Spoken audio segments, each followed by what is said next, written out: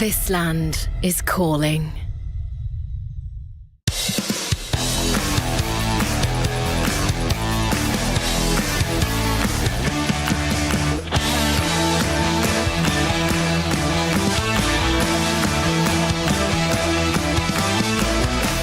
Look, I'm going to sit down. Pier, you're the closest. So I'm going to start with you. You got a new haircut. Yeah, I did. Look, you guys playing your opening game against Mongols. They're really sharp, but you guys shoot hard. Are you excited for that game?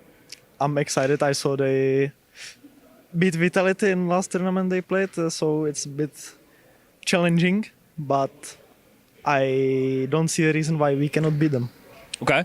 You guys have been playing some online CS recently as well? Is that, yeah? I think I was looking, Kersey had some good stats from a couple of your online games. Is he, how's he fitting in? I mean, he's getting better and better, and like we as a team with him day by day, I would say. So it's getting better. He's more aggressive and more talkative and more boss. Those sound like good qualities, I would say. Rez, do you think that those are good qualities for an AWPer? He's him. Okay. All right. Well, let's get over this side. All right. Look, I don't know any French. Bonjour. Bonjour. That's all I got. Okay. Now, how you been finding the team? How you been finding Gamer Legion? It's a good team. I'm happy to be there, and I'm happy. Okay. He says that you're an aggressive AWPer and you're calling what you want. Like, are we talking like opening moves, CT and T side, or what is it? More on CT, I think. I try to be aggressive and try to kill the first guy, the first enemies. Everyone, I try to take a pick. If the early game doesn't go your way, it's hard to bring the AWP out, right? In this team, do they try and facilitate you the AWP as quickly as possible?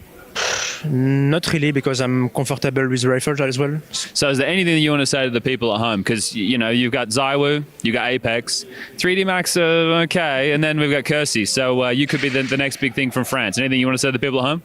I will try to be the best version of me. So I think it's the most important thing.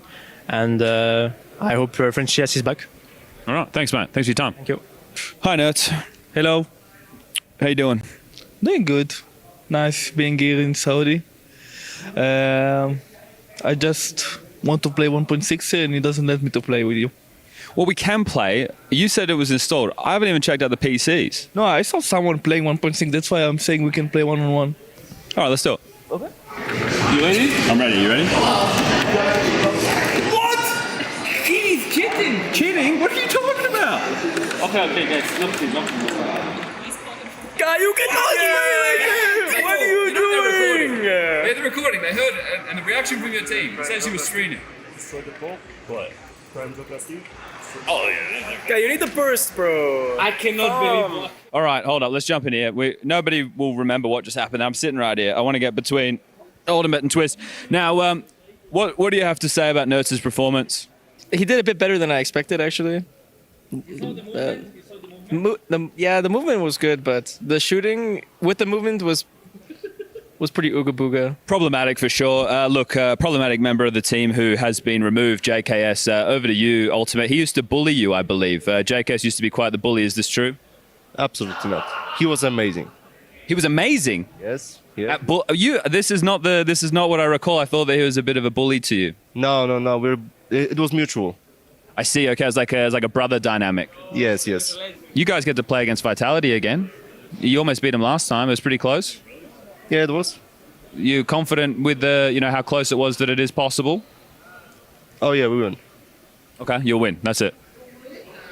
All right, man, a few words over here. I know he speaks a lot. I know he's a bit of a troll, so I'm trying to get some stuff out of him. But how do I push his buttons? You could. Okay, if you want to push the buttons, you can bring up head-to-head op duels. Dying wall flashed. Any comments? Yeah, I mean, I was bullied for a while. I was bullied for the last 3 days. It was mentioned to me by quite a few people that I'm the best AWPer at dying, and also I'm the best AWPer at dying while being flashed. Who do you find it the hardest to bait? Because some players are easy to bait, some are hard. Who's the hardest? I would say the hardest to bait would be Kiev, because he's usually lurking, so I need to get some certain spots to bait him. But the rest, piece of cake. All right. Well, look, gentlemen, I've got in here. I've caused some issues. I beat Nerds in 1.6. Naf sleeping. I'm going to leave. I think my job here is done. Thank you for your time. Okay. I always interrupt. I feel like a real problem. You got your opening game against Navi, single elimination, right? You guys are known to be this like aggressive, brawly, in-your-face team. You're going against Navi, who are very like systematic, and they're going to react to all of your moves. How do you kind of deal with a team like that? I mean, last time we played them at a major, they beat us, obviously, but we were like 12-8 up, 12-8 up, and yeah, it worked pretty well, honestly. But yeah, let's say maybe we switched up our style during summer break and stuff. But is it easy to play against it? Well, not easy. Do you prefer to play against a team that like they have a style that you know, or is it like with a team like Tyloo or Mongols who are just like more aggressive and going to fight all the time, and it's a little bit more random? With Navi, you know what they're doing. yeah, I feel the same. I think it's really random when you fight these teams, and it's gonna be up to who the shoots harder today. And sometimes it says, sometimes we just cannot hold the mouse. So in those days, yeah, it definitely goes wrong against those teams. But when we play a systematic team, just try to get better plans. And obviously they are a top 5 team and they have like really good plans. Blade has been like proving himself over the years and stuff. They have a new player now, and that might be the key difference. Like JL has been playing really good once we were playing against him, and I know Makazi. I've been playing Face It against him this week as well. I've been destroying the guy. Right. Yeah, you know, like if this works like that, then we might win. You know what I'm saying? What do you think about the ancient changes to Temple? Do you think that's a good change? Yeah, I like to walk up A, like with a rifle. So if there's one less angle to check, I'm just gonna be super happy about that. So we didn't really have time to practice Enchant that much on the past few days. So I would say that I don't really have a big opinion, but definitely the money. Great. I can buy Deagle every round. And there you go. I see now you have to go. So I'm sorry that I took up your time, but thank you for your time. Good luck. Thank you. Goodbye, sir.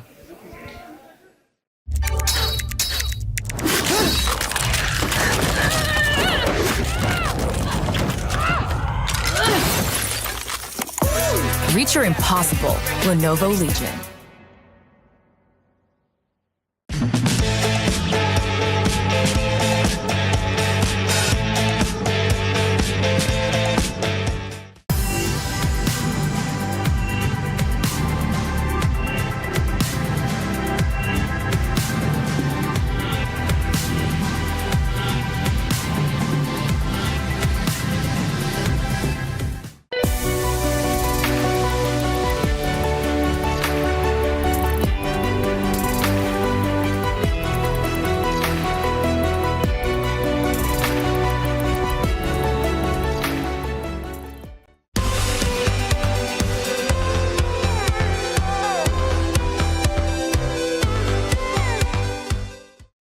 Tranquille, le jeu pas frérot. Respect, casqué. Ok.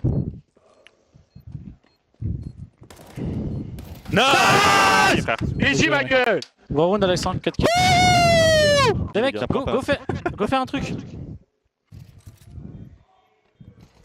Nice! Qu'est-ce qu'il fait frère? T'as une tout. Ah, tu sais qu'il a fait 5 kills pour faire ça. 4 kills. À droite, t'as la web derrière toi, tu l'as tué. Il avait un pouvoir incontrôlable, il savait plus quoi faire. Yeah. And top mid one. Top mid still not out. Yeah, the bomb. KO Aiden. Can be the bomb could be under. That's the B player, that's the B player. Underground still. Nice. That's A player. That's top mid last. Nice, boys. Nice, Baku! Let's go, boys! Sick, boys. Wait, blind, careful. Just jump for them. Swing with you. You have smoke. He's low. Nice! Sick round, guys. Well played. He's right side. You're going to pick 3, 2, 1, swing, boys. Nothing. I have flash. One more right side. Nice! Let's go! Well played, guys. Nice reaction to take short. That's what we needed. Splash him long. Flash long, go. Nice! 3. Whoa. Damn, son. Over. Nading him. Let's go see your mid. Nice! I did not expect to see that. John said 1, I did not see 4 dead. Short west side. Side west. Beat HP.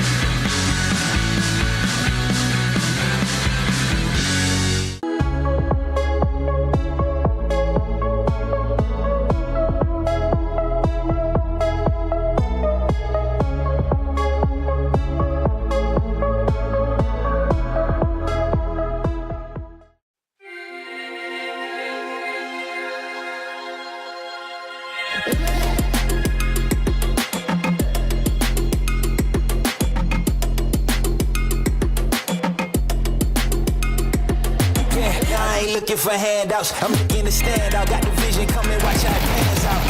I've been writing my plans down. Trying to stay focused, put out the notice. Who the goat is, me hands down. Yeah, no time for arguments. I cut out no politics. No. It's on my competence. I could cause your apocalypse. Ambition, it ain't for the weak. Get it even when I sleep. Ready and willing, what you ready to see. But I'll find a way. With or without your rain. Oh, you try to make me stay. No! You can say, 'cause I'll find a way. With or without my sails. You try to make me stay. There's nothing you can say, but I'll find a way. I see you, I see you, ready, ready. Oh, you try to make me stay. There's nothing you can say, 'cause I'll find a way.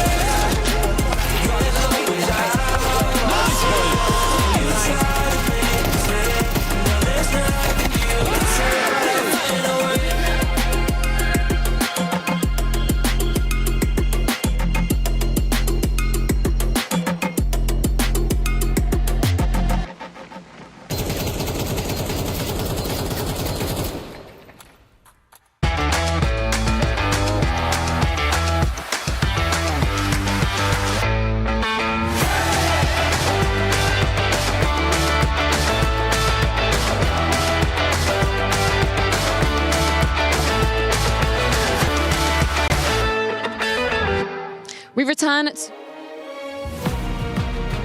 dreams also sadly being crushed. Just look at FaZe late last night, faltering to Aurora on that third map of Overpass. And then there was defending champions Na'Vi, no longer in the running. The gravity effect was real. But the biggest shocker of all was Spirit, just lifting the Cologne and Bounty trophy, eliminated, now dead last by the hands of Heroic. But Freya, it's not all doom and gloom. There are some positives in it, because guess what? Today we got some more matches coming your way, including Falcons going up against G2, which adds the spice. You know where these team players were before. You know how they love to go against each other like this, but also for the club championship points. It's really vital, and the pressure is on Falcons to deliver for the club. But guess what? They don't usually handle pressure too well. Well, we're going to have to see exactly how it's about to go down. Welcome to day 2 of the Esports World Cup.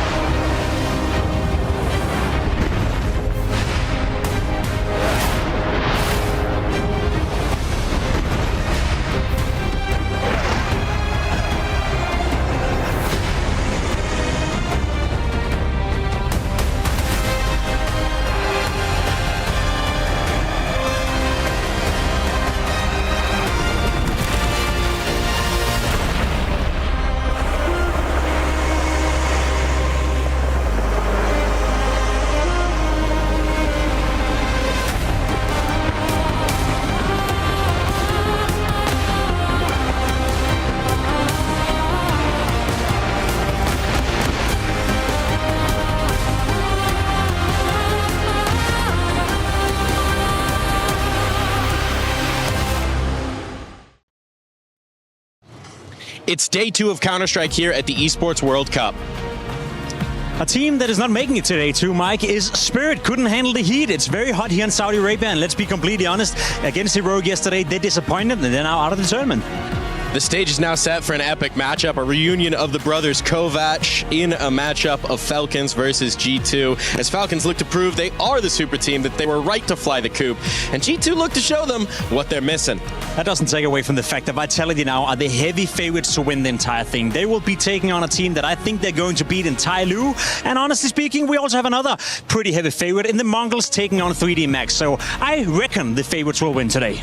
And in all of these matchups, there's massive implications for the Esports World Cup Club Championship. Now, what's that, you might ask?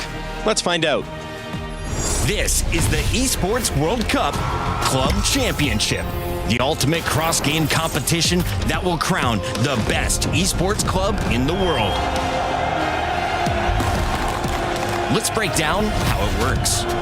Clubs will be able to compete at the Esports World Cup and as many titles as they can qualify for. The clubs will then earn points based on their placement in each title. To qualify for the club championship, a club will need a top 8 placement in at least 2 competitions. But to win the championship, a club must place first in at least one competition. At the end of the Esports World Cup, the 24 clubs with the highest number of points will earn a share of the 27 million. With the winner taking home a staggering $7 million. And of course, the title of the best esports club in the world.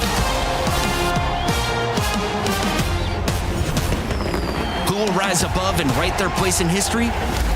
Watch it all here at the Esports World Cup. The club championship race is truly heating up because, James, we had a huge matchup yesterday versus Team Liquid and Vitality. Team Liquid sadly eliminated, so how does that lead the race at the moment? Well, right now, Vitality are hot on the heels of Team Liquid, but Vitality only have their Counter-Strike team playing and with a chance of getting extra points. Right now, Liquid have 4,200 points, while Vitality are at 3,950. For Liquid, though, it's kind of scary because they're facing elimination both in Crossfire and in Street Fighter. Their Street Fighter player might not even make it through to the second group stage, so he's long away from points, where the Crossfire team could have a chance, but the experts over on the Crossfire stage, they're saying it might be quite unlikely. But it's a similar situation for Falcons. A lot rests on them getting this win today against G2, just to have the extra 200 points and save the chances of anyone jumping over them. So there's no guarantees. It's not Falcons trophy right now, and we're going to have to find out maybe later today as you come in and check in with me further to see what will happen. So much on the line as we do indeed head into day number 2 of EWC 2025. We don't look towards the other teams because we are only focused on ourselves. G2 was built to fight for the trophies. For Falcons, EWC means everything. Bare minimum is winning. The Mongols are here to win it all. We are ready to fight. Pretty much want to show that French scene is not dead and is one of the best scene.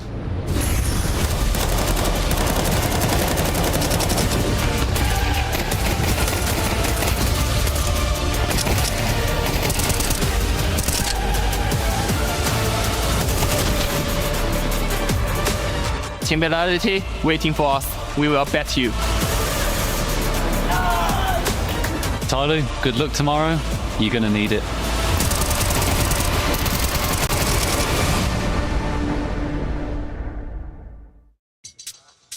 Welcome back to the Boulevard here for Counter-Strike at the Esports World Cup. Gonna need heaping doses of luck for a lot of these teams because there's a lot of scenarios and the matchups only get fiercer today. We're diving into it, but before we dive into the Counter-Strike action, we have a very special guest joining us, Jordan Savelli, GM of Team Falcons here. Exciting day for Falcons. It's your first opportunity to clinch the club championship.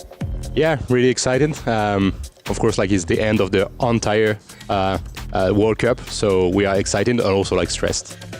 Well, for people who don't know, I know you from 10 years ago when you were the manager of NVS, right, and early on in the French scene. So how is it now when you have 70, 100 teams to, take care of? Tell us a little bit about the dynamics of having to manage all those different teams and competing in so many different titles. It's really hectic, I would say, because you have to be aware of every single game, how everything works, how the rule works, and so on. But my main task, to be honest, is to be sure that I have the right manager at the right place.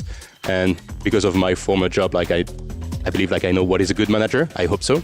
So I'm just this is my main focus at the moment. Is there any title that is significantly harder to manage than other? Is Counter-Strike players divas, or is it okay? To be honest, Counter-Strike, I know them, so it's pretty simple. But I would say probably Dota. Dota is much more complicated. Yeah. With eyes on the club championship, right? Last year, Falcons, you guys took it pretty handily, pretty early on as well. This year, it's right down to the wire. Do you prefer an exciting race? Is it nicer for you when you could sleep easy? I would say I prefer to win no matter what at the end. Of course, it's more exciting when you have the race until the end. But the only thing is sometimes you just want to be sure that you're not on the edge of either winning or either finishing second or third, that's the difference. I think what's interesting to me as you look at the teams that are in the top, you guys, Vitality, Liquid, you've quote-unquote only won Overwatch. Liquid has chess, right? There's no organization that's won, 4 different titles. So on paper, you think it's easy to sort of, we'll just get the best player in that game or whatever, but actually it's doesn't work out that way in reality. it doesn't work like this, and it's also like really complicated to predict anything because like many titles where we were like favorite, for example like Warzone, we just like crumble and finish like 5th. And it's the case for many teams. So it's just like really complicated, and this format like make it more exciting for the viewership, I think. I think it's a nice segue into the Counter-Strike, right? Because we've seen your organization devote a lot of resources to building this Counter-Strike team, and the results haven't really been steady. Could you give us a temperature check? What's the team feeling coming into this? To be honest, I'm not like really scared about that because like we just like start to forget that we had like a really impressive first part of the year. We were like the only team that came at least like try to challenge Vitality. Then like the major happened. This is like unfortunate, and then like we changed a player, but that changed like the entire dynamic of the team. But we have like the gem of the team, I would say, of the scene, I would say. And at the moment, like team is pretty confident. We just need like few more weeks or days to be better. Yeah. I know you probably don't want to apply expectations to the team, but as an organization, as the manager, you're looking at your Counter-Strike team, and I guess you expect them to score some points here for the World Cup as well. What is an acceptable result for Falcons in the Counter-Strike? To be honest, I would say like of course like the goal is to win, but no matter what, I just like want to be sure that they play and they are like really happy with what they produced, no matter what the result is. In a sense, this is not the time for me like to put any pressure on them because like they don't need it. Like they have enough of. We do that for you. Yeah. Exactly. All the media are doing it. So in my opinion, like I just like want to be sure that they produce like a good CS and are happy with what they did. I think it's safe to say you'd be happy if you didn't have to again spend half of the winnings of the club championship on your Counter-Strike division. Yeah. I don't even know if there's another player with that big of a buyout out, but we can find one for you. Thank you so much for joining us here. Very excited to see if Falcons can clinch it today. Any parting thoughts for the Falcons fans at home? To be honest, like the support here is amazing. So just like continue to do that. Like we need you to win the club championship, and we need you to win like the entire CS. I hope that we can like they can be a big part of the win. So excited to watch it. Thank you, Jordan. It's time for our Qiddiya top plays of yesterday. Some really crazy games yesterday. Again, just an absolute barn burner between Liquid and Vitality that still wound up with Vitality winning it. It was upset central yesterday, really, it felt like. But yeah, a lot of surprising results. Some of the favorites already out, and just shows you how cutthroat the format is. Single elimination, Jacob, no second chances, just as I'm sure we both like it. Yeah, I absolutely love it, to be honest. You know, get the noobs out of here. It's sort of like the line of thought in a sense. Donk is out, apparently. Donk is no longer part of the tournament. Spirit losing, I think that's the biggest surprise. FaZe also having a tough time. For Spirit to lose to Heroic, you know, it just has another context and another layer to it. Obviously, Tenir, probably last tournament he's going to play with Heroic before he joins Team Spirit, and he's the one, you know, knocking them out of the Esports World Cup here. That's quite the story in itself. I think also sad for the, you know, fan favorites in FaZe Clan, right? Another same old, win first map, sort of disappear on the second and don't even show up for the third. It's just happened too many times, and it does feel they need some drastic changes at this point to really get something going. I think they'll make that now? Do you think they're going to make drastic changes now in the middle of the season, or is it too late? I think they will. If they have you know, if they can get a player that they like or that fits or that makes sense. I don't think they'll make a change just to do whatever, but if there's something there, I think they'll pull the trigger, yeah. There have been some interesting rumors floating around. Not happening. My reaction to some of those rumors might match the reaction of some of these players. Those are baseless claims. In our like, it's not Sony happening. top reactions coming through. I mean, look, the opening ceremony was brilliant. It's nice to see everybody in the same place at the same time. Always interesting to get players face-to-face before they play, and then I think seeing some of their faces after the rounds tells quite the story.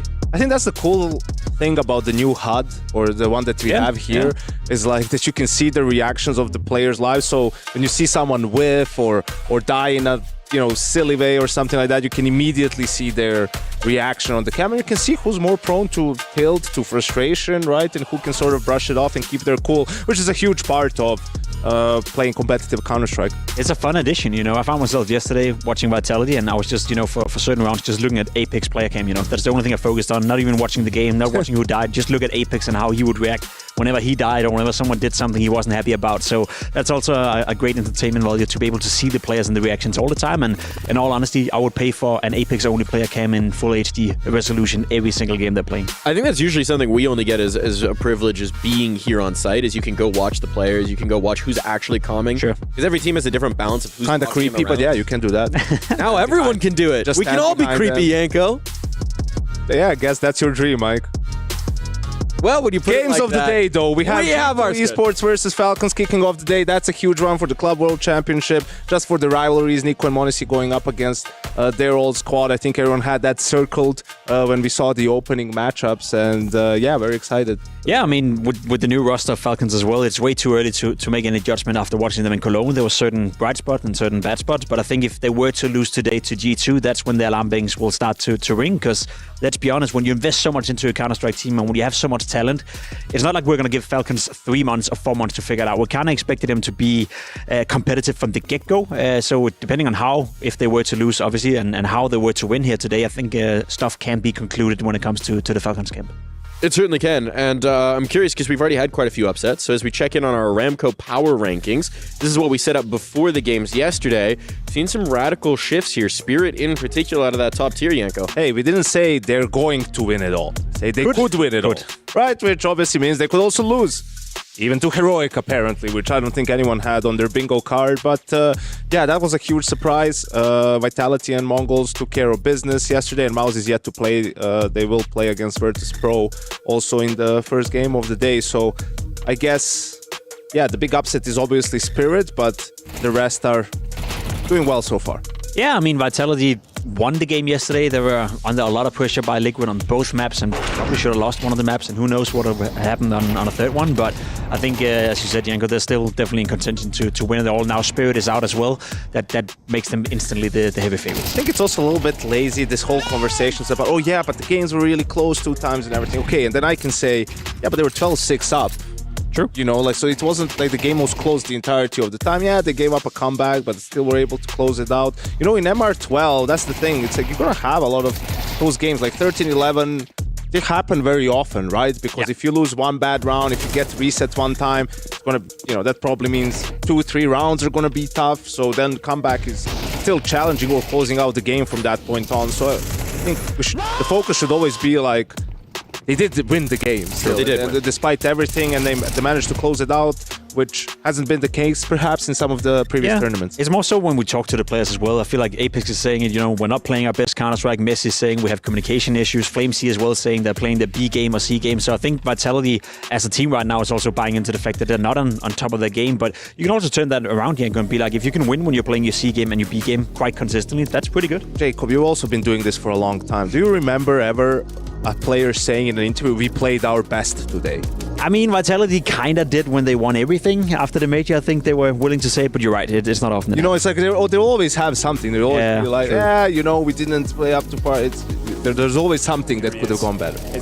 True. Thinking about Spirit, though, I mean, obviously it was a bit of a surprise that with a dead team, they'd be able to run the last 2 trophies, but losing here against Heroic, we already touched on it briefly, but it's time for a new era in Spirit, perhaps, with Tanir coming in. I mean, they've shown that they can win tournaments with or without a dead squad, you know, and when you have Dunk on the lineup, you can always win a tournament that you go into. It almost feels like G2 back in the days when Nico and Monesi showed up. You know, G2 could have horrible results leading into them winning Cologne, or horrible results into them winning Katowice. I feel the same with Spirit here. I will say, though, that there's nothing, absolutely nothing that makes sense why Spirit would lose to Heroic yesterday. I didn't watch the game, obviously. It was running on the B stream, so we couldn't watch it closely, but for them to lose to Heroic, Yanko, it just doesn't make any sense. Yeah, it didn't really compute, and I don't know, we'll see Tanir coming into Spirit for Zontix. I think in the changes that Spirit made, I don't think you can argue that they have more firepower. It's like with whether it will interfere too much with how the structure is within that team in terms of, you know, Donk's the guy, right? And everyone's sacrificing themselves for Donk, and I'm not saying that Zwei or Tanir are going to say no to that or they can't do that. It's just like as a player, having to play second fiddle all the time, right? And give space to a guy who sure is the best player in the world, but still can be a little bit, you know, tough, and it can be a little bit not fun to play in that sort of an environment. And then it comes down a lot to the personality of the player, right? Like if they're willing to secede space and sort of give up their own sort of ego in a way for the betterment of the team and for their teammates, like, yeah, then absolutely it can be a big upgrade for them and what, you know, the reason why they made the change. We also saw the winners of last year's Counter-Strike Esports World Cup go out first round here. Na'Vi, I mean, there's been trouble in the camp for a while now, but clearly they haven't quite solved those problems, dropping down to 3D Max here with a new in-game leader in tow in the 3D Max camp. It is disappointing. There's no way around it. You know, take nothing away from 3D Max. They played a decent game of Counter-Strike, but Navi's drop-off has been quite significant, you know, throughout this entire season, dare I say it. I think it began all the way in Katowice when we saw them play the first time, even in Copenhagen at the Bounty. There was visibly more frustrations within the camp, players constantly reaching out, constantly throwing up arms, desk slamming, etc., etc. And I don't think they haven't overcome that at all. I feel like the vibe within the team, from what I sense looking at them when they're playing, even, you know, listening to some of the interviews and some of the players, you know, saying certain stuff, it does feel like a team that is not enjoying playing Counter-Strike together as much as they used to. And obviously when you win everything, and when you were one of the best teams in the world in 24 and you did such a good job, you know, there's a phrase that says winning solves everything, and that's true for Na'Vi. But the second you start losing, I feel like we saw the real version of Na'Vi, and they haven't solved that yet at all. Was JL the canary in the coal mine? No. I think it just feels like something's rotten over there, you know, and JL didn't want to play anymore, so okay, they had to bring someone, they promote the academy player, but problem is, if you're building a contender team for tomorrow, who do you keep from this Na'Vi lineup? Who has proven to you that they can play on the top stage? Bit is the only one. It is the only one, really. You know, the other guys have shown flashes at times, but not consistently enough, and, you know, they always were more than the sum of their parts, right, last year, but at some point you have to figure it out. If you're not, I think that's the problem. I think that's why they maybe haven't made more changes this season, because perhaps they feel like we have to change 3 players, right, arguably, and then maybe they're figuring out on a higher level, you know, how to approach their CS division and which direction to take it. How radically do you think those power rankings have shifted up? Because, I mean, from the top tier, it's really only the Mongols who had a clear sweep, who had a clean run. And then from below, Heroic... Vitality 2-0, not clean enough for you? Nope, never good enough. Never good enough. Team Liquid put up a great fight. 0 maps. All right. Yeah, I don't know. I will see Mouse today. They've also been in a little bit of a dip, right? Like, because it haven't been competitive in the losses to Team Spirit. Right before it was just Vitality. So now these struggles, they have to show to us that they can bounce back. And it's been a long start of the season for them, right? It's been Cologne, straight into a boot camp, to play Bounty, to Malta, to here. So this is where you really have to show some of that mental fortitude as well. Not to forget, they're playing VP, a team that they faced during the major. Lost a best of 1 against VP, where they were also having a decent lead on Mirage, and then they ended up losing. So they're playing a team in VP that I think is getting better and better and better. You know, I'm not sold on VP being a top-tier contender just yet winning Counter-Strike, but I do think they play some decent Counter-Strike and still potential to develop with Perfecto coming in as well. So I agree with Yanko. I've said it before, and I'll happily say it again. I think Mouse right now is performing result-wise at a very high level compared to the level they're playing at. They're nowhere near as good as they were 3 or 4 months ago. There's something not clicking within the Mouse camp to the same degree as they used to, yet they have decent results to show for. So unless that starts to click, then I cannot say with certainty that they're going to beat VP. Yeah, and also good on VP to do well in other games. They're 4th now, 2.5 million. Right, if that's where they end up in the Club World Championship, and they'll probably be needing to spend some of that money on their Counter-Strike division, because the addition of Perfecto didn't seem to change all that much. Unfortunately, the more time passes, doesn't seem like Electronic Suntic's an option. Has the chops. Yeah, I don't know that Electronic has the chops in that in-game leader position. Something just feels off, you know, in the team dynamic as well in that sense. So yeah, we'll have to see. Unless they turn it around quickly, you might see some changes there as well. It is kind of interesting to float that Zontix option. Don't really know where he's going to go. There's not really a strong indicator of it. There's been some conversation that there's teams reaching out, but do you think he could be an option for VP? What do you think? I think Zontix is a stable player, but I don't think Zontix is a player that can really change too much, you know, in that regard. So I don't really know, to be completely honest. I think Zontix is a guy that worked well within Team Spirit, but also a player that is not necessarily going to come into VP and change it all and change the landscape of that. Well, now it's time to check in with our casters. They're going to be bringing you the action. We'll start with the B-Stream duo of Henry and Dinko.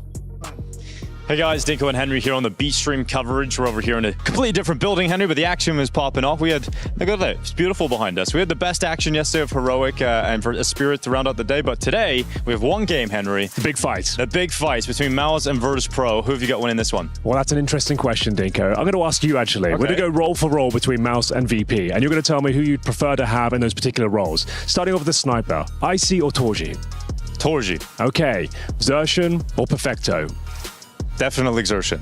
Oh dear. Okay, and then Brawlan or Electronic? Well, in the in-game leader role, definitely Brawlan right now as well. So it seems like we've got a pretty one-sided game going on, Henry. But it's going to be a long one. It's going to be overpass. It's going to be some slow rounds, and it's going to be a hell of a game. I hope my voice can last like it did yesterday, but I'm looking forward to it. I hope you are as well. Wait and see. There's going to be plenty of action coming up here on the B Stream at EWC. SMB match of the day. We've been tasked with choosing one, and I like to rely on my analyst expert, Chad Sponge Birchall. What on earth are we looking forward to today? Well, Alex, you know that I'm a man who loves to hold a grudge, and there is a grudge match going on today. It is Falcons taking on G2. We've got the history, Nico Mondesi in that jersey, going up against their old team since the rebuild. Hunter, the cousin, now the in-game leader. That right there is, let's talk about the history, but in terms of these two teams, the firepower, that's what I'm interested in. G2, they're not the household names, but they pack a punch. Malves, Heavy God, Matters, they're going to hit hard. Some Pius and Hunter to bring, I'm going to say, a bit more of the experience. On the other side of the server, you've got Falcons, most anticipated team in Counter-Strike right now. They bombed out of Cologne. They're not living up to the expectations. Mondesi and Nico are not playing the Counter-Strike that they need to deliver. And with the EWC Club Championship on the line, a win today would greatly improve Falcons' chances of taking home that 7 million. So that's why it's my match of the day. That's understandable. Okay, hot favourites, Falcons to take the whole Esports World Cup Club Championship. A win here today would have them just within touching distance of locking it in. That's why it's our SMB match of the day, and as luck would have it, we get the opportunity of casting it. Is our first match today. We're going to be bringing you the action from the commentary booth.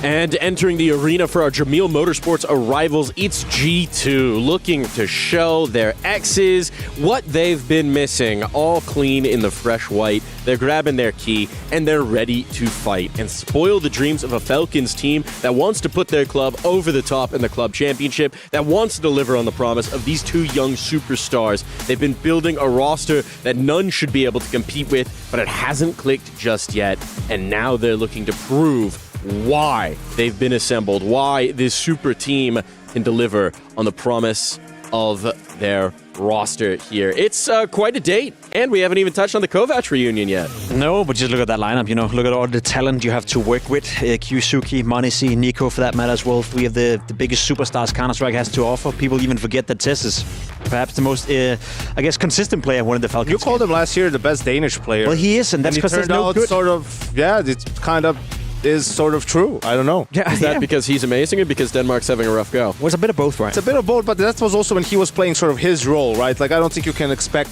the same from him now. He's the guy who sacrificed a lot with the addition of Kyosuke as well, taking some of Magiski's position, and there's some moving around to try and accommodate everyone, right? But just a great guy in some of those good tournaments that Falcons have had last season. He was instrumental, especially on the T side. He was a beast. So, yeah, hopefully he can adapt once more to his new position and some of the new roles. Yeah, I feel like that's the only question mark I have in regards to Falcons is when are they going to start play? When is Nico going to come back to his normal level? Because he has been, you know, under par for quite some time, having the worst period in almost his entire career. But that's going to change at some point, you know. And once things are starting to click within Falcons... Hope so. You'd hope so, obviously.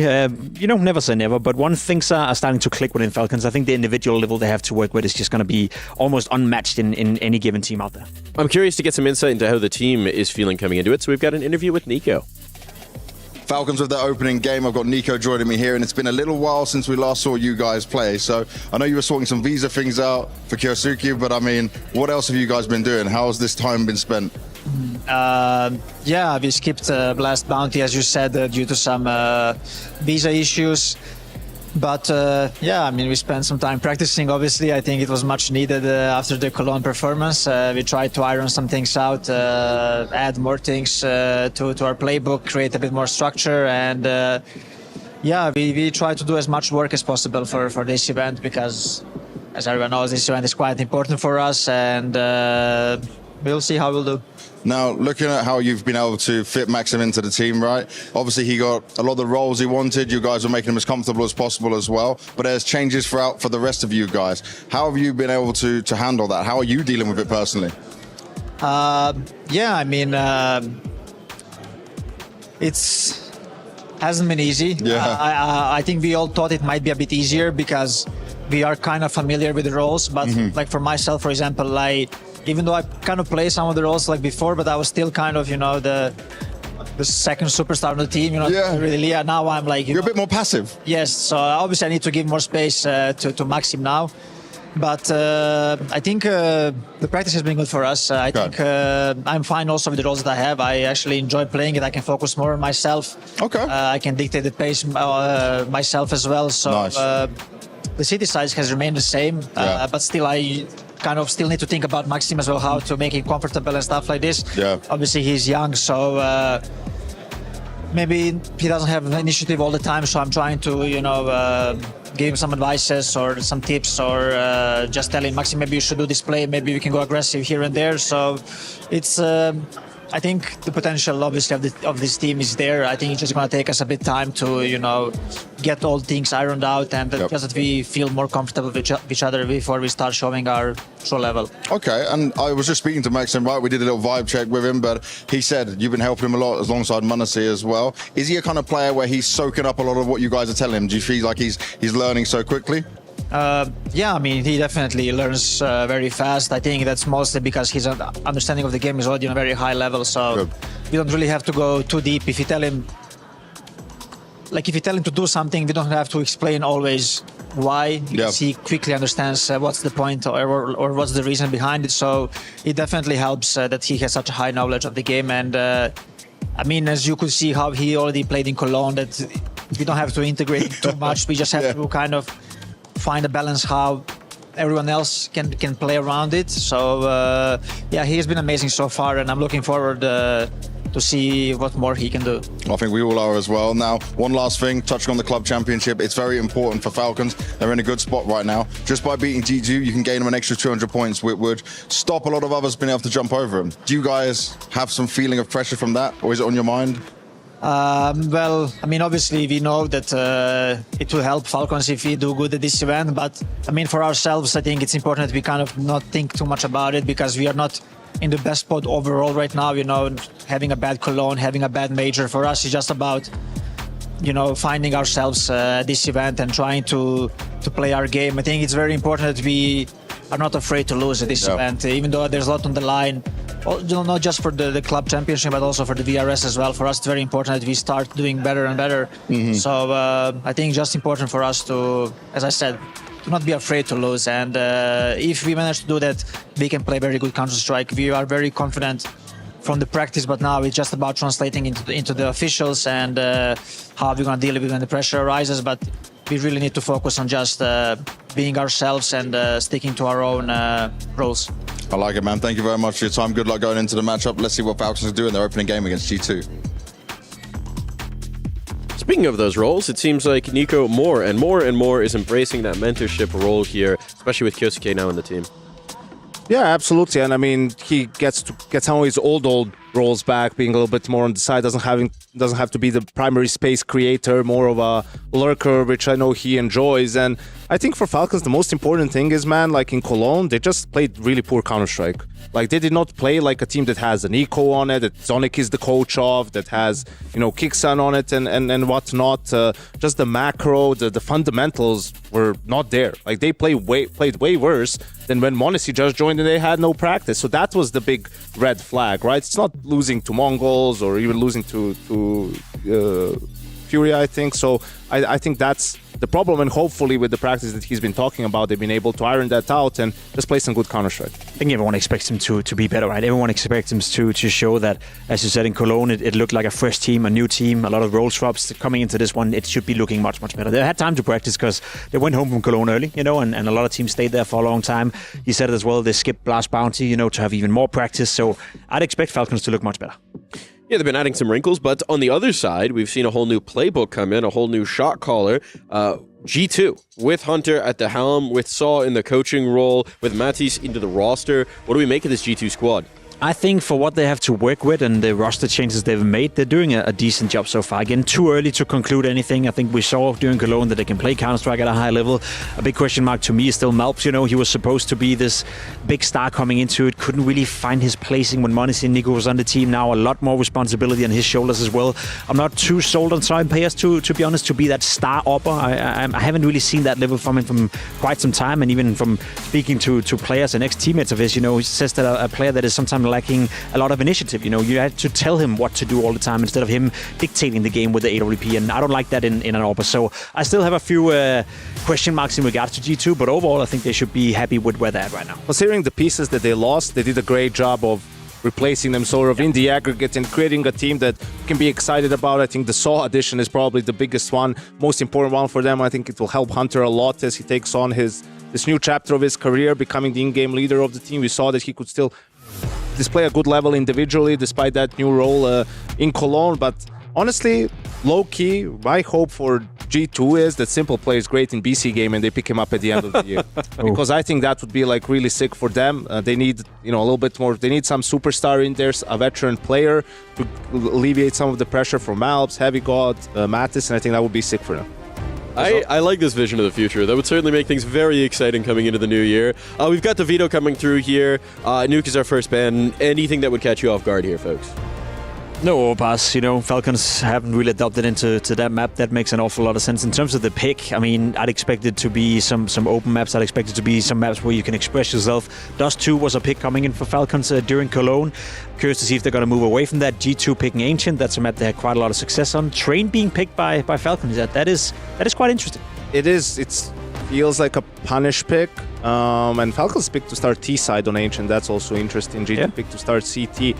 Listen, I think these teams have similar map pools. Train is probably where they differ a little bit, but for me, it's about the identity of the team. You have Monisy, Kyosuke, Nico on the team. Your map pool should be Dust 2, Mirage, Nuke, right? Ancient sort of fits in there as well, and going for Train, I think, okay, maybe they feel that's a weakness that they can exploit. Maybe it's been going great in practice, but those maps where it can get really tight, a lot of choke points, you know, maybe not necessarily where you want to take it, but let's see what they have in store for us. I think in Train specifically, when you look at the two AWP players as well, Sun Payers is a bit more passive, and Train, if you I'm going to have to cut you off there because it's time for us to stop yapping. It's time for us to get into the game. G2 take on Falcons. The matchup between the Kovacs. G2 looking for revenge. Falcons looking for domination in the club championship. Let's get the game going.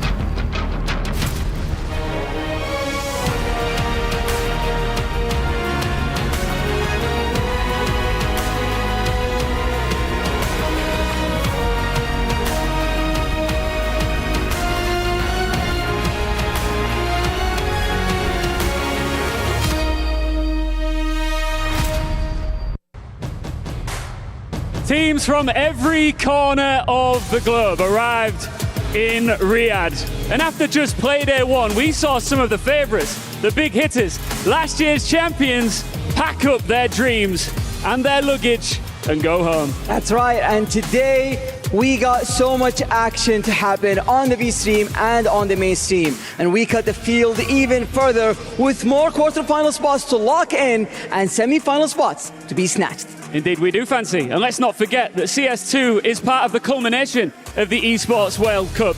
After 7 weeks total of action across countless titles, it all comes to a head here and now. And some of the matches here have serious club championship points ramifications. That's right, Ian, especially this one. So let's welcome our first contender to the stage. It is G2 Esports.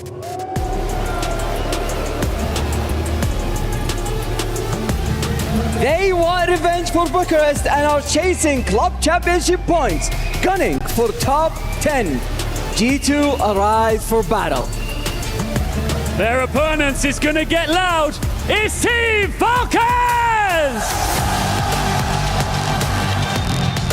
is the leaders of the pack, top of the club championship, and under serious pressure to stay there.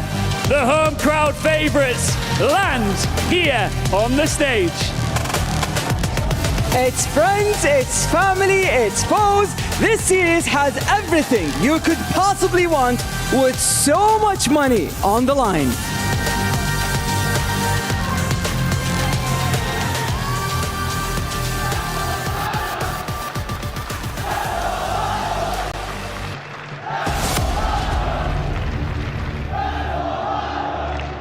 So much on the line as we head into this matchup. I've got a very special guest joining me down by the stage, MS Dossery, CEO of Falcons. First of all, tell me about this crowd. The first day we've had a crowd in Counter-Strike 2. How are you feeling about that? We appreciate them joining us for the whole entire EWC. Every tournament I was there, every time I was well.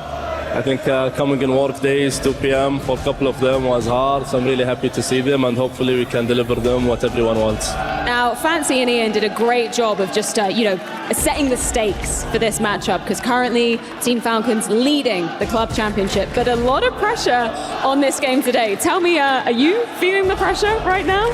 I mean, I'm enjoying it. I think it's been a hard 7 weeks already. A couple of good results, a couple of the one we aim to. But I think now it depends on us, and we have the quality to do so. And after we enjoy our first victories, everything is more about enjoying. Can you tell us about some of the other teams that are competing, obviously in Crossfire and in Street Fighter for Team Falcons as well? How well are they faring at the moment? Is it looking like gold across the board for you? Yeah, I mean, we have a decider game after an hour probably in the Crossfire. If we win, that make it that we make it to the knockout. And then we have our Street Fighter as well, 3 of our players as well. One who doesn't have the points. I mean, we look forward. I think everyone from our team have a chance to score points. And I think just we would appreciate who scores faster, because that will make our job easier. And that's it. This crowd is amazing. Just one final question for you. You've obviously competed on stages yourself. You've had moments where you've had to withstand so much pressure. How much faith do you have in the Counter-Strike team that they're going to withstand the pressure today? I mean, it's the team that we had the most investment on it, and we paid a lot on it. So now they have to reward us back on the multi-millions as well for the prize championship. And we look forward to it. Very excited to see it go down. Thank you so much for your time. It is time to kick off G2 versus Team Falcons. You want to talk about pressure? Your CEO just laid it out for you. We spent a lot on this roster. They better start delivering. There is a massive prize purse if you do collect first place in that club championship. And I am in absolute awe of the fact that we get G2 as the challenger. It's Nico's former team. It couldn't be more juicy. And we have a lot to talk about and unpack with both Falcons and G2. Both of these teams have had roster overhauls throughout the course of the year. And while some of the players on one side of the server ended up on the other, but then you have Hunter taking over in-game leadership at G2. You've got Kiyasuke, the next big thing. They played in Cologne. Falcons really, I want to say, not quite hitting the mark, not hitting their stride in the second half of 2025. And it's only been Cologne for them so far. I have to see what the extra practice with them not being at Blast Bounty is going to reward them with. There is that extra pressure, as you've just highlighted, as everybody is highlighting for them in this matchup right now. Single elimination, the points on the line, but also, is this going to be the next big team to really contend for the top of Counter-Strike? Earlier in the year, okay, you took on Vitality, there was a great final in Melbourne, but you've really had some flustered moments since then. But let's get this one underway. Ancient, map number 1. A map that we are yet to see this Falcons roster play. Only 7 maps played in total, and Ancient hasn't been one of them. It's G2's pick, and they have opted to start on the T side. So for Falcons, they clearly must have a game plan coming into this. Starting off in mid. Late smoke from Kixon. Addis with a lot of information over towards A main early. Calling sector clear. Tessus lingers. Massive angle from him. Sunpire spotting middle, going to be smoked off momentarily. Nico actually peeking ahead of the smoke, so only the one to report. That P250 put in Nico's hands, and we know just how deadly he can be with it. So limited information, but you know you've lost middle. Now A main pressure, Molly into Donut, starting to mount now. Sunpire's rotating over to join Mattis. Yeah, Mattis finds himself in Temple. Sunpire finds himself in an early grave. It's Kioske or Kiyasuke. Honestly, going to be escorting that bomb down. Donut-centric retake. Heavy God and Malbs trying to find their way in. Nico and Monacy partner up to defend it. Oh, that's a good one back in. Malbs has tapped the head. There's more bodies there. Important for Monacy to get going, and going he shall. Double kill to start.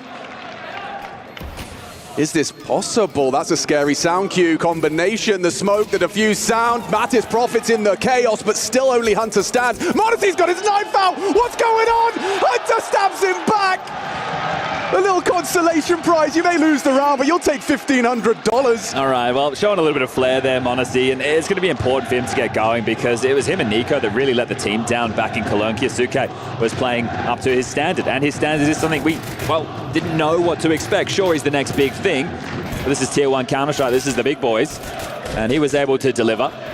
Monacy and Nico will have to do so today. Now, as mentioned, haven't seen Falcons on this map with this roster, so we'll have to work out what their T and CT sides are going to look like. Now, there have been conversations about Nico and Tesses giving space over to allow Kyosuke to play preferred positions. I would expect him on the CT and T sides to be playing for the mid control as the more aggressive element. Well, certainly with what we've seen from him already, it makes sense to let him have what he wants. Another one of these very mechanically gifted youngsters. Now, that knife kill does net an M4. That's in the hands of Hunter, who's surprisingly doing a good job since he's taken over the reins of the in-game leadership. And I'm not talking about in terms of the calls, I'm talking about the fragging. Ooh, okay, Miss Molly on site. I was curious as to the layering there. So in unison, they smoke long and they smoke red, trying to sow seeds of doubt. Stalled out in cave and B ramp for now, but it does still look like they're going to execute. You can see the rotation point coming back of Kyosuke now to join the rest of the team. But the stack for G2 currently over towards A. Now Hunter should be able to get there in time. They're going to fortify cave with 2. Hunter might be able to pick up the ramp. It's just going to depend on the early warning signals. Yeah, he is going to pick it up just in time. No commitment yet.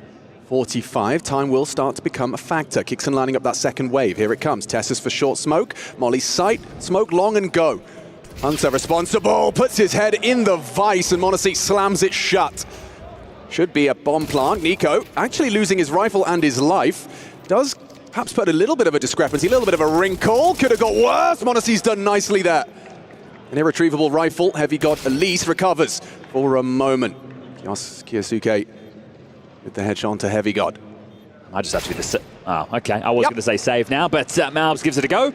And that'll be that. There is absolutely no way for Sampayas to get into this. Might be able to find himself an upgrade.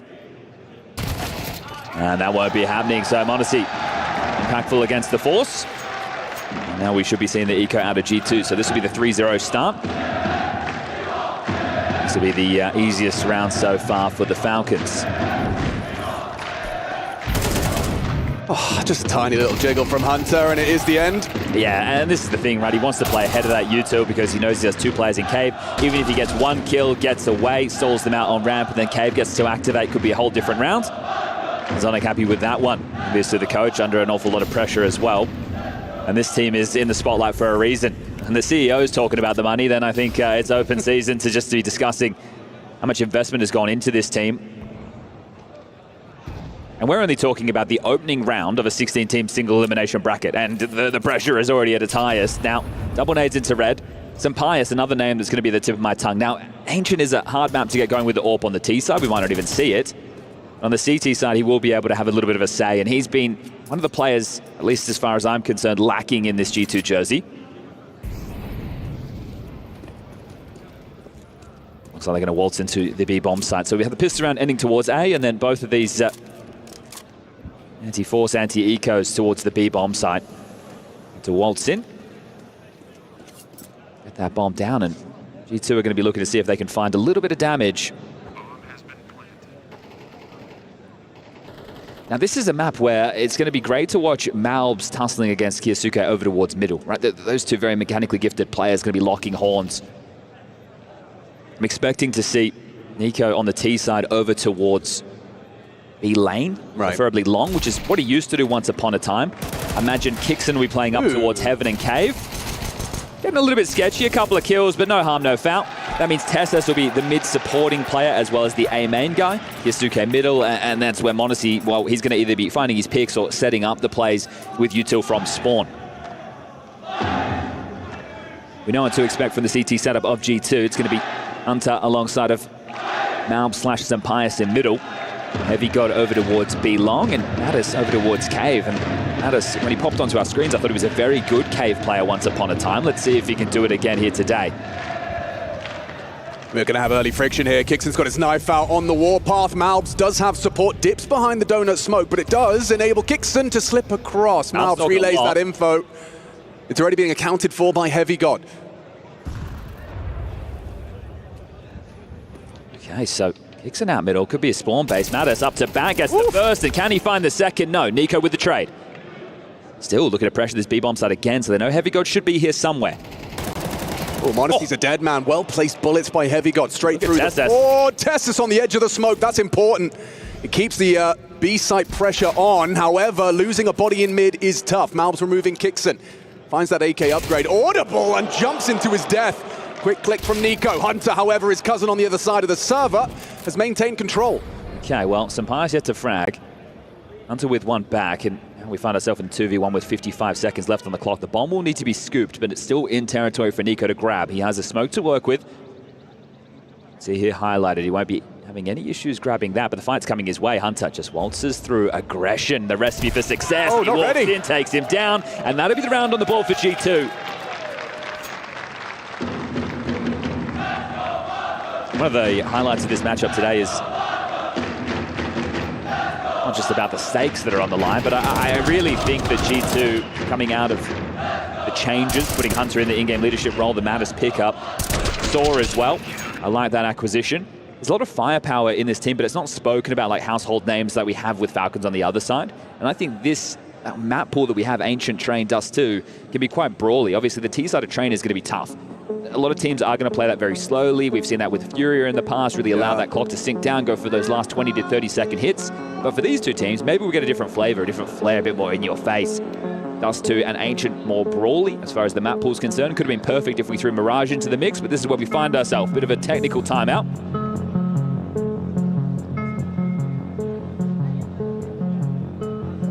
For G2, I'm sure the motivation incredibly high, knowing the pressure is on their opponent. It's certainly not a nothing to lose scenario. You know, you're coming into this one, you don't want to be eliminated in the first round of the single elim. I think for the organization of G2, the fact that they have moved away from this quote-unquote star player era of Nico and Monacy is a decision that they were trying to get to, especially when, I don't want to say Nico messed them around, but the first time he was meant to be joining Falcons and didn't, it caused some chaos with the roster, right? And not having to be at the whim of a Monacy or a Nico and being able to have a roster of players who are still extremely capable and hard hitters does allow you to make some, well, key pickups like a coach like Saul, which future-proofs you. And coming in today and being able to dispatch them, I don't imagine there's going to be bad blood between the likes of Hunter and his former teammates. But when you look at like Petsa, for example, the management who have been put under a lot of scrutiny because of these decisions, it'll be a win for them. All right, well, going to lock horns early for the mid defense. Kicks in a Nico over towards B, and this is more of what I'd expect the default spread. Sampai's in towards A main, gets a lot of information. Out middle, Kiyosuke on top of Malbs. Yeah, that's a good start. Good statement of intent. And Nico's holding for the push from Mattis. Well, that's a very quick way to manufacture an advantage. Just immediately out of the gate, Mattis and Malbs sidelined. See, they're both teams playing on a second timing. Yeah. So CTs didn't just run in and spam the smoke. T's just didn't immediately come out, and both of them attempting to make aggressive maneuvers, getting caught. Here's a re-aggress. Yeah, which you kind of have to do, but look at the way he's playing it. I mean, this is going to really frustrate you. If you choose to tuck it, so you're going to clear it, you'll fall into that false sense of security. Kixon could go down. Nico is kind of baiting him a little. Coming. Shadow. Didn't see him. Hey, didn't spot him. Perfect timing. Nico's got his nades out. Needs kills now. Oh, they're coming for him. That's Hunter, excuse me. He throws out a smoke. Tessus will swing in. He's happy to oblige. Hunter sprays him down. A two-man advantage squandered by the Falcons. Hunter locks down the A-site solo. The nod of approval there from Hunter. That was massive work. The reaction off of the Heavy got double. There's a 3v5 advantage. Massive. That Falcons fumble. And that one will put ruins to the financial department. Sees the Shadow. They're lining up U2. They don't expect him close. Heavy God activates with the Vamas and Hunter. This is what you want to see. Woo. Lovely little tap to the face as well. It's a rarity in esports to have family members duking it out with $1 million tournament, but yeah, it's happening today. And a whole lot more than 1 million. And I think with the upsets that have gone down so far, yesterday we lost Na'Vi, FaZe, and the most important, Spirit. Yeah. I don't want to say the tournament is open because we still have Vitality, we still have Mouse, but we've lost a lot of big names after one day of play. And I don't see any reason that G2 can't be a team to compete. Oh, that's a solid flash connection. Kixen will go down. It's up to what they can find, and there you go. With their powers combined, they're at least removing Heavy God, but the chances of this plant being, converted pretty damn high, apparently. m0NESY quick to it, and they'll get something out of the economical. You take that, a flash and a B push. So the plants, I feel right, that is going to be a big win in the Falcons department, but we will tie things up 3-3. The guns get to come out again. m0NESY's AWP is available, but Seaside Ancient, as mentioned earlier, not necessary. Just have some really strong pieces, solid pieces on this G2 team. Well, that's the contrast, isn't it? It's like you went name value superstar, or you went for solid fill your role. And this is the thing though, Falcons, it feels like, what more do you need to be successful? And obviously with pressure comes stress, with stress comes mistakes. And you can put a lot of things under the critique, but the biggest takeaway from Cologne was, where was Nico, where was m0NESY? Especially in the moments where they were needed most. Now, tactical timeout has been called. I mean, that's why a lot of people are raising questions, raising eyebrows. Kyosuke hasn't had that same problem. Yeah, at least in the debut, right? Which, it shows the mechanical brilliance that this kid has. And with Donk not in the tournament anymore, maybe we'll just be talking about Mr. Seaman Bakken. Maxim. Big nade on his head there. Cops 50 damage from that. Mid control, vied for, and should be theirs. Yeah, that's free, but we've seen teams take this control and have no idea what to do with it. We'll see what their game plan is. Well, Donut Smoke will apply red pressure. And he gets across despite that early nade damage. He hasn't taken another lick. Kyosuke into red. m0NESY and Kixen to join him, unscathed from the spray. Like an A split. It does. It's Nico just kind of lingering on B, trying to keep bodies and boots planted. Ooh, did he get spotted? Heavy God relaying info. Yeah, you can see some Pire's attention drawn. He's going to be peeking into an AK. It's Heavy God onto m0NESY. Hunter, stalwart for one. Nessus is trying to ask questions of A as Nico. Ooh, what? Lives on. Some Pire's has whiffed it. Nico says, you want to fight? Let's fight! And Glock headshot to deny. Okay, a Glock on a CT on a gun round. Well, Tessus is into A. Yeah, Bomb's being picked back up. You saw a little cheeky bit of leg there. Malbs forced away by the flame, forced in to Kixen's clear. Good headshot. They can plant on A here. Some Pius and Mattis are going to have to retake this bomb site. Orp at half health and a FAMAS with the kits. Can find a rifle. Okay, well, Mattis is going to go around towards A main. I was going to say find that from Malbs, but right now he's going to come in late main. Some Pius just making sure they don't encroach into Donut. This will help Mattis understand the angles he needs to be clearing. No smoke for the bomb.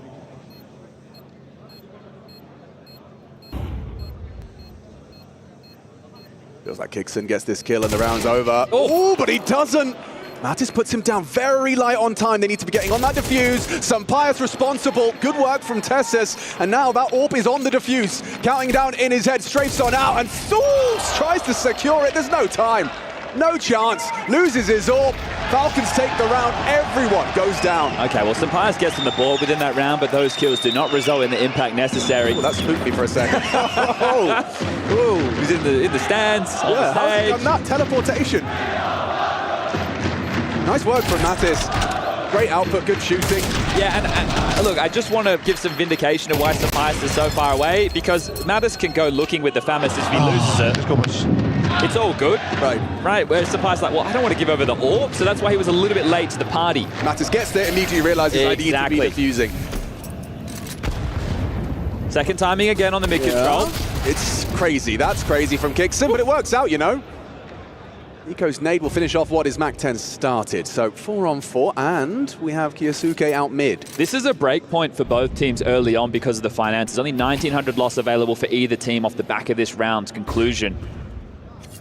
So this could be quite instrumental in terms of how big of a T-half can Falcons mount, or can G2 take back control? Oh, you know what? That was a real opportunity for m0NESY.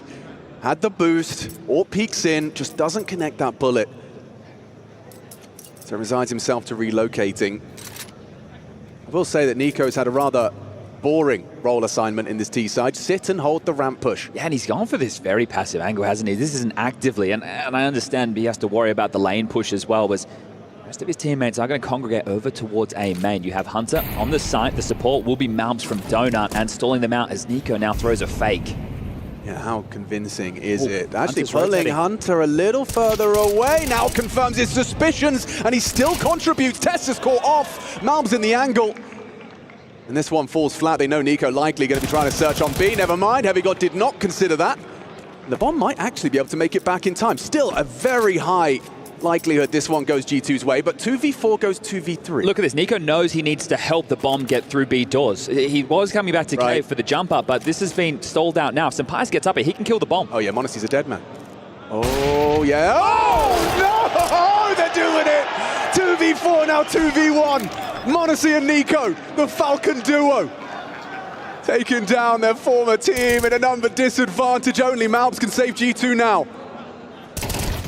And it's Monasty to close it out. That is masterful. That is 5 kills between the two of them. Bit of a smirk there on Monasty's face. Knows he got away with murder. Sampaius, right? This is where the fatigue comes in. Those are the shots that you have to hit. Monasty's probably saying in his head, I'd have hit that. Yeah, and that right there, you don't want to be too hard on the guy, but really, with his time within the G2 roster, he hasn't looked the player that is necessary. So Sampaius not getting that kill, and yeah, you can see that reaction. At that point, the site's open.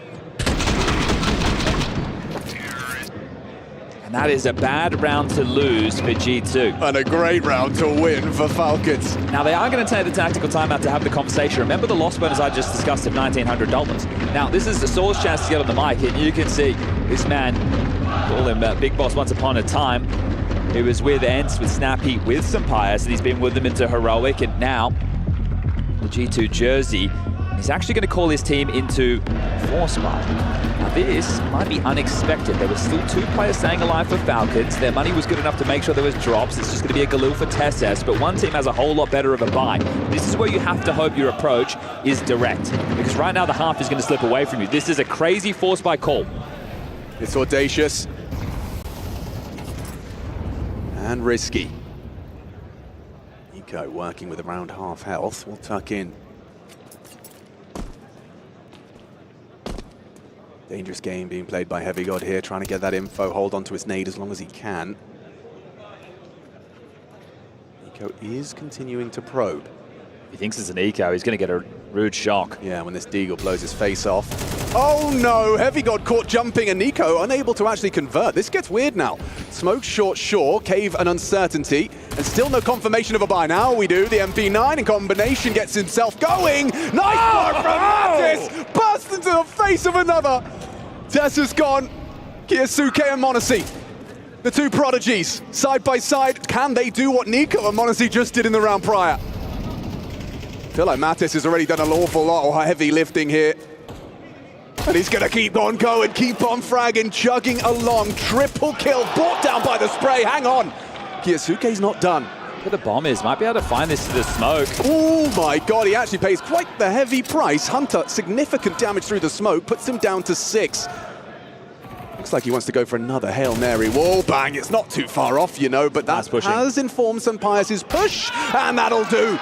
Very nice work. Saw an audacious Force Spy call from Coach, and Bossman's got him the 4th. Yeah, okay, Mattis right there. That second kill was magnificent work on the MP9. Sure, it's been nerfed, but not in his hands.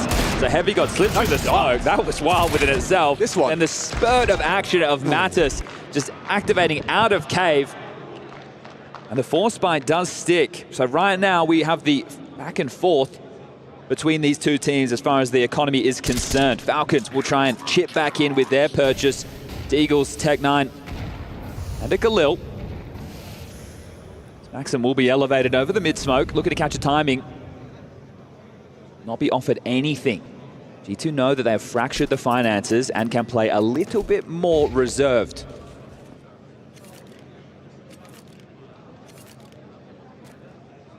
Again, this preference for B.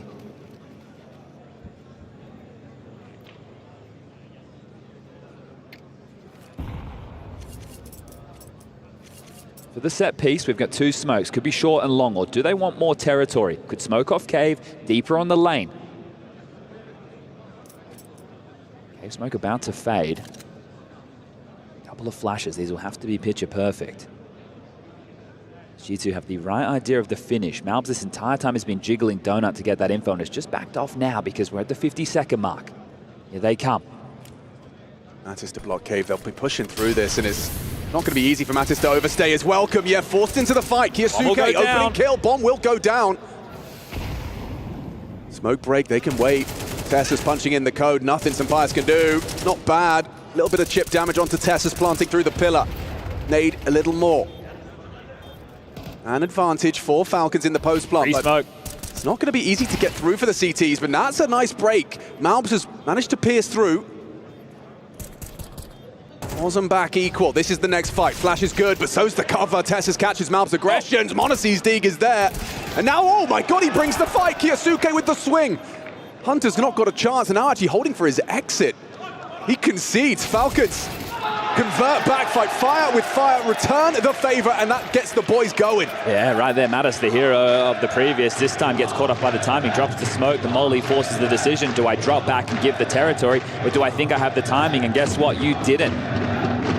So it just gets bowled over. Nice shot from Monacy. Sampayas in the back of the head. And then the willingness to fight, not to give over the site territory. Falcons did not allow them to get entrenched, and Kixon is happy with that one, the coach too. But the force buy wars are on. Both teams will buy out the remainder of this game, or sorry, excuse me, this half. 2 rounds left.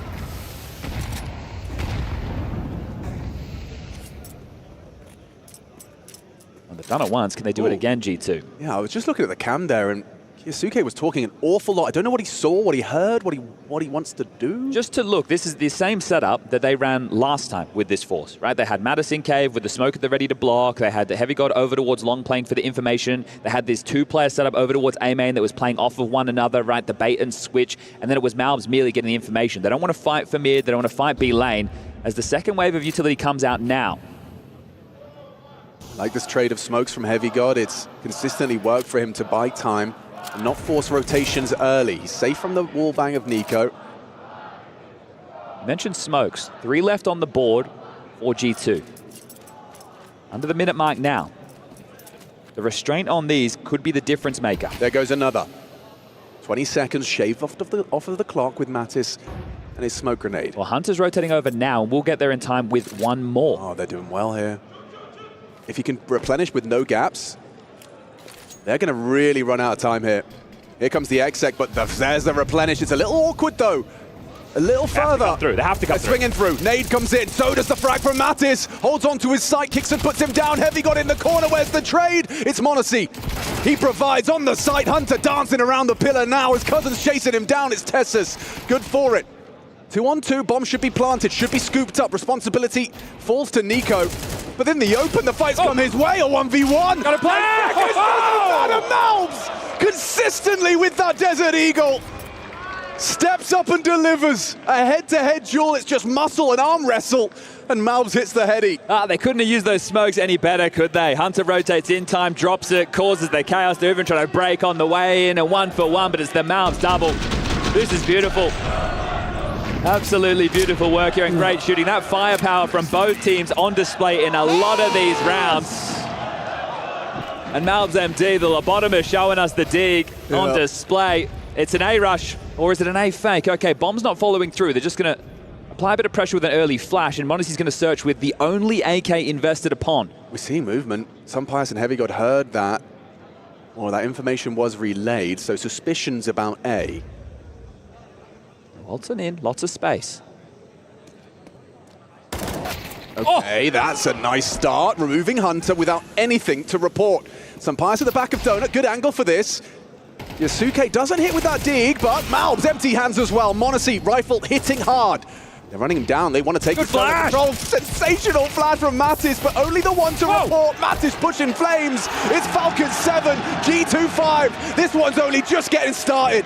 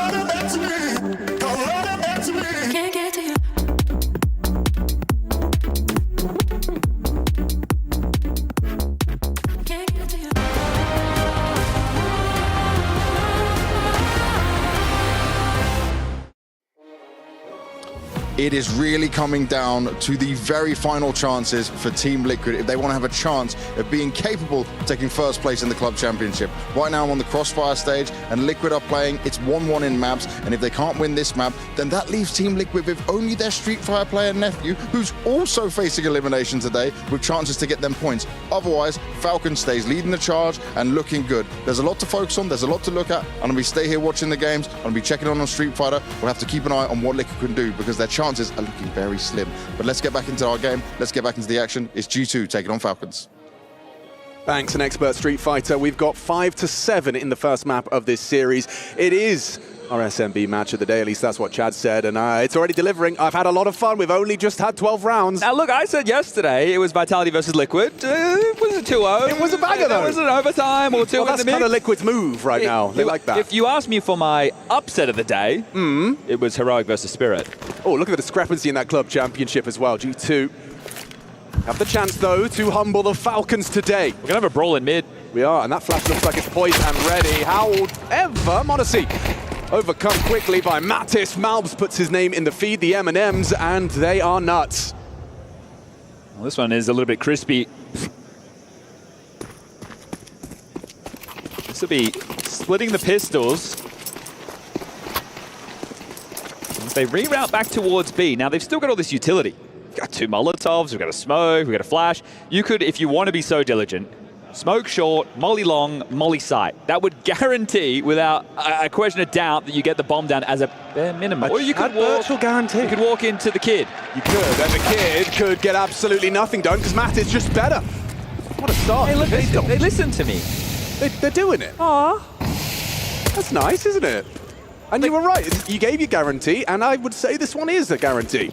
Well, for Falcons, if Testis wants to hold on to his head armor, there would be no issues, and it would allow him to upgrade into head armor, cheap into the next.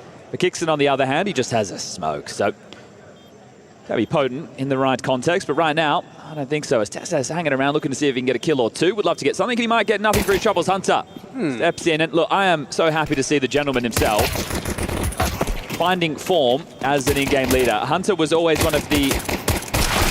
How do I put this? I called him the gentleman, but he always had quite a mature grasp of how he handled himself as a human being, and I think that those qualities translate to a strong leader. Always felt like he was able to keep his cool. Right? The way that he would talk, always had a level head to him. Right. Now that he has a coach like Saw, one of the best out there, without a doubt, to help hold his hand into the transition into in-game leadership, this is a dream. I agree. No, you actually, the more you describe it, the more I'm starting to think this might actually have legs to it.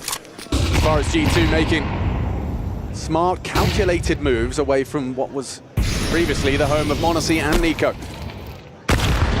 That one really hurts. A nade, 68 damage, maths. Why did I try? Well, they are going to push down the B lane, so in towards one man and one man only, Mr. Sampaius, and this is his opportunity to pad some stats on Bella Life. Mattis is going to be chipping away at those with Hunter and gives Sampaius something, an assist. That's what he'll get for his troubles. Sampaius is the piece that I have the most questions about. If he is able to be the force that he was once upon a time, CS2 hasn't been kind to him. If he can become that player once again, then this team is the full package in my mind. Well, also, I think it's... We are seeing more and more Yazaiwas, Yamonacies. They're not AWPing too much. No, you have to be able to rifle as an AWPer in the modern game. But let's take a look. Remember, Falcons, first time on Ancient, the CT setup, I think it's going to look a little bit different to what people might expect. We're going to have Kixon playing over towards B long. We're going to have Tesses in Cave. That means Nico will be the supportive element in mid to Kiyasuke as well as Monacy. But Nico, essentially the A guy. And as the A guy, you can't get one guide. Heavy God is that guy, and Nico has handled that well. It's not really a role that, when you think of Nico, right? Once upon a time, he used to play the B long position, and then in Falcons, he was the mid guy, right? He was very aggressive in the face, which didn't really feel like it suited Nico's playstyle, as the molly doesn't singe Kiyasuke. Now rerouting in this 4v5 number disadvantage back towards the B bomb site. Now they could erupt into this quite quickly. Falcons are going to reinvestigate middle. You have right now Monacy peering from Donut, checking for anybody. Kisuka still over towards red. The rotation point is going to have to come in from Kixon. Blocked now, but I think they'll brute force through. 2 through cave, 2 through ramp. Here they come. He has his HE. Wants some Pius to be throwing it. Hunter with the flashbang. Nade and go. Mattis and Malbs breaking through and absolutely nothing to be worried about. Now it's about the second stage of this because the bomb should go down. But how are you going to fight? You don't have a flash to help take on these long duels. The post plant is quite awkward. You don't have room. You need to find some now. Where's it going to come from? I feel like Mattis has been tasked with it with the Mac-10. He's going to be that first port of call. Hunter just sticks around on default. There's no kit. Mattis, what have you got? He's got a bullet between his eyes thanks to Nico. Malbs activates for the trade, but still some Pius. We need to see that rifle. It's only Malbs. He's done an awful lot. Spammed on down from Monacy cave side, but can slip on out. Kixon should have it. Oh, Malbs! He's doing him dirty. 1 bullet for the finish. He can't hit it. Monacy saves the day. Malbs nearly the hero G2 needed. Damn, that was going to be damn close as well. This is still going to be damn close to defuse. There's no kid. It's going to be down to the wire. Oh, come on! 0 point something in it. Malbs nearly had the ace. If Malbs had just stayed alive. If he had just stayed alive for a moment longer, that was his. I mean, that is a crazy one. Straight through the smoke. 5 bullets. Premonition. There's 4 there. 1 bullet left. Can we see this bullet? Oh, it was just over the top right. Look how close this is. I thought Falcons had lost it. Yep. Oh.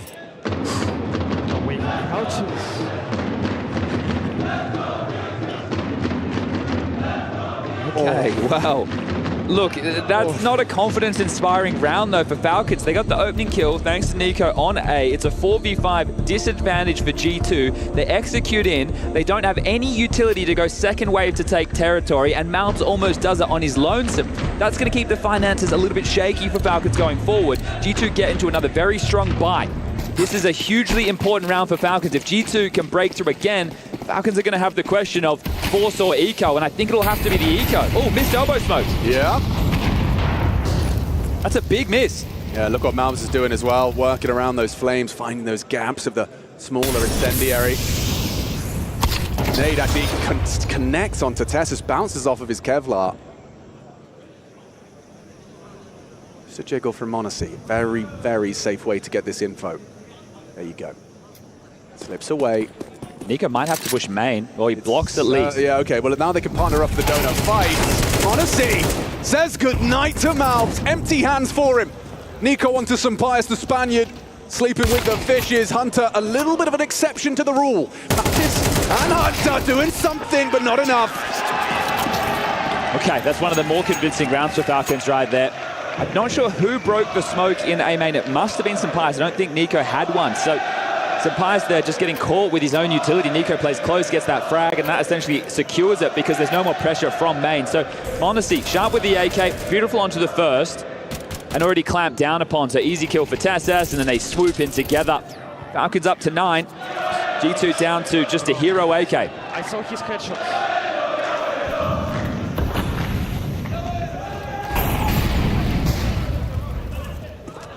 Hunter the one.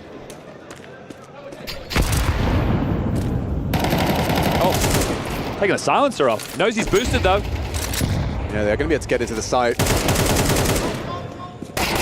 And that is a clock. Oh my god, in the back of the head! What's going on?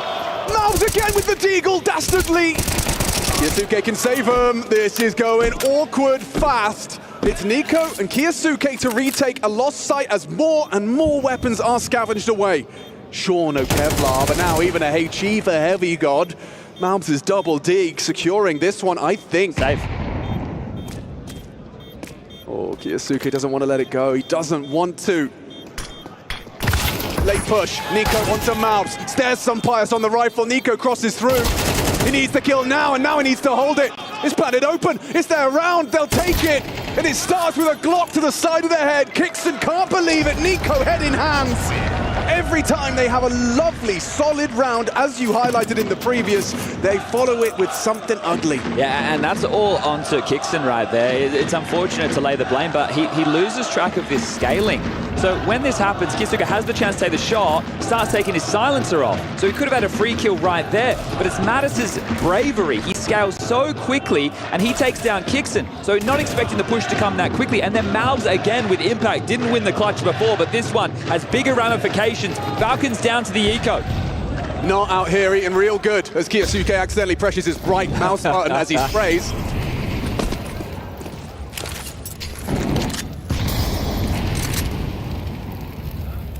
There's a bind for that. And that's the end of Monacy. And here's the other thing, right? I don't expect this to get... Well, there is a flash. If Nico throws this, Hunter will be blind. Not anymore. That'll be too little, too late. Yeah, he asked for that max 10 for that exact output. Beautiful. This is team play. Yep. G2, they are playing like a very solid team. Communications flowing, plans are solid. Kixon just hiding in the smoke, delaying the inevitable. Hunter will have him in a moment. Yeah, well, G2, right? I've been talking a lot about Falcons, and they only have had one tournament. It was Cologne with this roster since the addition of Kisuke. G2 have only played two. Right. It was Bounty as well as Cologne. So this is only their third event, and for them, it's bigger structural changes. Kisuke has taken a lot of these star positions to make him comfortable, but you have a brand new in-game leader in the middle of your screen right now, with Mattis and Senpais and a new coach. So you have the core, Heavy God, Malbs, Hunter, but it's a complete different complexion. I've seen Saw do wonderful things with weaker pieces. Yeah, this is the thing, right? This is why a coach like Saw or Ash has so much stock behind him, because of the pieces they've had to work with in the past and the output they've been able to get. So now that he is in a big org like G2. Hello? Malbs fancies his chances. Oh, is he going to try and punish the reload? He nearly had him. Kisuke gets away with his life. All right, in towards A. So did they note 2 in Donut? Must have with the assists. They're just going to waltz in. All right. Monacy doesn't connect. They're swinging through. Second chance. Still nothing. Nico from the Temple side actually pushes the flame. Brave. Spread nasty. Nico forced into the fight, gets output. Needs to smoke it. Should be dead. Pius makes it so. A 2-on-2 and awkward. Where's that donut smoke? It's just a flash. Tessus ahead of it. 8K versus Mac 10. They don't have head armor. Kieran leaving. Pius caught off guard by the reaggress. Tessus cheeky. And a 2-on-1 for Hunter to work with top of the tables. This is great for Hunter. He can... Oh, they're coming. Yep. And he gets the fight he was holding for. Monacy just has the zoom. Well held on to. Good rotation from Nico. Important, right? And in fact, he wanted to be a late piece, forced into the fight. Still does very well to get one kill in that scenario. So we'll have this tussle continuing back and forth. Heavy God waltzes out. Kisuke's low. This is him forced forward by the flames. Catches Heavy God. Tessus steps out. Senpai is sleeping. I don't know how blind Heavy God was, but Tessus does get like a kill feed flash assist there. Nico was in such a compromised position. The spread of that Molotov forced him into an angle he wasn't ready or wanting to take. I just love the back and forth, because neither team has been able to accrue a large economy. Everyone's uncomfortable. And the loss bonus is at the bottom of the barrel for both teams. So right now, if we continue to go back and forth down the stretch, I actually think this will favor G2. Right, G2 win this round right now. Falcons don't save any guns. The bank balance gets blown wide open. And at that point, your opportunity to take over the game is presented on a silver platter. Heavy God with the insta red lined up. CTs, drop out elbow, no bead doors on the insta. There's a donut straight away. So they want mid control. They're going to fight for this. Yeah, Malbs tries it again, and look what it costs him. Oh, he's in trouble now. Trapped on the box with no help. Nico, good work. The farmhouse with 3. How does he get 3 there?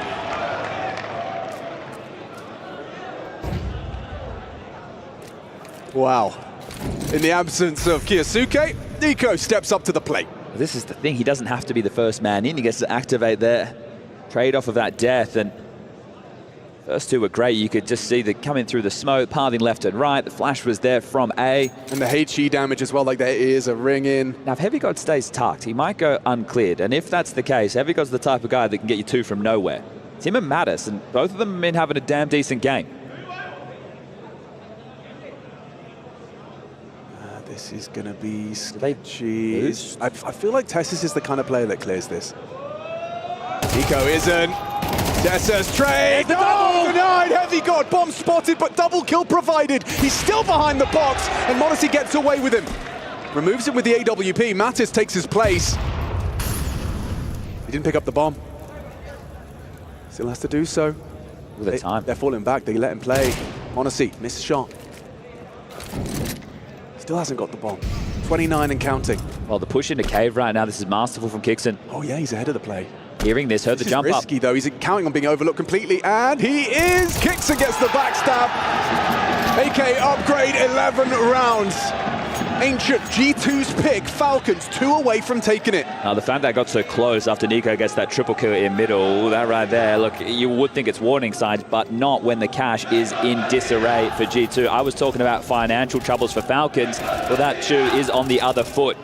We've seen G2 very good on their CT side with the low buys. They had the same setup they ran twice. Now right now it's a Galil, it's 2 Deagles, it's a P250 and a Tech 9. And they always seem to have an idea in these rounds. Bombtown and Spawn will need to be scooped up. Sampaius has some B-lane space with the support of Mattis. Side of A-main for the push is Heavy God with the Galil, so running this like a default to start with, but this will be the time for Sampaius to hit a big shot on this dig. Use that like the AWP. Needs to be straight between the eyes. Flash in a fight for Tessas.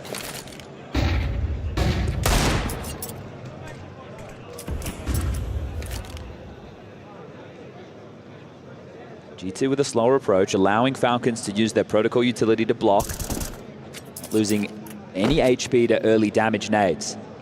Now Sampaius has cage control. Another warning shot, so showing that they do have this B-lane presence. Is it one man or more? Still for the finish. Decent amount of utility. Red smoke lands. Still smoke a molly and a handful of flashes to work with.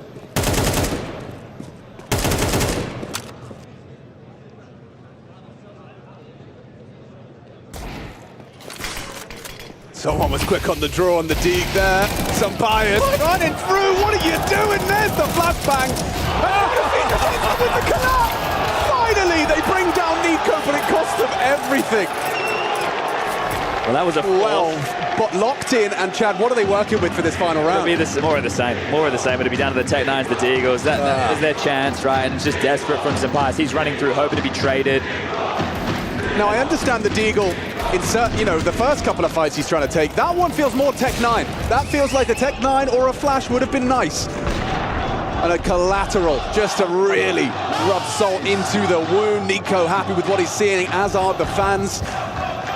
It looks like the first foray for Falcons on Ancient could be met with a W. Aggression. This is Kixon trying to bring that fight to them. Heavy got down, but an M4 falls into enemy hands. Has he given him a bit too much there? Everyone's rotated to deal with this. Yeah, interesting smoke. That's a CT smoke dribbled forward that they can break, they can peek, and they can frag. Nico does just that. A double kill, Tessus builds upon it, seems like a certainty. A first look at this Ancient, and it looks damn good. So this one is going to peter out, this one is done, and it is going to be Train coming up next. A map where the pistol rounds were split, low buys were won, and a back and forth throughout. We've had a look at what Falcons have been working on. They weren't over in Malta playing Bounty, they were spending the time to get the practice in, and so far, so good. It's their map choice of Train coming up next, and they have the opportunity to 2-0 this series. We all knew it was going to be a back and forth affair with the firepower in the server for both of these teams. I think what's so impressive to me as well is just the amount of pressure. We acknowledged it, the CEO sitting there saying that we need this win for that club championship. And then you come in, you lose some silly rounds. They lost a couple of eco, they lost to some force buys. It was not pretty, and yet they take it over anyway. Pressure high, Falcons map up.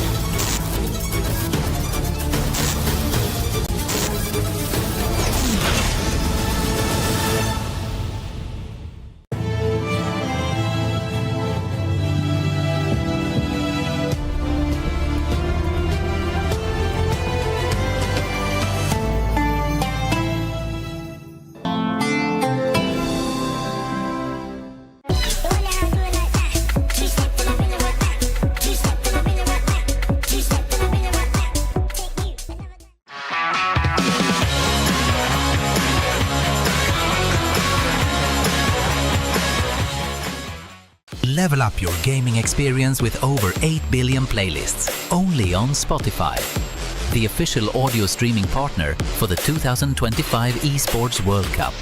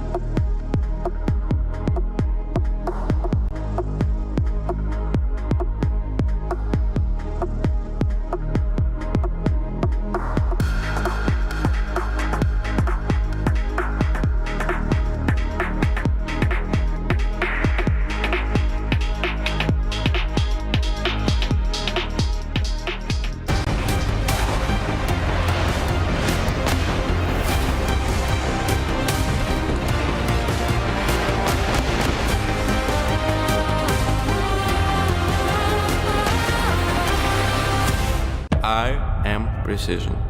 All intention. Every track. Quad kill in defensive ramp, just like that. I am speed. Kyosuke's got to do it alone, but he's just doing everything right movement. now. 4 shots with the USP connect to the head of Furia. I am. Bro, where's Maxim? It's almost practice time. I'm still trying to find him, actually.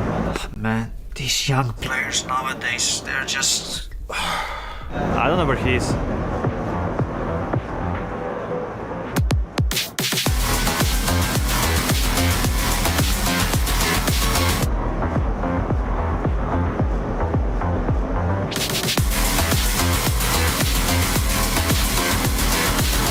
Nico, you will not believe, man. I found him. Where is he, man? He's at this sim racing. It's crazy. Sim racing? Bro thinks he's Max Verstappen.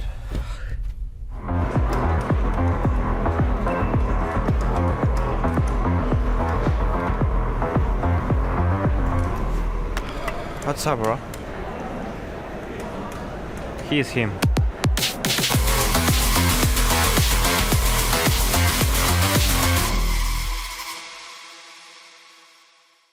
What's up, everybody? I'm Quickshot, joined by Street Fighter broadcast extraordinaire Ringe. What's up, man? How you doing? Doing great, man. How are you? Very good, thank you. I have some important questions about Falcons. I want to find out about the 3 fighters and what the chances are of advancing. Let's start with Falcons NL. He's waiting for the winner of Hurricane and Shine in a do-or-die match himself. What's going to happen? Indeed, he talked about it in day 1. He was playing not to lose rather than playing to win. I think if he plays to win here in day 2, he'll be able to take down either Hurricane or Shine. You're saying he advances to the next round? I do. Now, in the other Falcons matches, Kusanagi, who represents Falcons, is taking on Ryukishi.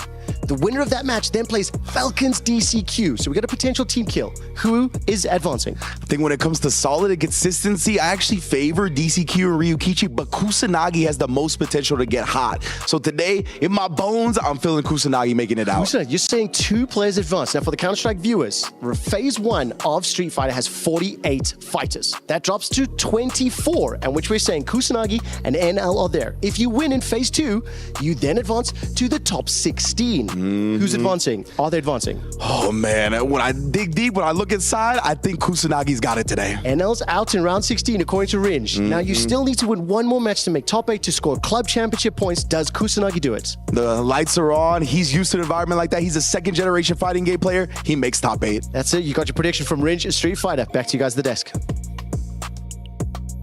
Well, that's what's happening at Street Fighter. We've got Kyosuke racing into the server. We got Falcons racing to an early win here in this series. Yeah, what a game to begin here with between Falcons and G2. For the vast majority of that one, Yanko, I felt that looked like a game of Face It, a bit of a Pocky style, you know. I know Ancient is a map that offers up a lot of these early duels if you want to. You saw Malps being very aggressive towards middle, you know, contesting it, but it felt like a very messy game for both teams where the individual had to bail each other out. I think you can tell the pressure was there for both of them, right? I mean, we talk a lot about the Falcons and the pressure for them and the club championship, but also, I mean, for G2, they want to prove m0NESY wrong, first and foremost, right? And Nico to an extent, and prove that they can still be the better team, despite all the investment that the Falcons have made, that the G2 can still compete and still beat them, right? So there were a lot of rounds that were messy. I mean, this was a great round from Hunter early on, alone on the A-bomb site against 3 guys, just securing it in a reset round. So there was a lot of back and forth, man. Low buys being one, I mean, eco pretty much from the side of G2. But the difference is for Falcons, compared to, Cologne or the Major even, they would lose a 5v3 but not lose the game, right? Like, they still were able to sort of stay in it. They were able to deliver it, and due to no small part to Nico actually playing well. It's nice to see, right? We've talked about teams being able to play their B or their C game, and it's those rocky rounds where you can see the mental stress come in.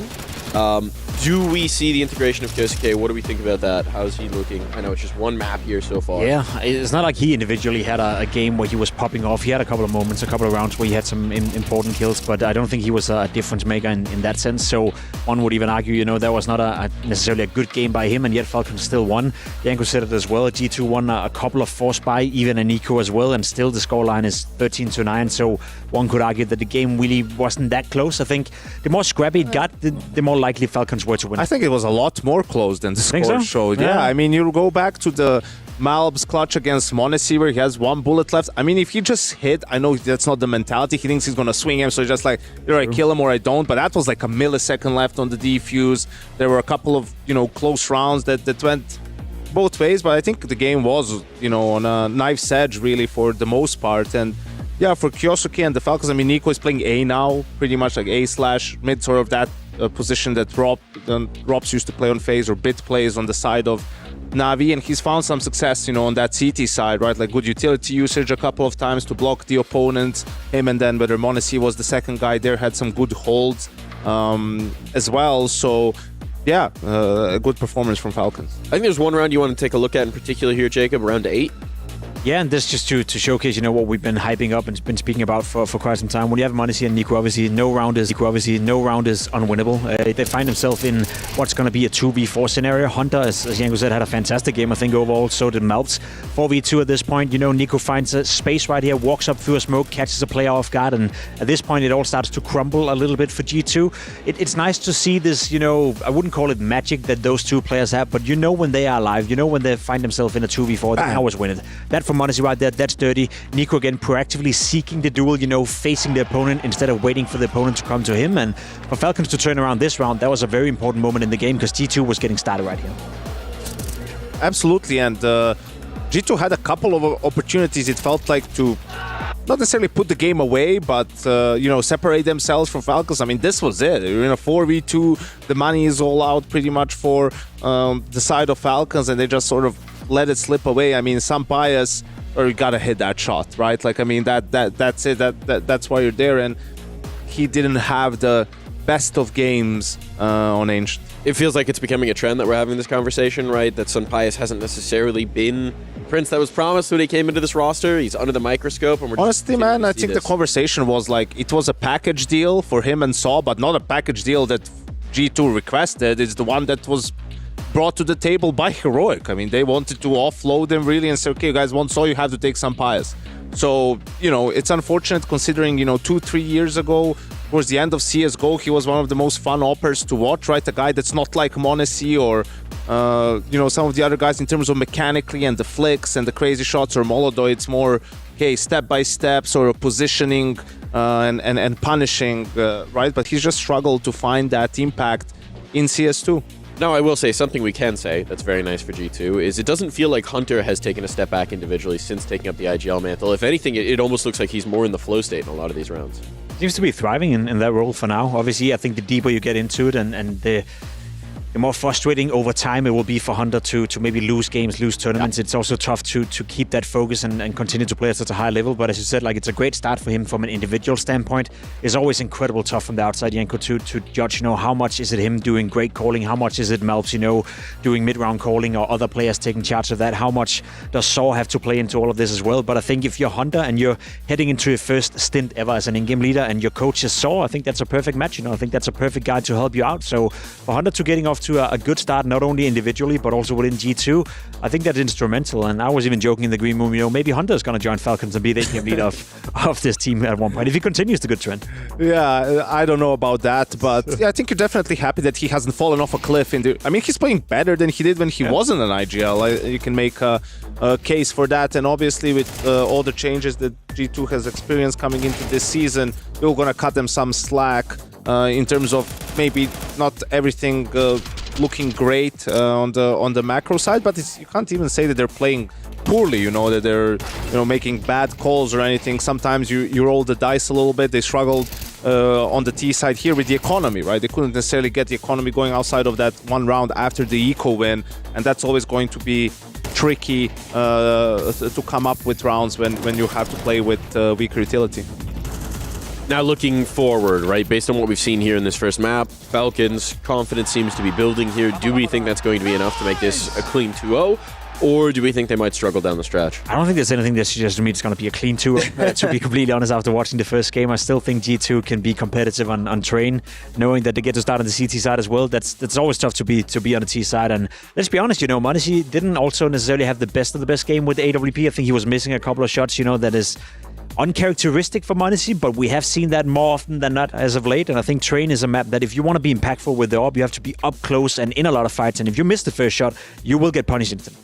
Yeah, I'm also reluctant to anything related to Falcons to call it clean at this point, but it's very important, two things, that despite some of the rounds that you've shown and seen in this game, that they were able to win the game, and more so than anything, that NiKo has played well. He's been in a slump really in the last couple of tournaments and hasn't been, he's been dissatisfied with the level himself, so not just to have a lot of kills, but actually find a lot of impact. I think it's really important for them, and it's going to help Falcons sort of to keep rolling in this tournament. Now looking at the other covetch, we had a chance for Freya to catch up with Hunter before the match. Hunter, great to get to see you, as always. First of all, massive props for going with the bold pick at Blast Bounty, going with Spirit. Obviously not going your way in the end, but it was a really close series. Can you kind of tell me what you learned about the team from that match? Yeah, we knew that we have nothing to lose, picking Spirit. We just wanted to win because it was like a lot of points on the table, to be honest, for VRS, and overall beating them would be massive for us. But yeah, we learned a lot, I think, after that game, because we had them first map, then we won second, third we got kind of smashed. But they're a great team, and yeah, as I said, we didn't have much to lose. We just wanted to win, of course, and we learned a lot from that game, I would say. I know it hasn't been a super long time since you've, been responsible for in-game leading within the team. So if we're saying on a scale of 1, which is bad, 10, which is the best, where would you kind of say you are in your progression as a leader of G2? I would say 6. For now, I think it's really hard at the beginning. There is a lot of work to do and to focus as well on the whole team, not only on myself individually. I will need some more time. On practice, it's looking good because we practice a lot, but we didn't have that many official games. We didn't have that many events for now, and that's what we need. We need 5 days in a row to play officials, because you learn the best if you play official games. Comparing to practice, it's a huge difference. But I'm trying to give my best even on practices together with the boys, and I'm happy with the progress for now. We've got a very exciting official on the card today, because you're not only going up against your cousin in NiKo, but I believe this is the first time you'll face m0NESY since he left G2. Also, obviously, the first time you're going to face Kyosuke as well. What do you think of the state of Falcons at the moment? I think they're really hungry to show what they're capable of, because they are an amazing team with amazing individuals. They didn't show good things in Cologne, same as us. After that, they didn't even play Blast, so their last game was in Cologne.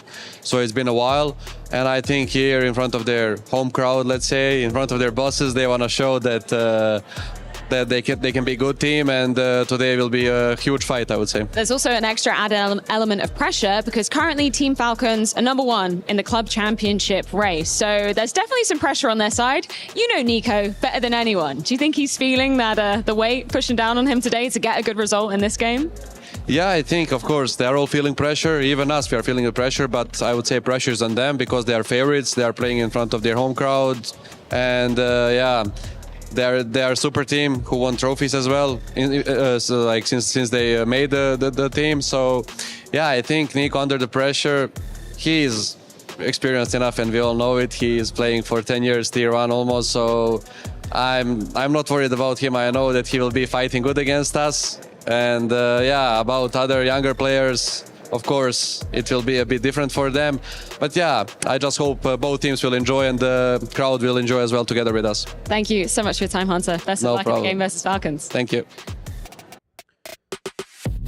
A little bit of a preview there from Hunter, and also a little bit of an update here on the Club Championship. Team Liquid have been eliminated from Crossfire, so the scenarios here where somebody other than Falcons could push to the top of that podium are starting to slim on down. Liquid's still alive in Street Fighter, so they could overcome, but if Falcons can close a win here, they would at the very least eliminate Vitality.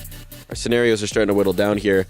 Yeah, a lot of money on the line for Falcons. Obviously, if they win here, as you said, they guarantee top 2, and I believe that's $4 million at the very least, still with the potential to win and get the 7 mil. Here with some more words on the Club Championship, we've got James Banks.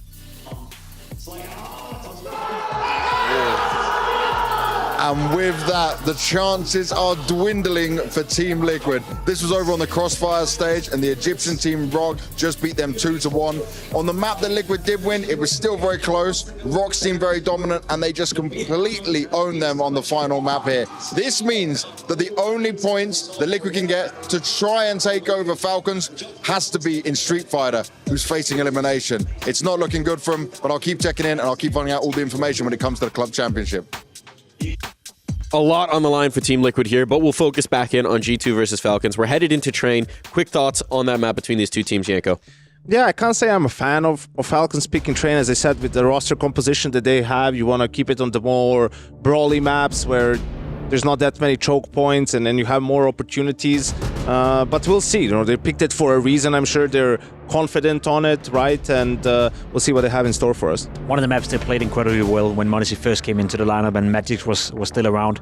I think they have some good experience from that. You know, we all remember what happened in was it Sydney or Melbourne? You know, where they had to beat Vitality in that grand final, almost did it. But I feel like Falcons, as you said, there's other maps that, you know, stylistically maybe is a better fit for them, but Train is a place they've found success most recently as well, so I guess it makes sense. Starting on the T side, though, that can be the Achilles heel. And so Train it will be as Falcons look to put this one away in front of their home crowd, but G2, scrabbling for survival, will fight on through. It's Train here at the Esports World Cup.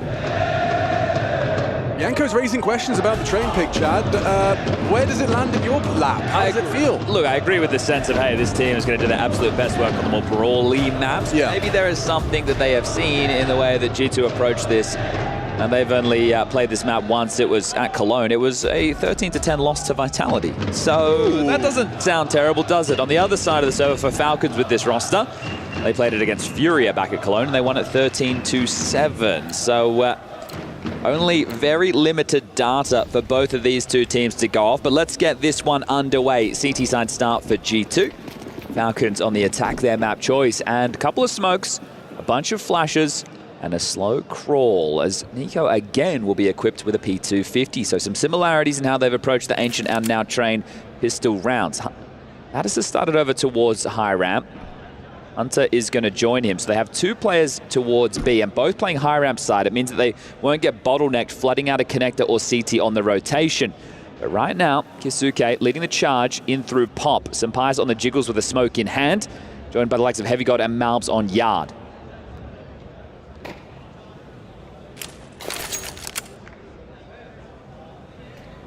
Malbs readies himself. That camera smoke will be blocked, and it will have angles around. Tends to Ivy momentarily, and that's bought enough time for Kisuke to get up sight. Malbs and Senpai both connect. Take down the young guns. It's looking comfortable, very comfortable. Heavy God, he seals the deal with the double on the Julies. Kixon's 1 HP. He's got absolutely no chance here. Gets himself a consolation frag. Hunter a bit upset that it's not the clean sheet. But there isn't anything to be done with 1 HP versus 4. Yeah, so I really like the block smoke there from Malbs. Good heads-up play. Obviously has to expose himself when that's in the air. But look, that's where you turn to Falcons and you have to hope that they go, oh, hold it, well, you missed the camera smoke. Well, no, it was blocked. And trying to identify that, you hope you can just bat it away. But this is a nice pistol round to win, and that's an easy kill, isn't it? So Malbs executes Kisuke. I always have admiration for players that can use Julies at range. You know, like the second one, fine, but the first, Well, when we've spoken to Zywoo before, how do you use the Julie? So I just click really fast. But if you're using it at range, you're not clicking really fast, are you? You're going to have to be quite poised with it. Now,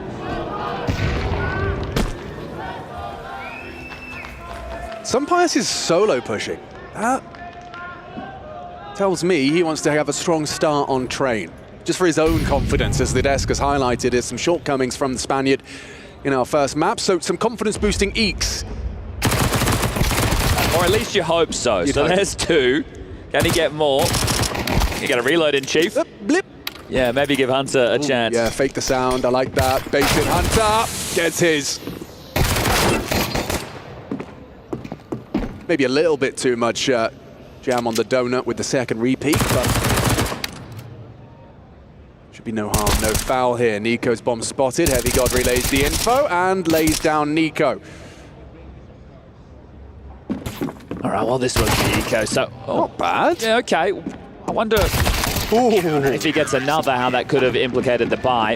If there was another kill, then it could have been a dropped AWP for Monacy.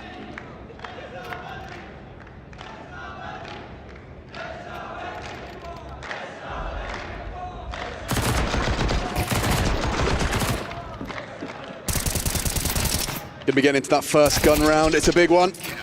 Didn't know he could.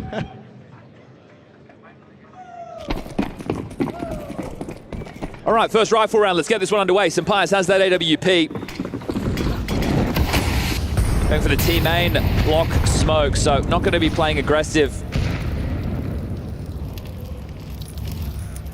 Heavy God, the B defender. Always good for one is Heavy God. Now with limited data regarding these teams, it is going to be interesting to see how the approaches have changed since Cologne. Isuka up through Pop.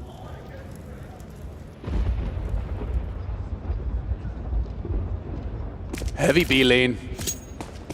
And I think it's something that would be nice to condition early, right? If you're on the T side, to be able to... Well, this is cheeky, so this will apply a lot of pressure to the default. See, the fact that that's not out the gates, it's a little bit more mid-round, means that they are going to be worried about some type of a push. Sandwich smoke drops at a minute. Main blocked again. And because they threw that utility and there wasn't any spam or anything crazy, it's allowed this rotation back to Yard. Here they come. Oh, yeah, that's a nice one from Malbs. Still empty-handed is Kiyosuke. Nico's back bomb already. Yeah, that's a powerful position. Actually, Hunter's right next to him on that connector. Should be able to plant. Mattis responsible for the on-off cross. Hunter, an audible reload, and Nico puts him down comfortably. Mattis, though, claws one back. Sampayas spots Kixon, has confirmation of presence, and ooh, looks away as Kixon moves forward. Bomb's not planted, 18 seconds. Who's responsible for this? Nico doesn't want to move. He calls Tessus to the punch. Heavy God's got him. Heavy God's tracking. Backs a turn. Tessus down. Bomb needs to be picked up. Nico, 7 seconds, mate. You got to get on it now. The 1v2. They can run him down. Oh, he doesn't have it. Doesn't have it. Doesn't have it. Doesn't have it. That has fallen apart. Clunky. I think that Nico had to be the one to go for the plant there. I think that it had to be him, and he's calling his teammates in to try and get that down because he thinks he has pole position in that, but his players are in better spots to kind of hold these Tessus pushes. has pop. I know that there's uncertainties regarding the rotations coming through, but Heavy God just swoops. That's at 10 seconds. It scuttles forward again. Sampayas shoots kick. They're just all running for the bomb when the man closest to it opted not to pick it up. You can see the logic from Nico as well, though. He's thinking Heavy God's coming connector. Didn't anticipate the push inner. Leaves them here. I think a B execute, with the util we have right now, it looks like a B execute very likely. They've thrown Yard util, especially that Ivy smoke, right? It's going to keep multiple bodies worrying about the Ivy play. They're going to flash and go. Well, I think right now it's likely to see Molly connector, Molly back bomb. This is essentially the Furia execute we're about to see. So you're going to see them try and scale up right now. They're going to try and push up and stifle connector. Flashes in. Damage inflicted, bodies drop. Heavy God with the scavenged AK puts it to good use. There's the Nico Deeg. Blazing as always. And that bomb goes down. Whether or not they see the round, that's highly unlikely. Priority number 1 was get into the site and get the bomb down. Justifies the investments. But this is a flying start for the CT side on train. I really like the way that G2 are approaching these inner defenses when they have 2 players. They're both playing high ramp side. right? Normally you'd see one maybe back bomb or back low ramp train. Or like and then close Thomas, something, right? But I like this because you can play, I think I've heard someone call it device, which is going back to CSGO. 3 bullets, 3 kills. Exactly. Yes. But it's not a bad spot for so look, I'm going to call it device. Playing that position and having a player behind you, right? You're able to spot high ramp off of the low deck and low ramp from the high deck, and you're able to play off of each other in tandem quite well. And then you're also not bottlenecked with your rotation through CT and Con. Guns back out. Harass towards Pop. Oh, wow! Well, this is their round. Malbs and Mattis forgot their flak jacket. Double HE, double kill. Okay, well. Well. Yeah, but they knew Heavy God was close low ramp. Kirsego was talking a lot. And then the rotation from Hunter. Oh, he's pushing still. He might catch Modesty. Oh, what's happened here? Oh, he's walk pushing instead. Well, he's not heard. Sampai's making a play. Yeah, big play. He's going to be really tightening this flank quick. He's hot on their heels. Whether he gets sidetracked with a main clear or if he starts to flank immediately. This is huge info from Sampais. Remains to be seen. Yeah, they're grouping up. Does he? Yeah, no, he's going for the flank. He's doing it. He is doing it. And they're leaving Pop. They are going to execute B. Sampais' info is huge, but it's about the timing. They're coming down that low ramp. Heavy God, first man on the scene. Kixon's not ready. Perfect. Lovely timing on that one. Let's Kiyasuke go. Hunter will pick him up. And that false sense of security for Kixon. Surely not. After a double kill, 3v5, you don't get anything going. Sampire 7, the flank connects. Double kill for the Spaniard in that round. Heavy God and Sampaius fragging up a storm. And just as we were discussing the lack of impact from Sampaius in this G2 jersey, that right there might be one of his most impactful rounds. Yeah, and I'm not even over-exaggerating this situation. The Pop harass was beautiful. Those nades, a bowling sub. $600 taking away thousands. You see Mattis' reaction. It's like, well, yeah, what are we meant to do, right? Yeah. Double That's nade. That's the risk you're taking, right? Exactly. So I love that opening, but the fact that they can't find their close, that is going to rattle Falcons, and T rounds in the current meta, few and far between. When you get a 2-man opener because of HEs, you didn't even have to fire a bullet. You need to be converting those, and Sampaius heads up play after the Ivy pick, gets them back into the round 5-0.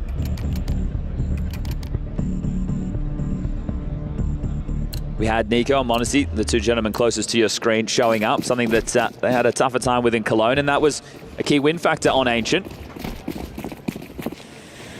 Monacy yet to get going, still very early stages, so... And again, T side of Train. You'd be happy with 3-4 rounds? Oh, a golden opportunity. Nico's scout reveals itself.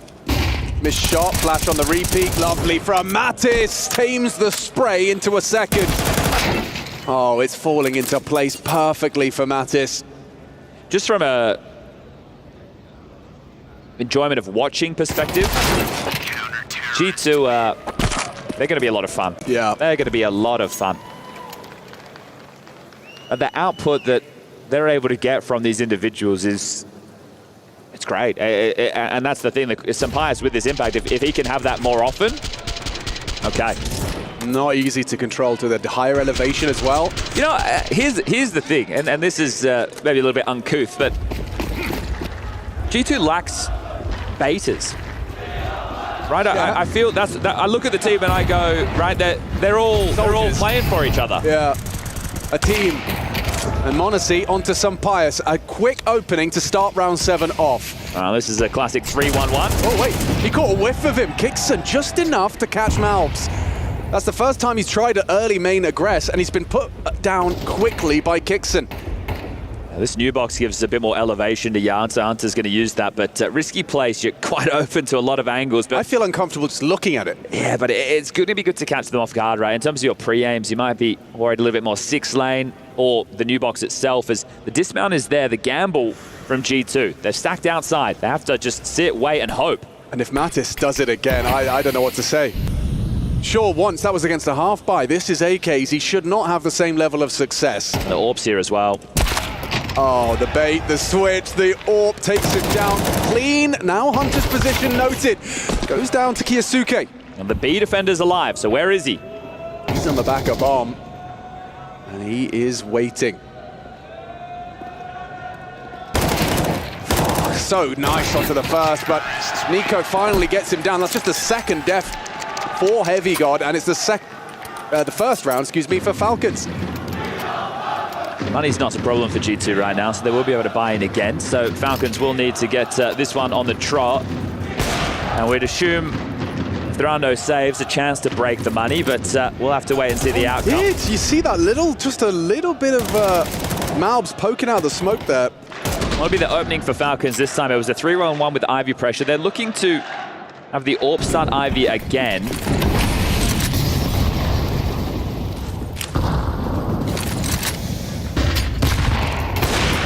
Oh, that's one hell of a way to open up the round. Careful on the Ivy pick, though. The AWP is posted. Yeah, he's done very well with that. Monacy, what are you supposed to do now? Your position's noted. Oh, you can throw a nice nade if you're Tessus. That's something.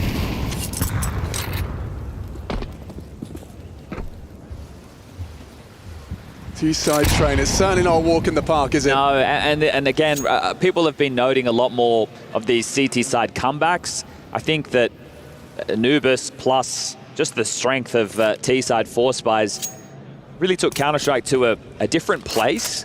Whereas I'm not saying all maps should be 9-3. Here's this double high round. That's again. the setup. Write this one down. Play it with your brother. Play it with your friends. It's just like, think about it, right? You're going to hear the comms. You're going to come out high rank. Well, there's contact down low rank again. And you get spotted out. Heavy God throws a solid HE. Looks like it's destined for damage. That one leaves a mark. Hunter pulled his nade out. Didn't anticipate Nico's push. And oh dear. Loses control of the spray as Heavy God. Nico's holding for your swing, Malbs. Have you got it in ya? Yes, you have, with Mattis' help. Tessus trades, both from Conside. Kiyasuke loses his head. It's Tessus that lines him up, knocks him down, bowling from Tessus. Yeah, it's Hunter there that really misunderstands the situation. I guess because it's contact down low round, they don't really know how many players have passed once Heavy God was pushed off that line. And the money not completely broken. They will be able to drop an M4. There's a Famis for Heavy God and still an AWP for Sampaya. So it is lacking in the CT buy department. Yeah, it's 2 consecutive gun rounds, and that's why Nico's so G'd up. If they can find this, if they can break their back, 2 is already a solid haul on your T side. No pistol.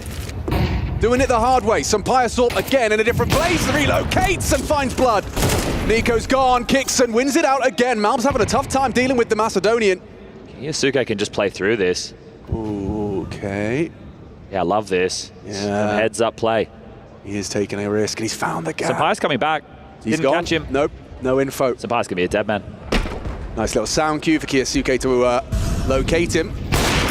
And Monacy wins out versus the Ivy fight in the meantime. This is one hell of a flanky. Here's Sampaya as he hasn't booked. See ya. See ya later, Alligator. Now the money's gonna be broken. And the floodgates could open to a T-side haul. Feels like 3. Hunter trying to change that with some clears. He's walk pushing though. Kickson could go down here. The trade seems like a guarantee. Imagine. Pivots into the double. The bomb's loose in main. No. 2v2. No. I mean, I can imagine because it happens far too often. Yes, indeed. Okay, well, Heavy God, a 1v3 situation. This is extremely tough for him to win. Don't even know if we'll find the first. I don't know, Heavy God. There it is. Well, they're still heading yard. What about the 2 and the 3?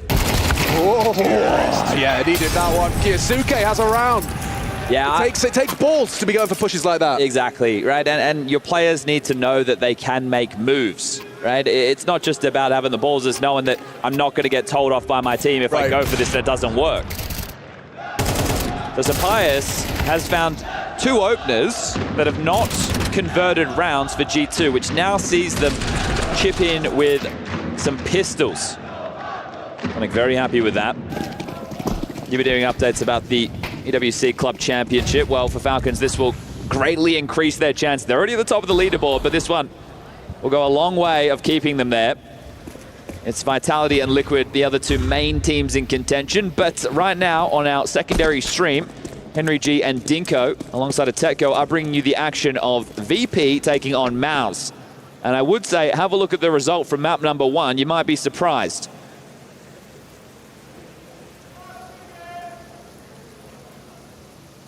the rain, somewhat soothing in this situation.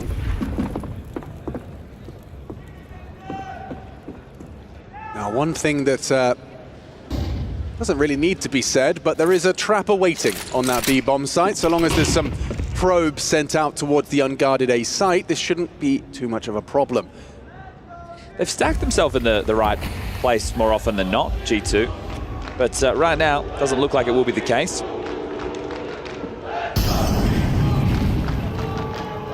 The way around like this could work. If Mattis would have to stay alive, they'd have to get all the way into hell. He gets a kill, then his teammates are able to come through the back lines, the flank or connector. Now he's calling the commitment. Oh, Kixon. That's 50 HP lost. Masochist. Okay, Nico finds a safe haven. Gets that bomb planted. Mattis unable to disrupt. Too many bodies on site. Bit of damage dealt to Kiyosuke. Playing on that E-box. Still, that looks like a nade destined for a little bit of damage. Malb's chunked down to just 80. You want to get a couple of kills in this situation, or some AKs. Winning the round, it's off the table now, but some damage done to Falcon, so you can still get 8 within this half, G2.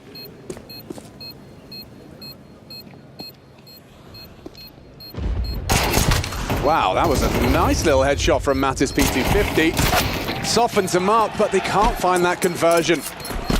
Look at the health. I mean, you can see these attempts. Yeah, not a single one healthy, but every single one standing. Falcons 4, no pistol, T-side train. They picked it for a reason, and we're starting to see it taking shape before our very eyes. Breaking through, convert the eco, 4 consecutive rounds. Yeah, Zonic is going to be extremely happy with this, right? The fact that you've been able to get it, as you've highlighted, without the pistol, that's a dream. You even had to break through 3 consecutive rifle rounds to force them to the eco, and now this is where you're liberated a little bit more to call with as Kixon. Okay, well, we've already got 4. We can try something a little bit more out of the box. There is no Sampaio's AWP, so the scope will not come into play. And again, he's had a couple of nice openers. He also had that Ivy trade to the big push to help net them a massive round earlier on within the half. But right now, this is going to be tough to get back into.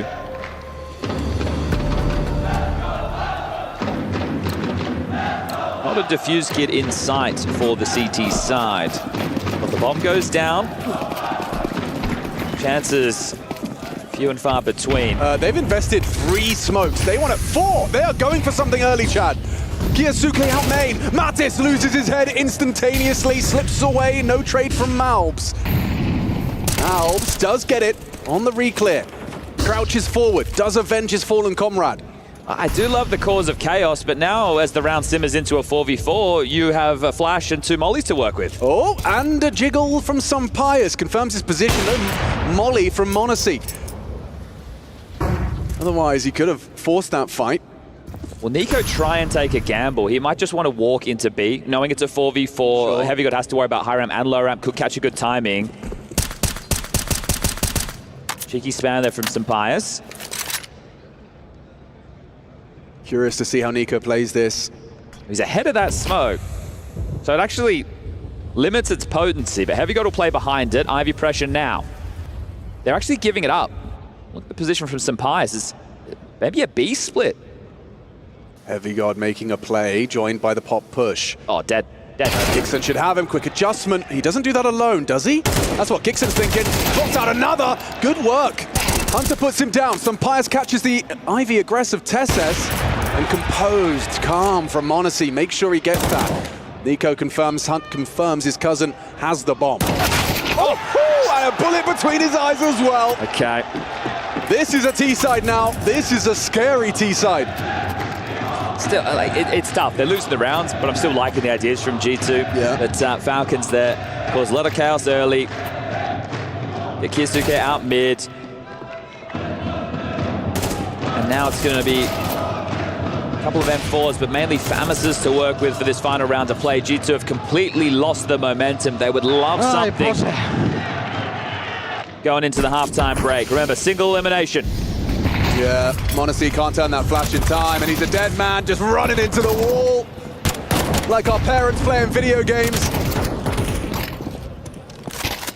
Upgrade for his troubles. A 4v5. An AWP for Sampaio after all. Nico versus Heavy God and Hunter. Oh, spots him out. That info flows. Lurk smoke from Nico. And Kyosuke gets Heavy God. That's an awkward exchange. Empty hands for Heavy God. A rarity. Looking like they wanted to gamble 2-2. Mattis is between Con and B right now. The reroute called as a sandwich smoke thrown very late. Vision will be denied to both Malbs and Sampaius. Yeah, it's tough. He's going to take him forever to get there. That's what I'm saying. It's going to be detached. Doesn't matter if Sampaius can keep shooting. Monosizor puts down Kyosuke.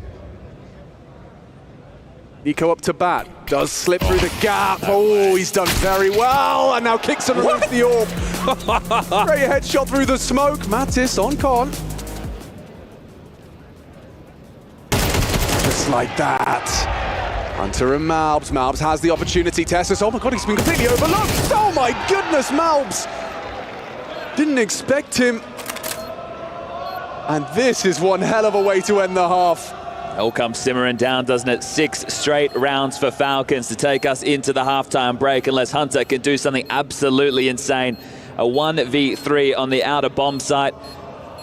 No kit, no chance. Falcons, they broke through the money and they might have broken G2. There is the first. He's just going to sit it. Well, no, he's not. The smoke drops. There's just no chance for this. Hunter tries you might. That's all it's going to be. Nico finishes it off and quite the half. This could be a 2-0 for Falcons. A big win for the org.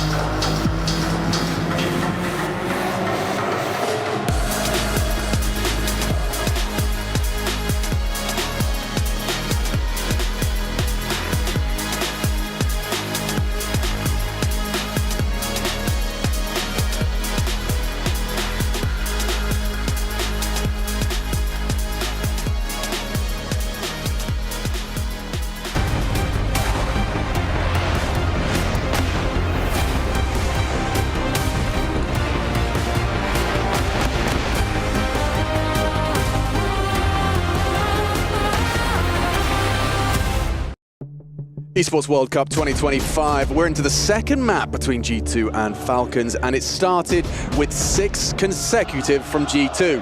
Falcons thought that looks good, let's do the same. We find ourselves dead even coming into our second half on trade. Yeah, and I was looking at the player cams throughout the halftime break. It looked like G2 are keeping the vibes relatively high. The coach with a smile on his face, and the same now coming into this pistol round. As far as the investments are concerned, let's take a look, shall we? Falcons on the CT side, they've equipped themselves with 2 pairs of dual Berettas, one for Tessus, one for Modesty, and a flash for Kixon.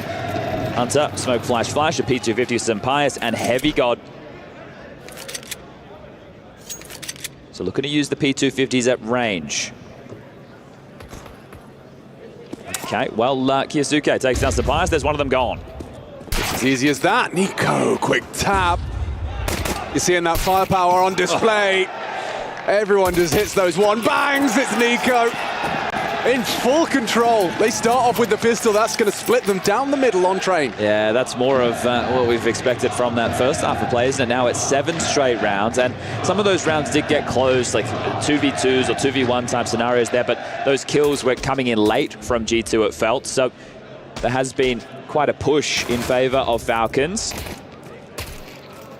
And now this is going to be the hole that you have to dig yourself out of if you are G2. As mentioned, it's very tough to call on the T side of this map. They are going to take the fullest of ecos. If they could get the bomb down, that would be great. But Tessus now has support over towards B, and they've set up a little tank setup right now in case there is a pop push. That would be a jump scare if you round that corner, for sure.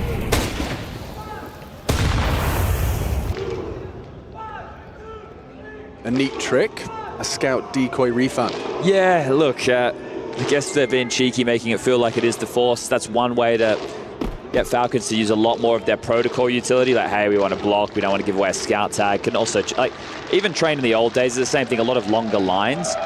One of the worst things that could happen is you lose around to Deagles that just slowly compress the map, right? They're taking these angles, they're forcing you. So you really want to be quite U2 heavy and make sure your setups are connected. But it is just the Glock Eco, regardless of the ruse. Got Jaraz and Rushley Ranger on the 1s and 2s as, well, they did the setup, they waited for the push, nothing came through. They know this is a nothing round, but you may as well get the most out of it that you can. Modesty in the back lines, Tessus towards the back of Thomas, and this one should be a shutdown. All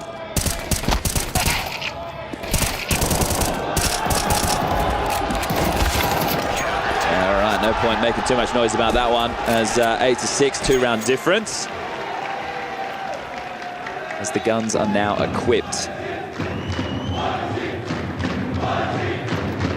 G2 are somehow able to pull this off and push us to Dust 2, the third and decider. All bets are off. There's a long way back into this game. You're going to need 7 rounds on your T side without the pistol. Let that one sink in. Sure. 3-1-1 early, sandwich smoke, so Ivy pressure, part of the game plan. This is very aggressive from the defense. Kiyosuke and Nico go knock-in. St. Pius, however, does trade out Hunter's death. That's Ivy active. Mattis with the bomb on his back starts to recede. Juggles the bomb to the Spaniard.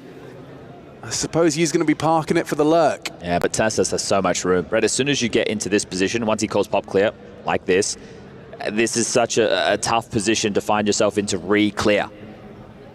Now, if you do notice Tessus, you go, okay, this is the B defender, and you can smoke him and molly him off and then run into B, great, but it's just Heavy God. He might get caught on a timing here regardless.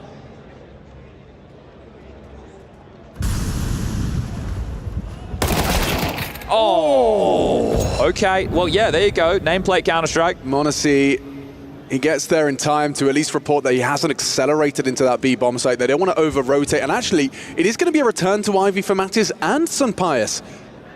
Product of that kill. Now says Nico's the real jewel. You're right, main. Oh, the barrel just obscured. Oh, poking out. He's got his angles well maintained. Mattis. Oh, timing. No, Nico just looks away. Oh. Beautiful. Kiyosuke falls after one, and this one falls nicely into place for G2's first gun. All right, well, good understanding there at the mid-round. And yeah, timing being the real difference maker for Nico, who's going to be kicking himself. Those are the type of rounds where you see players push back in the chair. Yeah, it happens to the best of us, you see. Counter-Strike is a very cruel mistress at times. Well, the first of many, as discussed, as m0NESY is leering in, having a look, and can't even take down Sampayas. Having an impactful game here, the Spaniard. This is what G2 need to see with him in the jersey.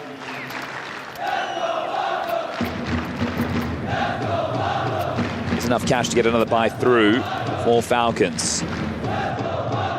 And this is the fight for me. The fact that Heavy God wins this, I can't quite believe it. I don't think Tessus can either. Whoa, how does he adjust into that?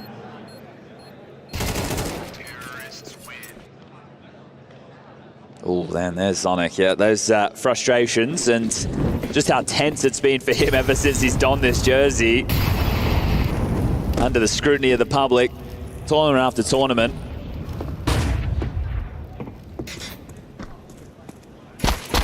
Yeah, Malbs are slowed. Yeah, Kiyosuke accelerates. Heavy got down 2, a double kill from the new addition, and that's more like it. Falcons return to winning ways. It's reminiscent of the pistol, just 5 alive. Comfortable. Bad round to lose, especially in this fashion. If you were able to get a couple of kills and it was tight, yeah, oh, he's looking for the feet. Yeah, he's seen him. So if you play close there towards main, you can actually see the toes of a player in Mattis' position. Whew. So using a little gimmick there was m0NESY. Neat trick. Yeah, and anyway, returning to the conversation about the money, the reason that's such a bad round to lose in that fashion is they were only getting 1,900 going into this next one, so what, you were looking for kills in a bomb plan or something? Just to make it competitive so that a forced conversation would even be possible. Right. The fact that you just get absolutely obliterated, and that's going to be the case when you do, you have a team like Falcons. If their firepower is what I think everybody knows it can be, then it becomes extremely scary. Your pop and main control consists of Kiyosuke and Nico, and then you have m0NESY with the AWP or rifle to support, also a very proficient rifler.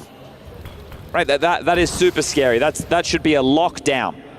So they faked B, they've naded low ramp, they've done a quick connector smoke, so they've tried to segregate. Always an idea for G2. I'm loving it. Yeah, and what I wanted to say is that it's, you know, this is correlating with Hunter's leadership. He said it to Freya, you know, as far as his development as a captain, he said he's about a 6 out of 10 as far as, you know, maximum power, which is fair enough.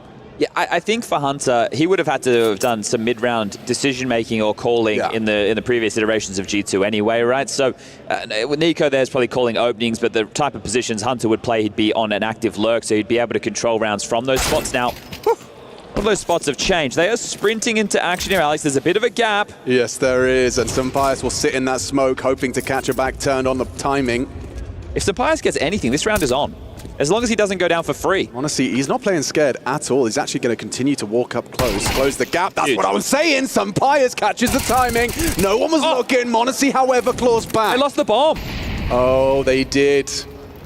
Flames stopping bomb retrieval, and now Kiyosuke. 25. And m0NESY's on the other side. This is going to be very hard. It's a very good eagle. You really have to hit him the first bullet, otherwise he will. Sampayas onto Kiyosuke, only Tessus. Oh, they spot him out, they might just win it out.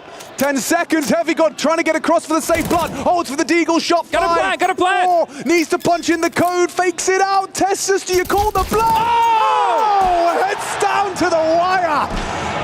Heavy God not happy with the outcome. Tessus just holds on. Oh, for Heavy God, the fact he's gone for the fake in that situation, he doesn't want to just get run down, wants to take the duel. He's on a knife's edge with that choice, because if he dies after time, that could have been the bigger of the problems.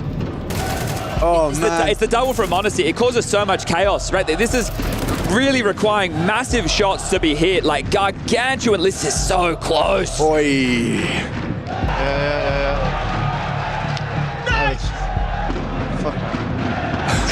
Yeah, that was so much closer than it ever should have been. Whew. Heavy God opens it, almost closes it. Yeah, the Heavy God Desert Eagle, huh? I mean, they have got some mad Eagles on this team. Malbs and Heavy God, in combination, they're going to be getting you at least a couple of those Deagle rounds a tournament. And that one came really close. You're right. I think that m0NESY double with the loss of the bomb, it really just sucked the air out of the round. Okay, well, running out of opportunities now, G2. They take the tactical timeout. They get the coach on the mic, second used, and this one needs to really reap some rewards.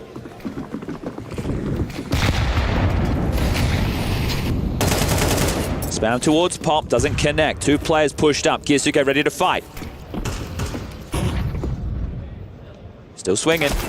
Yeah, Tesses. Ended the last round, starts this one. There's Kiyasuke with the bucket. Sweeps up the problem. And just Mattis and Malbs, good luck, have fun.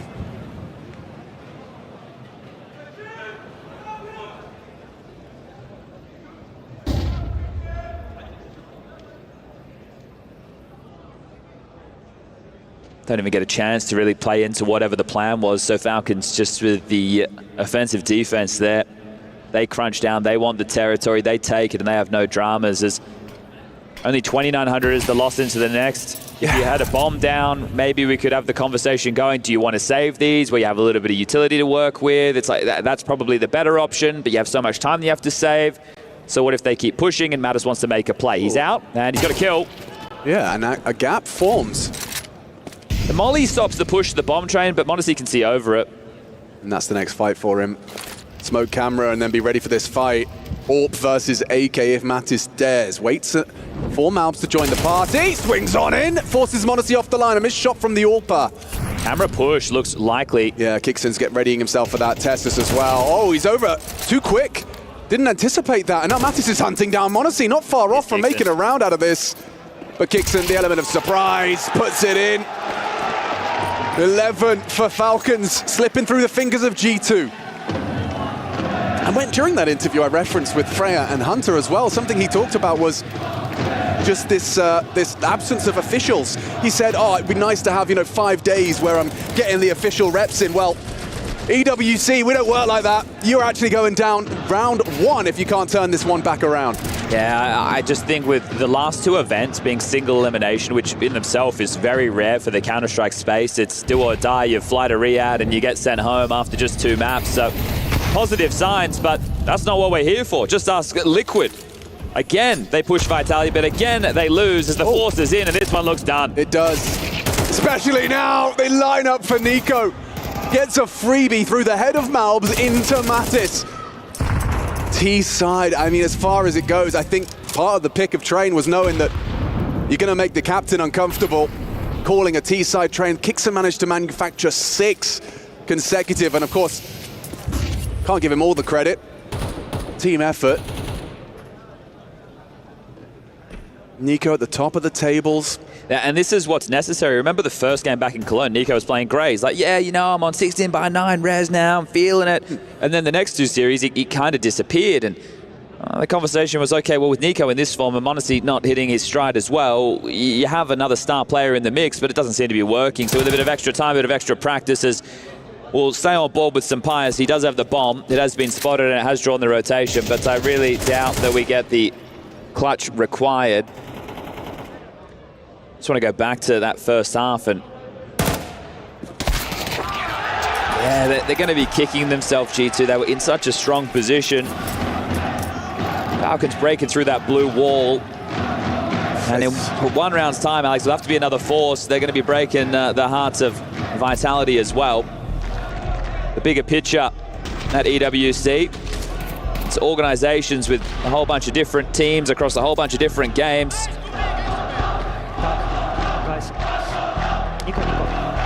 Modesty still was something to say going into this last round of play. Is that Sonic telling him to keep talking? Is that what that was? I didn't. He kind of gave him a whole hand signal. Wow. Wait. Can never be too late. Final timeout. Final chance. 5 rounds needed. That's just to force this into overtime. Maybe the last time that key looks so pretty. Some of these rounds where they don't have the firepower and they're trying to force themselves through these main smokes, you're really hoping you catch a timing or your flash is perfect, and those are coin toss moments. But that also talks to the difficulty of Train. That's why you see some of the teams who play very, very slow. I don't think you have that luxury anymore, G2. Oof. And Hunter on the warpath, Mattis needed down to 60. Tut of his tongue. Backs away. Blocked on ramp. At least this time they've been given the space. Teammates are starting to rotate back over. So now that they have the control, oh, careful now, Sampaias with the bomb. Lears forward first in pop. Honesty's rotated over to join this B defense, and I think they might even gamble a third. Yeah, looks like Kyosuke's going. Kixon will stick around with Nico. So double mollies might be more of that same execute. You get the con molly in, needs to be nice and deep. Back bomb molly, some good flashes. High ramp lurk smoke. They can't actually molly testers out of position if they want to go for back bomb and con. So I think Tessus wins in the rounds. Wanna see? Loses his head. That's that mouth dig, but into the meat grinder. Tessus and Kyosuke, they want to get this one done. 2-0, no more. They want this to be the last round. Tessus takes a leap in that direction. Sampaias trying to hold on for G2. The first of the clutch is his, but Tessus denies, and Falcons, they'll take it. So much pressure, only amplified up against a familiar foe in G2, and yet Falcons take it. Take it convincingly. A huge sigh of relief for them, but the journey only just beginning. First round complete. G2 hang in their heads. Well, this is the Falcons who obviously want to return to the top of Counter-Strike, but right now in the Club Championship, this match right now secures their organization an extra 200 points, and this eliminates Team Vitality from contention. It can only now be caught up by Team Liquid and Virtus.pro, who have gone to a third map against Mouse on that secondary stream. But this is what you want to see. We get a hug there between the cousins and the former teammates, as Hunter today is on the receiving end of the L. But your takeaway, G2 look good, huh? It's just, with this format, it is brutal, it's ruthless, it's straight to business. And G2, it is going to be back to the drawing board. We'll have to see what they can bring in the tournaments to come for the remainder of the season. It's promising signs. Their key will be crushed. And what I'm sure Falcons are hoping are the first of many. Sure, you can win the Club Championship without lifting the title in CS2, but this team was put together to win trophies. Is it too early for that? It's Kyosuke's second big event within the jersey. His second within this level of Counter-Strike. You can see what they are capable of. You certainly can, and we're going to hear from them now as we head over to the stage. How about that, Falcons fans? Nico, you faced elimination pressure there, former team pressure, club championship pressure. You didn't let any of it get to you. He definitely did. He definitely did. It was a very hard game mentally, and I'm really proud of the boys how we managed to dictate the tempo of the game. Even though we lost some stupid rounds where we could have given them a chance to come back, we still stayed very stable. We had good protocols throughout the whole game, and yeah, there was nerves. We knew what was on the line, you know, elimination. Before these two events, we failed in group stage as well, so we knew that, you know, this event is also important for Falcons as well. So I'm just happy how we handled everything, and hopefully we're gonna keep building on this now. It's good signs right now, but yeah, it was an amazing game as well, and the fans are crazy as well. So yeah.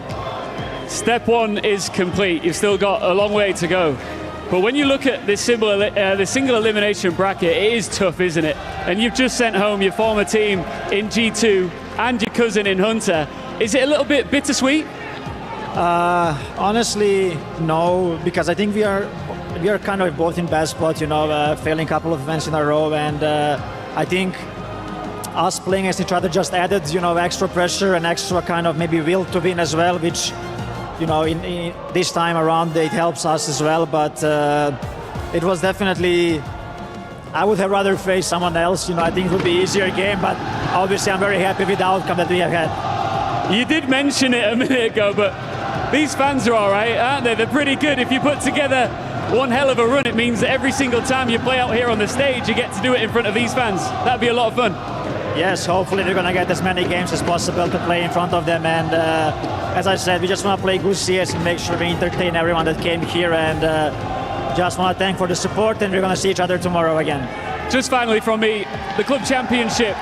This victory goes a long way into potentially securing it for Falcons. Are you thinking about the club championship here?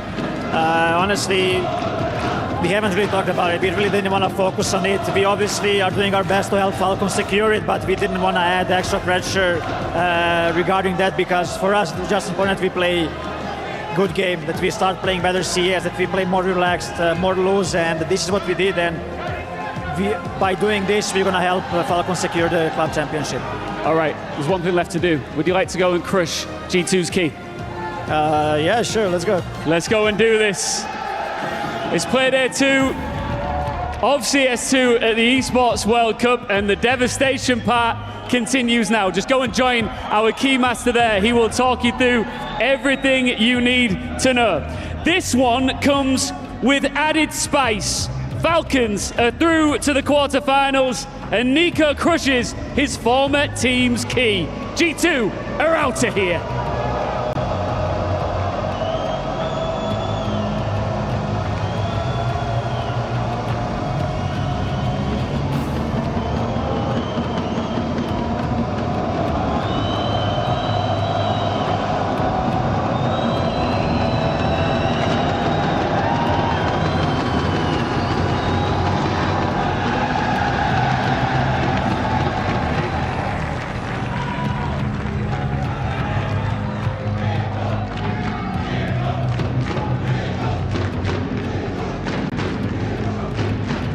And there you have it. G2's journey in Counter-Strike 2 at the Esports World Cup has ended.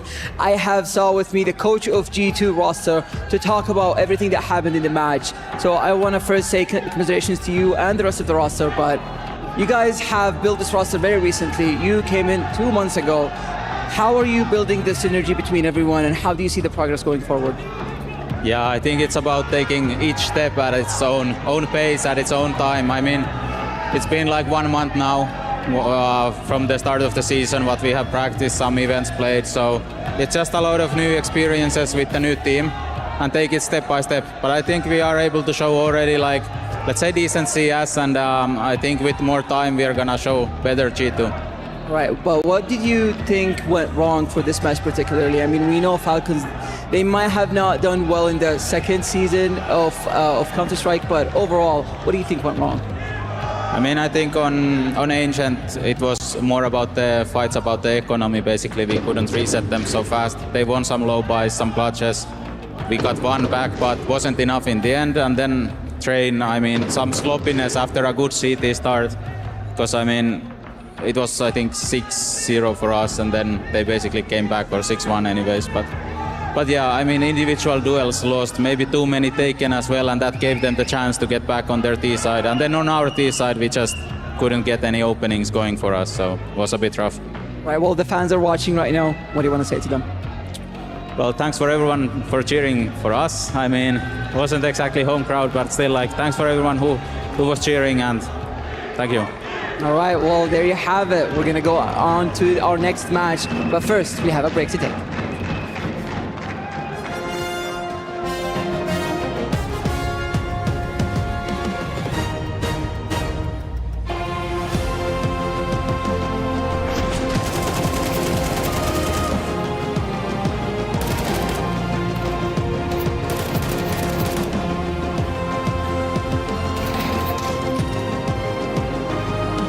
Falcons fly on through to the next round of the bracket here at the Esports World Cup in front of their hometown crowd. They triumph over G2. In this meeting between the brothers Kovac, the cousins Kovac, it will be Nico who takes the dub.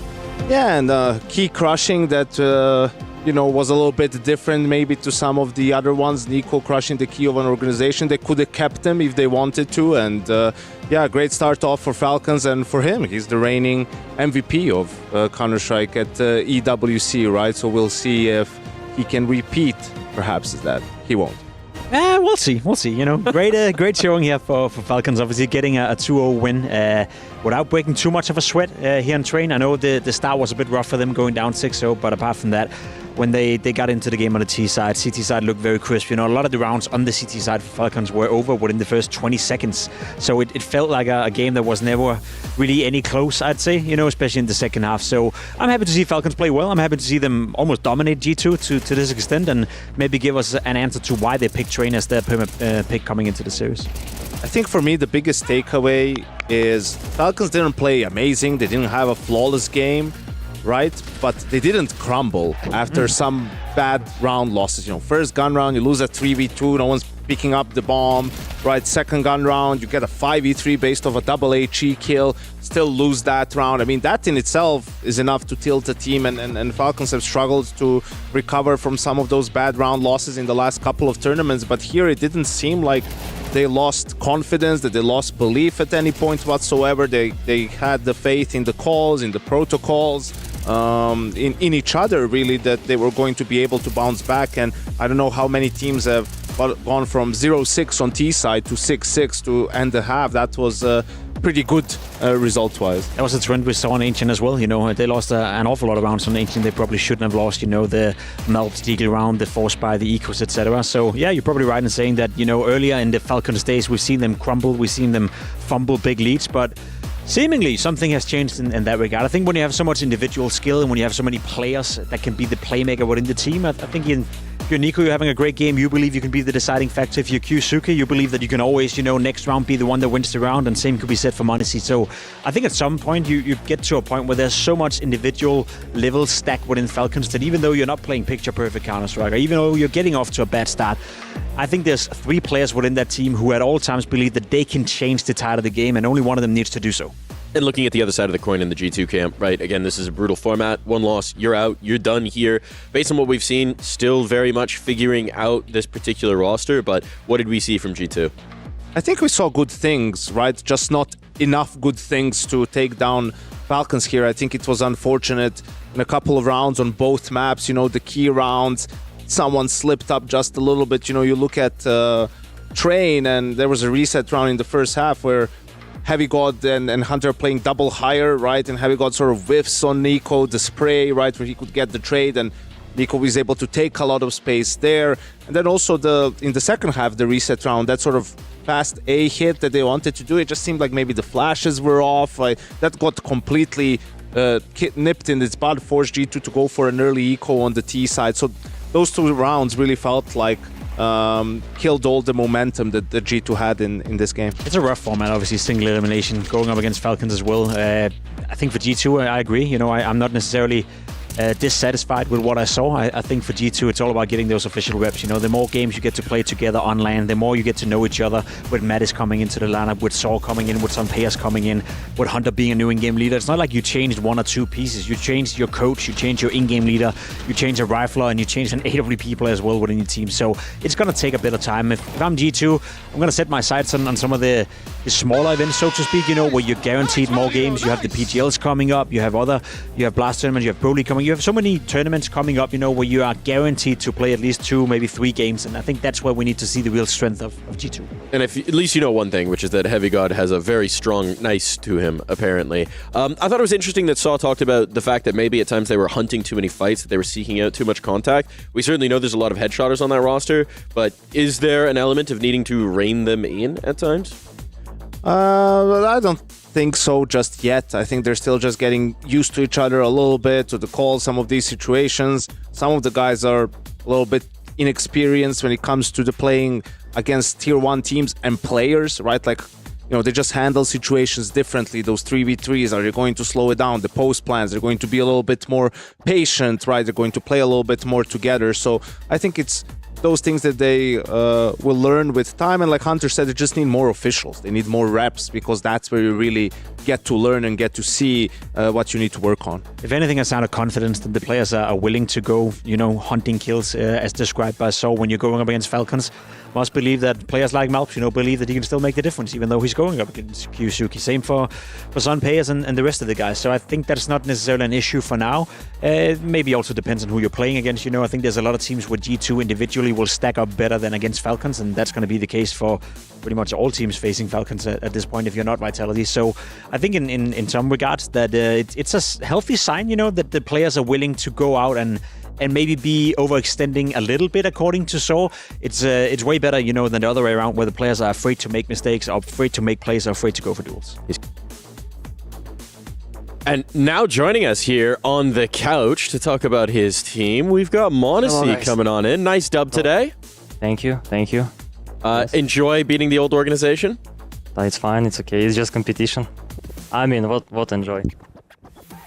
Okay, just competition here, no extra heat in it, of course. But for your organization, obviously, the Esports World Cup's huge, right? Like, this is a big one. This is a big one to circle on the calendar. For you and the team, for the org, is it almost on par with the majors in terms of the priority place for you guys? Is it what, sorry? Is it on par with, say, the majors for how important it is to you guys? No, I think I would say, in general, I think every tournament is very important. I think including major, let's say Cologne, Katowice, EWC, and all the other tournaments like ESL Pro League and other, like Blast.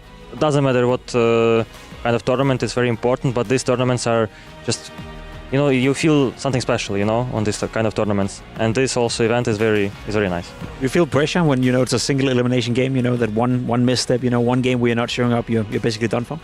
No, I'll talk for myself, but I really like to play single elimination just because I know, first of all, there is no room for mistake, and I know that the team against who you're playing is also maybe feeling some pressure, or they will struggle maybe, I don't know, but I like this pressure, I don't know. I think it's a good pressure, and also on the stage when you have crowd, when they cheer for you, and it just gives you good pressure, But if you overthink before the game, this is bad pressure, I think. Talking about pressure and making mistakes, you guys still made some in this game, but compared to the last couple of tournaments, it didn't seem to have you spiral out of control, and for the game to get out of hand. What was different this time around compared to the last couple of tournaments when it comes to that? I think last couple of tournaments, first of all, the last tournament that we played with, it was with Magisk. We played Major, we lost. It was very bad result from us. And also in Cologne with Maxime, with Kyosuke stepping in our team. It was not the result that we were expecting. We were expecting ourselves at least in playoffs, but shit happens sometimes. This is the game, everything can happen. I think individually, both tournaments we were not great. Everyone, only I think Kyosuke was very good in Cologne. It was his first debut. I'm saying like French, but it was his good debut. But all of us, we were not on the server. And I think this tournament, this game against G2, we had to win to get confidence back, because also myself, I struggle last two tournaments, I play like shit, but this is the period when you have to grow up with it, It's been a while since Cologne and the major, obviously, as well. You had some time to maybe reflect. Do you know why you didn't perform as well as you would like to, or is it just, sometimes you play well and sometimes you don't? Yes. I always try to follow consistency, and I think the consistency is a key, and for the team and individually as well. But myself, I don't know. I think I was just out of control on the server. Right now, I played on the server, and I feel much more not confident, but just I feel like that everything in my control, the crosshair play, like just everything, the small details and everything. And the last tournaments, I didn't have that, and also the stability around the team was not great because we had changes. I came in the team after we also got the change, and it was not stable. I don't know how to explain. I'm curious to hear about the new guy, about Kyosuke. You said he was doing well at Cologne. We've seen him here, not necessarily needing to pop off as hard. How do you think he's doing? How is he as a teammate? Oh, he's a good teammate, yes. He is also very, I would say, simple person. I don't know how to say it. Easy to deal with, Like, you talk with him, nice, he answers you good. Like, just, I don't know, normal player, normal person. I don't know how to explain. You know what I mean? No, I have a very good vibes with him, that everything I can tell you. And everyone else in the team. Because he just wants, like you, he just wants to play the game. He doesn't care. Yeah, of course. This is the most important, that you're hungry to win. If you don't have hunger, it's just hard. I wanted to ask you about around that. We saw now that we're talking about him, on the T side, because we heard also from you, we heard from Nico, right? Like that there's not much explaining that needs to be done to him, right? Like he understands the game on a really high level, and that for a rookie player that he's pretty surprised, right? That he's able to play on such a high level. So I think we had a round from the game, right? Where we showcased that. In any case, maybe you remember it. It was when he walked down B lower, Yes. right? And it's not, because that's like a call that he makes himself. Sort of he realizes he maybe heard the guy running back from lower and just said, hey guys, I can take space here. Yeah, I remember that round I was also on Ivy with up, lurking. I mean, in TeamSpeak, we were just communicating who can go kind of for info, and also he took the space by himself. It was, as I remember, I think he did it by himself. He just walked down lower because he heard something, or he just did it by just maybe, I don't know, remembering from past experience. I don't know how to say it. He just did it by himself. He did it very great, and also players who did that. I think it was Nico. He tried to help with next steps. What we should do, like who's gonna go first, to search for info, to put pressure for him, and that's it. Seems like his intuition for the game is as well, and I guess no one else is better to, put yourself in a position like him. You came into the scene as well, and your intuition for the game is also at a high level. Do you see a lot of yourself in Kyusuk as well? I know you play different roles and maybe different player types, but do you see you're both coming in, and you're just taking the scene by storm? Is there like a common ground for the two of you? Seeing myself, it's a hard question. I don't know. Maybe seeing myself that the guy who always wants to play, he has hunger to not just only win, but also just to get experience, to learn from the game, to get better. I think this is what I can see in him, and I've been having it as well for a long time, and I still have it. I don't know, fucking English. Does it motivate you as well to have a guy like that? Does it motivate me? Yeah, like to have a guy that is as hungry as you are. I'm just excited to have him by my side. Yes, with him, play together with him. I'm curious, thinking about you a little more specifically, right? Okay. It's another situation where you're becoming a bit more of the experienced player. You're still so young and so new into your career, but now you've got a younger player who's coming through where you've sort of been in his shoes a few years ago. Are you finding that your space within the team, your voice within the team is changing at all as you have these changes within Falcons? No, not really. I don't feel that I have that something has been changed in the team since he joined. My voice or my space or anything. I still play my role. I know my role. I'm Opper. I don't know if you know. Yeah, all right. We're aware. Not bad. I mean, but because you have different style of Oppers. Someone has playing very passive. Someone is playing more aggressive, someone is taking more initiative, like is taking charge in the game sometimes, or calling mid rounds, You have, I think I'm more like an Opera, like a hybrid, I try to do everything. I try to be passive and aggressive and be unpredictable, I don't want to always like stay behind my teammates. I can go first, I can go get entries and everything. So no, nothing changed for me. Well, I'm curious to find out what you think about the B-Stream game, because we're going into a map 3 there. It's Mouse versus VP. A little bit one-sided, I think, in both the first ones, trading them back and forth. Did you expect VP to give Mouse the business here, to make this a 3-map series? Was the score now? Wait. Did they... 1-1. Yeah, they're going to the third. What's the third map? Overpass, right? I trust you. If it's overpass, no, actually, I don't know. It's pretty hard. Let's see. I don't want to say who's going to win. But I think Mouse maybe has higher chance on overpass. But yeah, let's see. I don't know. And you'll get to play the winner of that matchup. If you think Mouse is going to take it, are you excited to match up against them? Doesn't matter. Doesn't matter. Stone cold killer right there. Thank you for joining us. Cool. We'll let you go at this point. Thank you, boss. Thank you. Big man throw. Bye. So, Mouse versus VP going the distance here, getting exciting, getting fun. And getting quite interesting as well. What do we think about this VP team? Well, it's more about what we think about this Mouse team. I've said it before. I don't think Mouse have played great Counter-Strike ever since, the last 3 or 4 months, even during the major. I know they made it to the playoff, made it to a semi-final. They didn't look great. I know Cologne as well wasn't necessarily a bad tournament for them, but they never looked like the best version of Mouse. And I think the players have even started to say now, that, there's certain issues within the team and we're not really performing at a high level anymore. So for them to lose to VP is not the biggest surprise per se, but it's not a good sign for them. And there's some very interesting implications for the club championship, because Virtus.pro need to place first and second in the 2 tournaments that they're still alive in Counter-Strike and in Street Fighter, I believe that is. So very important for them them to secure a win here. Also, with that Falcons win, they've now secured enough points to make sure that there is no possibility that Team Vitality can overtake them in the club standings and take first place. So Team Vitality is now fighting for second, and the Falcons have only a few more contenders to chase them down for that. Which means Falcons is guaranteed at least $4 million, as I get it, which means they could sign another Monesi or Kyusuke anytime soon. So that'd be nice. Technically, I think they could end up third, but it would require some real finagling. With the VP still thing. alive with Street Fighter, and VP still could theoretically push. The scenarios are. He has to slimming win an down. event, right? And that's it's not going to happen in Counter-Strike. Let's put it that way. Stranger things have happened. Nope. Stranger things have happened. Yeah, go. VP is not going to win this tournament. If VP wins this tournament, I'll retire. Wow. Okay, we have a guarantee right there. Someone clip it. If VP find a way to win this tournament, Jacob's retiring, going full Iron Man. That would be an interesting result indeed. But yeah, Virtus.pro definitely a long road ahead of them, at least in Counter-Strike. Not to say the least about the other games as well here, Yanko. Yes. Yes, indeed. And with that answer, it's time for us to take a quick break. When we come back, more of Counter-Strike at the Esports World Cup.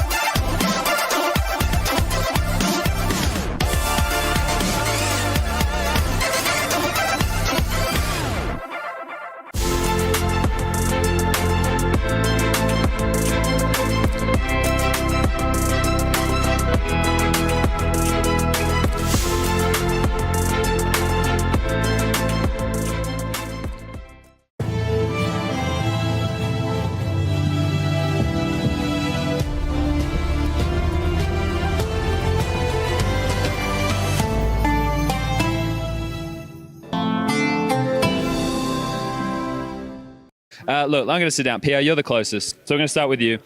You got a new haircut. Yeah, I did. Look, you guys playing your opening game against Mongols. They're really sharp, but you guys shoot hard. Are you excited for that game? I'm excited. I saw they beat Vitality in last tournament they played, so it's a bit challenging, but I don't see a reason why we cannot beat them. Okay. You guys been playing some online CS recently as well? Is that, yeah? I think I was looking, Kersey had some good stats from a couple of your online games. Is he, how's he fitting in? I mean, he's getting better and better, and like we as a team with him day by day, I would say. So it's getting better. He's more aggressive and more talkative and more boss. Those sound like good qualities, I would say. Rez, do you think that those are good qualities for an AWPer? It's him. Okay. All right. Well, let's head over this side. All right. Look, I don't know any French. Bonjour. Bonjour. That's all I got. Okay. Now, how you been finding the team? How you been finding Gamer Legion? It's a good team. I'm happy to be there, and I'm happy. Okay. He says that you're an aggressive AWPer and you're calling what you want. Like, are we talking like opening moves, CT and T side, or what is it? More on CT, I think. I try to be aggressive and try to kill the first guy, the first enemies. Everyone, I try to take a pick. If the early game doesn't go your way, it's hard to bring the AWP out, right? In this team, do they try and facilitate you the AWP as quickly as possible?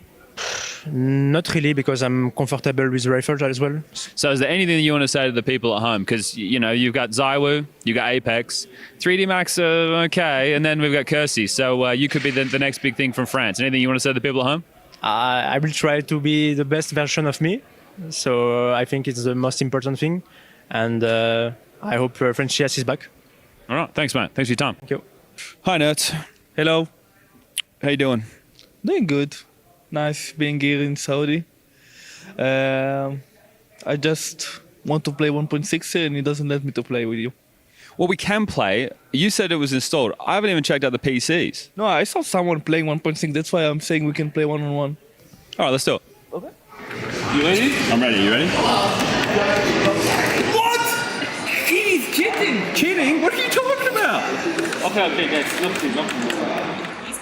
Guy, you cannot play. What are you doing? They're the recording. They heard it, and the reaction from your team says you were screening. Oh, yeah. Okay, you need the burst, bro. I cannot believe it. All right, hold up. Let's jump in here. Nobody will remember what just happened. I'm sitting right here. I want to get between Ultimate and Twist. Now, what do you have to say about Nertz's performance? He did a bit better than I expected, actually. The movement was good, but the shooting with the movement was pretty ooga booga. Problematic for sure. Problematic member of the team who has been removed, JKS. Over to you, Ultimate. He used to bully you, I believe. JKS used to be quite the bully. Is this true? Absolutely not. He was amazing. He was amazing. Yes. Yeah. This is not what I recall. I thought that he was a bit of a bully to you. No. It was mutual. I see. Okay, it's like a brother dynamic. Yes. You guys get to play against Vitality again. You almost beat him last time. It was pretty close. Yeah, it was. You confident with how close it was that it is possible? Oh yeah, we win. Okay, you'll win. That's it. All right, man, a few words over here. I know he speaks a lot. I know he's a bit of a troll, so I'm trying to get some stuff out of him. But how do I push his buttons? You could. Okay, if you want to push the buttons, you can bring up head-to-head op duels, dying wall flashed. Any comments? Yeah, I mean, I was bullied for a while. I was bullied for the last 3 days. It was mentioned to me by quite a few people that I'm the best opera at dying, and also I'm the best opera at dying while being flashed. Who do you find it the hardest to bait? Because some players are easy to bait, some are hard. Who's the hardest? I would say the hardest to bait would be Kiev, because he's usually lurking, so I need to get some certain spots to bait him. But the rest, piece of cake. All right. Well, look, gentlemen, I've got in here. I've caused some issues. I beat Nertz in 1.6. Naf's sleeping. I'm going to leave. I think my job here is done. Thank you for your time. Okay. I always interrupt. I feel like a real problem. You got your opening game against Na'Vi, single elimination. Right, you guys are known to be this aggressive, brawly, in-your-face team. You're going against Na'Vi, who are very systematic, and they're going to react to all your moves. How do you kind of deal with a team like that? Last time we played them at a major, they beat us obviously, but we were 12-8 up, and yeah, it worked pretty well, honestly. But yeah, let's say maybe we switched up our style during summer break and stuff. But Is it easy to play against it? Well, not easy. Do you prefer to play against a team that they have a style that you know, or is it with a team like Tyloo or Mongols who are just more aggressive and going to fight all the time, and it's a little bit more random? With Na'Vi, you know what they're doing. Yeah, I feel the same. I think it's really random when you fight these teams, and it's gonna be up to who the shoots harder today. And sometimes it says, sometimes we just cannot hold a mouse. So in those days, yeah, it definitely goes wrong against those teams. But when we play a systematic team, just try to get better plans. And obviously, they are a top 5 team, and they have really good plans. Blade has been proving himself over the years and stuff. They have a new player now, and that might be the key difference. JL has been playing really good once we were playing against him, and I know Makazi. I've been playing face it against him this week as well. I've been destroying the guy. Great. Yeah, if this works like that, then we might win. You know what I'm saying? What do you think about the ancient changes to Temple? Do you think that's a good change? Yeah, I like to walk up A, with a rifle. So if there's one less angle to check, I'm just gonna be super happy about that. So we didn't really have time to practice Ancient that much on the past few days. So I would say that I don't really have a big opinion, but definitely the money. Great. I can buy Deagle every round. And there you go. I see now you have to go. So I'm sorry that I took up your time, but thank you for your time. Good luck. Thank you. Goodbye, sir. I'm here in the center of the Esports World Cup player lounge. This is where all the players get to kick back, relax. There's TVs. There was music until our cameraman, actually wasn't me, just our cameraman decided we had to turn it off and turn on the lights. So now we've got a nice bright player lounge, and I'm going to take you for a walk. Going to pick up from where Chad left off. We're going to go check in with the teams that have just arrived and are getting ready for Media Day. Look who I've found. It's the man whose name no one really knows how to pronounce. I'm going to call him Kioske. And you're okay with that? Yeah, I'm okay with that. He's okay with that. So Kioske, boom, Falcons in the Esports World Cup. Expectations at an all-time high. Big game to start. Are you excited to get going, or are you kind of feeling that like a little apprehension? You feeling it in your stomach? A little nervous maybe? Yeah, I'm excited to play here. It's like for our organization, it's like a home here. So I'm excited to start to play here. Hell yeah. How's preparation and practice been going? It was very good. Yeah. We had a lot of practice, I think like 10 or 11 days. We did really well. So would you say that you're feeling more comfortable, as in like the whole team is feeling more comfortable of like understanding of like the roles and the expectations? Yeah, we feel more comfortable now because we like playing more times than we did. Yes, yeah. And myself, for myself, I feel more comfortable. That's really important, and that's happy to hear. It's weird to think of you as playing, being uncomfortable because you're still putting up your numbers. Is it a kind of a? It must be reassuring that you play even when you're not comfortable, you're still performing. Yeah, it's kind of weird, but yeah, it was like first my Thailand experience. But you can't tell. You've taken this like a fish to water. Very comfortable. Last question, and it's a big one, is how has your experience been here at EWC? I mean, this lounge is ridiculous. It's gorgeous. I mean, are you being looked after? I imagine you're being treated like royalty. Bro, it's EWC. I really like it. Yeah. And they're like Riyadh overall. We went to some restaurant. It was very cool. What kind of cuisine did you eat? What kind of food did you have? Some sushi, some beef. Yeah, it was everything. Yes, a little bit. I tried everything. Yeah. I love that. Okay, so you're not a picky eater. You're like there's not any foods you don't like, or are you not fussy? No, I think I don't know. Yeah. I like all food, I guess. Okay. No, not a fussy eater. We've learned new things about Kioske today. Kiosuke. Say it again, because everyone's getting upset on the Twitter. You can pronounce however you want, guys. You heard him? Okay, it's hard for me. I called you like 6 different names when I first cast you. It was so hard for my brain. I was like, Kiosuke, Kioske, Kyosuke. Sorry for taking your time, but thank you, Vo. Thank you. Have a good luck at the tournament. Okay.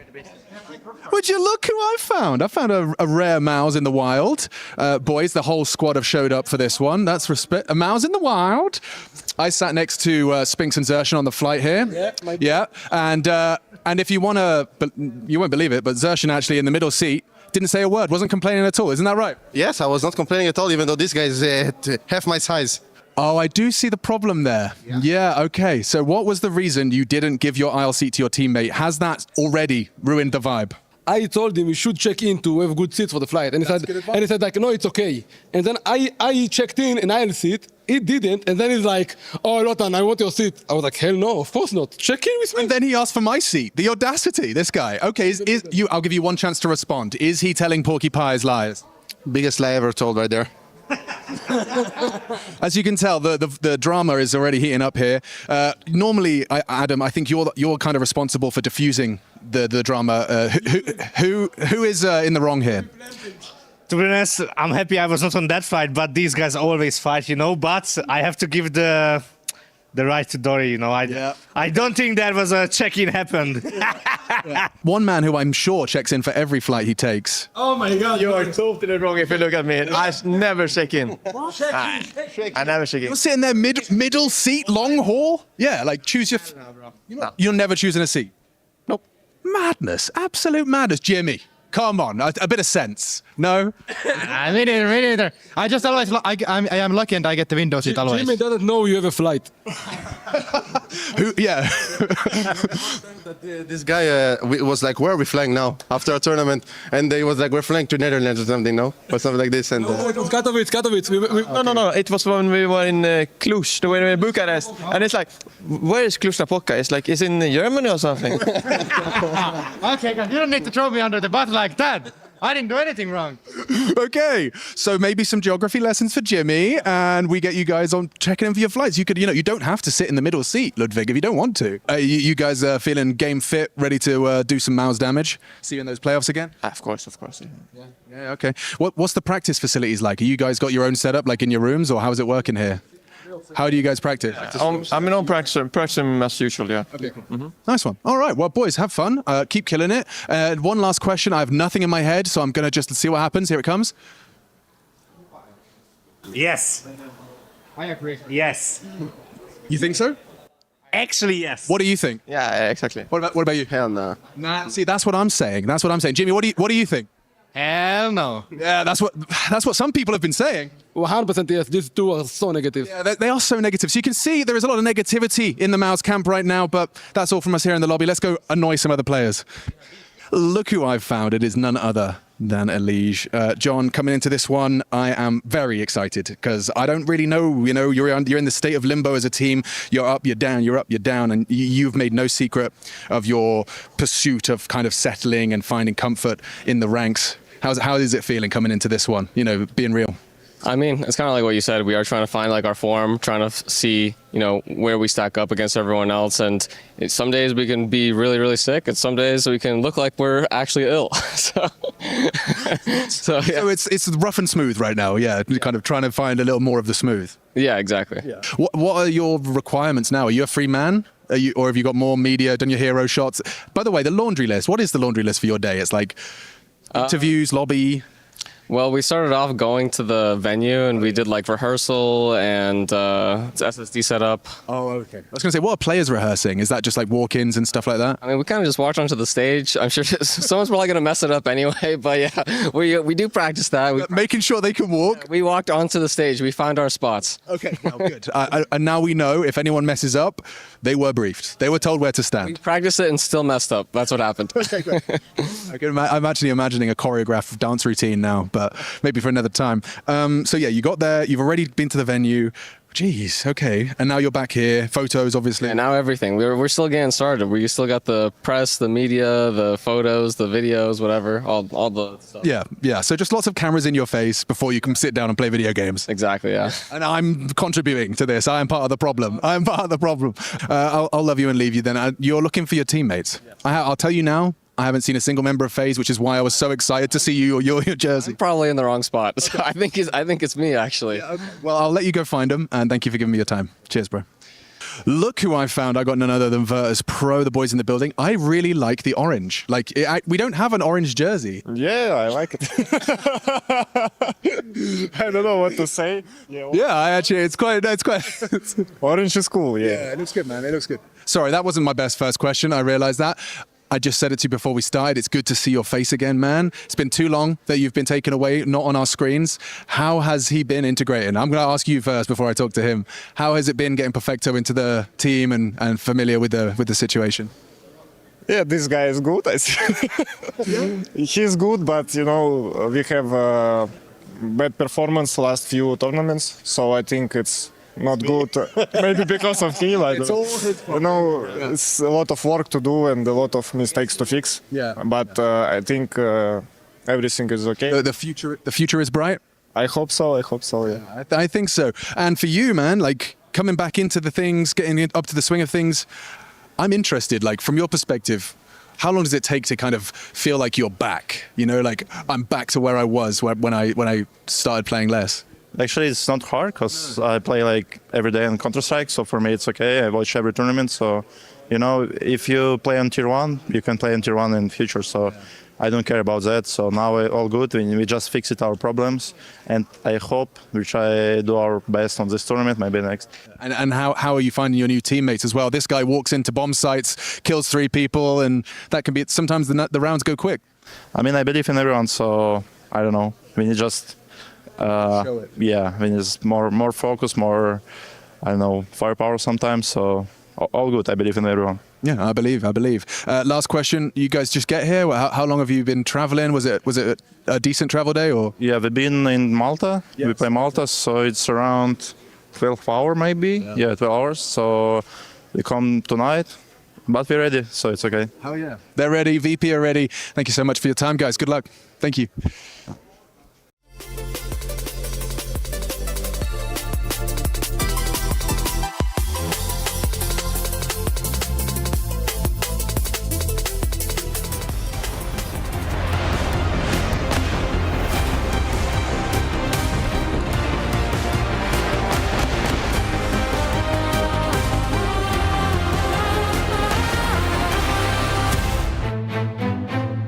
We welcome you back to the final half here in the B stream of the Esports World Cup.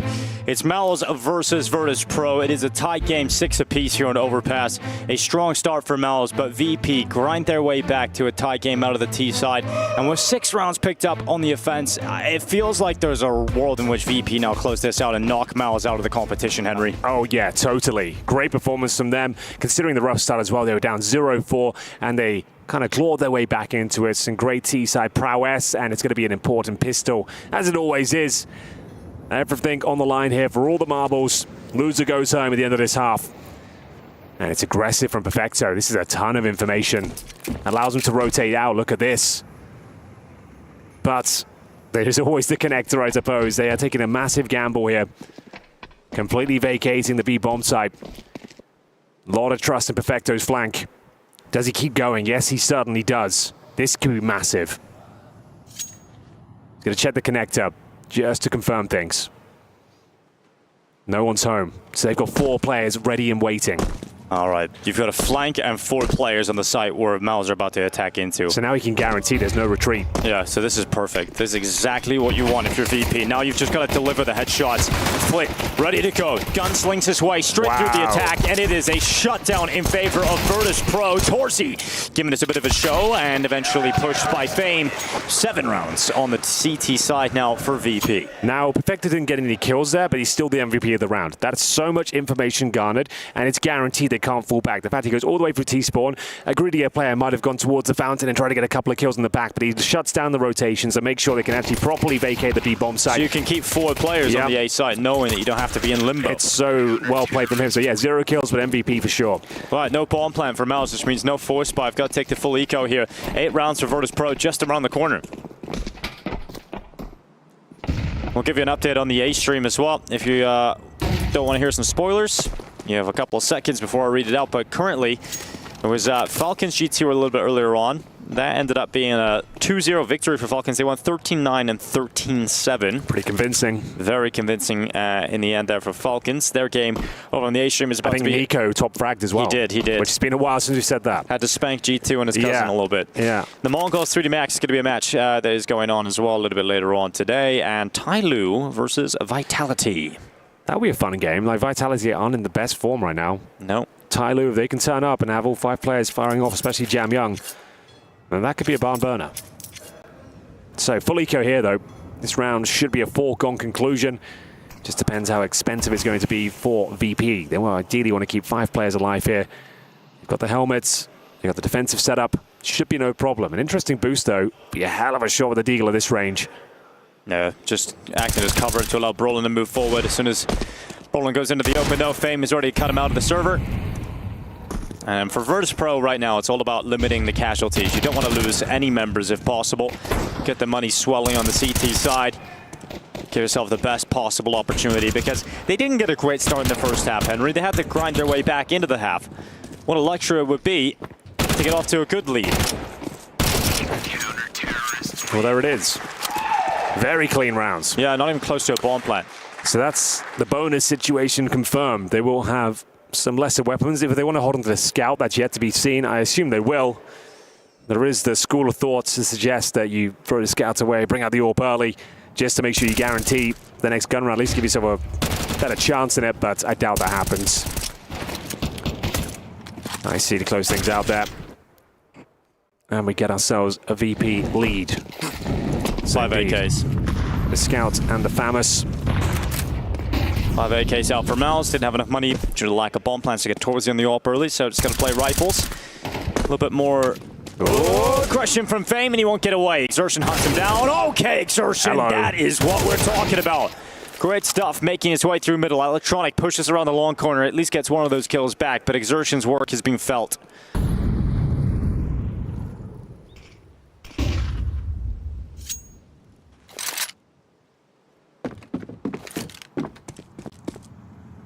Still able to recover this one, but it's going to take something astonishing with the scouts and the FAMAS electronic low as well. Trying to go for the surprise play, and it's working out. It's not even that much of a surprise. Zershan was ready for that, but he goes down at the end, low HP. Torji will find him, 3 versus 2. Perfecto managed to win them the pistol. Can he go a step beyond, though? Apparently he can. Finds a player towards the monster tunnel, ties things up a 2-on-2. Icy desperately wants to upgrade to a rifle. There's plenty of them littered around the map. He vacates B, though, hoping that that kill alone would be enough to dissuade them from the bomb site. Wants to team up with Icy. And unfortunately, might be the wrong call. Back he goes, though. They know it's a defensive hold now. The bomb can be planted. Advantage Mouse. Kits on Icy as well. They have got a smoke. And a nice HE grenade towards Torji. Softens him up.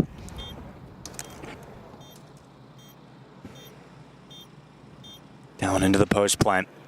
Yimpat and Torzi doubling up in Monster. Here come Perfecto and Icy.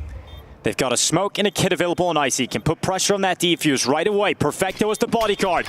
There goes the smoke. Here comes the peak. Icy on the stick, holding it, but stopped by Yimpat. Malice needed that round, and they finish off the hard work that Exertion started. Well, there we go. Like we said, the bonus round there, the Scout and the FAMAS are in play. The gun rounds really begin right here, right now. Nice work from Mouse, though. Excellent work from Zershan, managing to crack things open in style.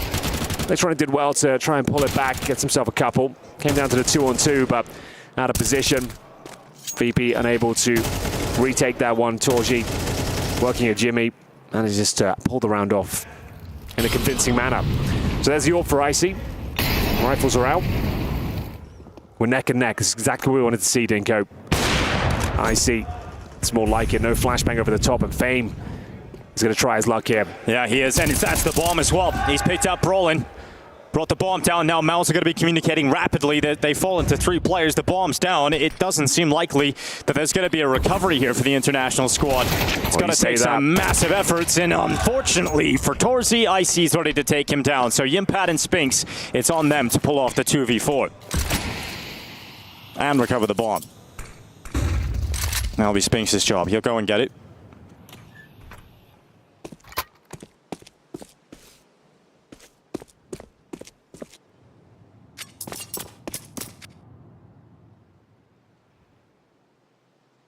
Here comes Fame. Out of the bathrooms, into the peak. Spinks gonna win it on the rock. All right, well, we give them some time. We give them a 2v3, and both players have maintained their health, Henry. With possession of the bomb, this round's back on. Certainly.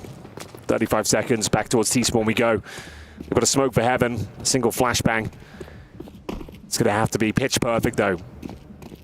Every bullet will need to connect. Can't afford to take a casualty. Jimmy and Spinks, probably the 2 best clutches. We'll see whether they can actually step up here.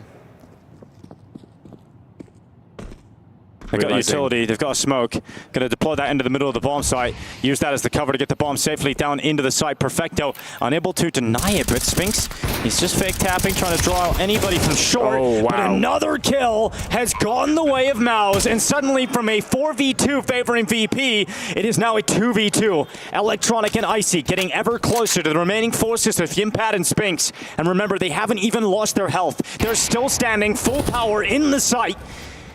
And the time is starting to tick. VP need a kill right now, and it just won't happen. Well, he said it had to be perfect. Snapping. The fact that they go for that fake plant on top of the smoke is a thing of beauty. Baited them out of Heaven, got themselves into the 2-on-2, and then nothing could be done. It's a massive round for Mouse to pull off there, and it all started. These opening picks in a 5 versus 3 situation, but slowly but surely, Yimpat started tearing them limb from limb. This was the duo working with Spinks. The fake plant baited up Perfecto, and the wheels fell off. Dude, that has to be such a frustrating round for a VP to lose. Those are the kind of rounds that can destroy your mental if you don't recover it in the next. Timeout taken here. First timeout used for VP. Money's gone. It's in the bin. It's not even like you can bounce back with a buy immediately here. You have to sit there. You have to stew in the fact that you've just lost a 4v2 situation that has cost you your money and has cost you the lead, because Mal's about to go 9-8 up. This is the second best performing team of the first season. And Virtus.pro had a chance to knock them out on day 1 of EWC, or their opening match at least. It's day 2 here, but first go that Mouse have had in the server, and VP were close to getting in a position to knock them out. It's still a possibility, but it just became a whole lot more difficult due to that 4v2 loss. Folico. An absolutely massive round coming in from Mouse there. Neck and neck. We said it would have to be an impressive T-side performance, and Mouse are pulling out all the stops. With the odds stacked against them, they managed to make the clutch work. The B bomb side collapses for VP. There's a couple of flashes here, no Kevlar, no real upgraded pistols, a few PT-50s, sure. And they'll stack the B bomb side. 5 players there.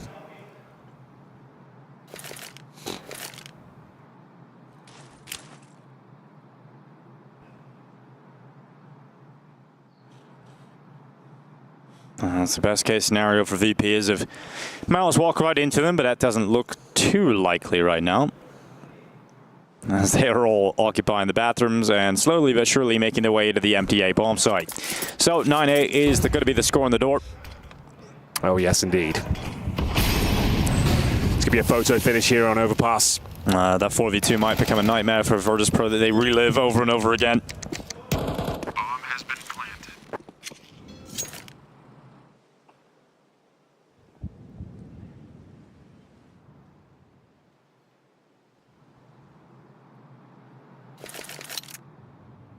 So taking a moment to maximize the time on the server here and just try and lull that one over, you know? Well, Spinks is ready for this sort of maneuver. Getting himself ready for a big spray down. The flashbang doesn't really affect him, but makes things a little bit more uncomfortable. Get him up to 18 kills. There you go. Spinks with a 4K, handles business. It's been lights out today in the second and third map of the series. A little bit of something for the Mouse fans to be happy about. All right, buy back for VP. First buy they've had since that devastating 4v2 round loss. Yeah, courtesy of Spinks and Jimmy. They take the lead 9-8. Still a compromised buy. You can see they're missing key pieces of utility. Icy's glass cannon AWP as well. Yep, and all his utility's gone already. He's just trying to block them from getting out quickly to the fountain. If VP lose this, money is broken again. It'll be 11 rounds for Mouse. This round is everything for VP's chances at EWC. Let's have a look at the formation. It looks like VP are considering a push in towards that monster tunnel. A little bit of good spam damage. It takes Torchy down to 56. Definitely need to try and find some opening advantage here. They don't have the resources to fend off a full execution here. Zershin gets control. Bathroom is under his remit. Icy needs to be so careful. A couple of bullets in his general direction. He's going down.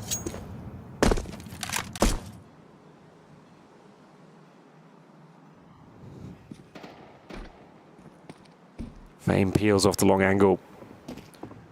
They try and bolster the A site here. Oh, that's a good bit of damage as well. Exertion kept honest.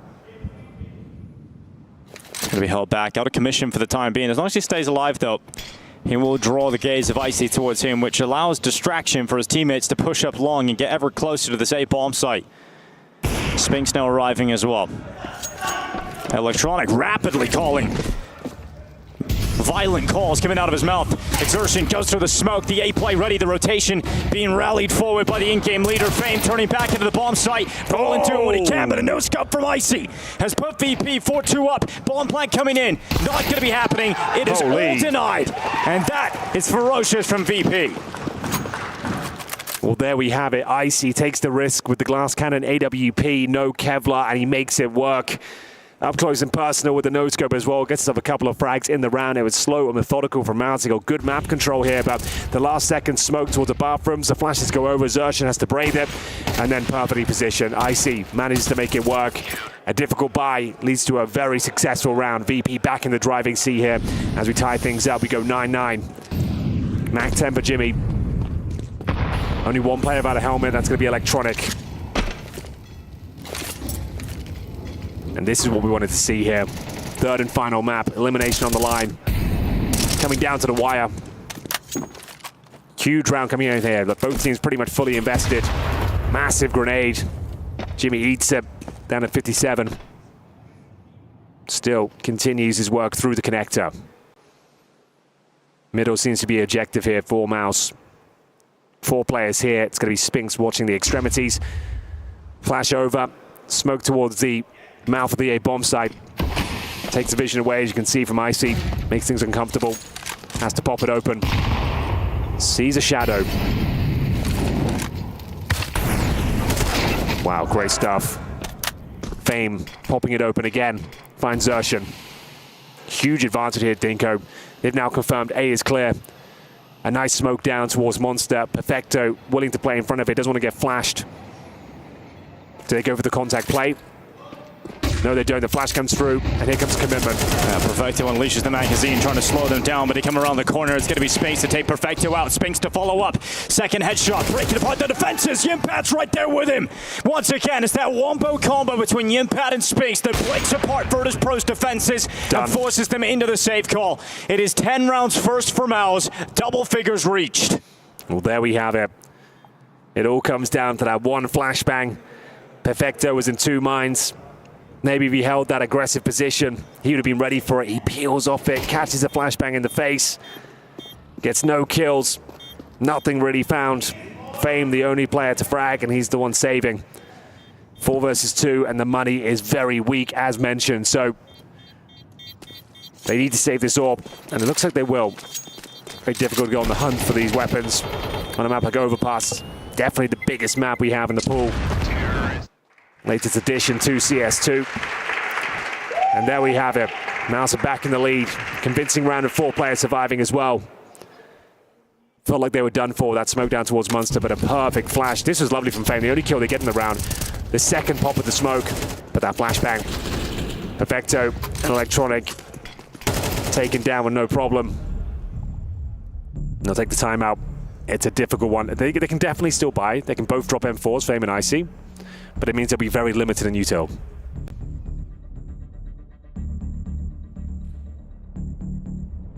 All comes down to these next couple of rounds. 2 away from elimination points. Our Mouse, they'll have the advantage here. What's the call got to be from Brolan? Young in-game leader. They can pull this round off. They'll be so close to victory. Didn't look their usual selves on the first map of Inferno, got blown out the water 13-6. The team didn't even arrive at the tournament until the second map. Here we go.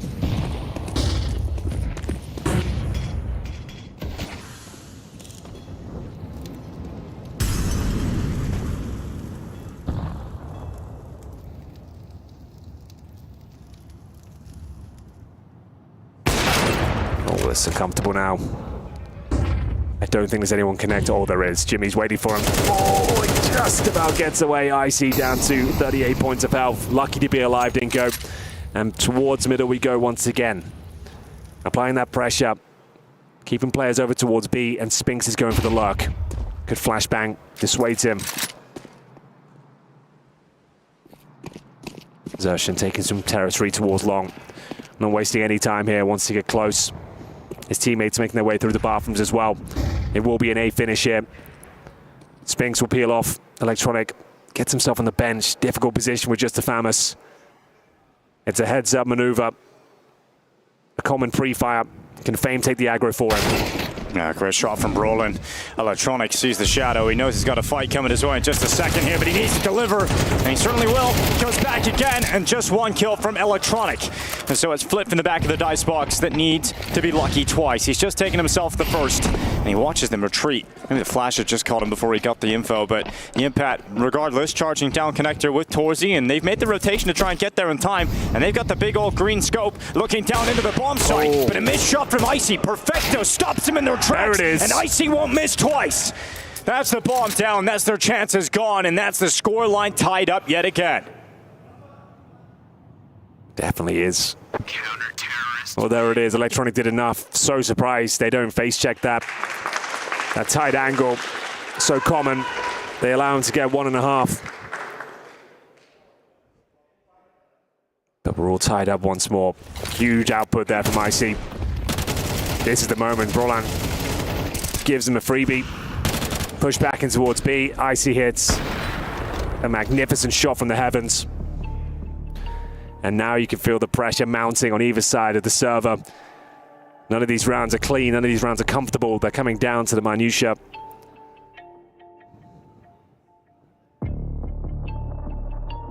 Both teams feeling flustered, knowing this could slip away with one mistake.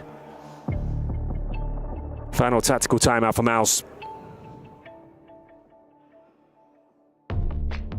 Going out in the first round to VP would be a devastating result here at EWC for them, considering the form they've shown this season, constantly making grand finals, deep playoff runs. And the one time their tormentors aren't here, Dinko, Spirit to be knocked out. This is the one. Yeah, this is the one. And to lose in the opening game to Virtus.pro would be a devastating start to the competition here for Miles and End. Flit boosted, flashed it away, and so Spinks has got the space. Second flash allows him deeper.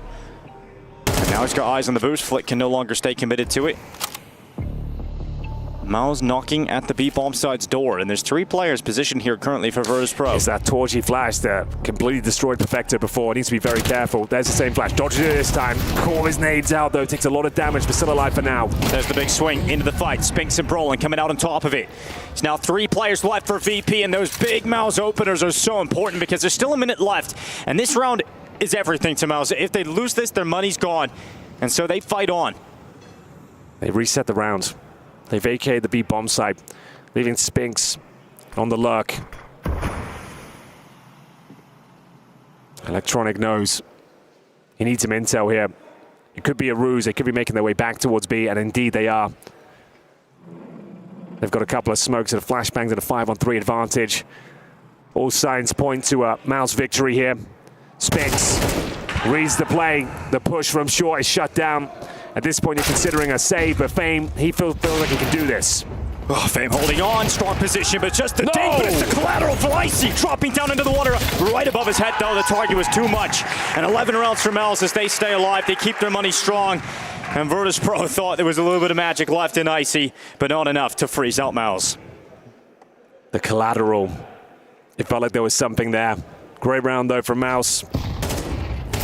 Great shots from Spinks especially. Lovely lurk plays. Fame kept the dream alive in the double kill. He felt like there might be a chance, but didn't have the HP to work with. And it's an eco.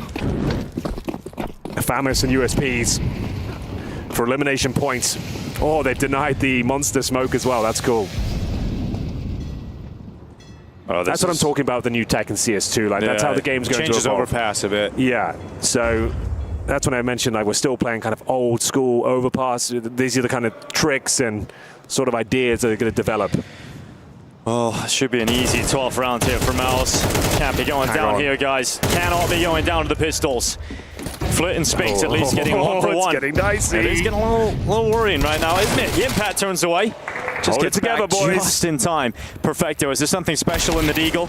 The answer to that question is no. Okay, crisis averted, at least for now. Yeah, there's no way that FAMAS does anything here. So it's cleaned up by Spinks, who's now 25 kills in regulation, 25 in 12. And Miles on the brink of eliminating Virtus.pro. It's got to be overtime if VP want to stay in this one.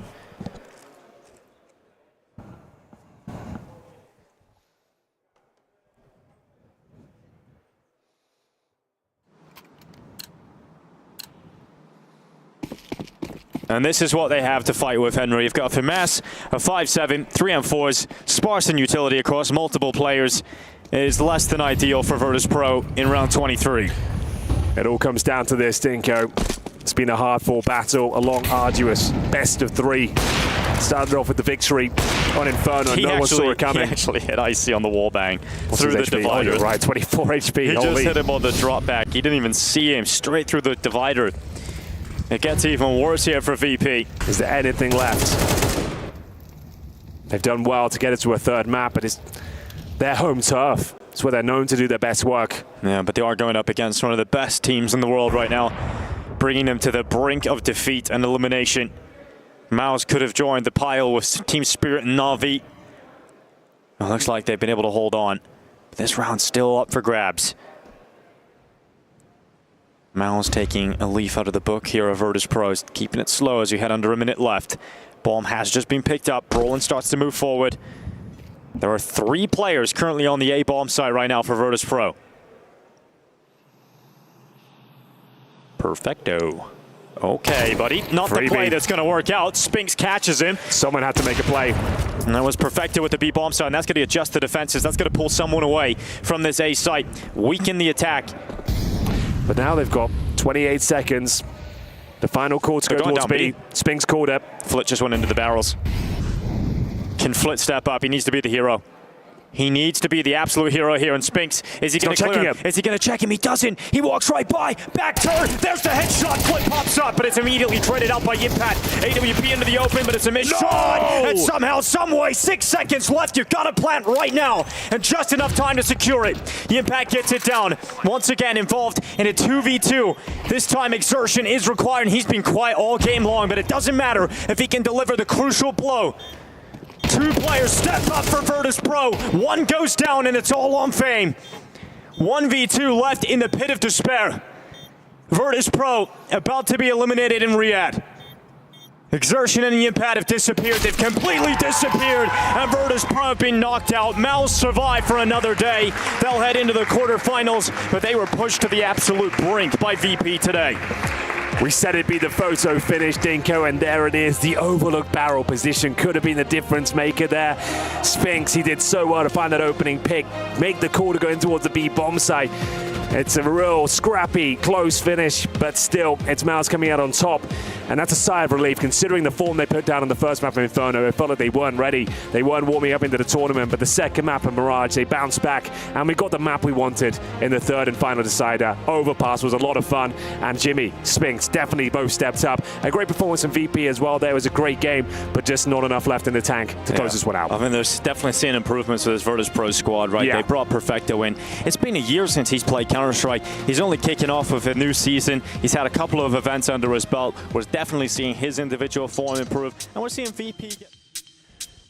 And just like that, it would appear that Jacob's career here on the desk with us and in the game lives on just a little bit longer because VP are eliminated. That does mean that they're not in the grand final. Jacob? Yeah, they put up a good fight, you know, but for them to beat Mouse, that was always going to be a little bit tough. For them to win the entire tournament race, that was never going to be a possibility. I think VP is still a team that is slowly but surely trying to find their identity. You know, I think bringing in Perfecto was a step in the right direction, but let's be honest, Jason, not a team that is in contention to win trophies yet. No, not yet. Not yet at all. Perfecto needs a little bit more time to get back into things. You could still tell there's a little bit of rust there. Electronic as an IGL still hasn't really kind of settled in. It feels like and shown us that he can actually do it. So, yeah, they've got a lot of moving pieces and a lot of things going on. And unfortunately, I mean, close game, but no cigar, Trace, as they say. Somebody says that. I think they said that in Independence Day, the movie. I was just going to say, are you feeling lucky? I'm feeling very lucky. Nice. Well, let's hear from Lucky instead. Lucky, it was a fantastic result for you versus Na'Vi yesterday, particularly considering Gravity's first foray as the in-game leader of 3D Max. What stood out to you about Gravity and how he was leading and calling for the team? I mean, what's been very surprising is how comfortable he was and how effective just his overall calling is. I don't think we expected it to be so good right away.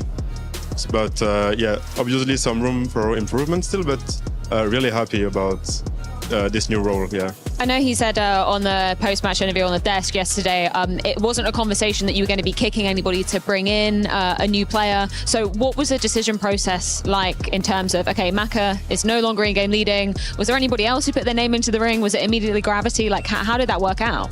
I mean, we just thought that we needed to start a new cycle, so we needed to make a change. We didn't want to change any player, so we thought maybe a new lead.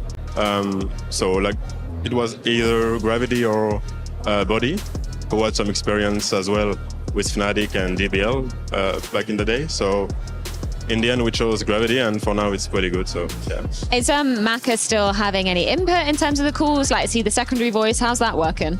Yeah, of course, he has some inputs. Now he's just focused on sniping, so he can just focus on himself, do what he wants to do, and play around him, in the game, so that's good. He has more freedom to do what he wants. Final question just about the matchup at hand. Obviously, a rematch of what we saw going down at IM Cologne versus the Mongols. What's going to be different for you guys in the server today?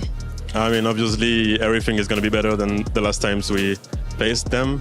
I think we lost like the last 3 times or 4 times. I don't know. I don't remember, but hopefully we gonna get the momentum right away, and maybe we can like snowball the game, you know. Yeah. Redemption arc. It starts today, Lucky. Thank you so much for your time. Good luck. Thank you. Redemption arc.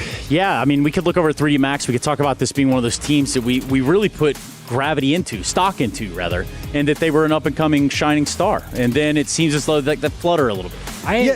Sorry. I respect the fact that they don't want to change a player, but they need to change something, within the team. But then again, I'm also thinking to myself, if there was a player within the French scene that was an obvious pickup, if there was an emerging star that is not Saivu and doesn't cost $1 billion, then maybe they would have made that change. So I can't really figure out, Jason, whether that is them realizing that, let's give it another go with these 5 players and maybe change the in-game leader, or them realizing that if we want to stay French, there's no one else we can pick up at the moment.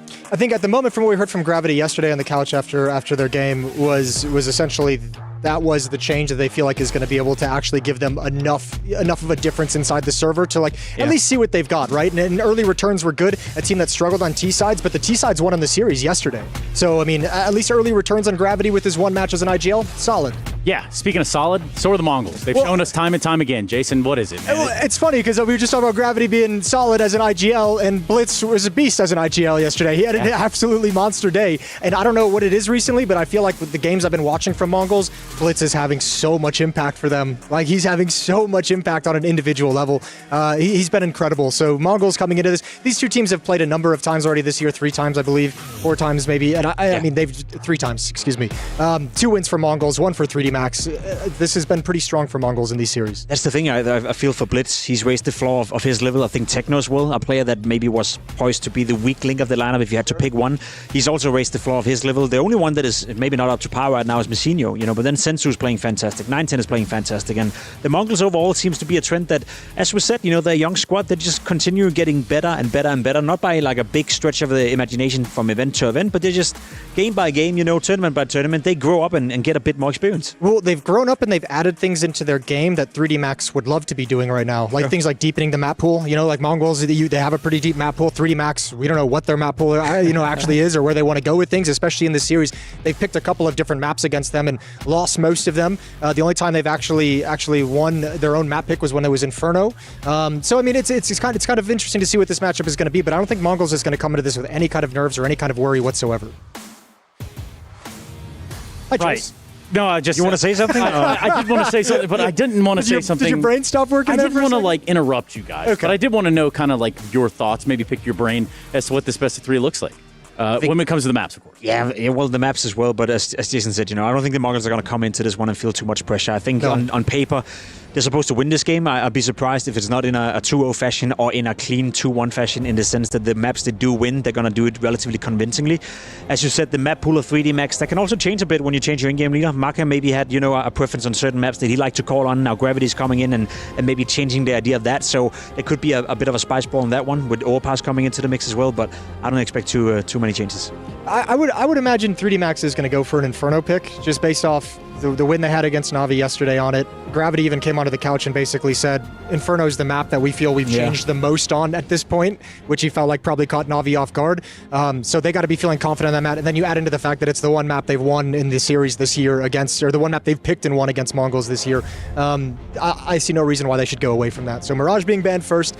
And yeah, I think it's interesting. I don't know if Mongols Inferno is all that strong right now. No, it's a little bit inconsistent. You actually see the Ancient pick coming in right here, and then the Mongols picking Inferno. Is that true? Okay. That's crazy. Cool. Yeah, if so, crazy. They're just bringing it straight to 3D Max. Maybe they saw something yesterday. Most of the series they've played have been, on kind of the similar maps. They haven't changed much throughout the pool. So yeah, this will be interesting to watch, especially that Inferno. I'm really excited to see how 3D Max's kind of new changes that they've had. And it's interesting too. We talk about these teams who are kind of struggling and laboring and kind of just hovering in this middling area. Those one big wins, those one upset wins can sometimes spark you. And they've got that against Na'Vi yesterday. Not the biggest upset in the world considering the issues that Navi's been having and very clear issues that Na'Vi is having.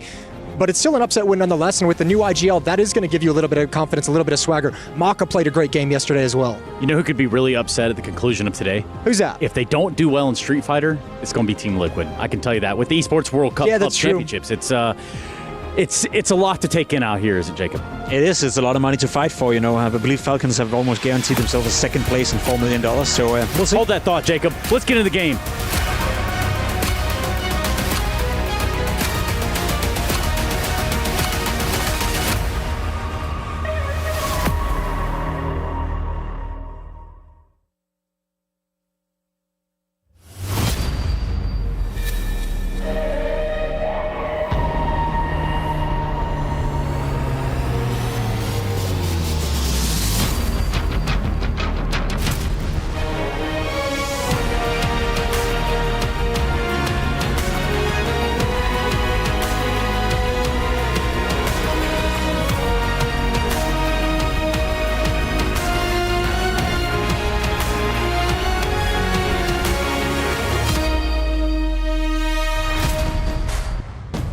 All right, let's get back to it. So far today here on the main stage, we've seen Falcons fly through into our quarterfinals with G2 meeting their demise at the hands of some of their former teammates. It's CS2 at EWC, and we are just getting started. That's right, because now we're starting our quarterfinals, and the first one is going to be a good one. Win this game, and you punch your ticket to the top 4. Lose, and your key is being put right here at the crusher for it to be crushed.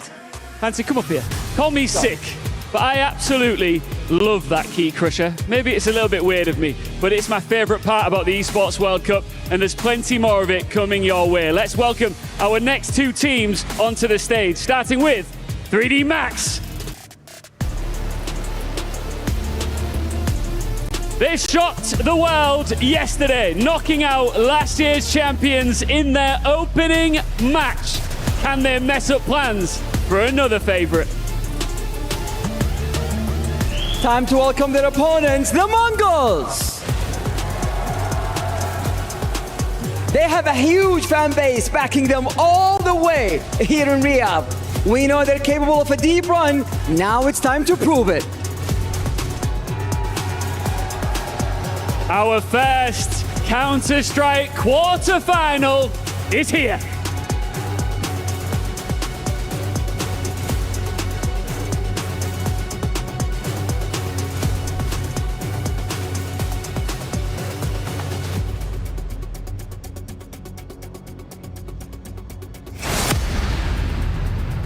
.3D Max versus the Mongols, our first quarterfinal of the Esports World Cup for Counter-Strike 2. I've got Alex, the assistant coach for 3D Max, to give us a few words before we dive into this one.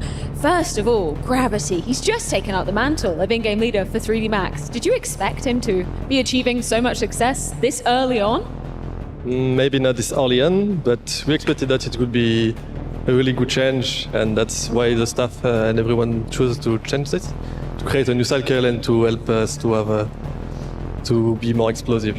Is there anything that you've been specifically working with him in terms of, he's very young, he's only 21 years old, he doesn't have too much experience in terms of that leadership role. Anything that you've been focusing with him on? Of course, we try to help him as we can, but he has already some experience leading and he's giving his own touch. So we trust him and we help him as much as we can. Let's talk about the rematch angle for this, because obviously 3D Max just faced the Mongols in Cologne. Let's be real, it wasn't pretty during that match. So from your perspective, when you're kind of getting the guys prepared for a rematch like this where the other team had the upper hand, what's key to be focusing on? Of course, we focused on our mistakes, like we have a lot of debriefings, but we know that we have the capabilities to really win against them. We know how they play, they know how we play, so it's really also on the energy on the match, and we have to really focus, and of course we are prepared. We change a lot of things to surprise them a bit. Can I just pick your brain about the maps very quickly, because you guys picked into Ancient, Inferno was picked by the Mongols. How do you feel those 2 maps are going to fare for your side of the equation? To be honest, it's really good map for us. It's really good map for them also. So it was really expected, and let's see. But there's nothing much to say. Like it will be a really good battle. Like. Very excited to get this quarterfinal underway. It's time to see if the preparations for 3D Max have paid off as they take on the Mongols once again, this time in a quarterfinal. Yes, it's time to get the quarterfinals started. My name's Machine. I'll be joined by Sponge to be bringing you the action for the first one. 3D Max, we get to hear from the coach, and Ancient, a playground that both teams are all too familiar with. That's just where the series starts, though.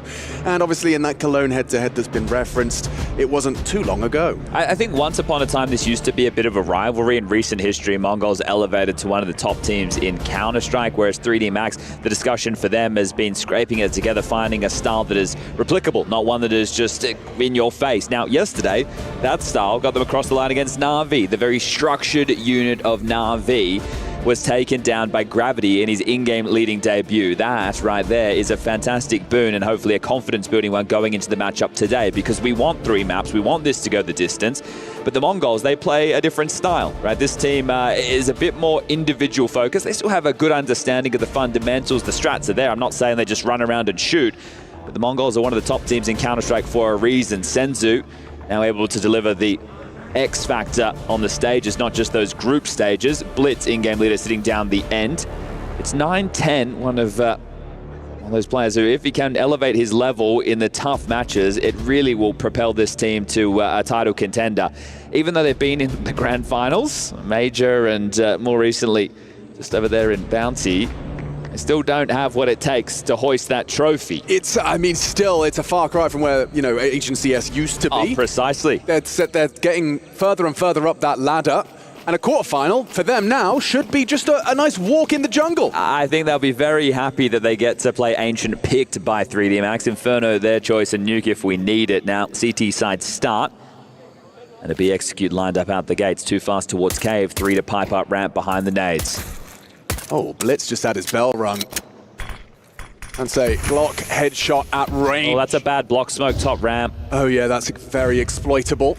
They could burst into the site. That's if Techno gets nothing. He hasn't. Gravity opens up nicely. Blitz does well to get something off that low HP. Is that X Factor? Oh, Senzu. Maka was too aware.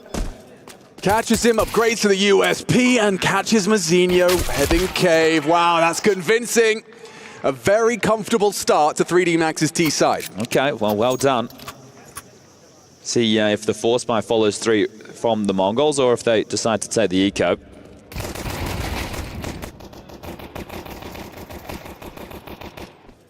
Yeah, good awareness from Maka to be catching that smoke, playing around that smoke. He knew not only did he identify it's exploitable, he also identified his opponents can exploit it as well. Very happy with that one. We get into an economical. Okay, so they aren't going to opt in, but they will stack 8. They've got that flash to work with in the hands of Blitz. It's always nice when there's a flashbang in a P250. It means that there's a world. I don't think we live in it, but there is a world. Yeah, and that's always nice to keep the possibilities open. Just going to set the table right now in terms of expectation of the CT side hold. So if any of the nameplate Counter-Strike does come in, be able to understand just why those decisions are being made. Hold up, here'll be the flash in the fight. Yep. Get there in a second. Setting up. Looks like Senzu's going to try and disrupt as they plant. They start running through. The flash connects. Okay. So does Gravity. White screen. He still gets both. No problem. Nonchalant into the start. All right, well, nice little farm fest there for Gravity. Loves those SMGs. But we will be having the defensive Senzu dealing with B ramp. Techno, the Cave player. Blitz holding middle with either a combination of Mazinho or 910, depending on the start. So Mazinho will be the A rifler. Blitz, the in-game leader, tasked with locking down mid, and get an awful lot of output out of him. The man who dodges all bullets, just asked Zywoo. Here we go, first rifle round. So Blitz is going to push A main with the spawn alongside a 910. Yeah, I like this for your first gun. Kind of sets the tone that we could be doing this for the rest of our CT half. And they're not slowing down. They are really quick to this. Lucky body safe by that smoke, but that elbow smoke won't last much longer. Now, well, do they consider this? Yes, they do. Oh, Lucky, great awareness. There's the follow-up. 910 at least manages to make it a 4-on-4. Oh, Mazinho's past you, mate. He's past you, mate. Your back is turned, Maka. Oh, not traded. Oh, but Senzu even catches body. Oof. Wow, I mean, Mazinho and Senzu have managed to manufacture that. Look at this. Look how small the map looks, and we have over a minute left on the clock. So even though they were aware that the push was possible, just because the lack of friction they were getting on that mid defense, can't catch that timing window. Very well done for the Mongols in the first rifle round. I really like the idea of just two-man pushing A main first gun. It's just, someone's going to be responsible now, just crouching under, holding A main push for no reason at a later date. I've been talking to some of the pros, and a few of them feel that this map is getting a little bit stale in its approach, but I think it's, the details of it, the nuances, which is where you really have to turn your attention. Because, yeah, in terms of the openings, you see it here. Insta doors, insta elbow, insta red. Free mid. No cave smokers. The buy has some emissions for 3D Max, but this time they'll be held at bay. It's going to have to be, I was going to say a second timing, but it might even have to be a third at this rate. So negated for now. Oh, Maka searching. He's ahead of the nade. Yeah, they are just going to contact in. Techno gets spotted out, but the cover is there. Solid collaboration. Senzu and Blitz repel the invaders.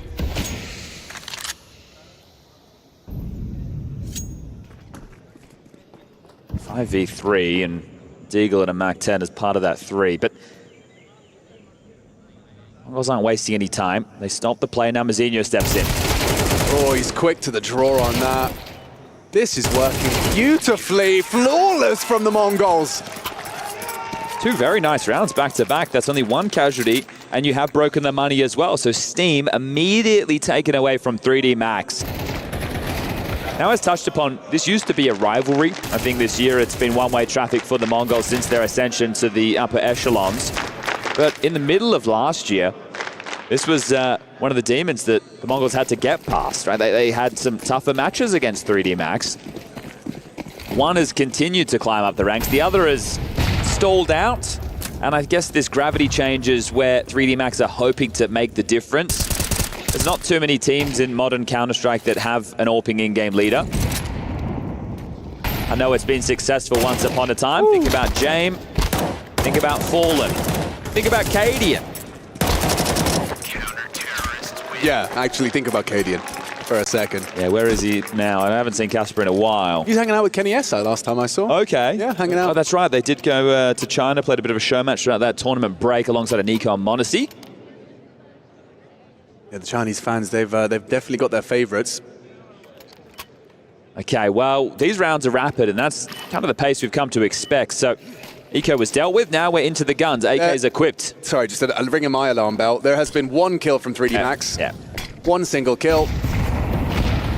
Has to be different here. Blitz. Look at him go. Look at him go. No fear.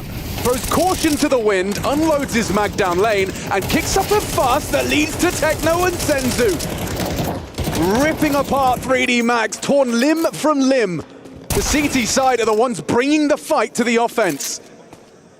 Body, he had some massive plays yesterday, yet to find a frag. Remember this map with the Deagle in hand against Na'Vi? Well, now it's an AK, and it's still nothing. Pushing. Well, they're not afraid of 3D Max, right? And this is one of the things. Mongols have so much confidence within their individual ability, they're all just swinging.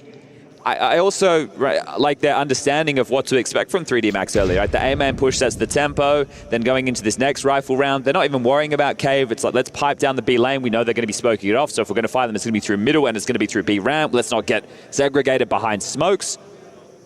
And if 3D Max were hoping to get any momentum from that pistol round victory, that's going to be a whole new conversation. This is where I'd like to see a tactical timeout from Yuno before they go into the half buy and then the next rifle round.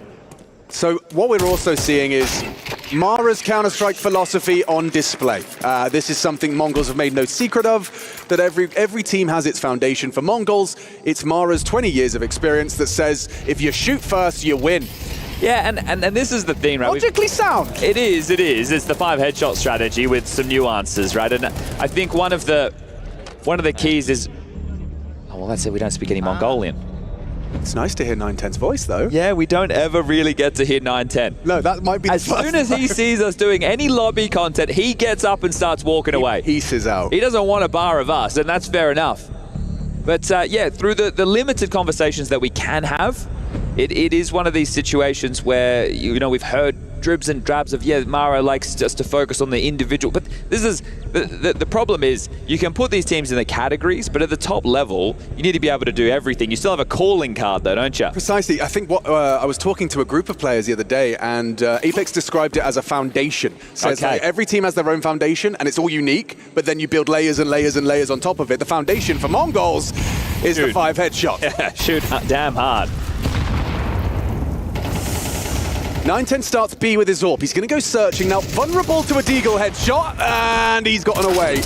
Senzu, wow, the AK, it's connecting. Finally, something for body, but I don't know. I don't feel good. Senzu burns them down with the flames, and I'm telling you now, these AKs, it's going to be hard to get them out of their hands. 3 kills in 5 rounds, no plans. 11. And you know what? He had 75% headshot there until he got that molly kill. Oh, that's a shame. Yeah, just don't throw util, mate. Yep. Keep the nades in your pocket. And this one, bang. Now this is where the nuance will be necessary for 3D Max.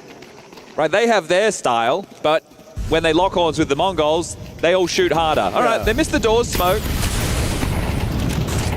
Oh, that's really gonna be exploited, Chad. You're right. Maka taking heavy nade damage. There's an opening blitz onto body, but he's going to get run down. He knows it. He knows his... Ooh, using the smoke actually to wide swing in. A nice chance onto Maka. Doesn't connect. Exercise, that's the bomb. And Techno finds himself in the open. Can he get away? I don't think he can fight for the bomb, but he could push forward. Instead of electing to go back to the bomb site, he's actually chosen to burrow deeper. 3-on-3. Trying to channel them into this orb, but there's a lot to worry about for 910. I like that he's going searching. It's lucky that gets spotted. Okay, information flows both ways, and 910's whereabouts noted. Yeah, and they know they need that bomb. Oh my God. Excuse me. He's railgunning them. Well, he made a tweet the other day. It's like, when will I be like him? In reply to like Donk winning another MVP, right? And it's like, well, give it a couple of months, maybe. Senzu, you're pretty good. You're doing great, You're pretty good, mate. Bloody hell. And just like him, AKs on the CT side feel very good. Yes. He's got Aimer's hands. 12-2. Yep. I don't think 3D Max have had... How many kills? Hang on. Let me just go open the... Yeah, no, I said it just before. It was 3 in the last 5 rounds. 3 in the last 5, right. So with this being the 6th, we'll call it 5 in the last 6. Unless they get any more. But I don't know about you guys. I would call this one a save. Nice. Well, not nice for 3D Max. Lovely for Mongols. Now, if people are worried about what comes up next, you shouldn't be, because it's going to be Tyler versus Vitality, and the winner of this will play the winner of that. Now, if we get another Mongols versus Vitality game, that will be quite curious to see if Vitality can bounce back. That's really what the conversation coming into this event was. Will Spirit and Vitality finally meet? Well, no. As Spirit were eliminated yesterday at the hands of Heroic. We know there are changes going on in both camps. Tania will be joining the Spirit roster, placing that of Zontic. So 2 roster changes in the second part of the year for Spirit.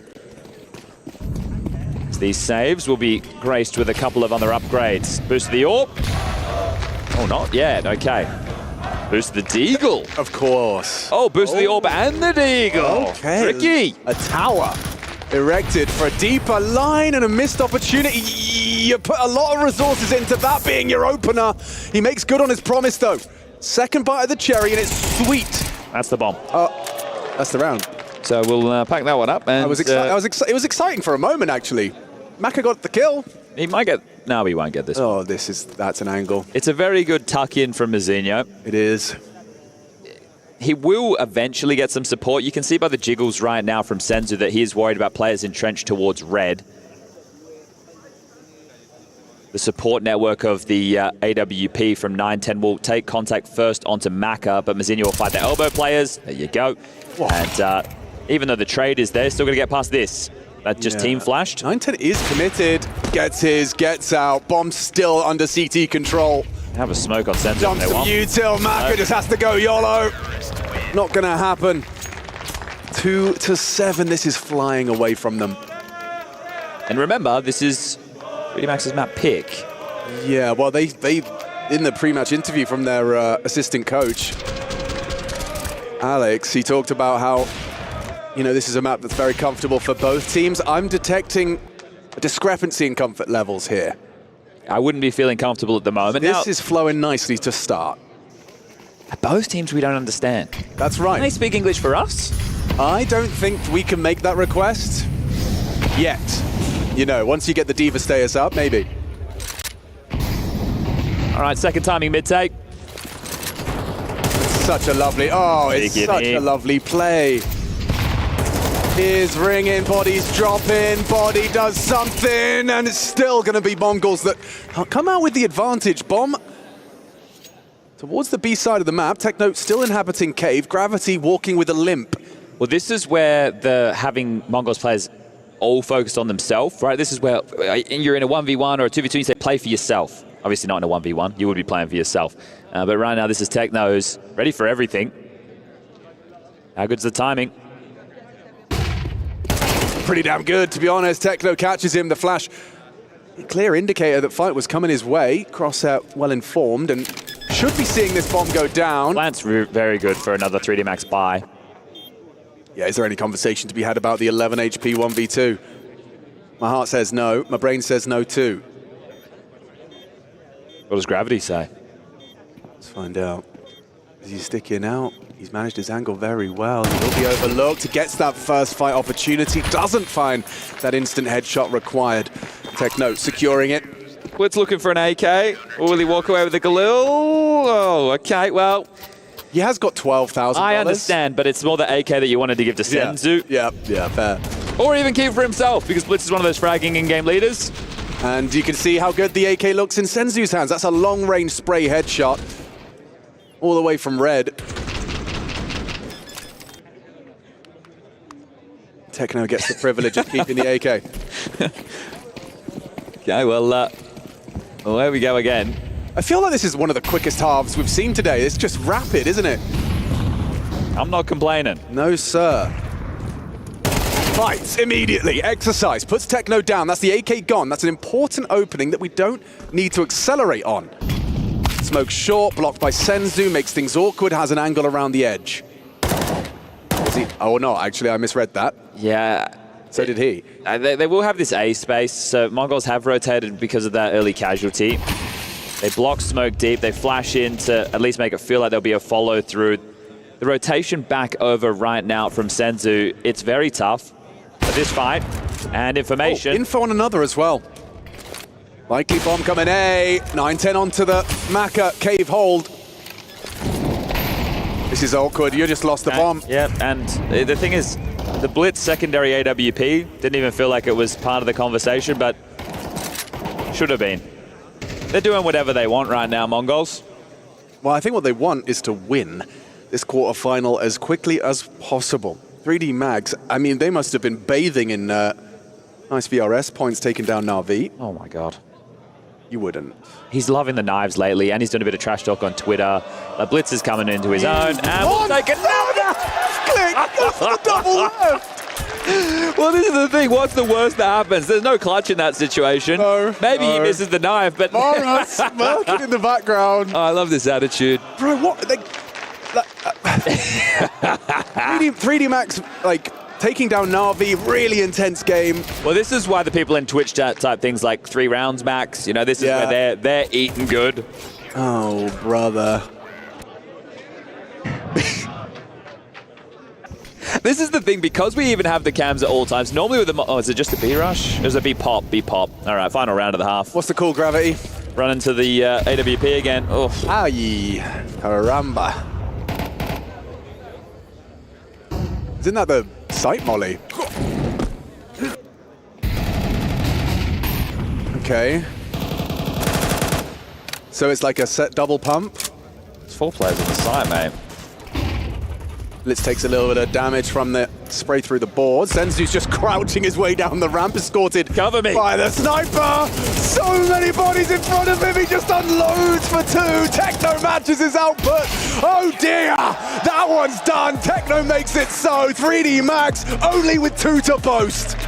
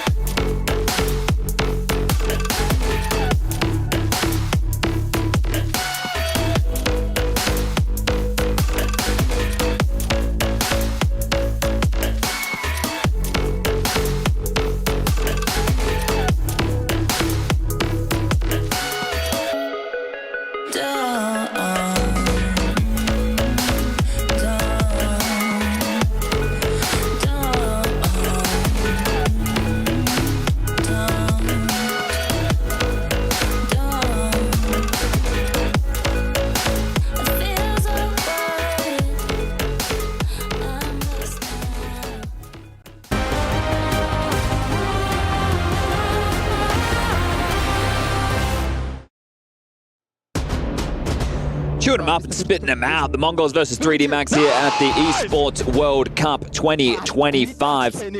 And they are having a good old time. 10 straight rounds after conceding the pistol and the eco. The Mongols are charging towards map number 2. And look at the smiles on those faces. Inferno up next, their choice. And with this pistol, let's change map, shall we? Get tournament management on the phone. Map, space, D_Inferno. I feel like Mongols have got an awful lot of nades for just 2 absent Kevlar vests. Well distributed, everyone's got a piece.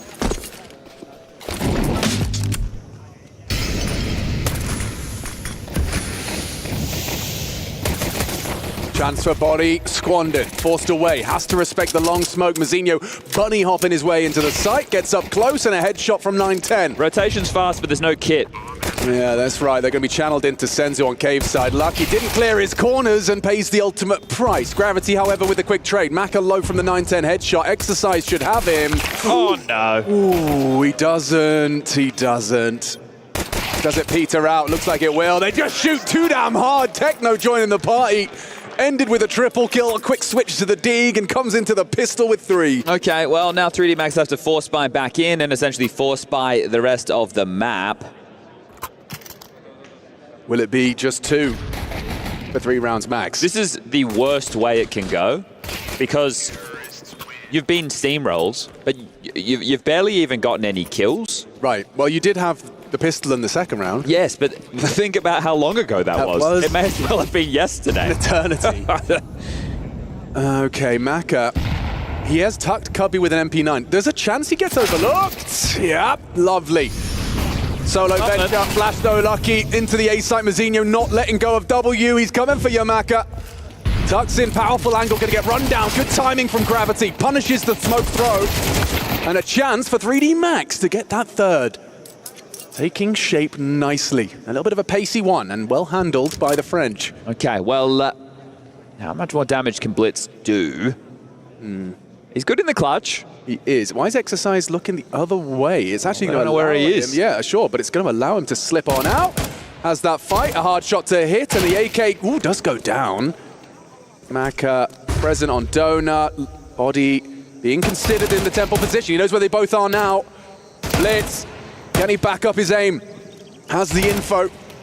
And he has the kill. 5 bullets, 5 bullets, take your time. 45 and counting. Bomb underneath Maka's boots. And that's the fight he's waiting for. Maka saves the day for 3D Max. Sweat off the brow. An important conversion. In the absence of the pistol, he'll take a second round. I think the problem there for 3D Max, it's great that they get around, right? And I think that in the fact that this A-Rush comes through, they get that mid-kill initially. There are going to be a couple of softened players buy-wise, so it would have been a nice bet if they had kept those 3 players. Everybody had gotten themselves a rifle, but now it's still a bit more touch and go. So not done yet. They win this one, it will force Mongols down to an eco. You can see the force bar that's taken shape, and they don't really have any immediate plans. They want to avoid this util damage, so they won't be stifled by the mid-thrusts from 3D Max.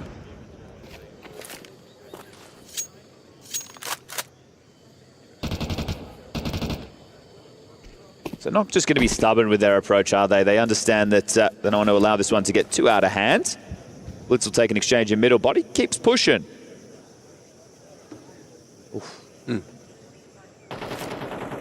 They keep missing each other.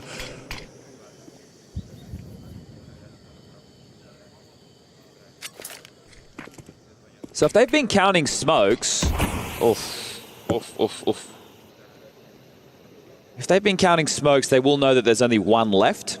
So 2 have been used B doors, 2 have been used elbow. It works out nicely. The little bit of a bait and switch. Maka firing off shots. Techno not ready for Exercise up close. He's so blind. Good cover. Good cover from Exercise. Excuse me, no, that wasn't him. Body was in the... It was Exercise from heaven, yeah. Oh, it's B doors. You're right. Gravity. Well, bringing us back down to it right now, or at least the Mongols.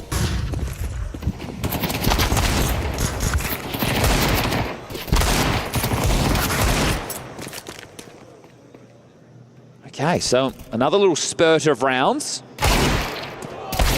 And that'll be that. So now the eco.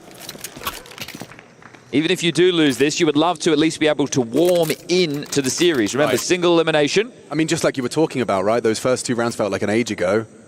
Just reminding yourself, okay, best of 3, single elim. And because it's a CT meta, let's start building the case early, shall we? I'm in. Let's go. 3D Max on the more favored side, just have to match a 10-2 half. And there is a reason that they picked this. Yes, comfort. So let's see if they're able to find their stride. Oh, you know, grounds for a conversation about a plant here if Body doesn't pull this off. That's the last of the block util, and they can even worm closer. Flash and go. Yeah, they catch him off guard. It was a weird timing for him. Thought the molly had bought him a bit more time. Does that bomb go down? It does. Blitz gets it in. Oh, team kill. Covers an M4. Senzu has accidentally put 9-10 down and will get run on down by Exercise. Extra cash coming into the next. Senzu's Deagle purchase only resulting in an extra death for 9-10. So their anti-eco was fast, then their force was a bit slower, and then their eco was, actually not bad for an eco other than the team kill. I like the presence of mind from Azinha. When he hears that flashbang being thrown, he knows it's going to take time for the draw of the M4, and elects to push the flames just for that subversion of the expectation.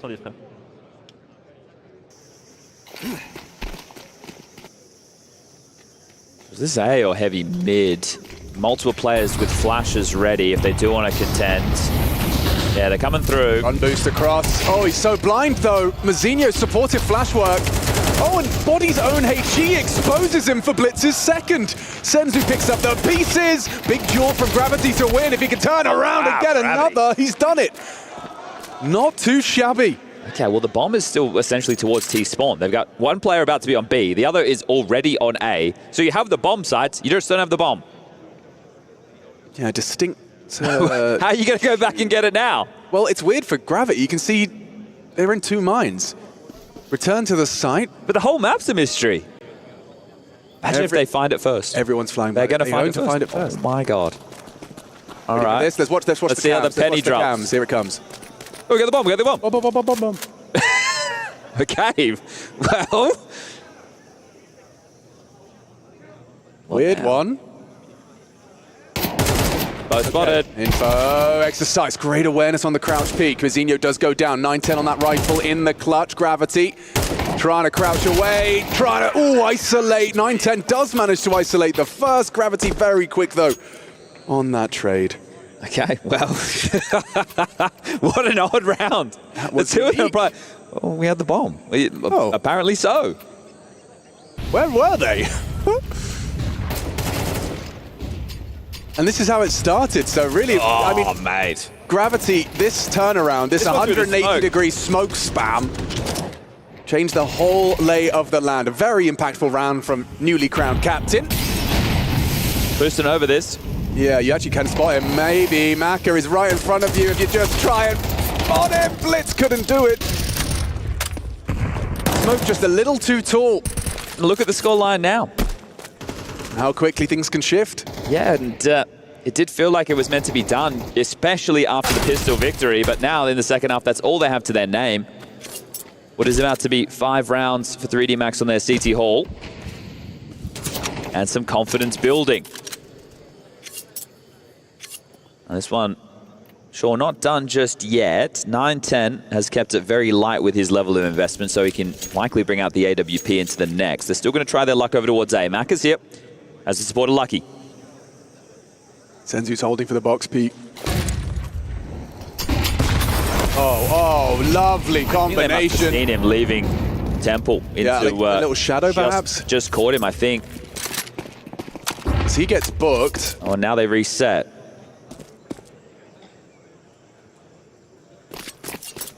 They don't have the audible on these water steps. They might as they get closer, though.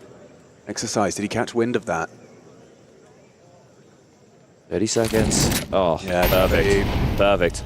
Couldn't be better. And how would you break through this crossfire? I don't fancy your chances. Oh, anti-flash is played to perfection. Another Gravity multi-kill to secure it. Senzu has other plans. Gets one before Body can see to him. Okay, well, there will be the buy. Blitz had that hero AK, still finds himself at 3.8. So let's see, does he go Galil with U2 or does he go with the AK and head armor? And it feels like it's time for a tactical timeout. You know what that sound means. Mara, he's had enough of these fun and games. Boys, let's get this done. Bossman's not happy. I've given them an opportunity to get back into this game. 9-10 gets that orb.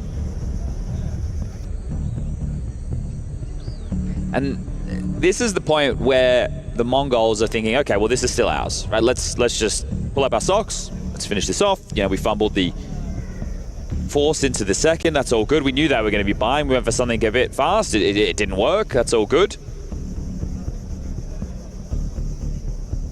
But if you lose this one, it starts to get a little bit more serious.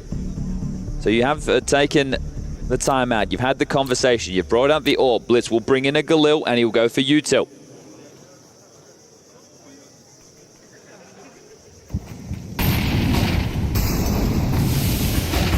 Oh, wow, they will extinguish and go.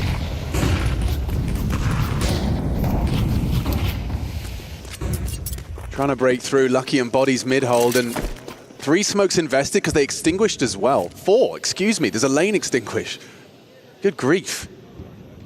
Mongols' resources pumped into the opening and have nothing to show for it. Well, both teams have gone for almost all-in gambits for the control. 3D Max have it. The issue is it becomes awkward late because you will run out of your own smokes to block and then you have to play a little bit more passive. They do both have this AWP. Unfortunately, it's Macca's over towards A and he can't play that deep temple angle anymore. So safety not felt so much. We're about to have a biff. Yeah, Gravity. Ready to punish on the throw. Oh, it actually works out for him. A misthrown Molotov reveals Gravity's position. You are so lucky, Techno. This is going to be a cheeky one. He'll flash on the sound cue. Blitz's flash. Here it comes. Man, Techno got too much progression, too quick, too telegraphed. Sound of that flash bouncing off had Techno looking the right way. 16th frag for Techno. 35, though, can still go wrong. You're right. Light on time. Bomb still towards the cave side. Where do they use this last smoke? Lucky and Exercise are not going to give it to 9-10. So smoking short. They're both long side. They can still both contribute. Yeah. And Body even winning out onto the Mazinho mid lurk. Exercise holds on. Good Needed trade. That from Techno. 15. Bomb will be planted. 3 on 3. Tap away at this. You can deny him. Gets him off the bomb. Now he can be spammed. Locates. You can spam him down. 9-10 provides the covering fire. Just get him off the bomb. Techno gets it in. Smoke spam, knows he's low on the pillar. Body as well, though, with just 10 HP. Oh, dear. Senzu's headshots, they just keep coming, don't they? 68% headshot. Yeah, 22 kills for him. Bit of a haul for Senzu. We saw the destruction that was being thrown out within that first half of play. But 3D Max have been able to warm back into this game. So positive signs for them going into Inferno. Setup almost worked out as well. Really good trade there from Techno. The damage was done by Lucky just chipping away. And then, yeah, if they were able to get the spam down on the angle of that pit. What is he seeing? What is he eating? Yeah. And is this the final round? Famas and an MP9 complementing the AWP and the M4s. Out mid. And they get the control. This time it's theirs. Maka might want to say something about that, though. Just like that, Senzu removed, playing on the edge of that smoke donut. Uses it as cover and Body builds around it. Lovely. Look at this control from the CT side. Now, they're almost going to trade places. Techno coming into a B site that is underguarded. They've pushed further forward. Lane under their control, B, and Cave under Techno's. This isn't the weapon for the job. No, but 9-10's dead. 9-10 is not dead. MP9 at range, you're right. It isn't the right weapon. This push from Exercise, though, unconsidered. Yeah, that's the bomb down. Can't get away with it twice, can ya?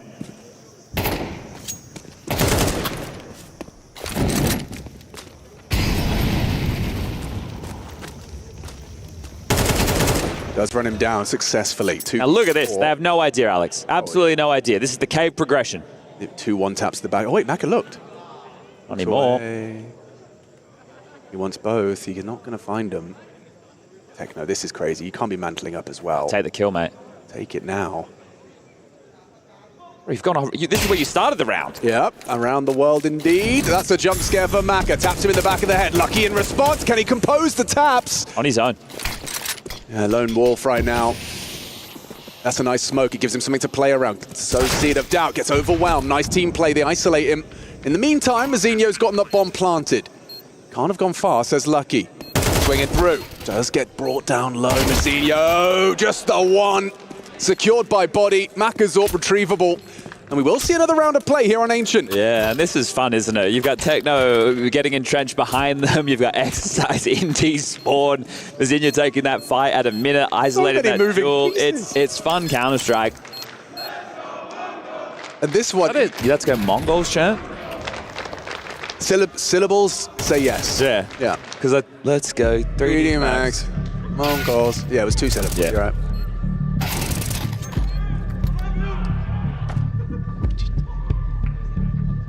I wish I spoke any Mongolian.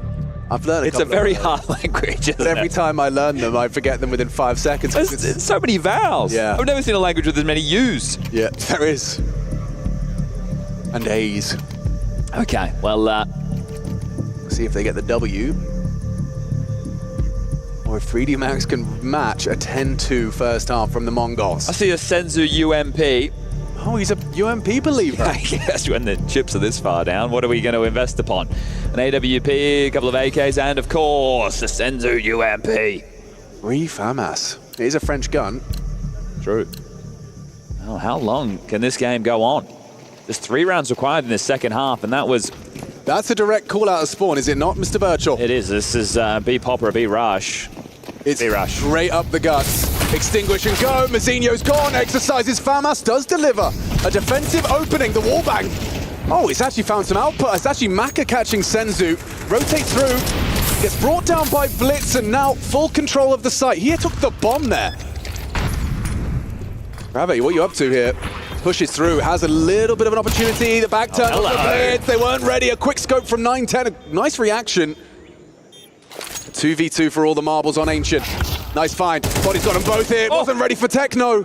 I thought he spotted them both. Techno's really stepping up in this T-half. Can he close? Oh, denied by Lucky. They're holding on by their fingertips, by their fingernails. 3D Max extend play once more. It felt like they had an idea that the B-Rush was possible. If that CT and Sentry was the intentional placing, normally you see it a little bit deeper because you don't want to allow the Ts to get across to that little position on the...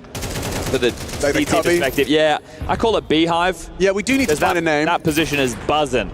I see you. Now, the molly was shallower, which meant that the Extinguish essentially works as a top ramp block smoke, which, look, it felt like they were ready for some type of a B-rush, but regardless, loss bonus is in their favor.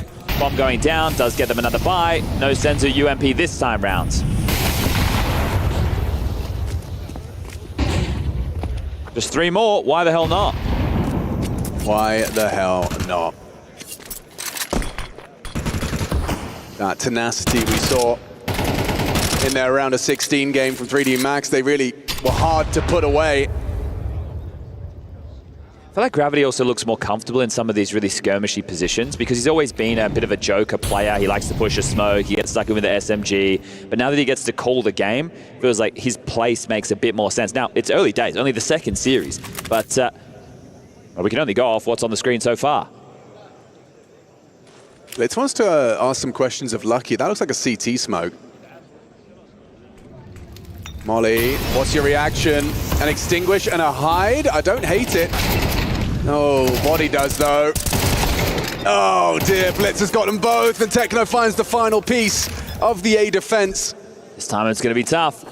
I think it's too tall an order. AWP coming from, I was going to say main means no chance. It's going to be donut for Maka.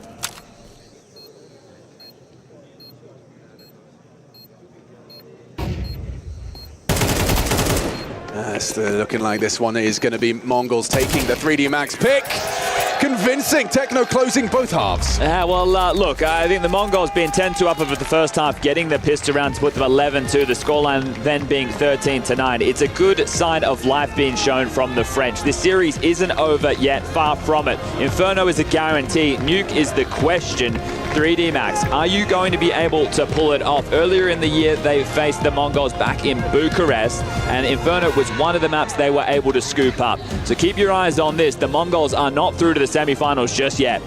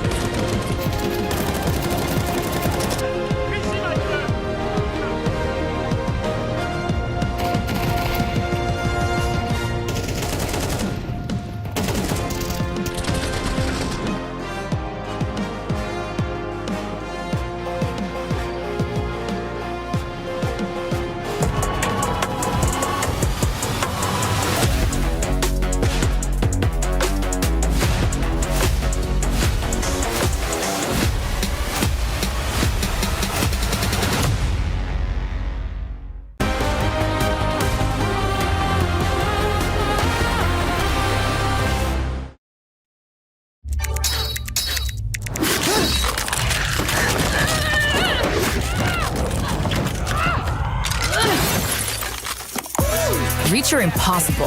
Lenovo Legion.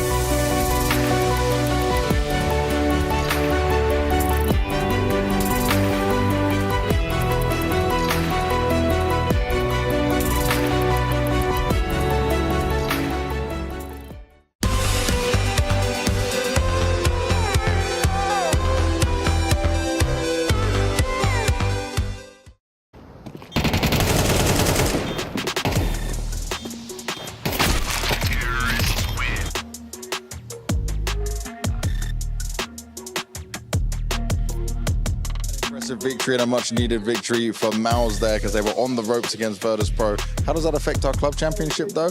Well, for VP, they've still got a player active in Street Fighter, but this hurts their chance of having a chance to win the whole thing now. They need to perform both in Street Fighter and CSL to make that possible. Well, this VP's gone down and out straight away here against Mouse. Not positive for them at all. But on the other side of things, we're at least looking at the positives that, okay, Falcons, CS teams, kept driving forward, kept winning extra points for them now, and if they can keep that run going, obviously it'll guarantee them it no matter what. But Liquid still have their chances, they're still in it. We'll have to be taking a look at the Street Fighter action, see what they can do there. But a nice thing that could have been here was obviously looking at the fact that right now we're looking at how close the race can be, so it's all in Falcons' hands. You guys though, you've been watching the CS. Can Falcons go pretty far here from what you saw in the first game? Let me know.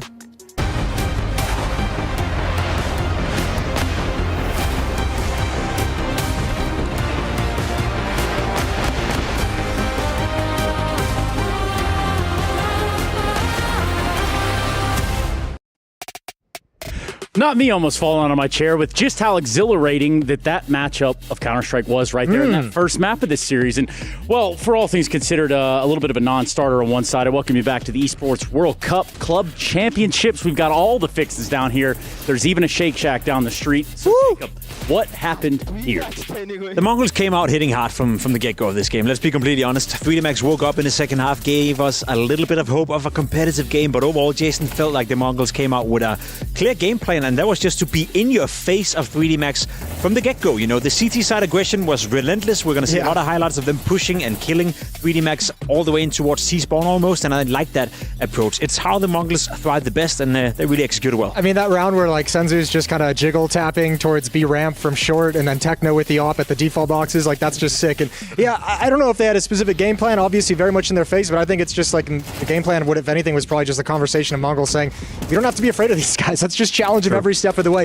I think unfortunately for 3D Max, it's still that issue of the T sides playing them, and I'm not going to lay it all on Gravity. Obviously, he's a new in-game leader, and I think, you know, being an in-game leader on maps is going to be different on each map, obviously. Wasn't a great T side, which didn't give him any wiggle room in the second half, even though they put up a decent enough run, like a superficial comeback there with the second round victory, having the economic advantage, but just not enough production on the T side to give yourself a fighting chance for a comeback.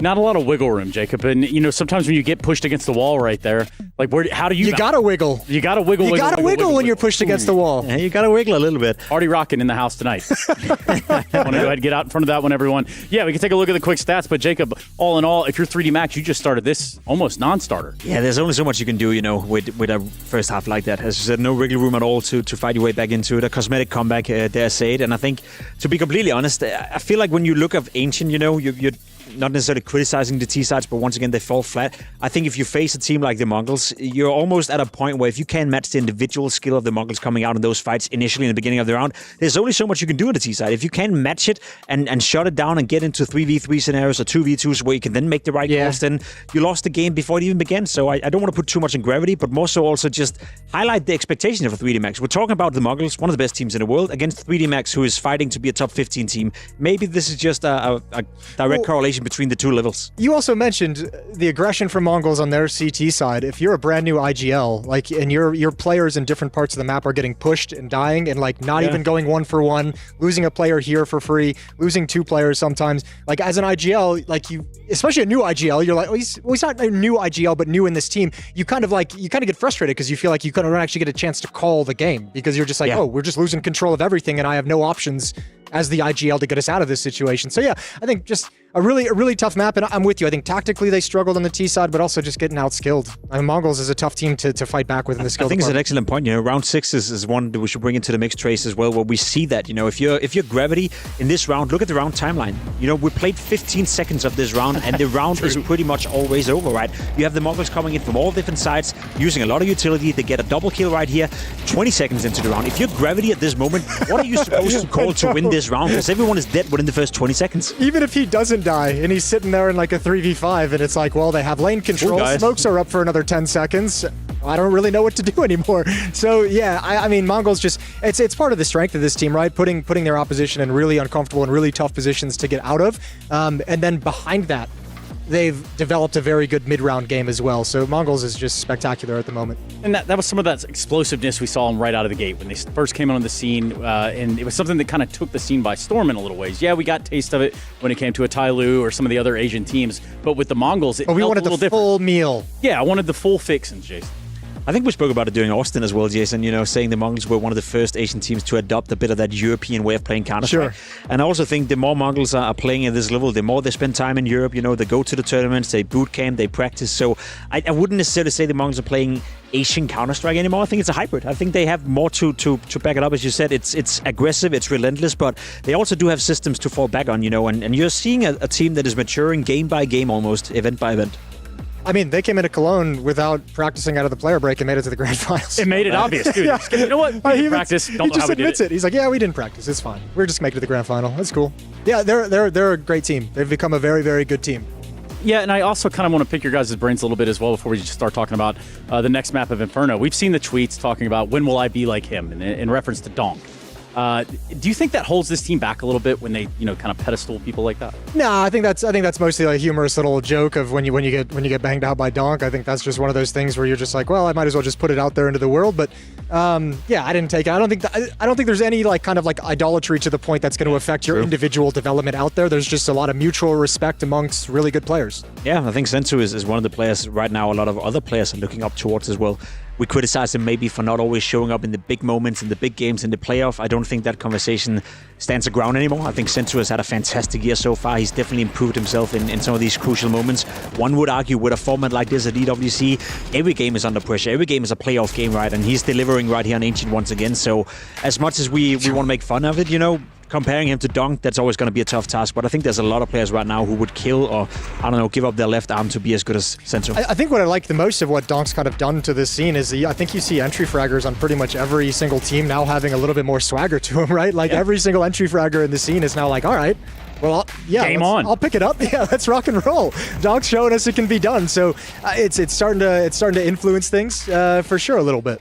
Yeah, and that just kind of builds into the testament that what are the Mongols? How's that hybrid play style? It kind of plays into that. I mean, it's also the fact the Mongols have just not just the play style, but just the roster has just gotten deep as well. Like you have really good supportive players now. Well, previously it felt like you had to have Senzu carrying, maybe Techno popping off. Now you have a great game out of Blitz pretty frequently. Mazinho had a stretch where he was a stud. Like everyone has having their moments to shine, and then it feels like you're having the Senzu consistency finally get there. You're having some consistency from Techno as well. So the team has just improved so much that. What are you going to do? I think that's what we forget sometimes. It's a very young team, second youngest ever team to play a major grand final as well. Yeah. I think we established that already. So it is a team that will grow better, with time. Obviously, there's no guarantee that a player of 20 years of age is going to get better when he's 22 or 24. But the vast majority of those players are gaining more experience and most likely will get better. And there's also a couple of, upcoming Mongolian star players, that you could potentially look at if you ever were to struggle. That's not a conversation for now, but... That's a nice one right at the end. Yeah, that's a good save, right? I was about to build into that, baby. Tell us a little bit more. Why don't you? Come on, tell me a little bit more. No, just kidding. But let's do this, though, because I think you're right. There are some upcoming Mongolian talents in the scene. Speaking of which, we've got Mazinho we caught up with before the match. A crazy good opening game here at the Esports World Cup. I got Mzinho with me here, and I got to start by looking at this. Yesterday, especially on Inferno, really good performance from you. A couple of good clutches as well. Is this the best Mzinho we're getting right now? I think I'm just trying my best to show that we're coming with Mongol's best version, and I'm just trying to help to improving us to the next level. Yeah. And do you feel like you are playing with more confidence again? Because do you remember a few events ago, you told me you were not so confident, you did not like how you played. Do you feel like it's getting better?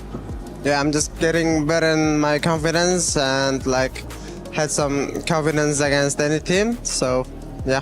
That's really good. Confidence is key when it comes to Counter-Strike. Now, yesterday, we learned that 3D Max have a new in-game leader. It's Gravity. Yeah. Okay, we only saw them play Na'Vi, but can you notice maybe, do they play different? I noticed that at least they don't rush. Yeah, just noticed that. That's it. Okay, so less rushing. You'll be ready for that. Do you think that it's going to have changed much since when you played them in Cologne? And are you still confident that you will beat them? Yeah, we're confident against them, but they just changed their in-game leader, so anything can happen. Like maybe they can read, Gravity can read more than Mako. I don't know what to say, and just let's see. Yeah, we're just confident in winning against them. Yeah. Well, confidence is key. You've been playing very well recently, so let's see what happens. Thank you very much, Mzinho, and good luck. Thank you. If Mzinho has only one fan, it is me. And I don't know the rest of the team. He has more than one fan, but... Yeah, I know.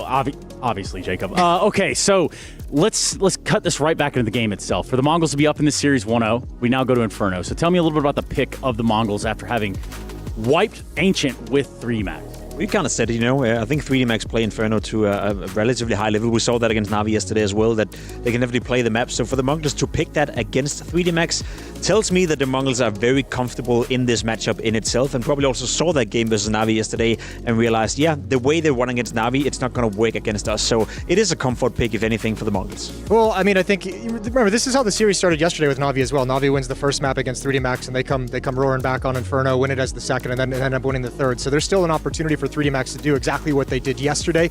And I think, as I mentioned before the series began, 3D Max should be confident on Inferno after the win yesterday, and confident in the fact that Gravity had a good T side that he called on that map, and that's the map they put the most changes into in this kind of early swap of IGLs. So yeah, coming into this, I'm really interested to see if 3D Max can fight back, because what we're seeing is the CT side, as we know, it's getting stronger across the board with the changes. 3D Max just needs to get something on the T side. They need to buy themselves some kind of breathing room for the second half, which they didn't do on Ancient. And a lot of it always seems to come down with 3D Max to like, can you win the pistol? Can you convert the second? Can you get that early economic advantage and give yourself some of those easy, not free, but easier rounds early so that you have a buffer to work with? The thing is, I don't think the playstyle for the Mongols is going to change much, in the sense that they're probably going to be as aggressive on their CT side in terms of fighting banana, fighting middle. So for me, it comes down to whether or not 3D Max can withhold and withstand the pressure that is coming in early round for the Mongols. Yeah, I think that's a great point. Like, you have to stop that. You have to keep them honest. That's step one, you have to be like, all right, guys, this is not a map that you're just going to be able to push us every single time. They have to be aware that Mongols, I mean, you're probably having that conversation right now. Like, guys, we just got pushed every single round. We couldn't stop them. We couldn't hold them back. No! So, I mean, that's got to be goal number one, is we have to be able to be effective and limit our losses in the first 20 seconds. In a map like Inferno, like outside of Banana, it shouldn't be too much of an issue. True. Yeah, you know? A bit of the damage control rather than, trying to figure out what happened last time, where you really didn't give yourself any flexibility. You had no room to run there when you're starting every round 3-5, Jacob. That's not the indicators of a winning formula to me. It's not a game of Counter-Strike it's fun to play.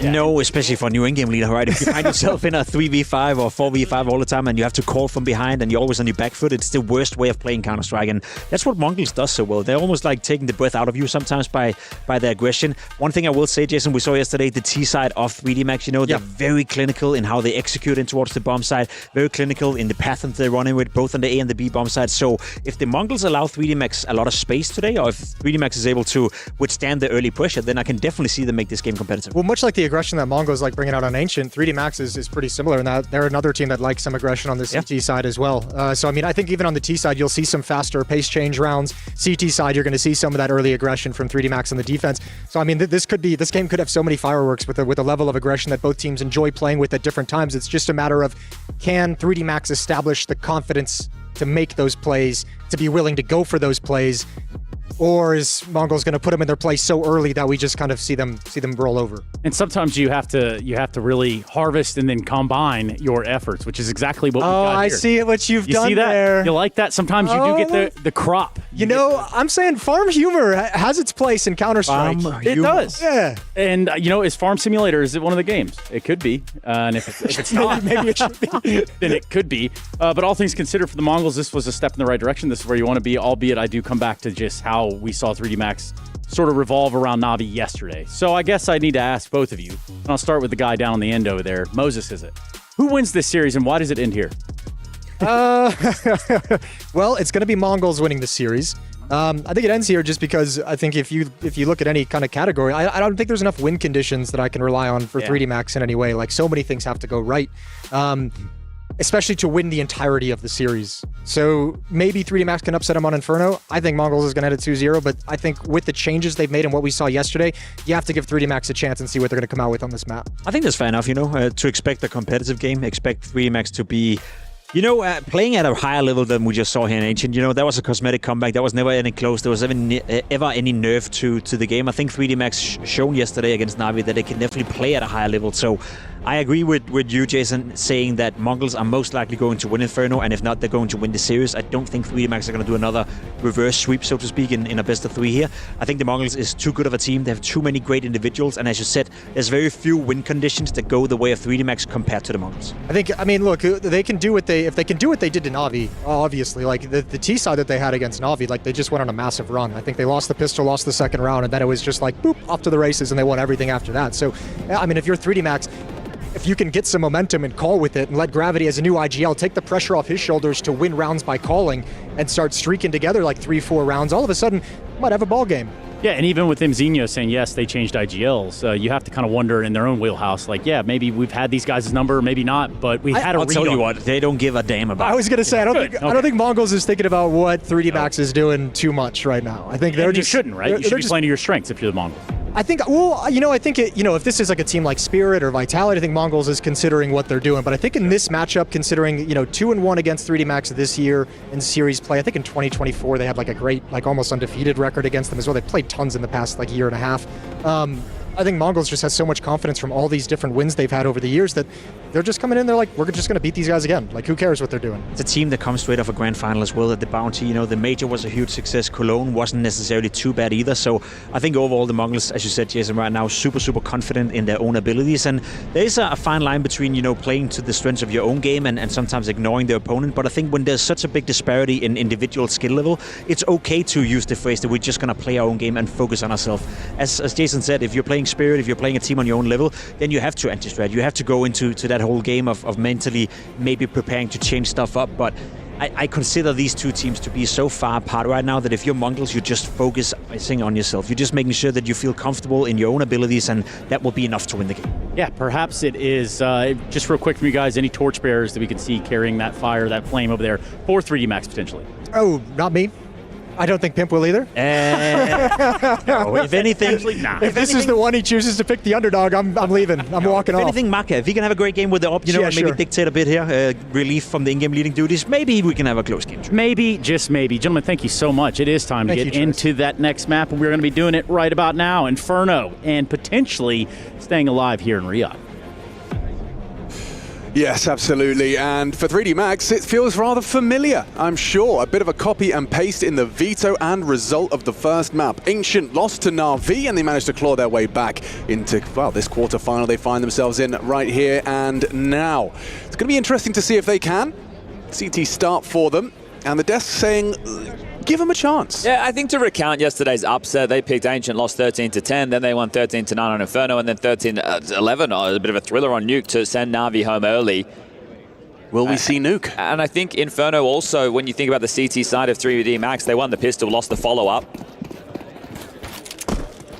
And Maka, they were talking about his AWP, he played it very forward in Boiler and Halls, but pissed around and away, Gravity didn't spot anything, and that's bad info. Yeah, awful. And they might push. Hang on, it might work out. Oh, they're boosting. They're doing the Mongols boost exercise. Gets them both. It works out quite nicely. Yes, indeed. Okay, well, Sensu and Mazinho need to watch on as it's now a 3v5 disadvantage. Also ignorance, perhaps, but I thought they patched that. I thought you couldn't do the fancy little pixel boost anymore. Maybe Mongols didn't get the memo, or maybe neither did I. Did you try it yourself, or did you hear it from Hugo? I heard it from MC, and I trust MC. Okay, well, I need MC right now.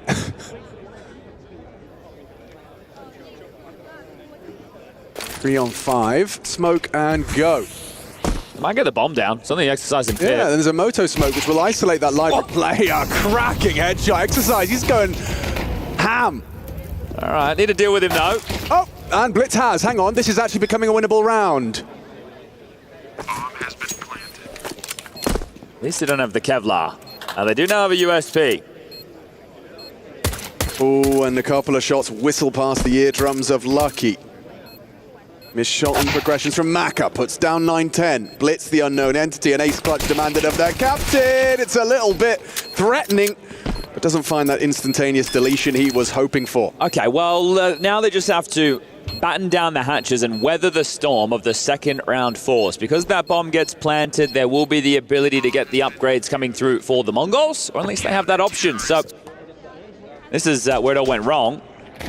I can't see if he caught the pixel. Damn. This was quite a beautiful third shot. I love how little they communicate. Yeah. It's so wild. I didn't think they spoke a lot, because on the cams, we never really see the Mongols having a chat an awful much, but mandatory trade to make that all possible. Back underway, and it will be the Force. Blitz into an AK. 2 Deagles, 2 Tech 9s. Not too bad, not too shabby. How does Maka handle this, though? That's the next question. That early mid-smoke can be very suffocating for a CT. It's a staunch defense, though, isn't it? Both hanging around. It need to be worrisome about a bit of a pop flash through, but they don't believe that's going to be the follow-through, whatever. Yeah, and Mazinho's got an awful lot of nades. In fact, all of them have an awful lot of nades. Yeah, and this is what they did on their Ancient second round.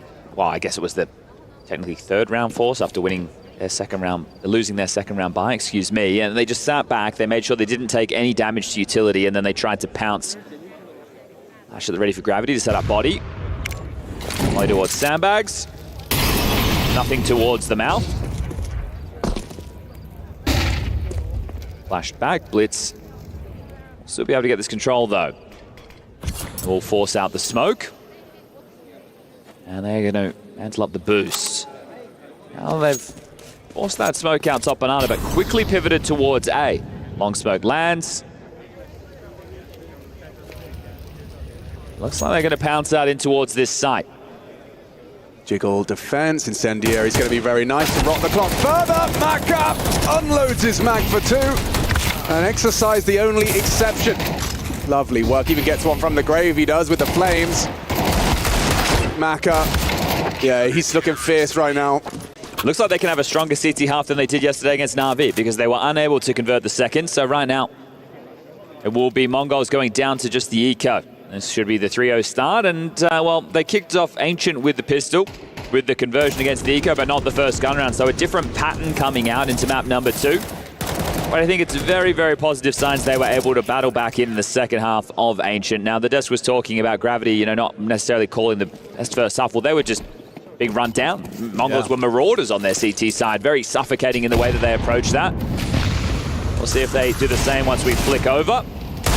So right now, it's just going to be 4 Deagles and a Glock.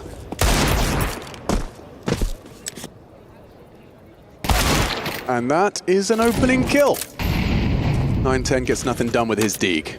We do have one more series coming everybody's way today. It's going to be Tyloo taking on Vitality. Yeah, well, if you saw the G interview. Yeah, what is it? Jam Young is, did he say? He said he's going to, well, he was very excited to be playing Vitality. Oh, he said something where it was like, Jam Young is the Chinese Donk. Okay. Ozir is the Chinese Kyosuke. He said Attacker is the Chinese, is it Rops? Ooh. Good to know. And then eventually when he got to himself and he said, I'm a noob. Oh, okay, fair enough. So, all good in the hood. As a nice deagle shot there from Blitz. So there's been a couple casualties, but the bomb will not get planted. Senzu with 35 seconds left. We'll just be hoping for something. MP9 picked up. Exercise will deal with him. So great start, and yet to have 3 players of the Mongols finding frags in the opening 3 rounds. It's Senzu, Techno, and 910 yet to get going. There's a bit of a chit-chat between the 2 teams.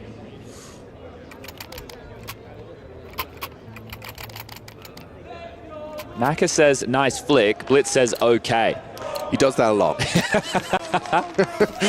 Getting in their head. Yeah. The line I don't even know if he knows that that's like, no, it's like your dad replying, slightly PM. Yeah. All right, well, that's a lot of grenades. And Body gets taken down. Jason did say we're going to have a ball game. Yeah, well, there's 3 of them thrown towards Body. Is that a touchdown? I think so. I think that's how a home run.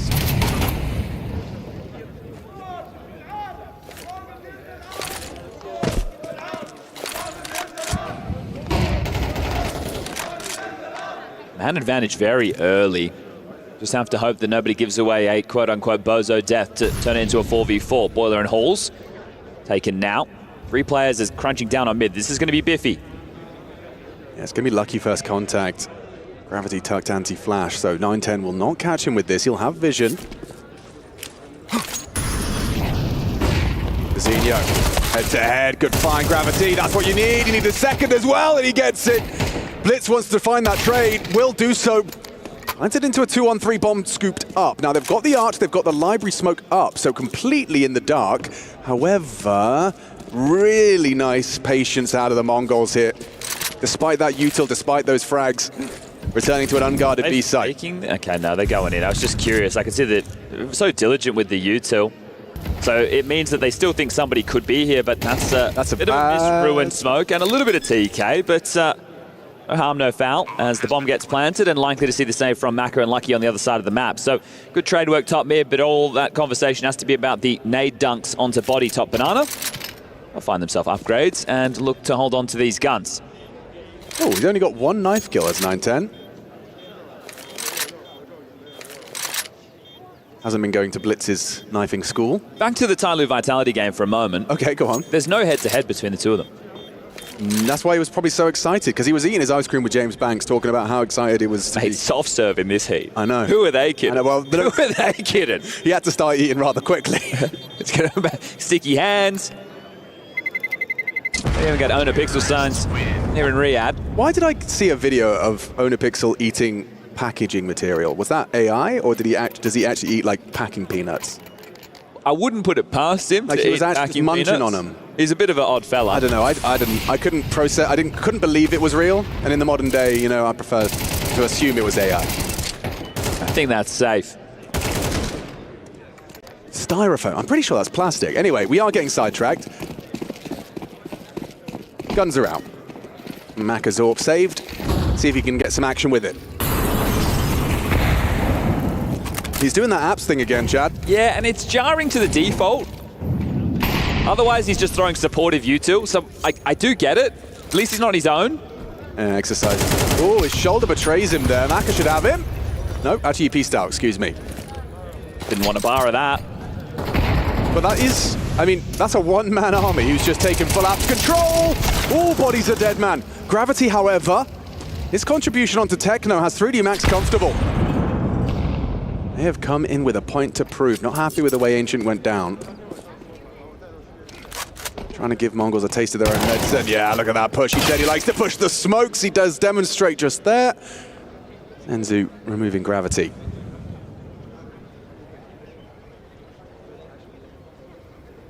Ready for this. Wow, it didn't actually take too much damage, so the grounds for a 1v4 conversation are still very present. If anything, Lucky has to make a play. Exercise will escort him with that AWP, Bogdan's Law. And if he waits just the right moment, he might catch this advance from Lucky. Spotted now. Oof, hanging in the balance there, but smiles on the faces of the French. 4-1 to start. Already, this is the amount of city side rounds they got yesterday against Na'Vi, and they still won the map. If you weren't there, it was quite the upset. Na'Vi, they go into the second half, 8-4 up. They win the pistol 9-4. And then Bit gets 2 kills in the apartments. The bomb gets loose. He's low on HP, and somehow 3D Max win a 3v5 disadvantage situation, then win 9 straight rounds to win the map, and then go on to nuke. Yeah. That's the abridged version. Yeah. If that's how we're going to go, I'm ready. I'm ready for a nuke. I think 3D Max's nuke was actually very entertaining and very engaging. Well, that's why I think the first half of Ancient felt so odd. It was great to see Mongols extremely sharp, but 3D Max have taken down a bigger scalp of Na'Vi. Mongols waltzed through Gamer Legion yesterday. Rez Pier, ZTR, Kersey, the Frenchman in the mix, and Mike Torson alongside of Ash have been sent home, but plenty of names already gone because this is 16-team single elimination. We're down to the final 8. I wonder how long Gamer Legion can hold on to PR. Surely they have a chunky buyout clause, just like that nade. Yeah, that's chunky. Oh, not this time. Body set. It's actually only trivial damage dealt.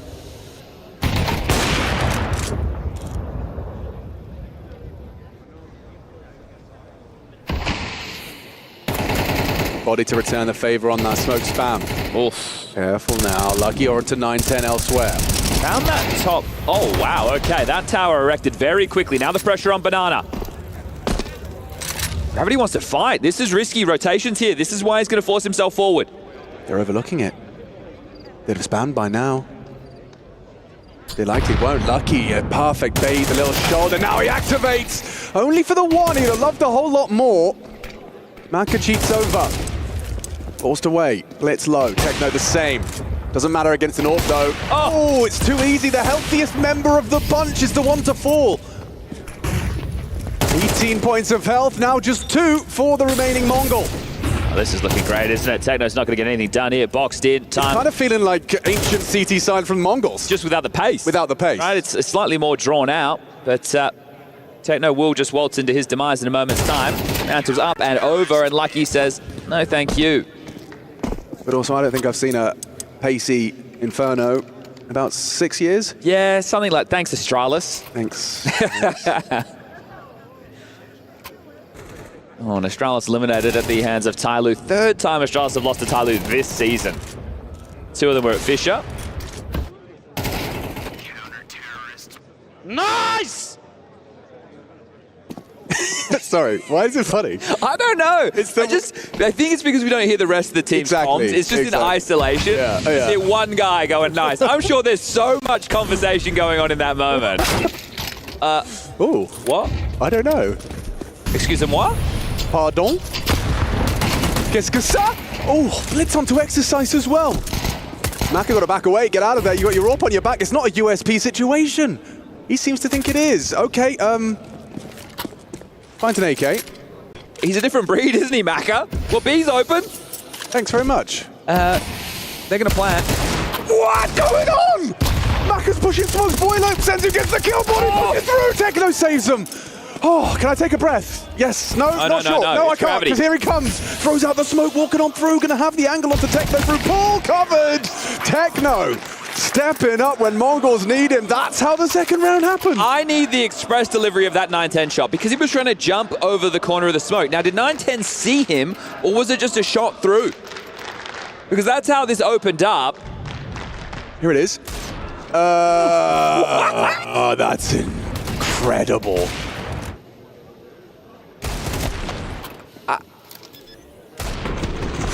Was that sped up? The shot? No. No, that just looked, they looked like a robot. Yes, it did. Well, that has to be a happy accident. Bob has to be proud. That's pure timing. That's just him firing a shot. Oh, look at this. Finding a head, Senzu finding a gap. This is the Grand Canyon of gaps. It is, and in fact, he's been overlooked. But now if he rotates back, because Gravity came to play 4A. Oh, that's awkward now with Mazinho. Look where Senzu is. You're right. They're off 4A, but now 910 has to be worried about this flank, and it's quick. Gets it. They're trying to fight back. Man, hello. Kentucky. Hello, Gravity. Nice try. Senzu's in spawn. That's a surprise. That is. But now, you know, the AWPer was holding. You don't really want to ask any questions of him. And the bomb site on B is wide open. They don't know that. They should have an idea because Gravity's dead and Body, but I think it's surprising that they had 4A so early. So, diligent stuff. I think the penny's starting to drop now. No block smoke, no spam, no resistance. As Techno will clear the site and planting for CT. Makes sense. You do have your Senzu entrenched in their spawn, and 910 doesn't have to move a muscle. This is a round where Lucky and Maka would really need to save, considering the financial ramifications going forward. So the hunt, while the bomb down, probably about 10 seconds already elapsed, could be relatively important, but Mongols just start building a bed of their own finances. So these guns will give them something to work with going into the next, but the barn doors have been blown off this baby. That's what happens when you lose to some Tech 9s and Deagles. The 910 shot still living in my head rent-free. Yes. Do that one again, on command. I think he's probably been trying to hit that for years. Is that Murphy's Law? Which one's Murphy's? I mean, we've got Zonic's Law, Murphy's Law, Bogdan's, Carrigan's, Ashes, Stannis.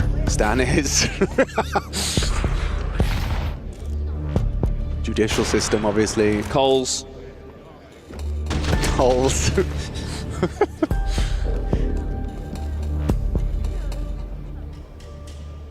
We'll see who can lay down the law. Mongols picking Inferno and a flying start from 3D Max. Things do start to shift when you concede up against lesser weapons. Here's what I will say. Please. 5 is... What I would say is, I think this is a 7-5 T-side map. You do? So, at the moment, if 3D Max don't get any more rounds, from a Tommy Lurpus robot perspective... Yes. All good. You're funny today. Not that you're not normally. Wow. Sometimes. It's tickling me. Sometimes think... Coleslaw, bloody hell. Stanislaw. Right, well, there's two M4s. Find themselves spotted across the map. One over to B.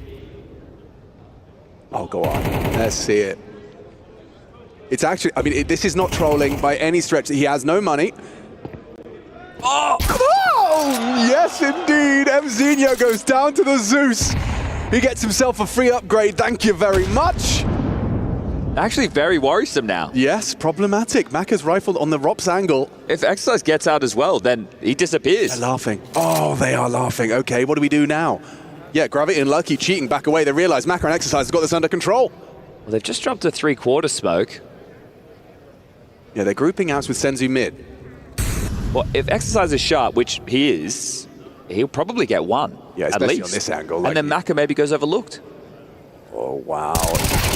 Oh, yeah, perfect. Oh, not really. Exercise with nothing but Maka matches. 2v3. Yeah, they are going to get into the site, and that bomb will be planted. Okay, they have 2 smokes. They can block Moto twice, and then if the AWP and the rifle play from Pier, it's going to be very, very tough. This flash from body is what you need to keep your eyes on. How strong can it be?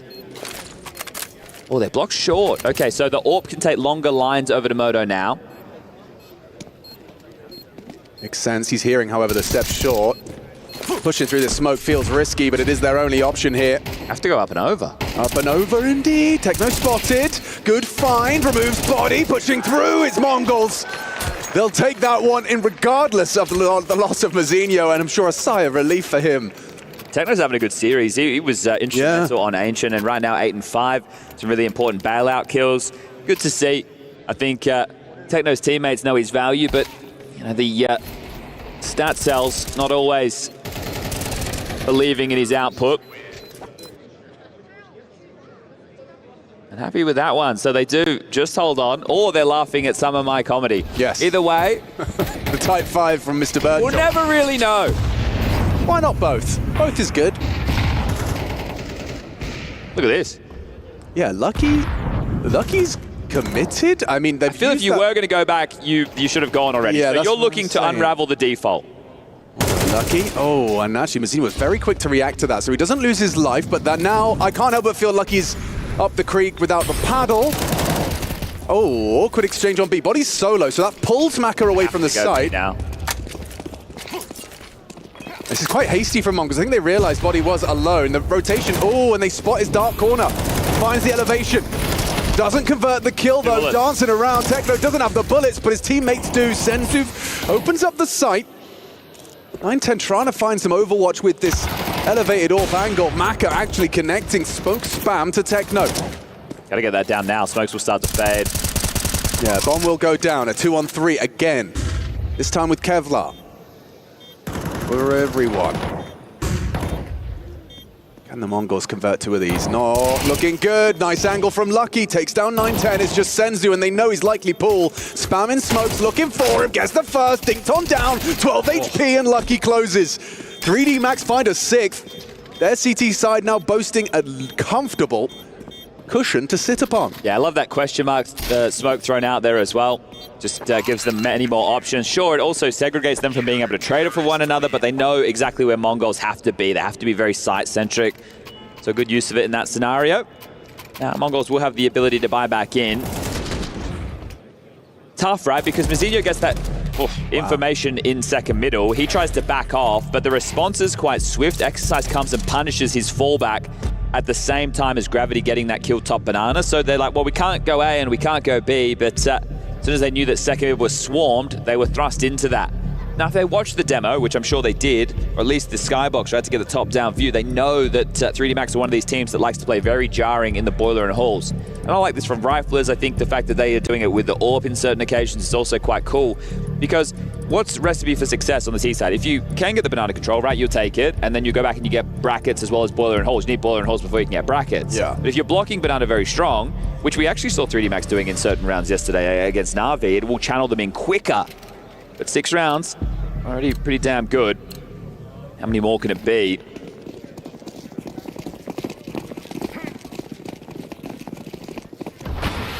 Mid-smoke, so lots of exchange of util. 3 banana, they're gonna fight. He wants to swing. Oh no, 9-10. AWP goes down early. Techno and Senzu will respond. The AWP going for a very aggressive push. Mongols won't be complaining, however, Blitz might have something to say about that nade chunking him down. Mazinho might meet Maka's AWP here. Yeah, he's gonna walk into this. Nice jiggle. He's so comfortable in these fights, isn't he? I mean, he hasn't had a great time on Hero so far on the T side, but so far so good as in his awareness.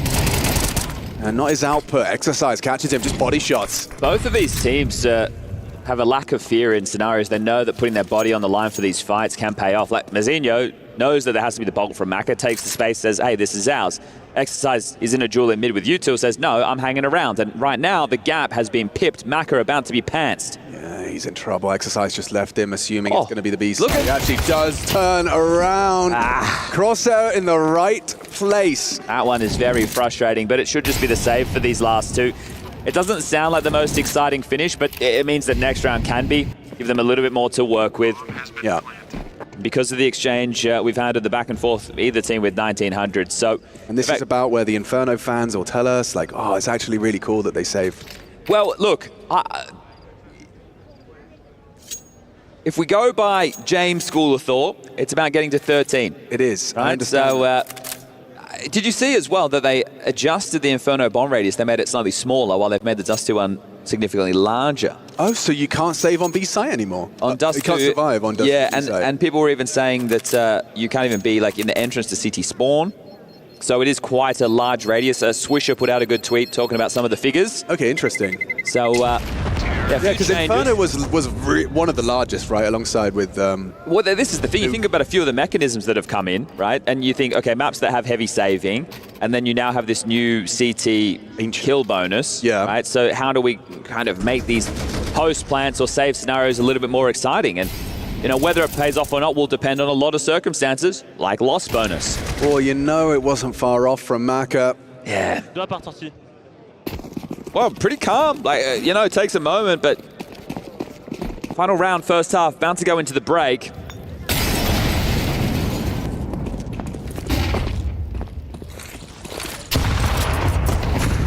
They're chasing the high of that triple kill onto triple nade onto body. Hasn't happened again. He learned from the first instance, and Mazinho, he's having a tough day on this T side. A FAMAS spray has him down on notice. Was that a quick arch smoke? Long side, rather. The rotation is heavy again. This is what Gravity opted for before, but Senzu pipped a gap. This time they have two long side, two pit and short.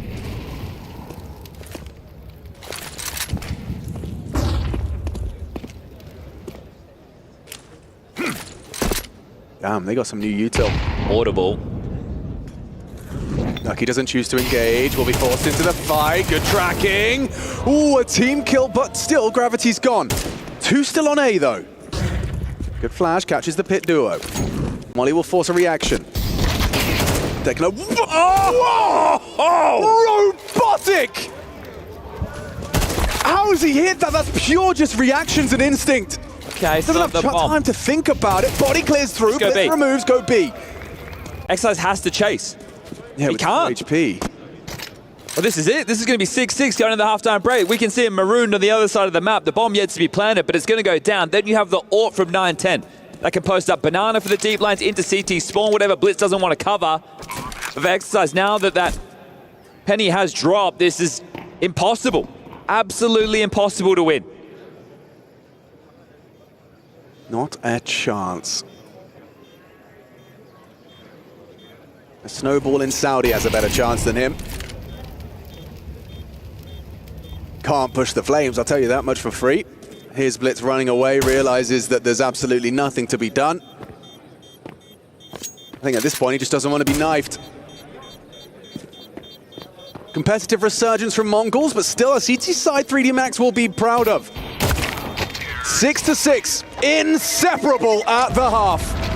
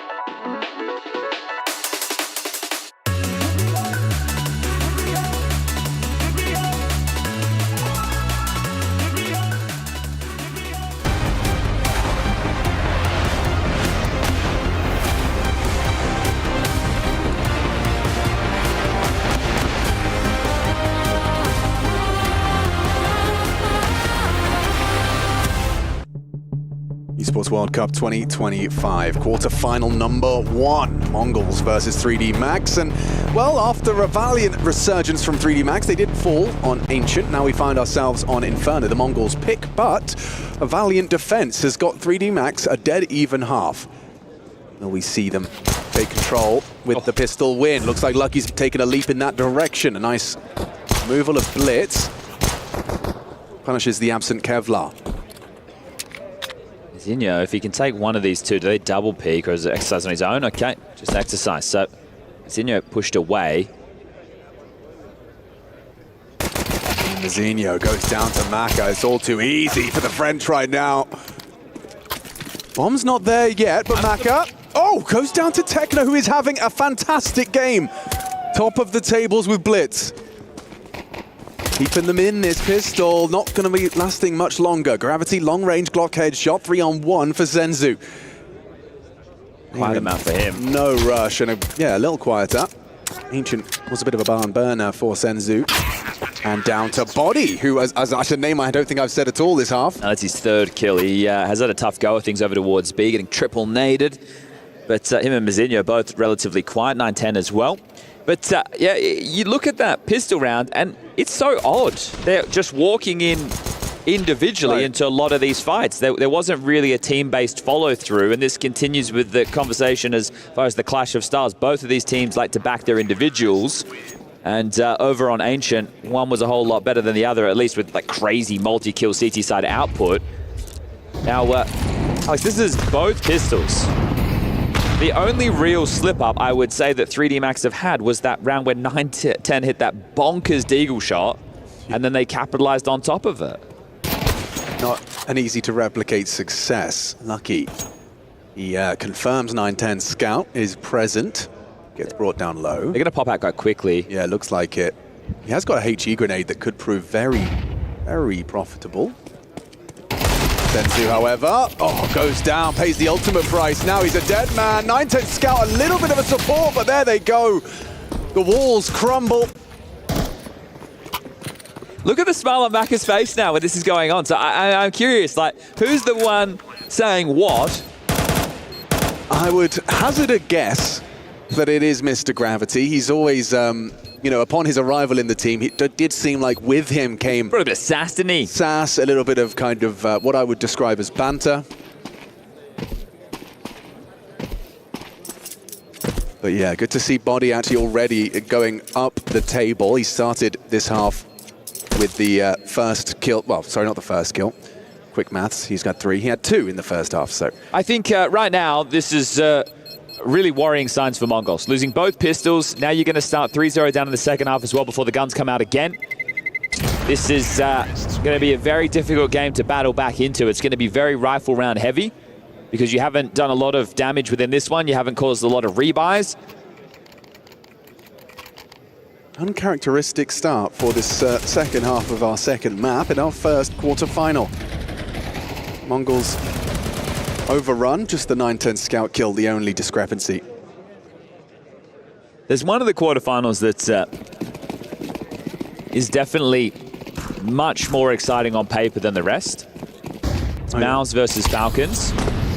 And those were two of the teams in the first half of the year who were tussling more often than not with Vitality in those finals. So that one going down tomorrow is match of the day. I'll tell you that in the morning, but I'll tell you that now as well for free. Thanks. They've already played 7 times this season. Sheesh. Obviously with different iterations of rosters because we had the whole Dexter situation. Yeah. And then they lost Magisk and they've added Kiyasuke. Okay, that's an opener. Surely not. Lads, this is the easy one. This is what's meant to be the gimme.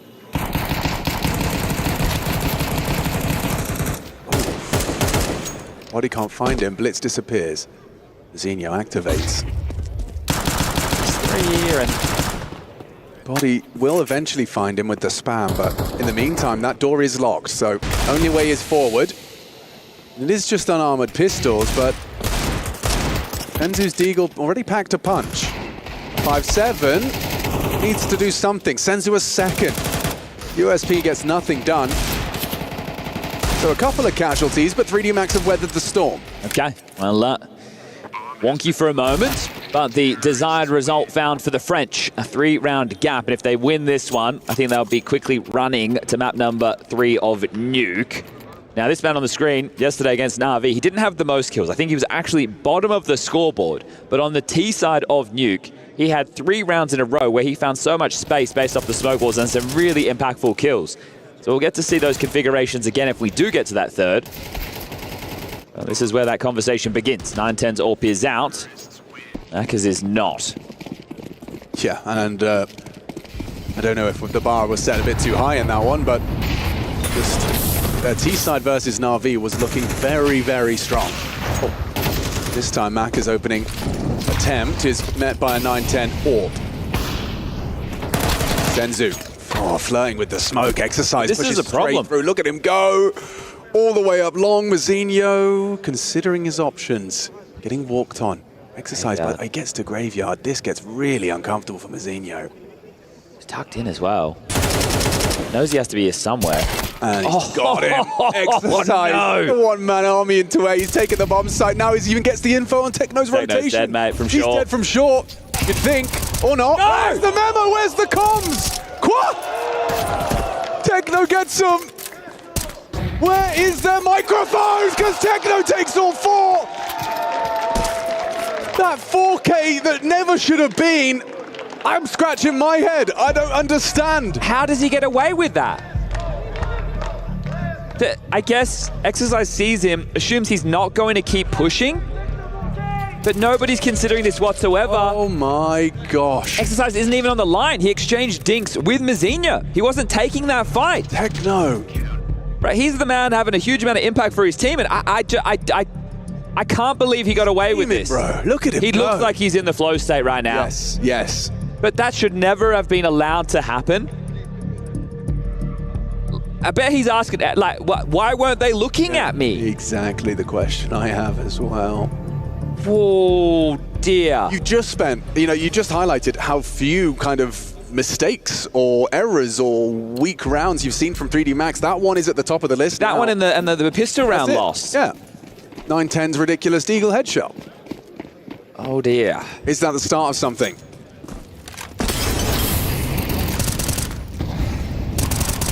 Spam down mid. It's Fast very again. quick. Yeah, Gravity likes this gap. It's held by the AWP this time, though. You're not going to get this for free.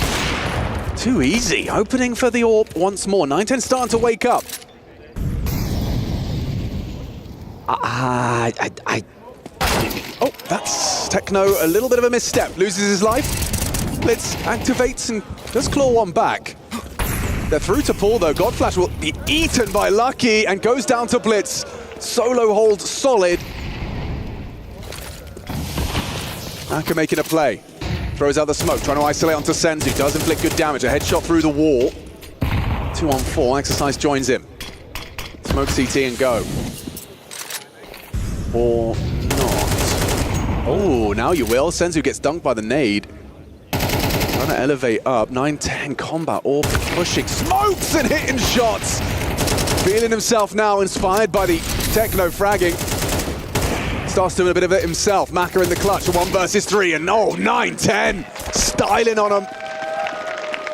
It's the first round we really can attribute to him solely. I think that right there, the fact that they've gone for another erratic side T-side call when your money was on the line, that is one that might come back to haunt 3D Max in this one. The fact Gravity's gone, no, I'm just going to try and find that gap up mid after the gap was found in the previous. Yeah. Right, the mistake came with just that flurry into the site, and then here it's felt individual, it's felt rushed, and hoping to capitalize with pace now sees you on just some pistols. A Deagle for Exercise, that's all that they've invested upon. Oof. You'd hate for that to be how things fall apart.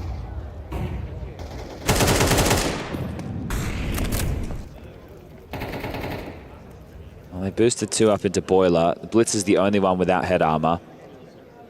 So these Glocks are not really going to have... How about the Deagle, though? Oh, the Deagle's How about good. the Deagle, though? AWP goes down. Exercise has given his team something to work with, and Maka, in a larger sense, he gets the AWP. It's a good position to patrol the rotations too.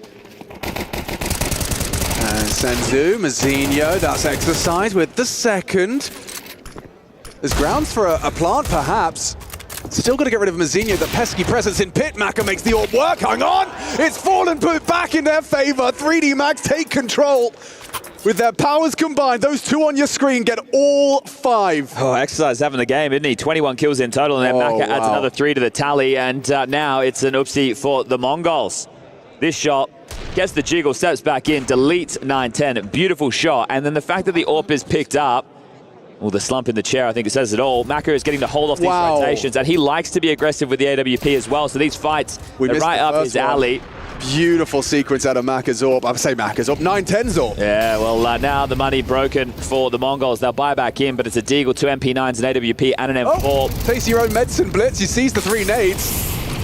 Avoids them completely as he backs away.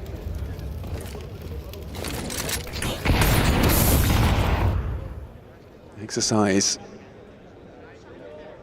Oh, pre-aim. Zinho's got him beat. He just took his hand off the keyboard just moments before that. Gets it, though.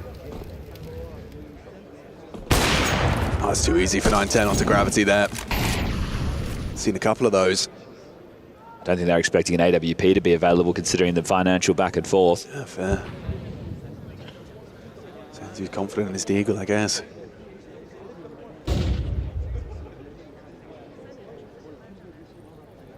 Blitz is here now as well.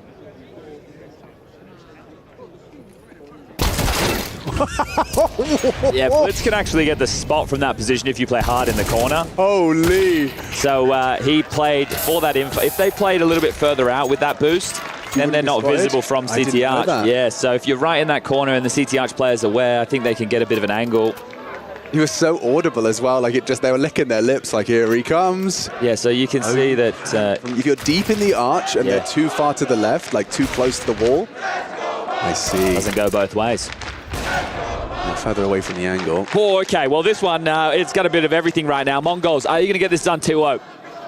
You've had a couple of really fortunate rounds, but 3D Max got back one of their own. Literally $700 worth of investment got them a round win. Yeah, we've had a bit of everything here. This game has definitely been an entertaining one. So noisy. Yeah, Mazinho 9-10 feeling like the whole they're coming. team's coming. Get the nades out of your hands. Get your gun back out. Mazinho 2. Quick transfer onto Lucky's head. Bombs loose in pit. It'll take him a while to find that and pick it back up. So it's going to allow this rotation to get further in time. Smoked off for now. Bomb still not found. Finally picked up. Another smoke. They can replenish this. And they will. Double nades. It looks good. Oh, 8 HP Gravity. Legs shaking. Ears bleeding. But he still hangs on. Could be a conversation of a save. That's what I'm saying. This is not the map to be going for these retakes. Ollie for pit. Oh, Blitz hits the heady. Maka's gone. Gravity's low. It's all coming together. Body does clothesline 1 and 2. Falling through their fingers. Body has done enough. Spy some sharp shots from Blitz. Mongols head in hands for 9-10. You can see on the right side of your screen. No output from him in this one. Mazinho gave it a good go. 3D Max 11. Senzu holds on to his AK. Nuke 2 rounds away from the French. Okay, Senzu can drop one. Blitz can buy himself or drop an AWP for 9-10. So yeah, 9-10 could drop an M4, then take the AWP, but then Blitz is going to be lacking armor, so that's likely why they've taken this tactical timeout. Those nades just shy of the mark there. Damage not lethal. Good shooting there from Blitz. He threw that molly in, but the CT one actually, Body does find a safe haven to work with and still just keeping the good vibes of 3D Max. One gun has been dropped. Well, not quite yet. Okay. Taking it with an MP9. Blitz bought in. 1900 loss bonus into the next, so they have to shove. Senzu does send it over to 9-10. Okay, they can make this work.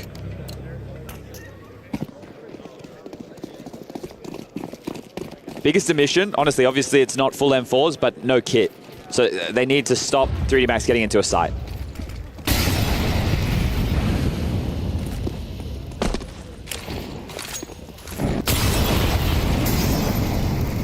Carpet of flame.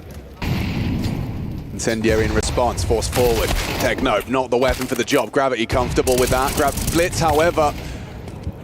Multiple times we've seen him hold on to the site, and he does it again with 3. Massive. Niantic can run this down. He knows there's the only one player here. Oh, he's just shy of the mark on the smoke spam. Maka will get that bomb down. Now scoops up some additional util for this. Throws out the flash. No shit. You're right. You'd have to go now. 9-10 pushes on out, spots out, removes Maka. 1v1 for Exercise to finish. This is for the 12. Time on his side. As he spams away! Exercise gets away with murder! What has gone on there? He's trying to play for the side control. Feels like he should be a dead man walking. What? He knows he got away with one. Yes, he did. Oh. Blitz, this is heroics right here. Techno's had a couple. 10 bullets, bro. He swings with 10 bullets. He gets 2 more kills. I'm in awe. And at this moment, you know that it's just Maka because Exercise only moments before got a kill just over towards A. He drops the smoke to give him space. He fumbles the movement. Senzu can't find the kill. This isn't the Senzu from map 1 right now. Body's reaction was cringing into celebrations. I think that means, oh, bother. Yeah, shucks. We'll get it next time. Oh, this has been a fun map of Counter-Strike. Oh, it has, yeah. You know, my Inferno slander misplaced. I've had a lot of fun here. Well, with the way these two teams play. Yeah. Make it a Mongols versus 3D Max exclusive. 3 rounds needed to take this to overtime.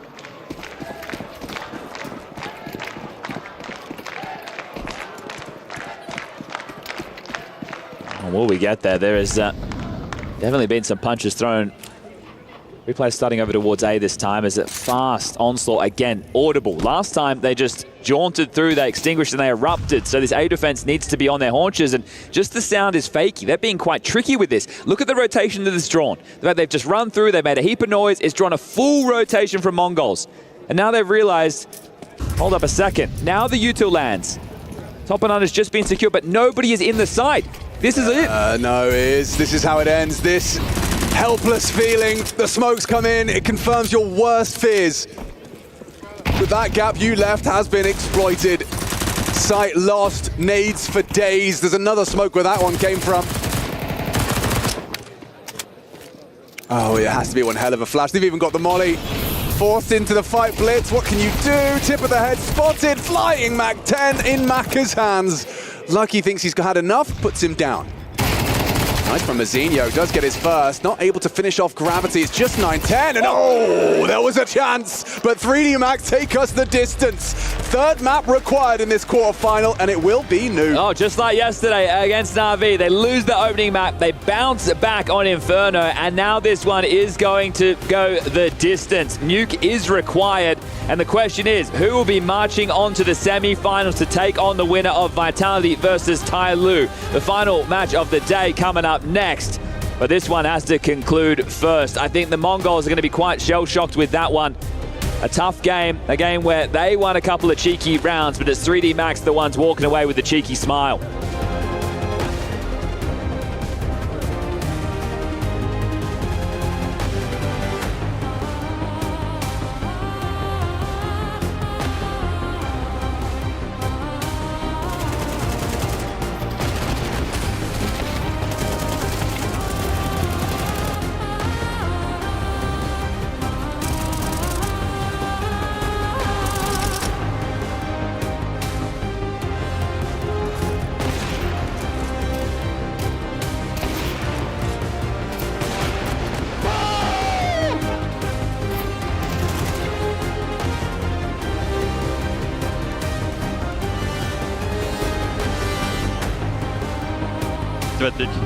Hit last. Ah, good, bref. C'est un monstre. Je vais te baiser, c'est un tigre.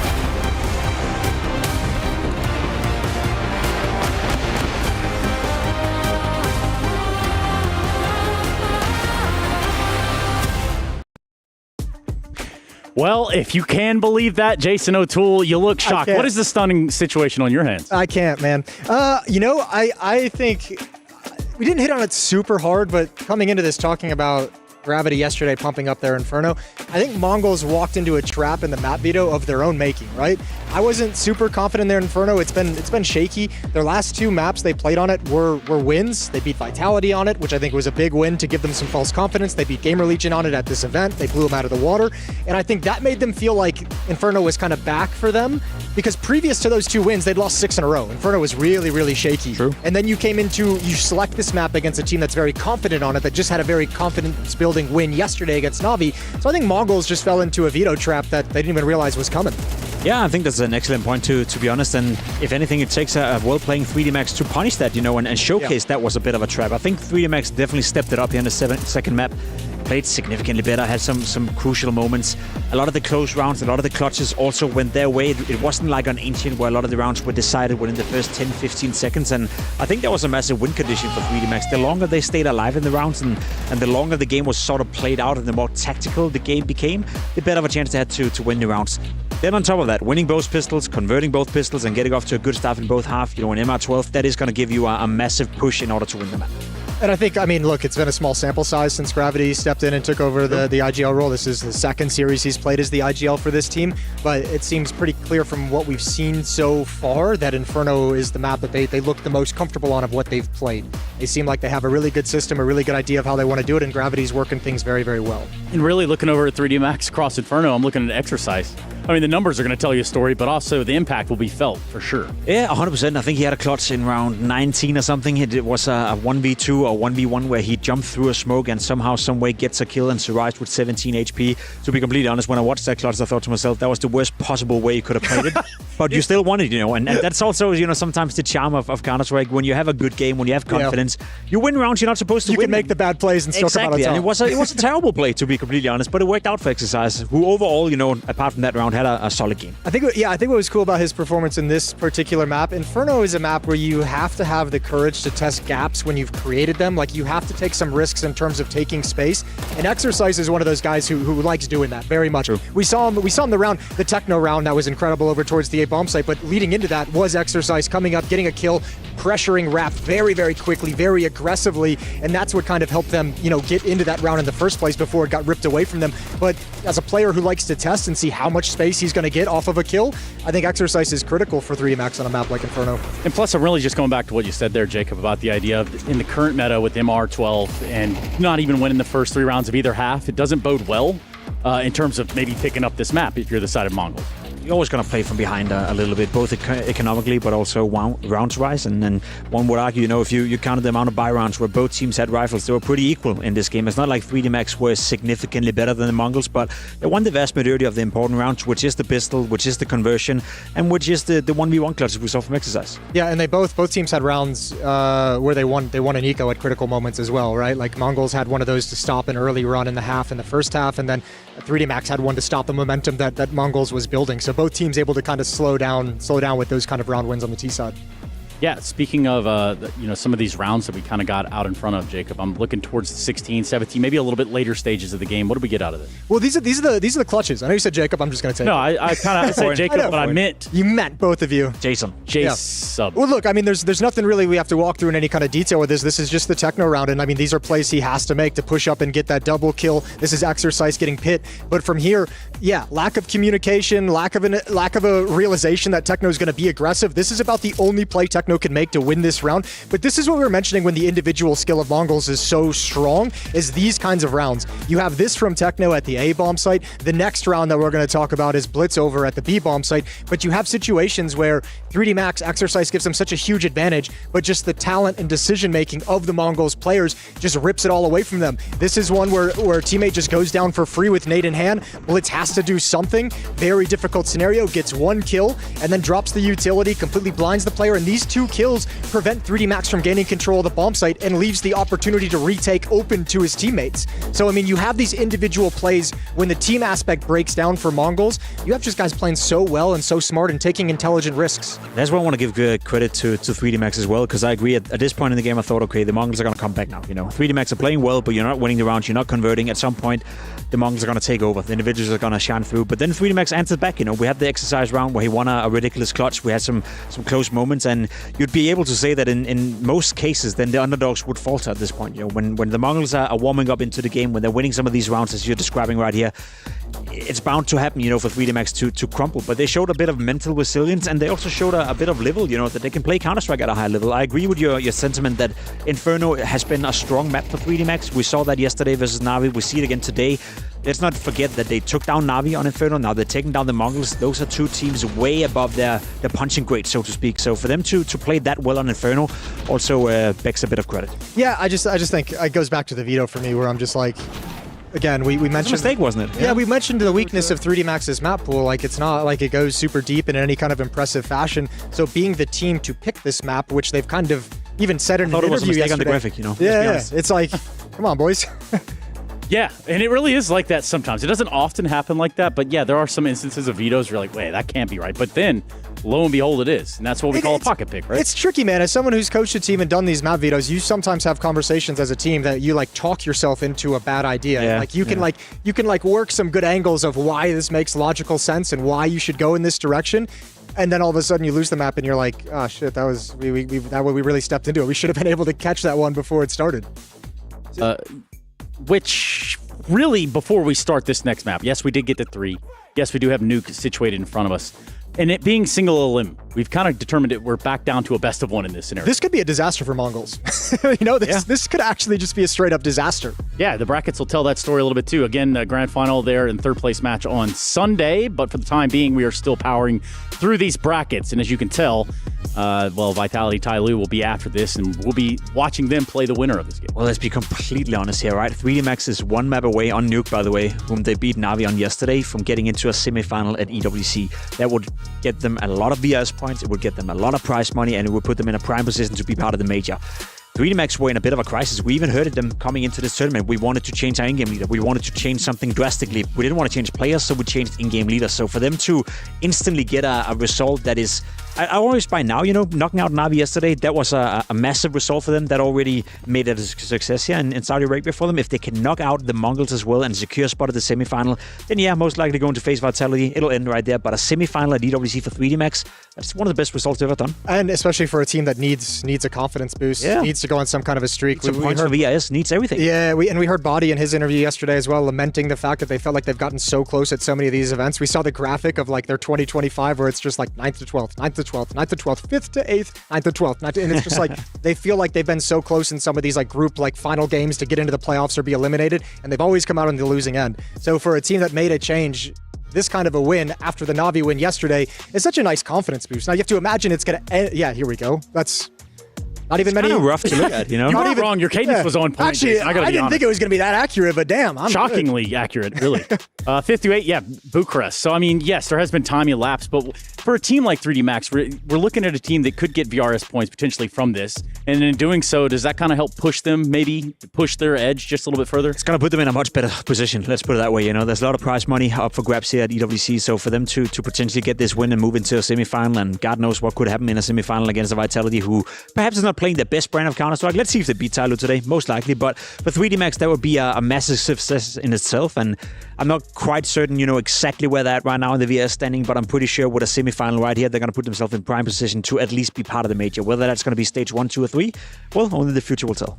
Yeah, but I mean, look, I think any team is just just give me the major. I don't care. Yeah, exactly. Actually, and as we see from some teams too, they probably at this point, I think there's a conversation where teams almost sometimes prefer to start in stage 3, right? You get a little bit of a warm or stage 1, excuse me. You get a little bit of a warm up into things. You get to get used to the setups and everything. So yeah, I don't know. It's all going to come down to these last few events, but certainly this is looking like the best run that 3D Max is going to have this year.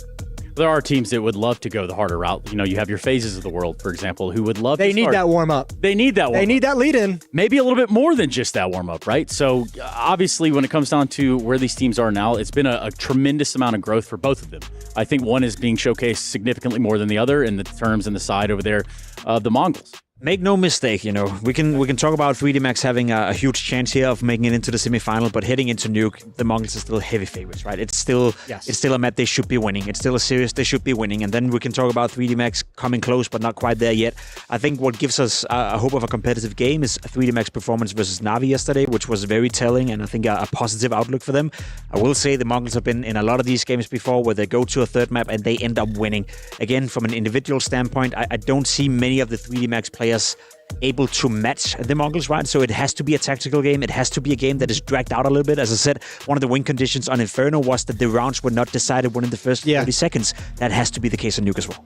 I think if I mentioned going into Ancient that I didn't really care if Mongols I'd like kind of looked into 3D Max whatsoever, that they just come out and focus on themselves. But I think this Nuke is another little bit of a trap situation for Mongols. Yeah. If you think back to the Nuke yesterday against Na'Vi that 3D Max played, they had some very cool, you talk about some tactical Counter-Strike, some very cool ways of utilizing smokes outside, very tricky with the way they pushed around them, very tricky with the way they created tunnels of safety so they could get some space, very tricky in the way they walked through smokes at Squeak Door to find rounds in the late round situation. So if Mongols gets caught off guard by the utility and the plays around the utility outside, this can spiral out of control because they did put a good T-side up against Na'Vi on Nuke. So this is one where I hope someone from Mongols looked into it, was like, okay, boys, look at like these three smokes that they're throwing and the way they're utilizing them. Let's be really careful. Then when you're the side of 3D Max, I'm kind of wondering, and I'll put this in your wheelhouse, Jacob, how do you go about containing the likes of a Sinzu, for example, who runs up to Graveyard and runs the situation, controls the scenario in a round? I think you beat him by playing tactical Counter-Strike. As I said, I think a massive win condition for 3D. Or by communicating. Well, communication is also a good idea, you know, and it is one of the few teams that speaks in their native language, so one would argue, you know, that they have not an advantage, you know, but not a disadvantage in that regard. I think for 3D Max, a win condition is not to allow Sensu to pick you apart before you go into executions, right? We saw that on Inferno as well. Stay alive, make sure not to give up any crucial or dumb opening picks as we see, stay focused, and I think 3D Max have shown, as you described right before, Jason, that when they play tactical Counter-Strike, when they actually get into the execution mode, where they get to execute whatever game plan they may have, then you can kind of level out the playing field in a sense that, yes, you are facing individually better players on the side of the Mongols, but if they constantly have to fight a Molotov, constantly have to fight a flash or a smoke, then you level out the playing field, and I think that is the win condition that 3D Max have to bang on the most. Well, if you want to talk about the win conditions for the Mongols coming out of an Inferno where they lost both pistols, you know, let's start right there for the Mongols. Get some kind of an early lead in one of these halves or get some kind of early momentum to build up. Going to be interesting to see which team's going to be starting on the T and the CT sides. Yeah, we'll get that knife round, Jason. Oh, will we? If that's what you want, I'll make sure we get that. Yeah. I'm going to make sure we get that knife round in here. So, yes, we can decide who's starting on what side of the map. Now, if let's say you're 3D Max, you've come in here, you've breathed a little bit of life into your game. Where do you want to start? 3D Max? Ooh, I mean, I think you're always going to want to start CT side in the current meta right now. Fair? Yeah, I think it, you know, you always know that your T side is going to be tough no matter what your lead is. Have you ever in Liquid, when you were coaching, have you ever talked yourself into starting a T side? Good idea. Not on Nuke. Actually, on Nuke, probably not. But yeah, there's something, you know, I know there's some people out there, shout out to Tommy one time, Lurpus, who believe that like it doesn't really matter what side you start. I think that's kind of a bogus take because there's something comforting about going into a T side when you have like a 10-2 lead versus going into there is. Like, come on, bro. Like, there's something about it that you're just mentality. Like, if you're down 2-10 when you switch over to the CT side, that's a way worse feeling because that pistol round has it all on. Oh, yes, here we go. I love this. A little slice and dice. A little bit ratty. Look at these tactics. Pulling one away, one guy just being a distraction. They're cornered now. This ain't good. It's going the other direction. And perhaps, you know, if you're just joining us for what the heck is going on, this is the official fencing matchup that we have to play before every game can start. So. Oh, they separated. He went alone. He tried to be the hero. I can be your hero. Oh, look at this 2-on-2. This is quite nice. We got going right here. Yeah, this is very cinematic. Yeah, it is, and so much down the wire. Now it's getting ridiculous. Somebody. Okay, there we go. So it does look like 3D Max will pick up that knife round. And again, where do they want to start? They're going to start CT side, Trace. They're starting CT side. Yeah, I think so. Look, I mentioned like with some of the aggressive stances that both of these teams like to take on their defenses. We had some fireworks on Inferno with some very aggressive pushes and plays early in rounds. Nuke can be something very similar. Remember yesterday, Exercise pushed Hut sprinted lobby at the start of the round, ran up the ladder, roof, flanked yeah. outside, like with it like a minute and 30 seconds. Like that's a play that we're starting to see some players mix into their gameplay every once in a while. I'm excited to see some of these lobby crunches these teams bring out. Me too, and I hope that's the version of 3D Max we get. You know, I don't hope they get too scared of being in this position where they're one map away from getting into a semifinal. Exercise needs to play his best brand of Counter-Strike, and that is by being not necessarily stupid sometimes, but just by doing his own thing, you know, where it doesn't always make the most sense, but you can definitely catch off your opponents if you do it at the right times. Well, let's send a team into the semifinals, Jacob. Thank you very much, Jason. Of course, now we sit back, relax, and watch Nuke, and it is going to be the final map of this series. So, let's get it underway. Yes, let's do just that. It's going to be, I presume, just as entertaining as the first two maps. I've had a lot of fun in this series, witnessing 3D Max clawing their way to Nuke. Ancient was how Mongols got themselves that first map. Pretty dominant as well, wasn't it? It was. A 10-2 start and then clawed back. I think 3D Max needed that warm-up, and they made good of it on Inferno. Oh, I love this from Gravity. He's gone for that smoke kit, so if Mongols with their 5 Kev strat do get that bomb down, he can be very cheeky with the smoke diffuse. Well, 5 sets of Kevlar for the Mongols. There won't be any nuance to this. Here they come towards the lobby. All but one. Blitz. Working yard on a late timing. Exercise investigates lobby, gets spotted out. Now Ramp, Lucky, going to be calling for backup. He sticks around for one. And it's cost him his life. Blitz as well. In the meantime, on yard side, removes Maka. Oh, that's naughty. Just looking at the floor, hard to get that one bullet headshot you so desperately desire. Exercise flies up the vent to tend to heaven, but they're in no rush. No, they can just probe this one out. As long as they don't give away the kills one by one and allow 3D Max to put themselves back in a strong position, it's going to be both of them rotating down to B. So as Techno calls yard clear, they can start bringing their bodies back through lobby. Bomb will be joining this in a moment's time as Senzu is sent down and, well, he breaks open the window. And that's going to be enough, isn't it? As we'll be getting into A for free, and this will be a much-needed pistol round over there on Inferno. Unable to pick up either of the two played. So this is more what Mara will be looking for, as Exercise will be able to grab a kill. Now, worst case, you give over too many kills to Exercise and you can upgrade into an M4 into the next. Best case, you remove everything. There's no kit, there's no smoke, there's no armor to be invested upon.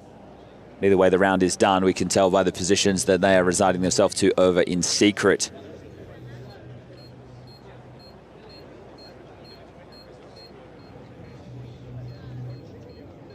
Pretty clean start.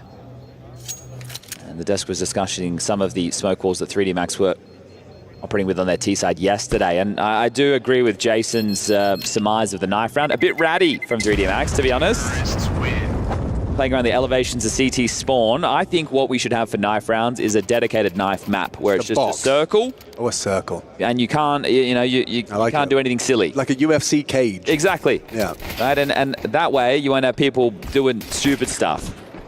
Especially when it's a third map, singular limb, quarterfinal. You're going to want to, avoid any rattiness, but when it's available, I can't You're going to take, exactly. Same thing. Exercise is going to get into a Famous. Scout for Maka. 5-7s for the rest. All right, Maka, what you got for this? Smoke wall's going to be quick. Oh, he's got in 2 minds about the smoke break. Gets spotted out by the silo player and has a shot. Doesn't hit it. One of the details to note about yesterday's gameplay from 3D Max, and the desk highlighted it as well, they used the Exercise round where he pushed straight through hard up the ladder and killing Na'Vi in the back. But they were always jarring lobby. They were aggressive through ramp. They were pushing squeaky door. They had good wombo combo setups. They were always being very, very annoying to the default of Na'Vi. Now, can they do the same against the Mongols? Well, the Force is where we start. Yeah, 4B. Shadow spotted. They still go down. The jiggle bait works out. Mazinho trying to claw back in. It's even trades. What about a clown car? What about a clown secret? Because they just kept on coming. Only to slow down the retrieval of weapons, but Bonnie will get himself a Famous. Now Maka takes lobby. Not the weapon for the job, really. Into minds as to when to finish. Flash for Senzu to drop in. Maka, not an easy shot, especially with the movements of Senzu. Diligent. They'll allow the player to come up through the vent. They can actually use that as a portal now. And they will. Senzu's not looking, Techno isn't either. Oh, the barrel. Yeah, I think he caught a whiff, did he? He certainly did. And just like that, the round is theirs. Threatening throughout from 3D Max. Okay, well, we'll be the eco now, so this is Oil's chance to build a bit of a bank after taking so many casualties against the Force. They just kept on coming, didn't they? Good to go 1 for 1, but just not enough output in that situation. Needed the multi from one of the many bodies. Are able to get a couple of pistol upgrades, sure. 257s, 3 Deagles. So no reason they can't take away a couple of guns again. That's what 3D Max are banking on, keeping the Mongols humble as once more it's the same smoke wall. Most direct approach to get down secret.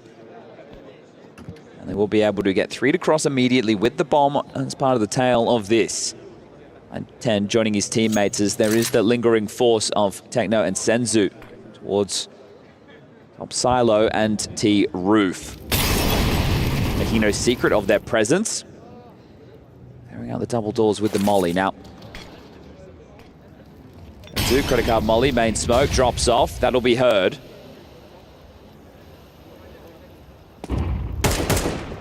Senzu, he's not scared to take these fights, but a few too many for him to handle on his own. Good info, though, to help inform this B finish as Techno will swoop through. So the two of them able to deal with anything too crazy. Safe plant, back of the site. A slip down vent, and, well, that'll be that, won't it? Blitz will finish off Maka. Gravity and Exercise will be the final 2 to find, and this elevation of gravity should be good for 1.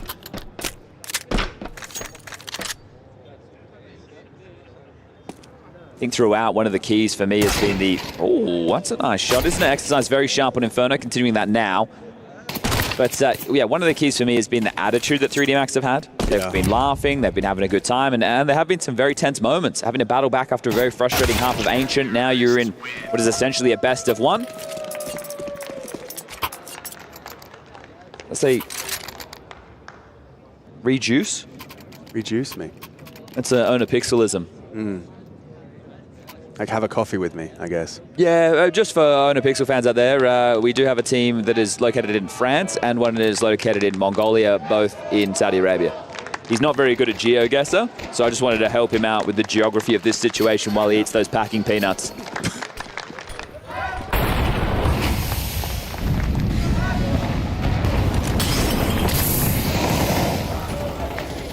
Starting main. It's rare to see an AWP. Yeah, it's good for a squeaky pick, but then what? He got a smoke break available. I don't see the HE body. Got one. Not there. So they're allowed just safe passage. They evade the spam completely. They're accelerated. Blitz is not letting go of W. This is crazy. There's so many of them just surging forward. I don't know what cue they got, but they have a very good idea that this was unguarded. Body is going to make it just in time to this power position, and he gets some impact.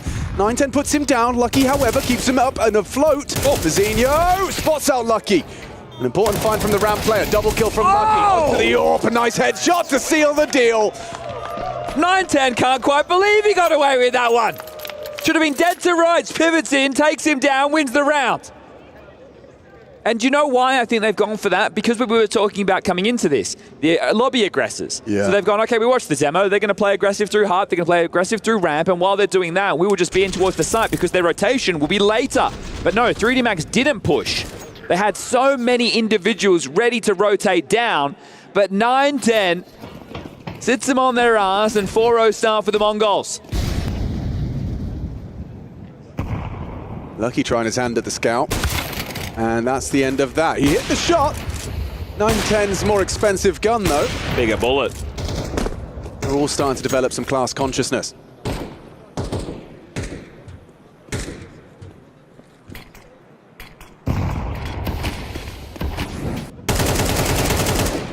Okay, well, 4-0 should become 5-0 now that we do find ourselves in a 3v5 disadvantage for the Frenchman, Maka, with just 11 points of health, and they will try and scrounge away what they can.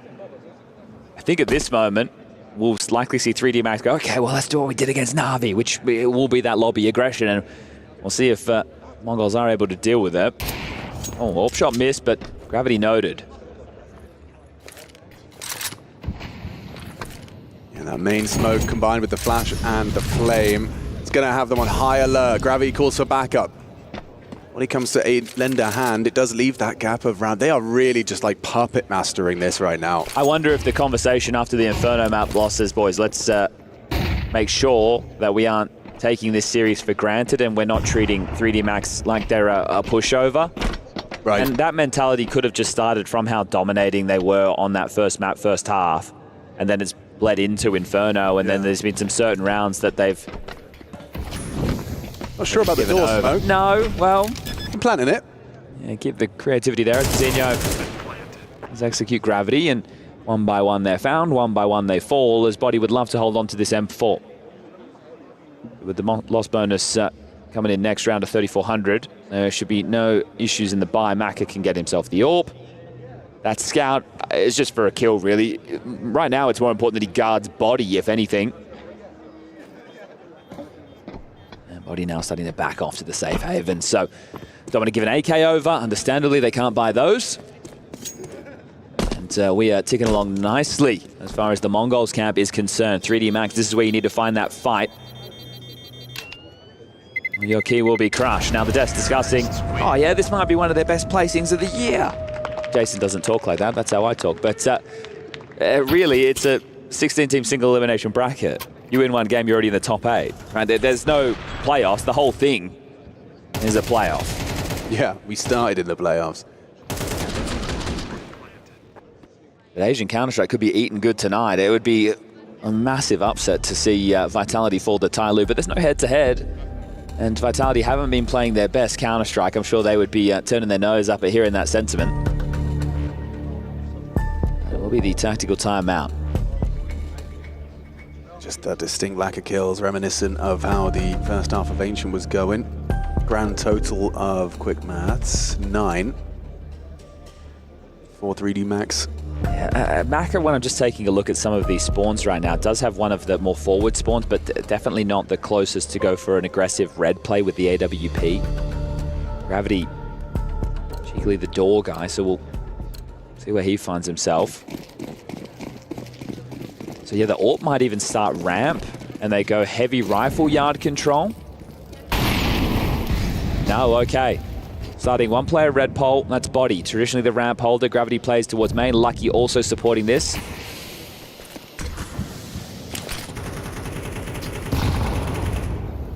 He doesn't really hit its mark. Lucky's bullets do, but Blitz, impeccable tracking considering that was a silenced M4, didn't get that muzzle flash. Oh, hang on, that's a lot of damage onto Blitz to finish. The job is Gravity. Flicks into Mazinho upon the fade, caught in the open, pantsed by Gravity to start. Well, the information they've been able to garner from this situation doesn't really give them too much to go off because they don't know that Body's playing red pole right now, so they don't know that ramp could be weaker. They know that AWP was over towards heaven and hell.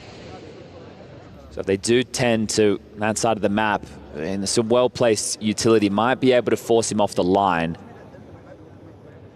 A lot of talking right now as 3 are in lobby, 1 on the roof. That's 9-10 at the ready with a top hut Molotov. They could try and waltz out Squeaky. The Mustang position is very strong for Exercise against this. Yeah, I think Exercise is not going to get a chance, though. If they actually dip down the vent. Yep, Senzu gets away with his life.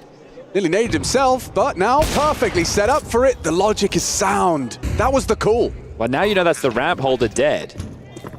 Exercise. Overlook Senzu, a powerful corner, but traded. Gravity swings open the door to his demise. Maka likely just has to save his AWP. Okay, well. Damn. Yeah, and it felt like they had a really good opportunity there, but the fact that they're able to manufacture that vent drop is very well done. But on top of it, it's the fact that it's 9-10 throwing the util from T-Roof, which enables the silo hold of the secret retake. Oh, he can't even save his AWP. Yeah, fair play. Blitz mechanics on display, 6-0 to start. Now this is where previously we saw a little bit of a resurgence. This is already a massive T-half. Oh yeah, sorry to state the obvious. That's true. Sorry to state the obvious, but there's 6 already without a blemish on the record. This is already getting into dire straits. and it has to be another partial. So you'd need 6 straight into the halftime break, then the pistol to really turn this one on its head, I think. Color TV. Starting 3, heavy towards main. It's going to be that leer of Lucky outside. I'm going to have to take some gambles here, 3D Max, aren't you? How's that for a start? 9-10 Zork brought down. Opening kill from Body, the only rifle, and he's put it to good use to start.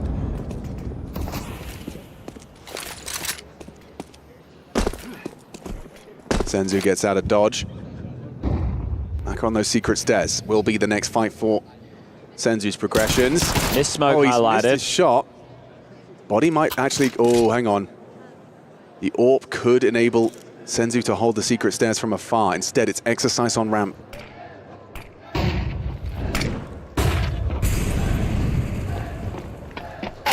he's good for his. Gets it. Still takes a while to take him down. Techno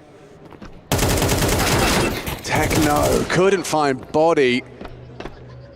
Still a 2-on-3 that they're so segregated. I can't see too much comfort for Blitz right now. Throws out the smoke, loud about it. At times his biggest problem. They'll run him down. Oh, not comfortable at all. Blitz bails himself out, still trying to get away with the bomb. Should be dead from ramp. Yeah, Lucky's got him booked. Knife out. Thank you very much. Bomb delivered to his front door, and Senzu too far away. 19 seconds. I don't see a world. No, I don't think so either. This is might just be an AWP save right now. I think that 3D Max had a good understanding of the situation, that somebody was lingering outside, and Senzu will just have to retain this. So Blitz, misreading the situation there, runs to his demise, and the round will be handed over. Now, that is a confidence-inspiring one for 3D Max. Now they have to do it in a full gun round. So you do it with the partial. Light investment facilitated thanks to the loss. Now you need to do it that both teams are going to be fully strapped. 9-10 gets his gun back, and a tactical timeout called. So Mara is going to come in. I don't think he'd be too aggressive about this. It's not like, all right, well, we lost to this round. It's fine. We've already got 6. They've got 1. And now if we can win straight back into things, we can pick up where we left off. So he's going to call an adjustment.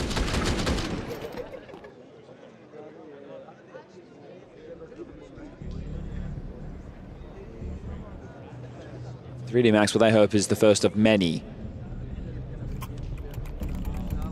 Yeah, I mean, that's the first crack we've seen in the Mongols' T side, and as you've already highlighted, a 6-round bag. It's tough when you're a rotation player of Maka, is you have to get going as well. Right, like that, that right there is one of the players that needs to put themselves in the right place at the right time to help shut down any of these hits. Well, it's CS2 AWPer, so he's got the AK and he's going to have to deliver with it. Break his silence.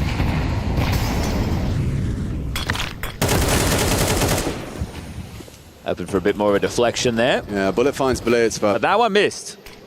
Ooh. That one... Lying on the second. Well, still works. Yep. Gets him across. He's lucky not ready. Neither are ready right now. No, not considered it. You might get a little timing peak on Blitz, though. How diligent are his protocols? Doesn't look like he's active on it. Doesn't look like he's considered it. This is a massive gap. Exercise, jump scare, trigger discipline likely. He's going for another one, folks. Tap and away. Double kill from Blitz, and the third falls into place. He's done more than enough there. And the diligence immediately to drop that Molotov, make sure the rotations are isolated, knows that he's gotten past an outside player because Lucky's still alive, and this is going to just be the cherry on top. Blitz, masterclass. Checkmate as Body comes into this late, and well, he might get... Oh, no. Blitz has him. There you go. What a specialty right there from Blitz. Beautiful work. Wow. Yeah, if I could put a Counter-Strike round in a frame and look at it on occasion, that is lovely. Well, you know, the missed smoke. Now, I'm not doing it. I'm not going to say it was intentional. But it it's actually, fun to think. It kept Lucky's attention because this weird smoke's in front of him. Maybe he's thinking, hold up a second. What are they trying? Is this to give them deeper pathing? I'm not quite sure.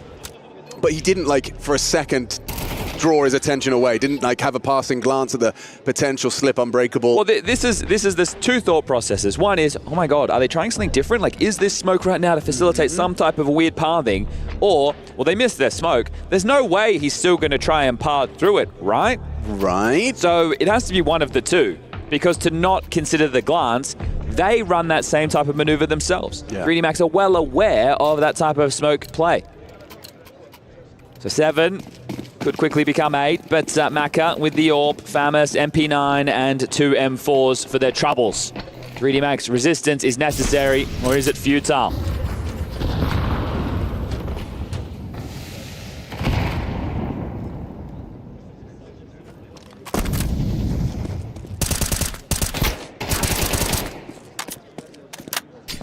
Mongol Stars trek to yard.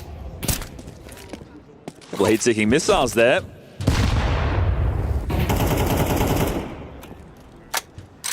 Taking the pace out and hitting the brakes, allowing the mistakes to be made, and also trying to find out what they're working with.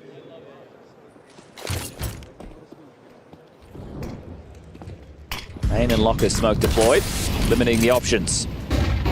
Yeah, flash behind blue has Lucky on high alert. There's a lot of CTs here, and that's exactly what 3D Max needed. Mongols collapse. So it's 2 rounds where they've been able to find these incisions, either jarring from main or swooping together. There's a lot of gaps, and I think they've identified that Mongols aren't looking for those gaps. They're just ready to play together. I feel like Mac is holding for this. It's about time. Oh, I was gonna say, it's about time Maka avoided the Secret Service. Instead, a servant's death with empty hands. And they'll take this round, and right now with 30 seconds left, it's going to be tough to see this 2v4. We're into action. Anton is joining this. So they try and go down the vent again. Well, with Gravity top hard and a dink onto Senzu, I don't think so. Yeah, that Famas is dangerous. Gravity's pissed. Jumps in, he wants to get this one done. That Molly says, no way, 9-10. Back off, second round secure. They, cheeky. And they should be able to get that AWP back from the heavens. You can see Lucky darting over to grab that one now as got a couple of AKs, the AWP, and can go again. So round by round, they need to give themselves something to work with. At this point, 5 is the best they can boast, but they're going to need to win. All of them. Yeah, and the thing is as well, because of these saves and the residual cash that Mongols have from how easy some of these rounds have been, they have at least 2 more buys available, and there's only 3 rounds left to play. Yeah.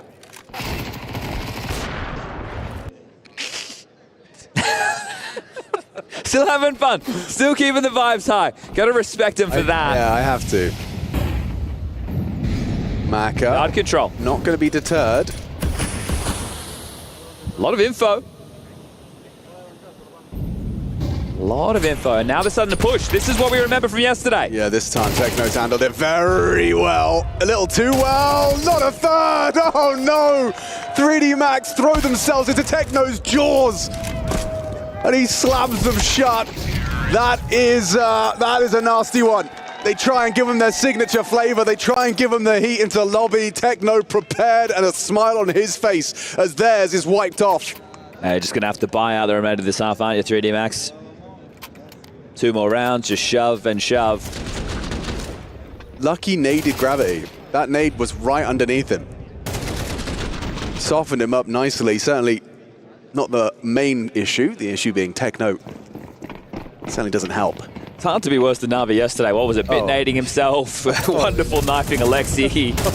Alexi flubbing the movement in that 1v1. Don't remind me. Yeah, and I think there's some Na'Vi fans on site. Yeah, I saw that there was Na'Vi chants as I arrived this morning. A little bit late, unfortunately. Oops.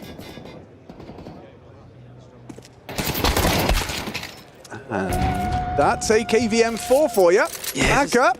Gonna have to putt this one in, aren't they?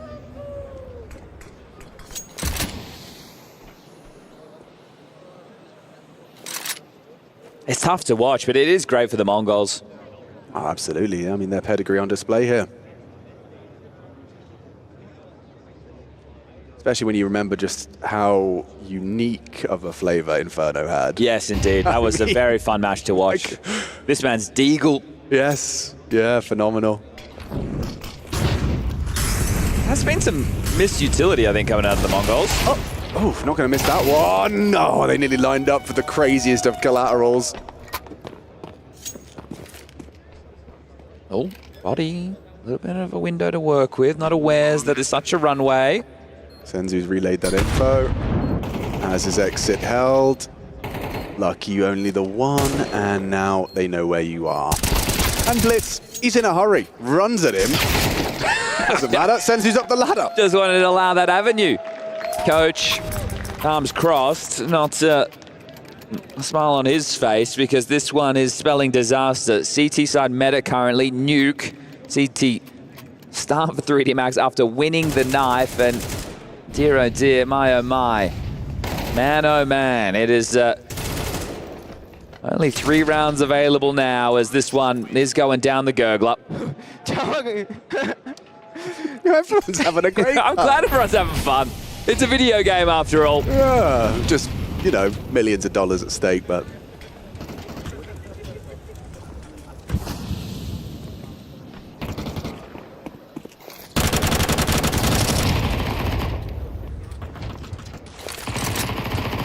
Body won't go cleared. Oh. 9-10. Connecting with his AWP once more. Blitz and Mazinho are low. Maybe those French guns in French hands could give them that third.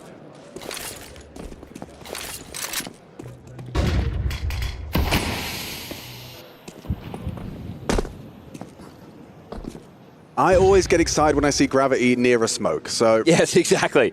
Go pipe through at any moment, a multi-kill, some crazy chaos. And I do know they are heading down towards B. So down secret, they slip as a pack. The Mongols rolling in numbers will have to get past 2. Lucky alongside of Maka.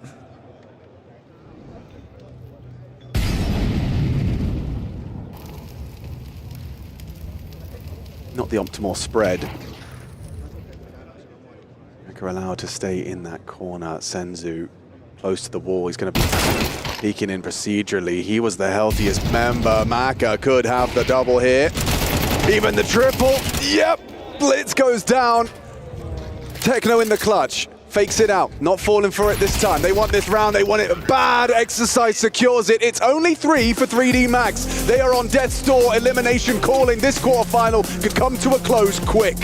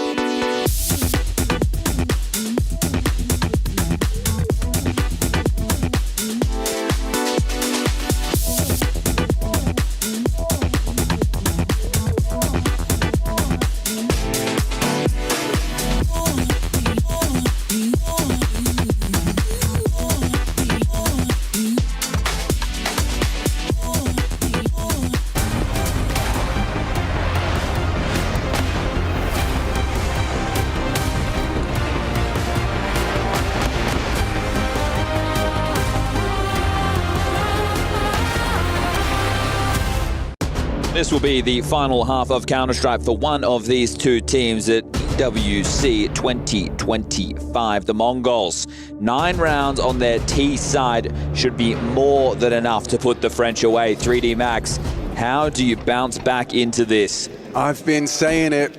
Resilience and tenacity from 3D Max, the likes of which we haven't seen from them in the past. This is, however, I think is asking a little too much. Maka makes a move, breaks his legs, but break the neck of 9-10.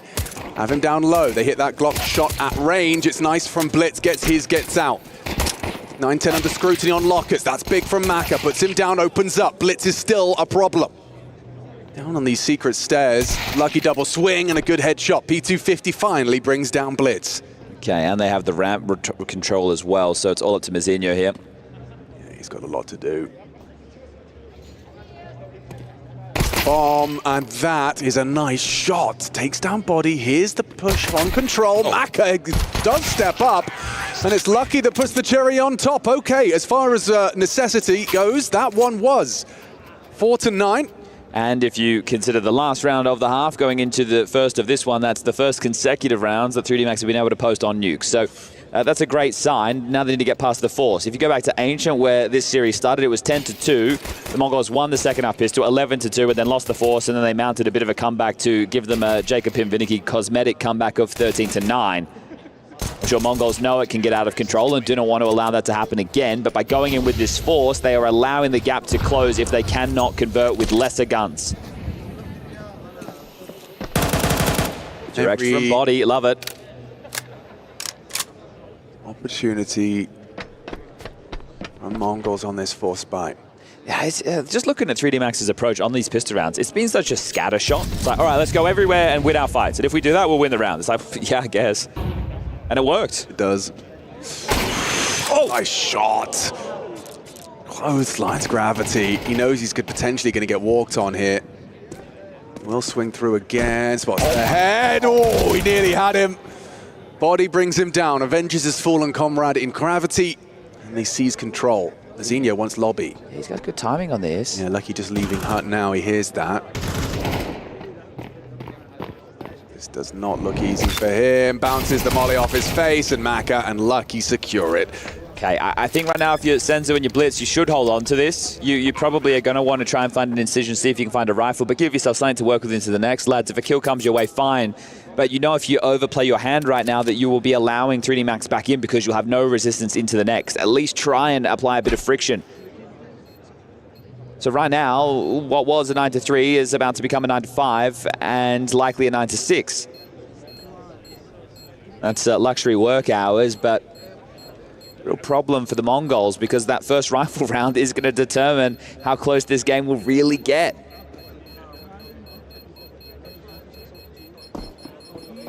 After such a strong half, you really don't expect it to be a nail-biter, but 3D Max showing they've still got some gas in the tank. Yeah. I mean, you talk about cosmetic comeback. Every comeback looks cosmetic until it's something epic. This was nice. I even love the diligence on the jump there, right, to get that spot. But at that point, Body had already scaled way too close. Techno goes down. And then Mazinho, the only one left in a position to make a play, has that choice in the moment when the molly donks off his head. Dazed and confused.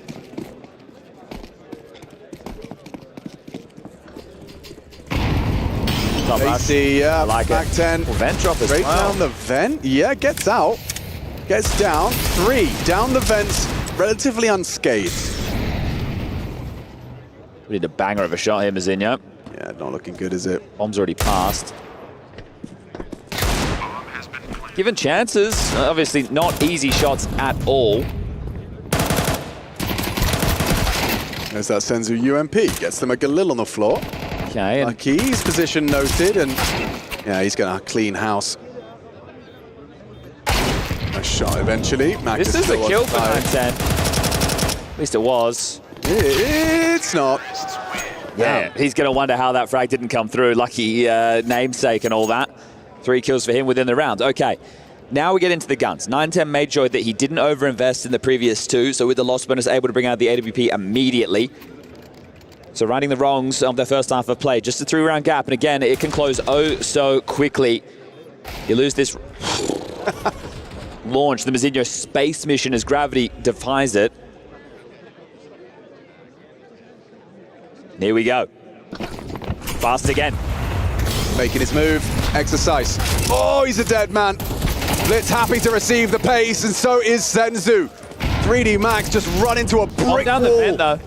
Yeah, congrats. You got the bomb. You get the plant. You'll get a buy. But Mongols, they seal this one flawlessly. They gave pace a go, and I think the consolation prize there of that plant, it does give them another chunky bite. Maybe you bring out the Maka AWP now. Body and exercise are a little bit lighter on. Body can go AK head armor, but I'm sure they'll need the smoke, so it's probably Galil's for both of them. And if you are going to bring out the AWP, I think you have to do something that's a little bit more standard. Now, in this scenario, do we see the smoke walls that were used to rumble Na'Vi yesterday? We go back to just a standard round, get the AWP oversight, set Body up, try and give him some room. I would imagine they default to that type of decision making. Let's see.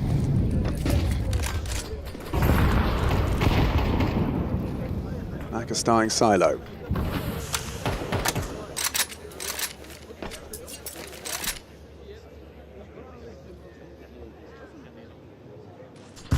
Lucky with the lurk smoke out the door at the same time as the smoke wall deployed. Okay, no exchanges. Wants to get in the vent, I do believe, having a tough time. Yeah, and noisy too. So it looks like he wanted to be intentional, or is at least telling us it was. That sound cue heard. Another smoke available to redeploy on Squeaky. Not pathing through. It looks like they want to do a late top split. So Body to activate main. Another smoke will be counted. It's just the fact that they've got so many AKs on the CT side as well. 3. That was correlated with the run of form we saw on Mongols' CT side. Techno's, I thought he was about to get off top hut. He's about to be mollied. He will have to get off top hut. Maka will force him away from this. So backside and top hut available. It's actually exercise to lob that one out, excuse me.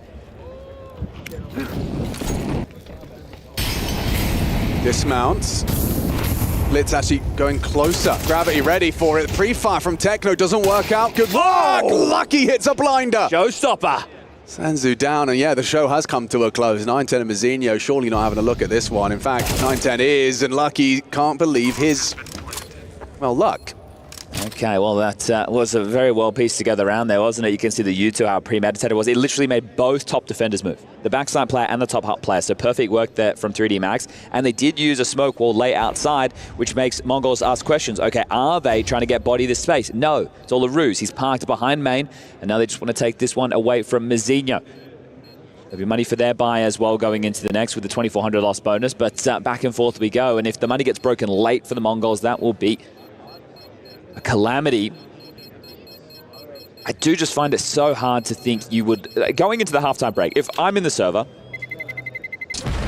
I don't want this to be the thought, but if I've won 9-3 T-half nuke, I think we've won. Yeah. But I obviously am not just going, oh yeah, hand off the keyboard, right? But with that scoreline, I would take that every day of the week against almost any team in the world. Yes. Actually, no, any team in the world. Not almost any team in the world. It certainly is more threatening than Mongols would have anticipated coming into this T-half. Great shot there from Lucky. Right, seeing it from the death POV, sometimes you just get to feel the wrath of these individuals, just how potent they can be. Second timeout from Mara has elapsed, so he had his 30 seconds trying to get the head of the Mongol CT side screwed on tight. Well, this is the thing. This is an elite level team now, Alex. So you would say a loss like this even hurts more than, say, Na'Vis, who are trying to rebuild. Yes. And for 3D Max, they're looking for a breakthrough wins. And the fact that this is their debut, or at least yesterday, this tournament with Gravity in the leadership role, this is probably why as well they're not as stressed as they would be. Let's say they were further down the line of these progressions. Same roster, different man calling the shots. And competitive scenes. It's hard to argue with that statement. Is there more? He saw the AWP silo. Of this French resistance. The harder side. Widely regarded as an insurmountable scoreline on T-side nuke, and yet here they stand in pursuit of an 8th. 9-10 will remove Exercise. Blitz is about to get double palmed. Oh, he nearly pulls the cross there onto Gravity's head. 3v4. Well, Lucky's getting chipped away at. Yeah, he is, and Gravity even more so. 9-10 Zorf has found 2 kills this half. Relays the information on Maka. Lucky. He's going to have 2 backs turned, Alex. He's lost in the source right now, but if he gets a move on it, oh, he's not going to. They're not going to get there in time. They're going to be up secret. Yeah, he was so lost in that smoke. Yeah, didn't know where to go. So this will be the bomb marooned before Lucky can even do anything about it if they keep moving. Oh, blind spot. Maka's just staring out into space, disassociating. Okay, that's a nasty one. Horrible way for that one to end. It just boils down into like a whimper. Simmers on out. Nasty round to lose. Hear the crowd there. Some people saying 1 more round, and then someone corrected and said 2. Well, 1 more round will get you overtime. Yeah. Maybe that's what they're wanting. Couple of deaths there at the end that do just look a little bit silly, don't they? Well, Mac-10 Galil around these AKs. Hard to find solutions now.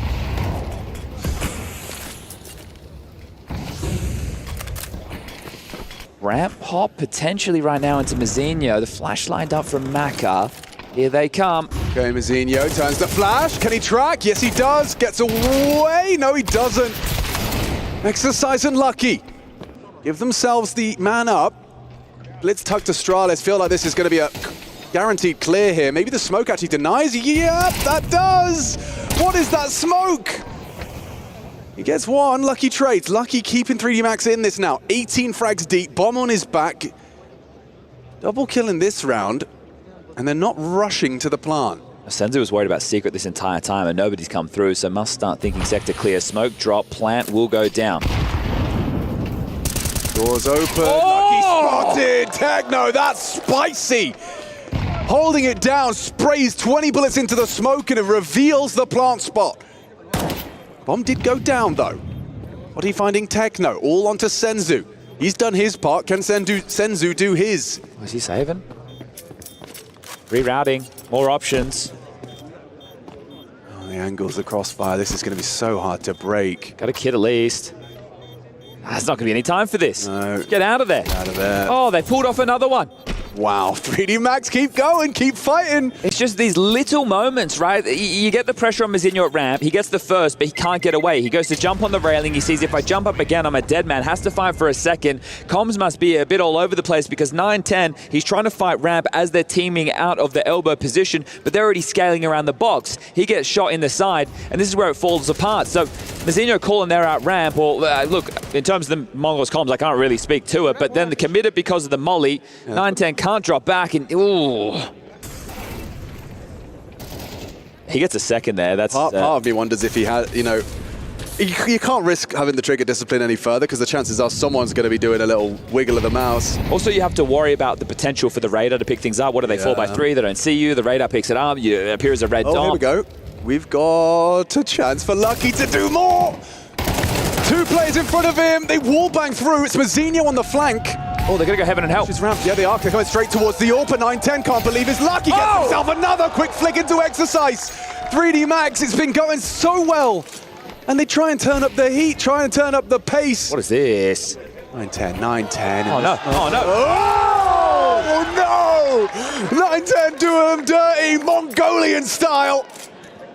In the smoke, barrel to the belly, it's 12. Such a number advantage. That was an audacious play immediately, but the fact he gets another in that situation, forget about it. Making a play to get them 12, 1 more round and a semi-final berth. Kailu and Vitality watching on. That'll be our final match of the day coming up next. They'll know who their opponent is. He's like checking his keyboard's working. He's like, yep, okay, left click. And I'm sure Gravity's thinking the same.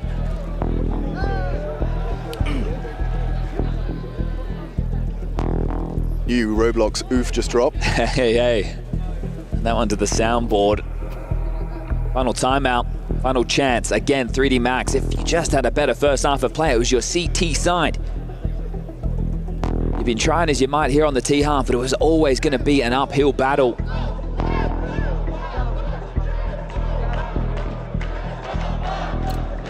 Cosmetic or Cosmic. 4 consecutive on the T side, and look what they're coming in with. 3D Mags. Elimination is calling. And for Mongols, the semi-finals. Nade, exposed, tracked, body down, zipped up. The body bag did Mzinho. Oh, they're blocking each other there. That's Blitz and awkward, Senzu. actually. Senzu stepping on his leader's toes. Leads to Gravity converting and actually clawing back that important kill. However, Mzinho's done well on Ram's side. He says no one else home. It's going to be secret-centric. Smokes out the decon. And now he has the angle for the cross. Gravity going to make a move. I think he knows he has to. Orb on the line, they confirm his presence. Now here comes Gravity. Oh, he missed his shot. Mzinho down. Hang on a second. Exercise and Gravity making a case. They're heading back up ramp, and the rotation right now is very vent-centric. Techno, though. You're going to catch sound cue. He's hearing, he's hearing. Exercise loses the bomb. Techno hits it. Gravity, what can you do? Techno slips away, caught and plucked from the air as 3D Max are eliminated. It took all 3 maps, but the Mongols take the semi-final, or sorry, take the quarter-final to the semi-final. Yeah, well, look, their opening game against Gamer Legion, that was to really put through their paces today. They're going to be disappointed with the way that Inferno unfolded, but 3D Max, they rock up to this event, they put Gravity in that leadership role, and they are able to take down Na'Vi as an upset victory, but their campaign at EWC will end here and now. In with a very good shot, but I think that CT side will be one they want to forget. Only 3 rounds to post on the CT side meta. The Mongols show why they are an elite level team. I really want to give Techno the shout out. I feel like he was instrumental to their conversion of this series. Even on Inferno, when he was the only one pulling his weight. Him and Senzu on Ancient, actually everybody on Ancient were having their way to start things off a 10-2 half. So some very dominant halves of play for the Mongols. Now they will sit, they will wait, and they will watch. Tiny versus Vitality coming up next. They want to know their opponent going into the next day of play. Be taking on the winner on Saturday for those semis. Tomorrow we've got Mounds versus Falcons, Aurora versus Heroic to round out the quarterfinals. A best-of-5 grand final on the Sunday, but they will be guaranteed to have a few more days of play. We have a 3rd place decided here at EWC. Yeah, let's go ahead and tune in to Mongols victorious. Thank you so much, gentlemen. We are back on stage after a stellar performance from Team the Mongols. They move on to the semi-finals. I have Techno here with me. My first question to you is that what do you think was the key for you guys to lock in such a close series today? First, at the beginning, of course, we are the favorite team and better team, I mean. And we won the first map really good. And second map, we had a little bit struggle. And the Nuke, third map, we're back into the game, back into the shape. And I think that's the reason to win, yeah. All right, well, moving ahead, now you guys will be facing tougher opponents in the semi-finals here at the Esports World Cup, and you guys are no stranger to big stages. So are you confident that you guys can take it all the way to the trophy? Of course. I always say that we're going to do this next time, and we will do our best. That's it. All right, well, you have a lot of fans here that came in all the way to Riyadh to support you. Is there anything that you want to say to them before we go crush the key? Thank you. Keep still cheering for us. Thank you. All right, well, now that you won the elimination match, I would invite you to join me to the Key Crusher and go crush your opponent's key. The path to the semi-finals have started. One key will be crushed, and the other team will be moving on to our semis. And with that, the very first semi-final spot in the Esports World Cup is locked in.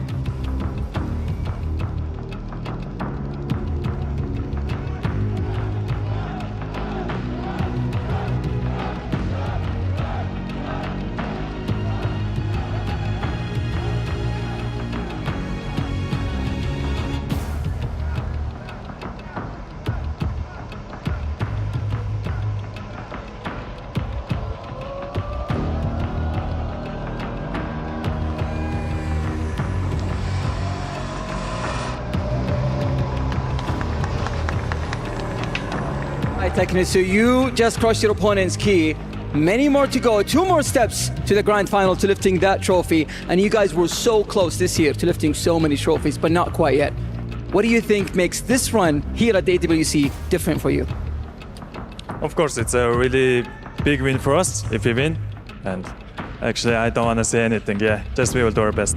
All right, well, best of luck to you. We'll leave you join your teammates now to celebrate. And now moving on to Ian with our exit interview. Thank you very much, Fancy. I've just been trying to block your vision so you couldn't see the key crushing over there. I'm joined by Lucky here from 3D Max. I can tell that you are incredibly disappointed, understandably so. It felt like you couldn't get any momentum there on the third map. Yeah, I think the start that we had was like too rough. We had a good T side, but too many mistakes on the city side, and I think it cost us the game in the end. I think there are lots of positives you can take from the last couple of days, including the fact that yesterday you were so incredibly successful over last year's champions in Na'Vi. I feel like that's what you will be remembered for at this tournament. What do you think you've learned over the past couple of days? I mean, it's the first event for Gravity as an in-game leader. So, you know, it's very encouraging for us. We are happy overall with our performance, I think. We take a map from Mongols. The second map was pretty close, you know. So it's better than the last time we played them. We still some positive, you know. And as a team and with Gravity at the helm, do you feel like you've made a bit of a statement here to say, hey, look guys, we're serious business? Yeah, of course. I think teams are going to start to take us more seriously, and yeah, I'm just looking forward to play more and see what we are capable of. As the fully French roster here, and you've got a lot of French fans watching at home, would you like to say anything to them, and feel free to do it in French? Ok, merci à tous de nous supporter. Il y a beaucoup de gens qui nous regardent de plus en plus.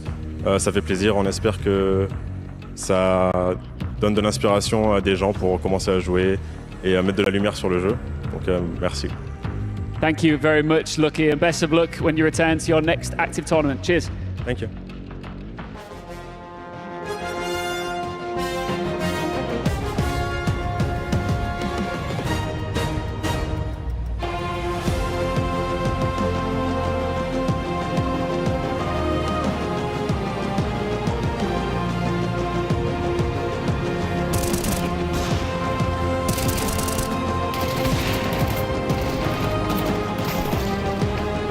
Well, 3D Max gets their keys crushed and their hopes here at the EWC in 2025. That is the end of the run for them, and we do see the Mongols finding their way into another semifinal. Gentlemen, quite the game of combo forces there, so let's talk about it a little bit, Jacob. Had to fight for it, you know.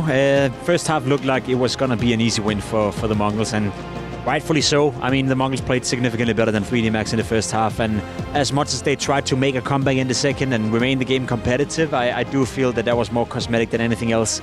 3D Max, they kind of killed themselves in that first half, Jason. If you get off to such a bad start, there's a long way back to make the game competitive. Yeah, but I'm going to give the credit on that one to Mongols. That T-side was sick, man. That T-side was so much fun to watch. I think they did such a good job of exploiting outside. Blitz had some crazy flanks and plays and took a lot of space.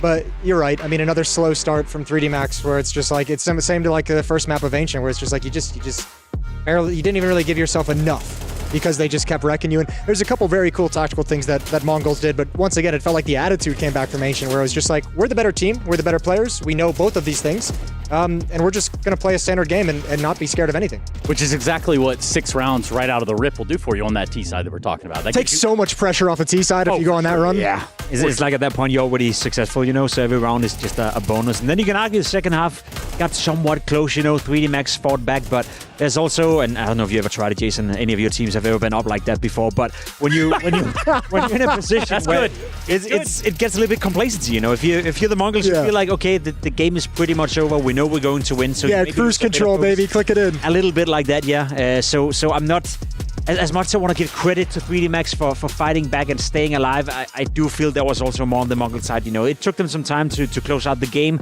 Had a couple of rounds where it felt like some of the players individually felt like, yeah, I'm going to close out the game, or I'm going to close out the game. The second they started to play together again, they showed they were the better team. Yeah, they really did. I think too, though, I do want to give some credit to 3D Max though, and credit to Gravity on such a short stint within the IGL role.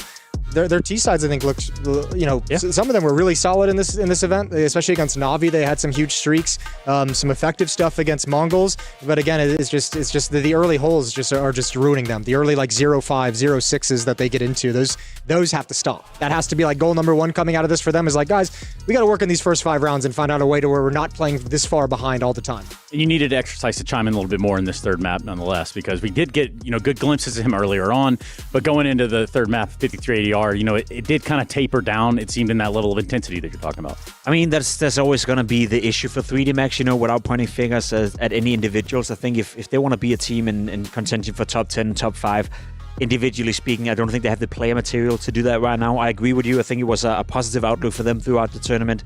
Gravity, T-side calling, excited to see what's going to happen when he calls again against teams on their own level. But let's be honest, we're at the Esports World Cup. They face Na'Vi, they face the Mongols, they face some high caliber teams. So do we really expect 3D Max to win those games? I don't know, but the sad thing about it, though, is they're just one of those teams where it's at some point, these moral victories, these silver lining losses, they don't mean anything. Well, it starts to dig it a while. I mean, I don't want to go all the way back to the summer of 2015, but we can, because 3 second places in a row. That shit hurts. You were the coach of that team, right? Don't worry about it. I mean, coaching wasn't really a thing back then, but that's neither here nor the babysitter. But it really does take a tremendous toll on a team's psyche, I think. You get so close, you pretty much edge right there at the end of finish line, and then... Yeah, and Body indicated that yesterday before the Na'Vi series in his interview, that they were at that mental block, that mental frustration of getting close but not able to actually turn the corner. I want to touch on, we have a round ready from Mongols. I want to touch on one of the cool tactical rounds I saw out of them. This is a round that kind of gets stalled out. Going to move over and try and hit into the upper bomb site at this point, and there's going to be another smoke that comes down towards Squeak Door. Excuse me. Liar. Hang on a second. I know. Where are we going with this one? Liar! Okay. Well, we're just going to keep moving into this round because here's the smoke. Here's just a set piece. I might have picked the wrong round to throw up here, to be honest with you. No, man, I just think, you've got the most hybrid role itself, so give us a little commentary. You might as well. All right, cool. Yeah, well, here we go. 5 on 3, so very intense round. A situation that's going to be very difficult to deal with. Moses here trying to make up for his mistakes in the production room, and now they've taken over ramp room. So Mongols looking very, very nice at the moment. Yeah, this is just going to be a straight the most boring round I've ever seen. I know. This is a great one. Yeah, look. Can you get a slower round? I like to throw production under the bus just as much as the next guy, but this one, entirely on me. I'm just going to throw that one out there. It's a sick plan. I know, it's a really good plan inside of the smoke. This is a really good lurk by Mazinho. It's beautiful. So what's happened is I've said round 5. I think I meant round 6 when they were up 5-0. That's what I think I meant. What happened that round? That was the round where they switched. They were going to go outdoor. It gets smoked again. They transitioned very quickly to 9-10 going on the roof with the op, throwing the utility, throwing an upper execute. They drop down vents, and then he slides over to Silo, picks off the rotator. It's been cool to see. It would have been awesome to see. I had a lot of cool things planned for that one. I really did. It was gonna be a home run. Yeah, well, instead, we're here in this situation. You barely dribbled it to second base at this point, Jason. I like to think I've styled it out and stuck the landing. Yes. Saved it, yeah. But we are still looking to land our feet up. Oh, we've got it. Production's going to style it out and stick the landing. Let's find out. Let's go. It is round 6. There it is. Okay, so second smoke is going to come down over towards Squeak Door. Look how fast. This is where we talk about the improvements of Mongols. Look how fast they switch into this next thing, and everyone knows what they're doing. 9-10's going to climb up with his op. He's got the utility. And at this point, you might be thinking, well, Blitz has 25 HP. He's the one who should maybe going to throw that utility so that you can have the HP players actually attacking and progressing into the bomb site. But there's layers to this, Jacob. Like an onion, like a cake, plenty of layers. So a fake upper execute that's going to draw the defense up heaven. They're going to drop down the vent. And once 3D Max loses vent control, you can no longer rotate downstairs through the vent. The next place you're going to rotate to is outside down the secret stairs. But lo and behold, 9-10 chucking out that utility has slipped into the position, gets them an easy kill, and now 3D Max is just like, okay, well, we have to risk the drop down. Mongols thankfully gave it up for them, but look at this position from Senzu, just beast mode, and end up winning the post plant. That is a beautiful round. Thank you, Jacob. That is a beautiful round. A little bit better than round 5. Yeah, I'm just glad we got the mileage out of you for 2 rounds for the price of 1. We did it. I really earned the paycheck today. And since we are on round 6, if we could also pull up round 7, really just continuity of the storyline, I think is what we're looking for here. No, but all things considered, for a guy like Maka, right? He's been one of the focal points of this side of 3D Max. So tell me about where he fits into this team now that they have to go back and reset. I mean, I'm curious to see if he can find more individual powers being relieved of the in-game leading duties. Again, it's still early for 3D Max, and as I tried to say before, I don't really judge 3D Max or expect 3D Max to be a team to be able to beat the Mongols or beat Na'Vi, which they were able to yesterday. So I want to see them, at some of the lesser prominent tournaments, or some of the tournaments where they face more teams on their own level. We have PTL coming up, we have some Pro League coming up, we have tournaments where you get to play an awful lot of game against teams on your own level. So can 3D Max consistently beat those teams? Can they consistently outscore Astralis in the VRS? Can they consistently outscore some of the teams that they're contesting with? Sure. I don't really judge them, whether or not they're beating the Mongols, because that's just out of the league. I think the next level that 3D Max have to attain to, and this answers your Maka question as well, is if you look at the round that I just highlighted, the second one, round 6. One, just not round 5. Don't worry about round 5. Forget that ever happened. Yeah, fair. Round 6. Good round. That's a round where 910 is actually in a position to where Mongols are calling a strategy that sets him up for an easy kill. I feel like 3D Max don't have that in mid-rounds yet. You're kind of like Maka's a guy who has to make his own sort of play. It's not being set up yet. And I think that's where 3D Max have to set their goals. Get to that position where you're actually running tactics that force the defense to move exactly where you want them to move to be able to punish them, rather than being the ones who have to go hunt down a fight that you want to take. Yeah, and you don't want to find yourself in a position where you're relying on one guy to get a multi-kill every round, or any one of your guys. No, that's not the best position to be in, but I also do think that speaks into what we spoke a bit about earlier, that the talent pool in French Counter-Strike right now is a bit thin. If 3D Max saw any potential up-and-coming player, then maybe they would be willing to make the roster change that I think is needed if they want to get to the next level. I think we have seen these 5 players, and we have seen their limitations, so to speak, in their individual output. Yes, changing an in-game leader, maybe relieving Maka and making him a little bit more prominent on the op could help them to take a step in the right direction, but at the end of the day, I feel like they're a Zaiwu away from being competitive. That was so well put, Jay. Just one Zaiwu away. Just one. Being competitive. Well, close, I guess. Well, they could get MBK. Let's really hone in here for a second. Just kidding.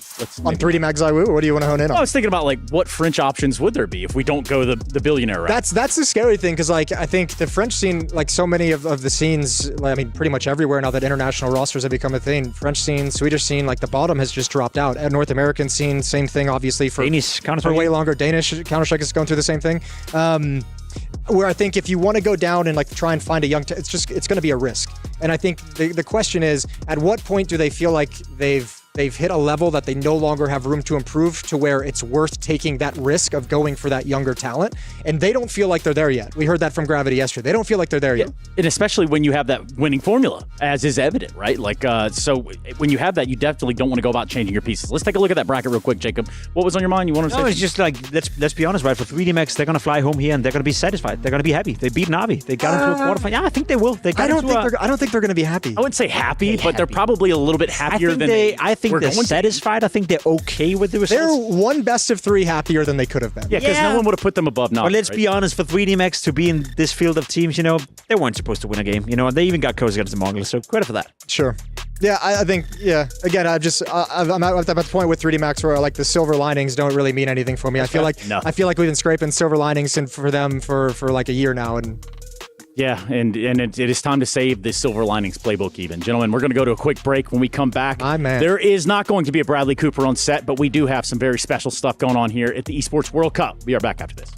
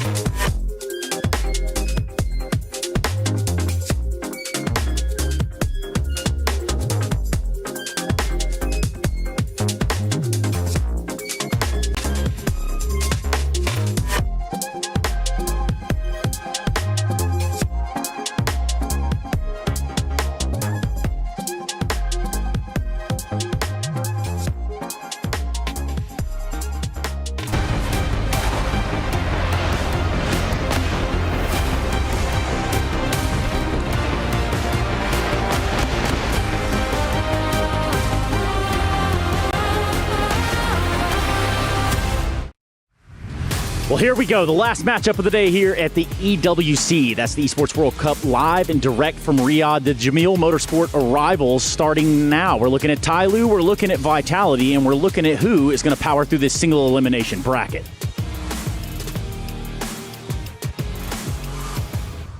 Good evening, Zaiwu. What's the routine like when you're playing a game this late in the day? What do you do beforehand? My routine is just to, I think, take some rest, a really good rest to have enough energy for the game tonight. And I think that's my main thing, is having good energy for the next 2 hours for the game. Totally makes sense. Obviously, you've probably seen Team Spirit got eliminated yesterday. Do you think that leaves you guys as the firm favourites here at EWC? Nah, for us, doesn't matter if Spirit, FaZe or Na'Vi got eliminated, because for us right now, it's the biggest enemy is ourselves. We are losing a lot of, we are getting a lot of comeback right now. We are getting a lot of rounds, and I think our biggest enemy it's us, like I said, and I think we need to focus on ourselves and not about the rest of team got eliminated, so we are focused on that. I'm just going to ask you one question about your opponent, because it's been a minute since you faced Tyloo. I know that G is very excited to play you. Are you excited to play G? Yeah, I'm always excited to play them. I think it's going to be a fun game. I think, like he said in interview, before I saw this, he was excited to play us. So obviously I'm excited to play them, and I think we're going to enjoy it. Let's get this game going then. Thank you so much, Zaiwu. Good luck. And so, Vitality waltz in, and as the favorites, nonetheless, yes, they have hit a few bumpy patches, but when I say bumpy patches, the sky is still the limit for teams like Vitality. I've got with me here Moses, and I've got a PIMP in the middle, and we've got in front of us a matchup that continues one of these teams through to the playoffs. Still the best team in the world, I know Spirit were in conversation for that thing, winning the first 2 tournaments of the year, but they lost to Heroic yesterday, so I think we're going to give the benefit of the doubt to Vitality still. For them to be described as being in a crisis, it's 2 semifinals, it's 2 decent placements. I know, that's the best crisis in the world. It's kind of crazy times, how high they set that bar. I will say, though, that when you watch them play and when you hear them talk, they very much admit they're not playing the best brand of Counter-Strike. We had Flameseed joining us yesterday. He said there's certain communication issues within the team. They're not as sharp as they used to be. We saw against Liquid as well twice now that they really had to struggle in order to beat them, and Liquid, let's be honest, are not playing good Counter-Strike at the moment. So I do see certain tendencies within the player Vitality that is not on par with where they were before the break, but they still get the results. I feel it's my responsibility as an American to say I disagree with that. Okay. I would say Liquid is playing good right now. Liquid is playing good. I think Liquid is playing good in these past 2. Look, obviously they haven't had any great placing, but I think these 2 series they played against Vitality show that they're starting to put things together. Played better. I think in these 2 series they played well. I think they played good. Okay. I'm not just going to say they were fine. I think they were good, and you're starting to see some of the strength that the team can have. Regardless, that's neither here nor there because it's about Vitality. I'm with you. I said yesterday there's not a single alarm bell going off for me for Vitality. I think if you're going to sit there and say this team that won every single event except for one they attended in the first half of the year, and now they've gone to 2 semifinals and been eliminated. It's clear they're not playing the best Counter-Strike they can play. They've admitted it themselves, but it seems to me more mental errors, mental focus, which it's going to slip. It's a long year, and they've had an incredibly busy year of winning everything and playing deep in every single event. So I think coming out of the break and having these 2 slip-ups, I think Apex is going to find a way, as I think the best leader of anyone in the Counter-Strike scene, he's going to find a way to turn that into motivation for the guys. And I'm sure they're wiping their tears with 100-euro notes. Yes. I'm sure of it. But now on the other side, if we talk a little bit about the team Tyloo that could, yes, is it going to be G or is it going to be GG for Tyloo versus a Vitality today? It's going to be GG. It's going to be GG. Yeah, at some point. Well, okay. I'm impressed with Tyloo, and I think they've been fun to follow throughout the year. I think the first time we saw them when they won a couple Jacob, how can you go from Liquid is not playing well to I'm impressed by Tyloo? I can't do this. Because, first and foremost, because I guess the level of expectations, I think one player within Team Liquid is more expensive than this entire organization, to be completely honest. So I think in that regard, I didn't really expect that much from Tyloo. Okay. They've beaten Astralis 3 times in a row. They now find themselves in a game against Vitality. No one expects them to do anything, and I think they'll lose as well. But for them to be constantly relevant, at the major, now here at EWC, saw them a Pro League breakthrough, I like that. Jacob, can you read this out loud? Nope, please. I love this. Okay, fine. It's a terrible tweet. I think it's we can give it a try. Mozia is China. Is it a tweet? A quote? It's China Kyosuke, and Jamyoung is China Donk, Attacker is China Mezzi, and Mercury is China Nico. Wow. I like it. Shout out to G. Fair play. And also, somebody put that through AI. Let's see what that actually might look like. I don't agree with much of it, but I think it's a fun tweet. Yeah, there's some building blocks in that one. But for a team like Tyloo to go up against a world-class team in Vitality, we're talking about two totally different echelons of play. We are, and as I said, I feel like for Tyloo, if they can make this game competitive, if they can pull off a liquid, where you apply a bit of pressure and then lose, then maybe Jason will say that they play good. Is that enough for you? He's got me there. No, in maps, They don't. I don't want to go back to that. Okay, sorry. I think they did play well. Okay. Well, what about Tyloo if they make this game competitive? Are you satisfied then? Is that enough for you? I think Tyloo's been playing really well ever since the Austin Major, right? That seemed to be like a little bit of a breakout event, and they have some cool pieces, obviously, with G, with Mercury, with Mosey. Yeah, exactly. It's a crazy idea. He's killing me this segment. He's ruining it's okay. I'll save you, Jason. I'll bail you out, man. It's fine from one Amerikanska to another. We do know that the Esports World Cup Club Championships are what we're doing down here in Riyadh. Now, in case you have no idea what any of that's about, let's get you right up to speed. This is the Esports World Cup Club Championship, the ultimate cross-game competition that will crown the best esports club in the world. Let's break down how it works. Clubs will be able to compete at the Esports World Cup and as many titles as they can qualify for. The clubs will then earn points based on their placement in each title. To qualify for the club championship, a club will need a top 8 placement in at least 2 competitions.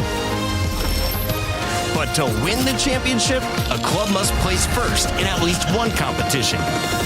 At the end of the Esports World Cup, the 24 clubs with the highest number of points will earn a share of the $27 million, with the winner taking home a staggering $7 million, and of course, the title of the best esports club in the world. Who will rise above and write their place in history? Watch it all here at the Esports World Cup.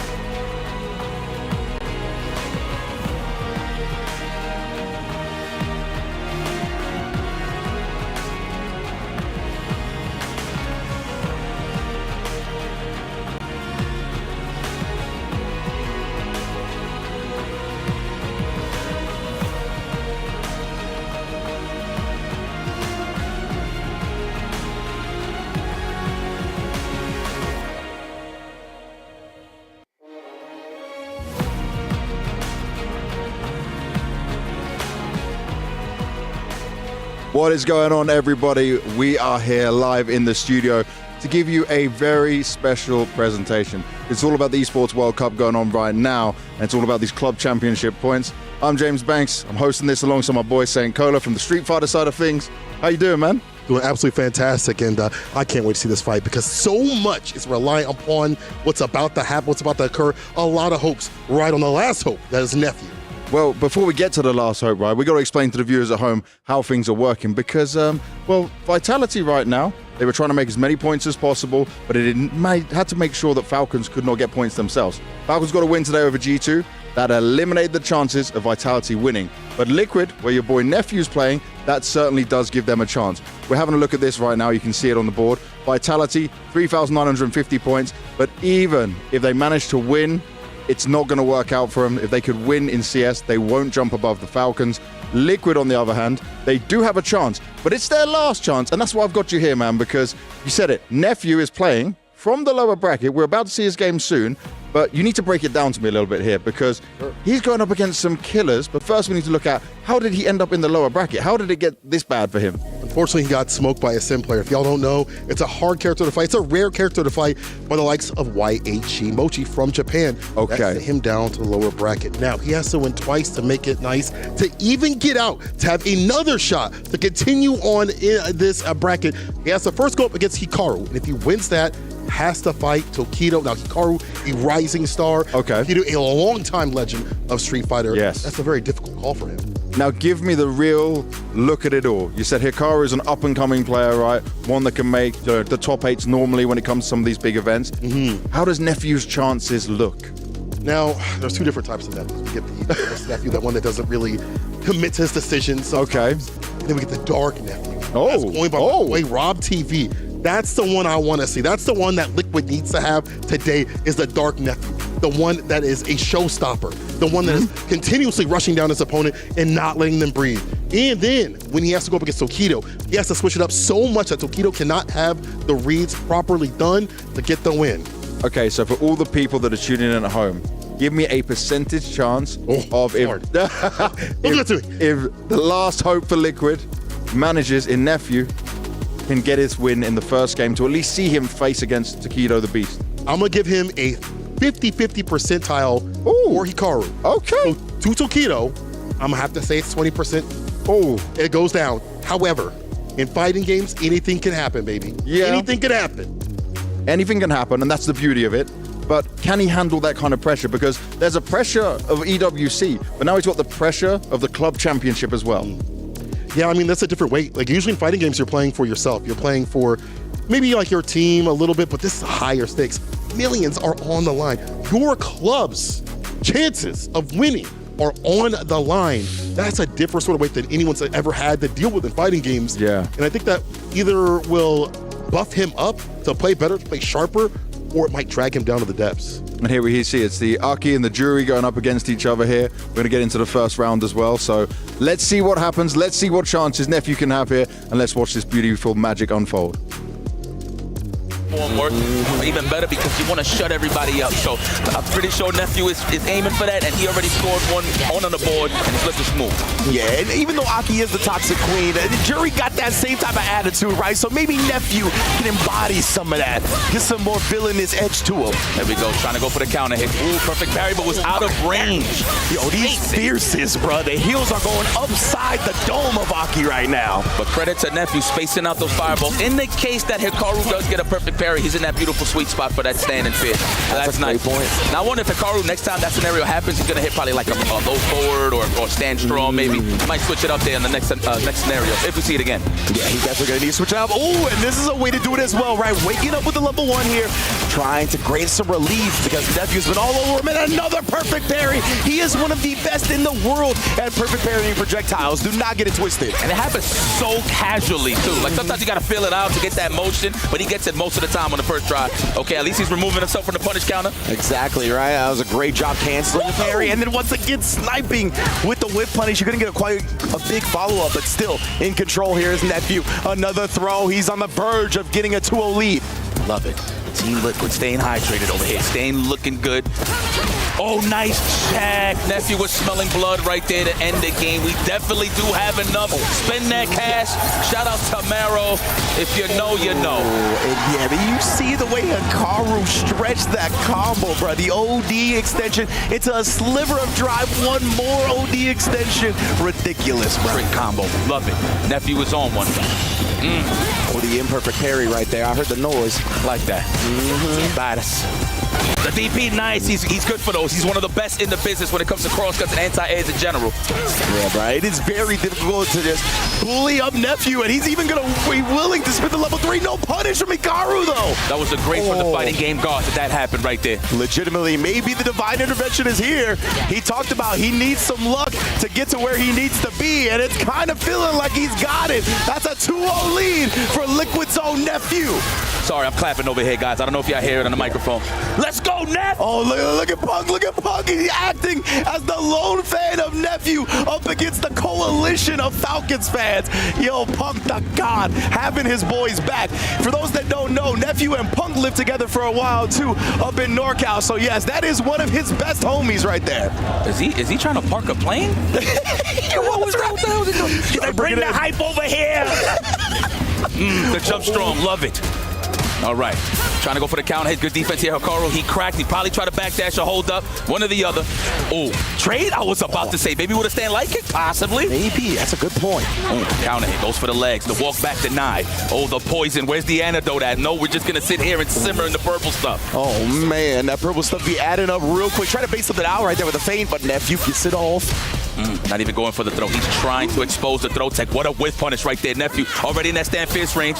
Nice. We'll take that two-piece. Couldn't get much, but he didn't leave no damage out on the table. Oh, and then Nephew tried to call it the throw attempt right there, but what a perfect parry on the overhead this time. Nephew's PPs, man. The blue stuff. Wow, he couldn't kill. He just committed to everything. Wow, didn't recover in time. PC. Love it. Ooh. Yo, the Falcons fans right now, they're like, how is Hikaru getting dominated? Because Nephew was up 2-0 at set point. This is great seeing it from this POV because I was watching it at home with seconds, so it's like, oh, yeah, absolutely. Oh, my God. And we love it. We love when people get invested into fighting games, right? Yes. So it's a beautiful thing. I'm sorry, whether it's heartbreak or dreams coming true, we just love to see it. Yes, sir. Ooh, perfection parry. And you know, he's not even going to let it rock to try to go for the other one. Just go for the anti-air. Burn out on the choice of Hikaru. Man, you can feel Hikaru is feeling the pressure. Oh, my goodness, baits him out, though. Wait a minute, Hikaru, what a setup right there. Fell right into the toxic web of Aki. Serious, man. We have taken the lead with the drive cage. All right, Nephew's good. As long as his spinal cord ain't to the wall, he's cool. Ooh, nice! Right yeah. back at you. Okay. I like this. Cash it out right here, right? He's going to freeze the burnout meter on Hikaru. He's going to gain some of his own back, right? So they're going to get their drive back at much more similar timings than they would have otherwise. Obviously, Hikaru getting it out and immediately using the DI and taking the back throw instead. No meter. He's going to make it count. The immediate drive impact. Yes. That was pretty genius. And look how close he was to the drive game. Let him go. Wow, Hikaru, to be that composed in that moment, to still identify the optimal win condition route. Incredible stuff. No anti-air. Oh, wow, the dash under. He didn't feel like the cross throw was going to work. It probably would have whipped. Yeah. So I like that choice right there from Nephew. What an identification of like that jump being in the dead zone, right? The fact that he was able to make that choice. And Nephew seems pretty damn locked into me. Oh, wow, turning that into offense. Nice, perfect parry. Hikaru make it count. Corner carry, of course. He gets that poison. That is a mix. The low forward, no. Immediate throw. Wise choice from Nephew to not parry on the wake-up. Man, both of them perfect parry in the overhead. That's impressive stuff. I was saying that earlier, man. Forget trying to block it. You just might as well go for the parry. Yeah. Ooh, and then Nephew drive rushing behind the whip serpent lash to get the punish. That was immaculate. His eyes are gone when he is hydrated.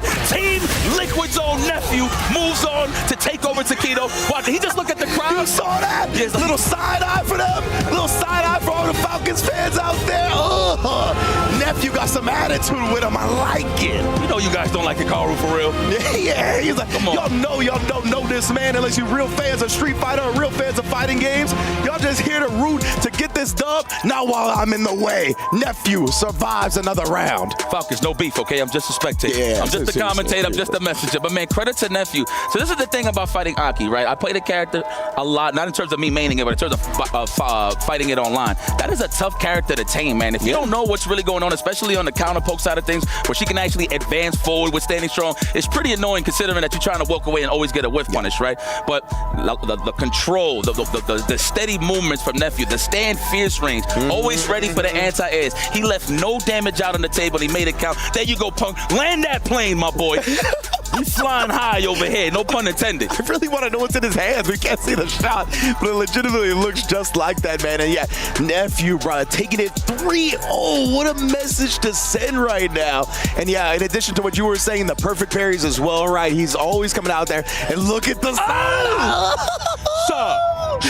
No words necessary. Saying it all with the look. You could read it in his eyes, bro, how he feels. My goodness, Nephew, very, very happy with that one. Of course, look at this right here. James Chen and Punk the God embracing as the NA Hope stays alive. Man, I know everybody's looking at both Punk and James like, man, sit down. Oh, man, let me see the stone cold killer face of Nephew. Oh, look at this. He's just watching. No, let me stop. I know this DMCA. Oh. We're going to do it a little bit at a time, little short spurts. Yep.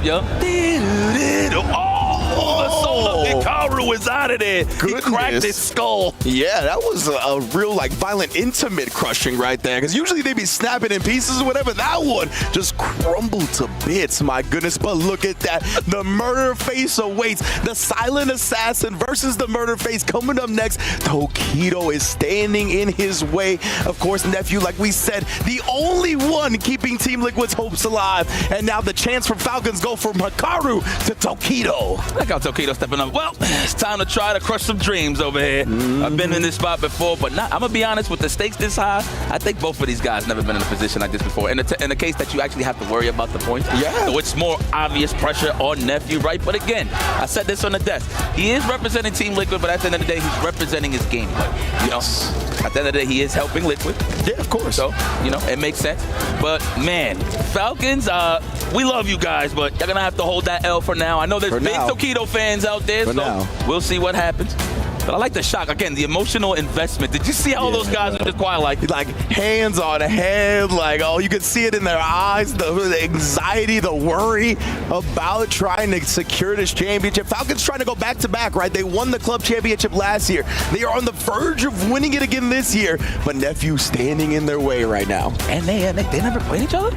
You would think, depending on all the tournaments that they actually traveled. Wow. Right, but yeah, from what we've been able to collect, these two haven't met in tournament in any type of recent memory, at least at Street Fighter 6. And you know, one of the things is Tokido has definitely been trying to find his groove a little bit more. Yesterday, he actually got 3 games straight comeback on Hikaru. It was an incredible performance.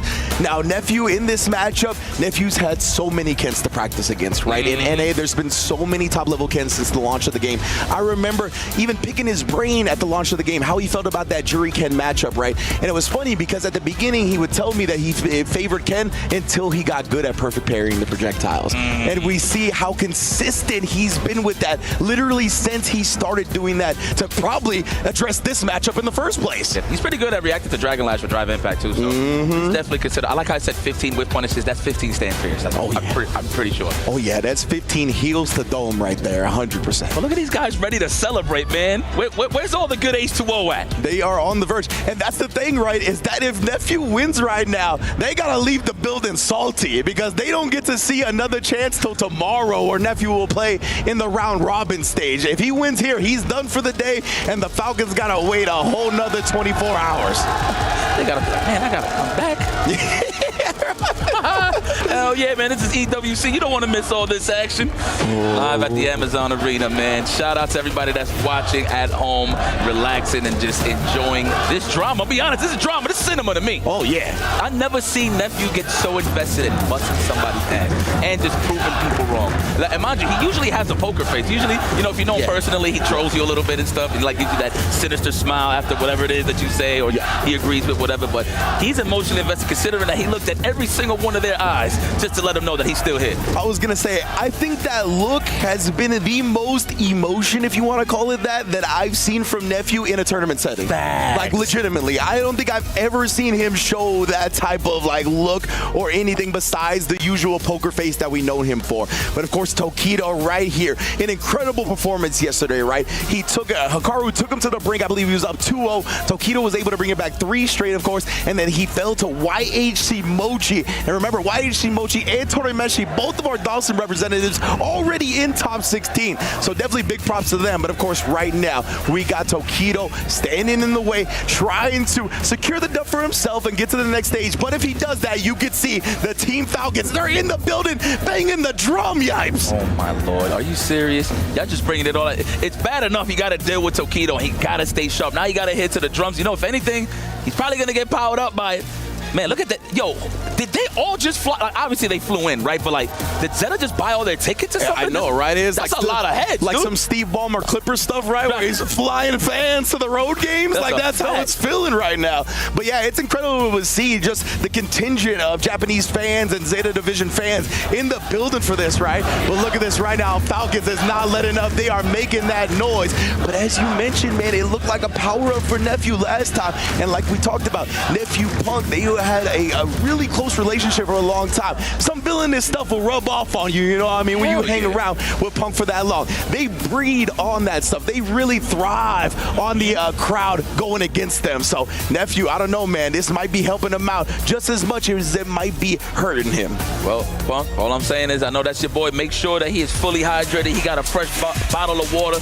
This is going to be a slobber knocker right here. Tokido versus Nephew. Opening gambit time. Oh, man. Here we go.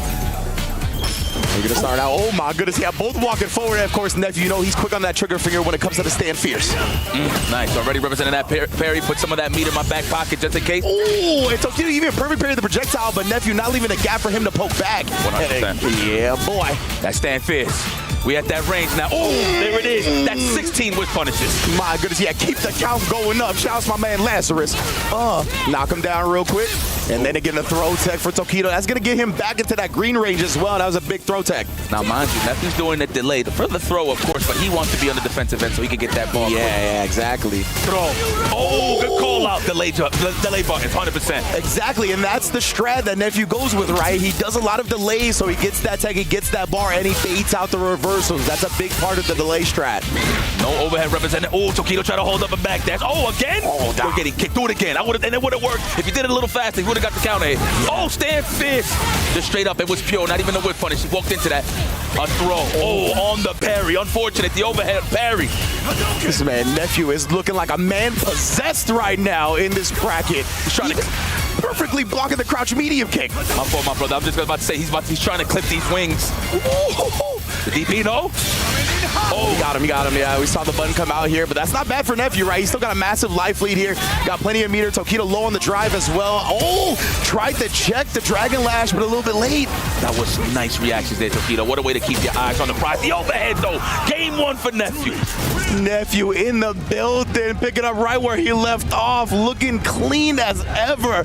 Love the overhead as the round ender. A very popular strat in Street Fighter 6, of course, and what a time to sprinkle it in. I wonder what Tokido's thinking. I'm pretty sure he's trying to probably space out the standard fierce to get a stand roundhouse punish, maybe a little forward. But that's the thing about Nephew. He's not pressing buttons first. So it's like it's kind of hard to actually get some offense. So it's all about those little pockets where if he sees a button whiff, he can just drive rush right behind it with a stand jab. That has been pretty successful for Tokido in this tournament. Yeah. The drive rush stand jab from certain ranges to get that whip punish and pressure going. I feel like he's going to represent that a lot more in this set. Yeah, that's one of the Ken's strengths, right? I like that Dragon Lash range. You got a couple of different options. You could drive rush jab, as Yipes just called out. You could Dragon Lash. You could fireball. There's a bunch of different things that you can kind of overwhelm your opponent's mental stack with. Nice. Still, I like that. Nephew is looking at all of these numbers. He's in the matrix. He already know how to take his turn back. Oh. Yeah, and remember, he's one of those players that will drive rush to avoid the punish counter on the throw. So I think Tokido was expecting that for the crouch medium kick out, but another fierce from Nephew. Gonna get him out of the corner, and I like him using the super as well. Give me some space. Give me my drive back. Let me take control. Oh, man, if he would have just casually walked up, he would have got that punish counter throw. Nice slow forward. The toes is exposed. Open toe sandals on the side of Nephew. This is a throw. Oh, nice. Better. He's still alive. He would have died if he would have held on to it. So bust out on my own accord. I'm going to stay alive. Wow. Hey, but you identified it right, yeah. That's, again, another drive rush jab to close it out. Definitely what Tokido is looking for way more now in the second game. Yeah, there it is. And then outspacing the heavy punch as well to get the clean whip punish. Now, mind you know what that's inviting? Now that Nephew sees that, he's trying to just snipe him midway, trying to come into the drive rush. So now that gives more opportunities for Tokido to snipe out the stand fist. Oh, the overhead blocked. The perfect parry. Size him up. Yeah, you ain't going nowhere. He tried that stand medium kick in response. The first hit, I believe, is on the 5th frame, so it's a very fast medium. Ooh, meaty overhead was not there. A little too fast for comfort there. He tried to shimmy him out his boots right there. You saw the run up into the back dash, but Nephew just snipes him with the crouch medium kick and now going to work on the corner. He's gonna bait it. He's gonna bait it. He's baiting it. Oh, it's a reversal. I thought he was too, and with that CA damage, there's no question necessary. Tokido tying it up 1-up. And look at this. I know the Falcons are soaring high. Oh, look at them. Yes, look we are. Punk's putting it down. I love that he's in the middle of the Falcons, people. Yo, Punk, bro. I love that dude, bro. Yeah, That is so sick. No matter what, even if he's not in the mix of the competition, he's always part of the show, so I love it, man. Most definitely. Big fan of the game. It's like basketball at the end of the day when you're watching it, right? You're watching your favorite team go at it. Oh, Stan Roundhouse represented. I'm telling you, Nephew's doing a little more assumption, standing fierce. He's trying to snipe out that drive rush. Oh, and then again right here, committed to the parry. Got the punish counter throw in time before he could cancel to the drive rush. And now Tokido's the one just going to work. Tried to shimmy him a little bit right there. You saw, right? Hesitant on pressing an option. Sneaks in the overhead, but again, Nephew responding with a level 1. Man, I like how he recognizes. Everybody likes it. On the hit, Gen Rise, they're always looking for more pressure afterwards. So good level 1 there from Nephew. Are we in there? We're trying to set up that stand fierce range. As you can see, there it is. Even if it doesn't hit, he's shaving the drive gauge. Oh! Nice! Big perfect parry right there. Yeah, he wanted to use it because he didn't have the level 1 yet, and he would have burnt out if he did the OD pinwheel, but it's not going to matter. Tokido with another round on the board. That crowd look lit. I want to be in there. For real, man. You know the noise going crazy right now, and there is the roundhouse whip punish that you called out to before. Man, Yikes is on one in this set. Man, it's just what it's again, it's just fast-paced chess, man, at the end of the day. You don't want to get conditioned and get hit with the same thing. You want to go over wave 1, right? Most definitely. That's blocking the overhead this time. Oh, didn't get the sweep actual punish, but caught Tokido trying to walk back. Is it? Yes. Indeed, identifying it right. He knows the speed of the startup. Nice. Caught Tokido either pressing buttons or teching. One or the other. He's going to go for another throw, I'm pretty sure. Looking for the tech. There is Nephew trying to get that counter hit. Ooh, that stand is immaculate. Damn. I can see the hit. I can see the heel of the foot. Oh, the throw. Yeah, that level 1 from Jury is 7 frames right in that medium.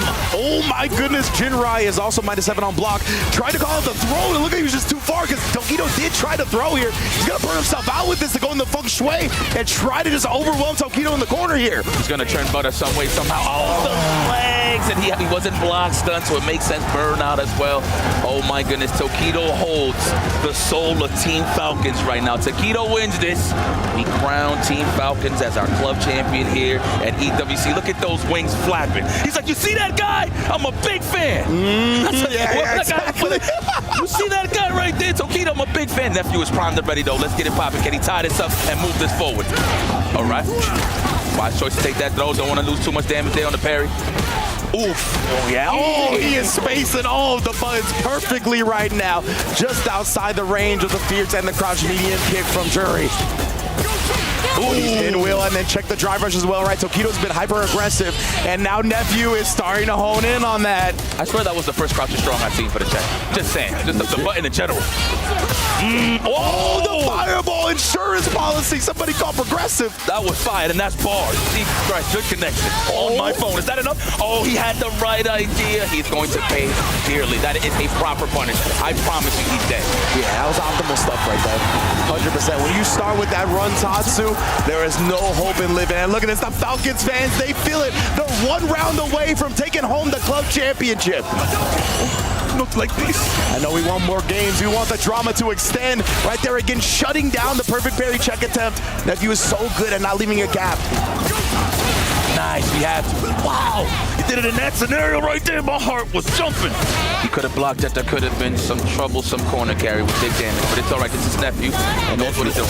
I thought because he had the 2 stocks, he was going to use the big kick and then make it safe with the projectile afterwards, but instead, just chilling out here.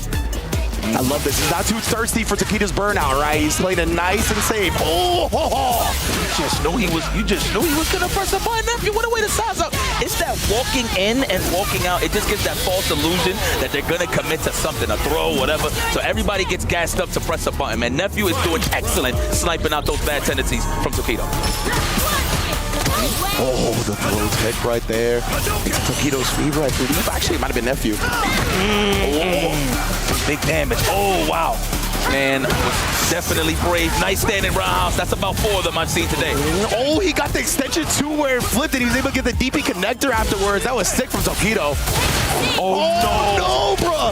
There's a lot of resources here. He's just going to cut the combo short. What the hell? Yeah, I'm surprised he didn't try to go bigger, put Nephew on life support, but instead, he's got a decent amount of life left. And what a response to the fireball at level 3. Nephew lets it rip, and that's going to bring him very much back into this round. Sliver of drive gauge, but it's something he can work with it.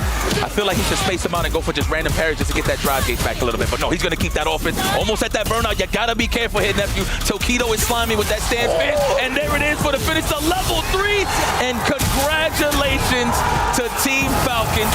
I know their wings are flapping right now. They are soaring high. They are your club champions.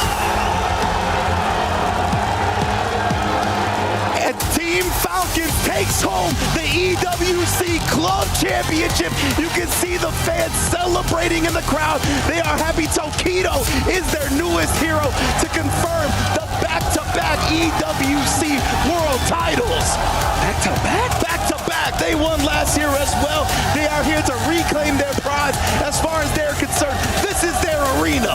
Look at this. Look at them celebrating all together now. Man, oh, look at that security. Like, oh, whoa, they're trying to tame the hype right here. But look, at the end of the day, Team Falcons did it. Is that the owner?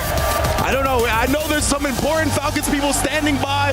I think we're going to talk to some in a little bit. But yes, you can see right now the celebration is in full force as the club champions have been confirmed once again on the back of the legend, the murder face. Tokido is who brings it home for them as well. What a story.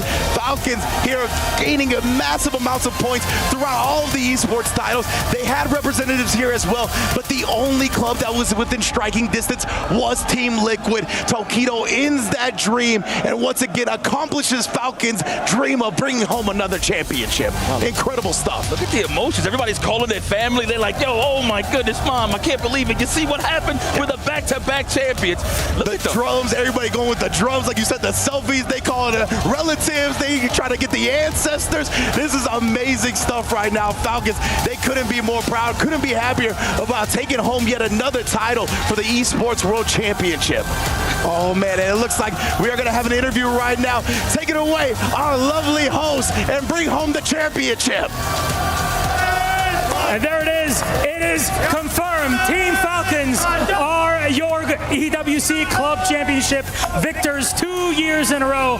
With me, of course, the one and only Musad. I mean, Musad, it's the second year that I stand by you. This past year as a competitor, this time standing by, surrounded by all of the Team Falcons fans. You were cheering for Tokido there. It ended up in a victory. It's all good for Team Falcons. You clear the club championship. Back to back. What does that mean to you?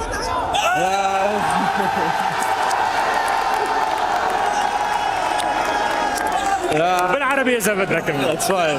I mean, it's very hard to find the right words when everything is surrounded. I'm very happy that we made this for everyone here in Saudi, everyone in the region. The electric that they have done for all the atmosphere through the whole events, they are the main reasons why we never stop. We always want to do the same. Last year I tried as a competitor, and this year we are supporting another player, and that means that we'll always do our best to keep it at home every day, every time. I mean, it was a lot of work and pressure throughout the entire year to get to this point, to find the right players, the right teams to sign on to play for EWC. What to you is the champion material to get on Team Falcons, to play for you and compete here and all over the world? The champions material is our players, to be honest. We always believe in our players and we always trust them, and we try to support them as much as we can. I want to thank everyone who played, every employee in Falcons, every partner who's been with us. The journey is never easy, but we made it the whole way. Defending your champion to be back-to-back as well is the hardest thing that people can imagine. But we always accept challenges and we always show up. Very good. Now, because we're surrounded by Team Falcons fans, is there anything you'd like to say in Arabic? بدك تقول شيء بالعربي لكل مشجعين Team Falcons معنا. شكرا لكم، شكرا لكل دعمكم. بعد توفيق الله انتم السبب كل مكان وصلنا له، وهذه لكل الشعب السعودي ولكل واحد الوطن العربي. هذه لكم. There you go, ladies and gentlemen, your EWC Club Championship champions, Team Falcons! We got more games coming. coming up here in Street Fighter, so let's send it back to our commentators. Incredible stuff. Back-to-back Esports World Cup Club Championship winners. The trophy stays in Riyadh once again. I'm with Grant, the director of Esports. Grant, first of all, congratulations. Thank you. I appreciate it. This year, though, it wasn't so easy. No. This year it was so close. Just talk to me through the stress of these last 7 weeks. I can see even tears in your eyes. Yeah, like I've not been eating, I've not been sleeping, it's been crazy. We knew this year would be so much harder. Like last year, you know, it was kind of an operational battle who could get ahead first. Yep. This year it was like genuinely about upgrading your systems, upgrading your performance, working with the teams you had and seeing what you could do. Yeah. And we just knew like Liquid, Vitality, VP, AG, all these teams have done so much. We knew like it would be this close, and it was close. Like, it's scary. Talking a little bit about on the Counter-Strike side for today, were you nervous even at that point? You know, like single elimination, Yeah. you really needed those 200 points. Your mind must have just been thinking the whole time, oh God, please don't go wrong. We were absolutely bricking it. I was so scared because like the implications of losing that means we go from being in the best position to suddenly like probably second, right? Just on one game. So the moment we won CS, it felt done, and we finally got to like, so yeah, I'm so happy they managed to make it happen. And we were just watching the game here, right? Because your dreams were kind of depending on nephew failing in that as well. Not how I like to do it. No, but definitely not the way you like to do it. But that moment you were feeling, you jump in with the crowd, you're with all the fans as well, right? And this is your last time you're going to be with the Falcons. Yeah. Tell me about the emotional side and what this means to you. Like,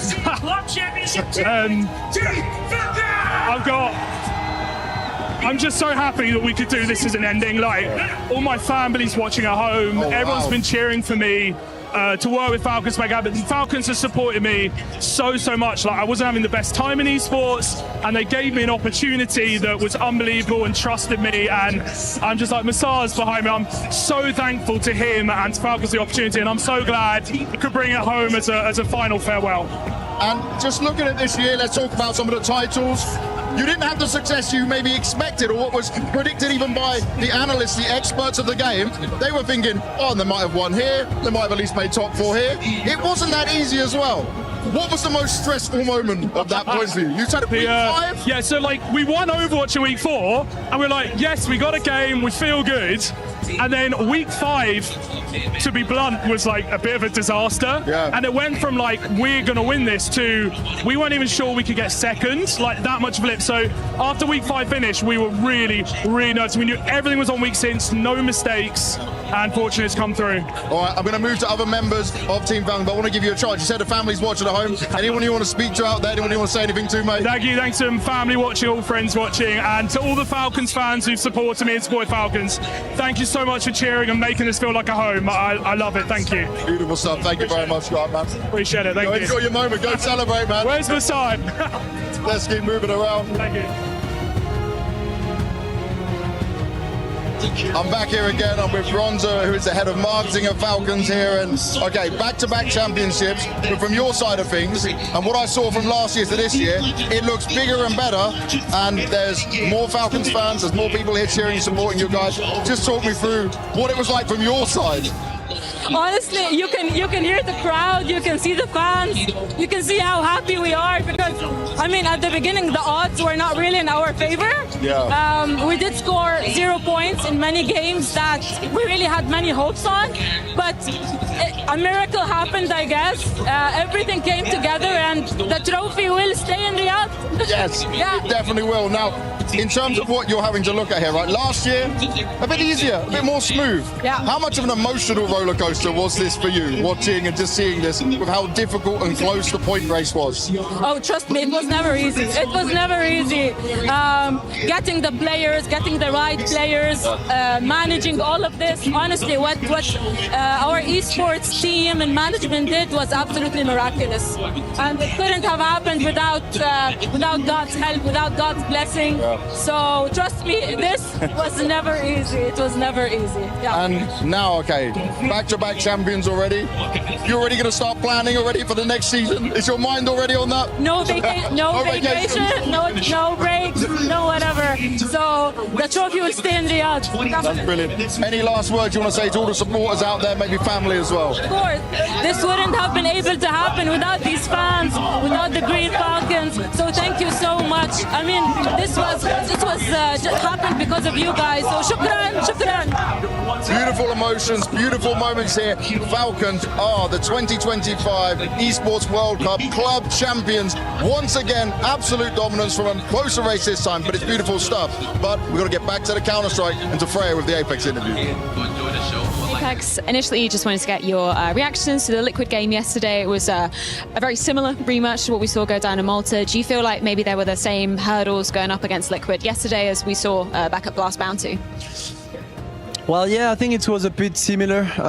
What we did is a really good first side, then they come back, we don't play good. Then we have a huge lead on the second map and we don't convert the lead. It was exactly the same as Bounty, but the most important is that we won. I want us to learn from our mistakes and get better. Hopefully it's going to happen today, but we have a lot of talks and we really want to get back to big wins. I can imagine. You guys have been pretty honest with us, saying, you know, that small mistakes going on, sometimes the individuals aren't up to par like we saw in the first half of the year.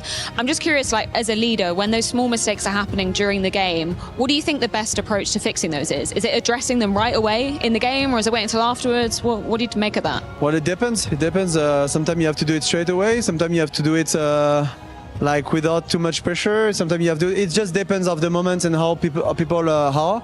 I just do it whenever I feel, if I have to go crazy or not. But we had a long conversation with that. Is the way they receive things. Actually, everyone is fine that sometimes I have to scream and I have to say things. If I always finish with a positive way, it's always the right mindset. So yeah, I think it just depends on the moment, I would say. Final question, just about the update we saw to the CT side economy. I believe Darth might pick your brain about that back at Blast Bounty.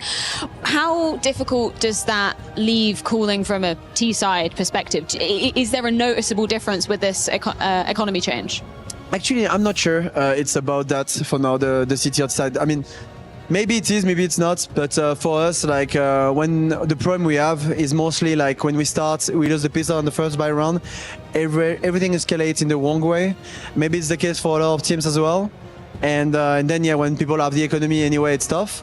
But I don't know if it's because of that, but on our side, we try to not overthink about the meta or whatever, just thinking about how we can solve that. And for us, the problem is mostly at the beginning of the side. So trying to solve it whenever we lose a pistol, trying to win first by round would be great. Thank you so much for your insight. As always, Apex, best of luck versus Tyloo. Thank you.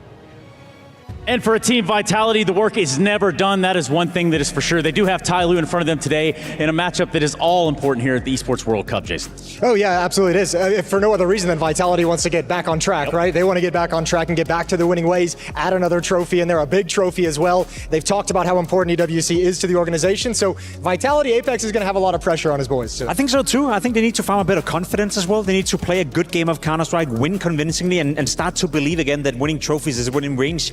I know Vitality have had a couple of rough tournaments by their own standards, obviously 2 semifinals in a row. That's by no means a bad stretch of a run, but overall for Vitality, I think the results and the level of play and what the players have been saying as well, communication is not on top, you know, we're not playing as well as we can. I think you need a confidence booster right here by beating Tyloo. So, Jacob, would you say that's simply unacceptable to only make it to the semis and finals? I think it's crazy that we had the conversation that Vitality is struggling because they made semifinals 2 times in a row. Yeah, it's crazy. What's also crazy is we don't know what maps we're playing yet. I think we figured that out in the meantime. We do have a veto up. We're playing Inferno and Nuke. Oh, nice. Okay. I know that. Yeah, I mean, which is going to be cool. Tyloo picking Inferno, so that's a map that they feel like they can have an advantage on, get some aggression in there. Nuke is going to be a really strong one for Vitality. Ooh, an Overpass Decider. I like that. That would be kind of nice to see, wouldn't it? If we can get there. If Tyloo can take us to Overpass, I'm going to be very happy to see Vitality play it. What are the odds of that, Jason Moses O'Toole? I don't think it's very high, unfortunately. It's another one of those situations. I don't know if Tyloo, they've made a lot of progress. We saw like a big jump at them from the Austin Major, but I don't think they've made enough progress to really challenge Vitality the way Team Liquid has, who's playing so well. Yeah, I think the win condition for Tyloo is them playing their A game, obviously, and then you have to have Vitality continue to struggle a little bit. Maybe the confidence is shaking a tiny bit in the Vitality camp, so if Tyloo gets off to a good start and somehow, some way win a map and push it to Overpass, that could be interesting. The impossible may just be happening. Is that what you're saying, Jake? Maybe. I think Apex, I think Xtaz are going to be really quick on the timeouts if they feel like things are slipping away early, out of control early. Apex is going to be on top of of the emotional, mental, and just like communicative state of his team. And something tells me this is a Vitality that's about to come out here all guns a-blazing. Gentlemen, thank you very much. There's only one thing left to do, and that's to play the damn Counter-Strike, isn't it? So, let's do it. We're watching Ty Lue and Vitality.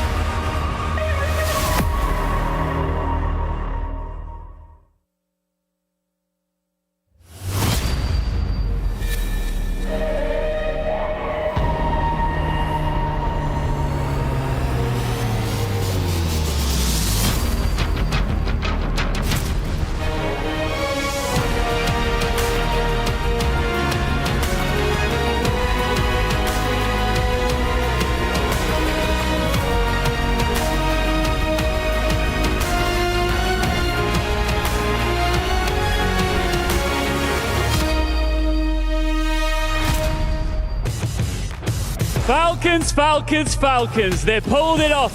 They are once again your EWC Club Champions. What a story. And the crazy thing is that tomorrow their CS team could stack up even more points. The success could continue here. Falcons are just built different. Absolutely. They are done and finished. They have locked in the back-to-back Esports World Cup Club Champions 2 years in a row. Honestly, I am incredibly impressed. As a local fan as well, I couldn't be more proud. But it's time to get back to Counter-Strike. We've got a lot of exciting games to get to. Yeah, let's recalibrate, reset. That's enough Street Fighter. Let's get back to the Counter-Strike, shall we? Shall we bring out our next two teams on stage? All right, let's do it. For the first team that's walking on stage for our second quarterfinal match, it is Tylo.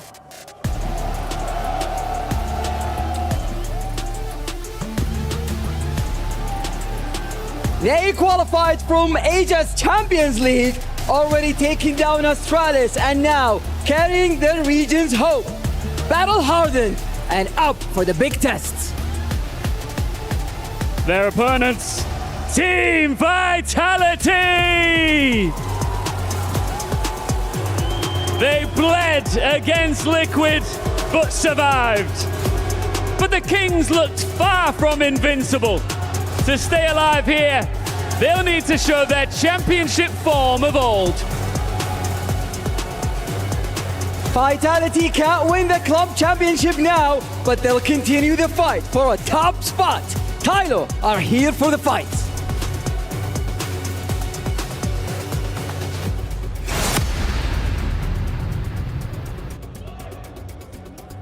Ty Lue versus Vitality, our second quarterfinal going down here at EWC. I've got Jack, performance manager of Team Vitality, for a few words before this series goes live. Now, I imagine at the moment, mentality for the team is probably at the forefront of what you're working on, right? Is there any particular things that you're doing with the team to make sure their mental is always super stable, super in check?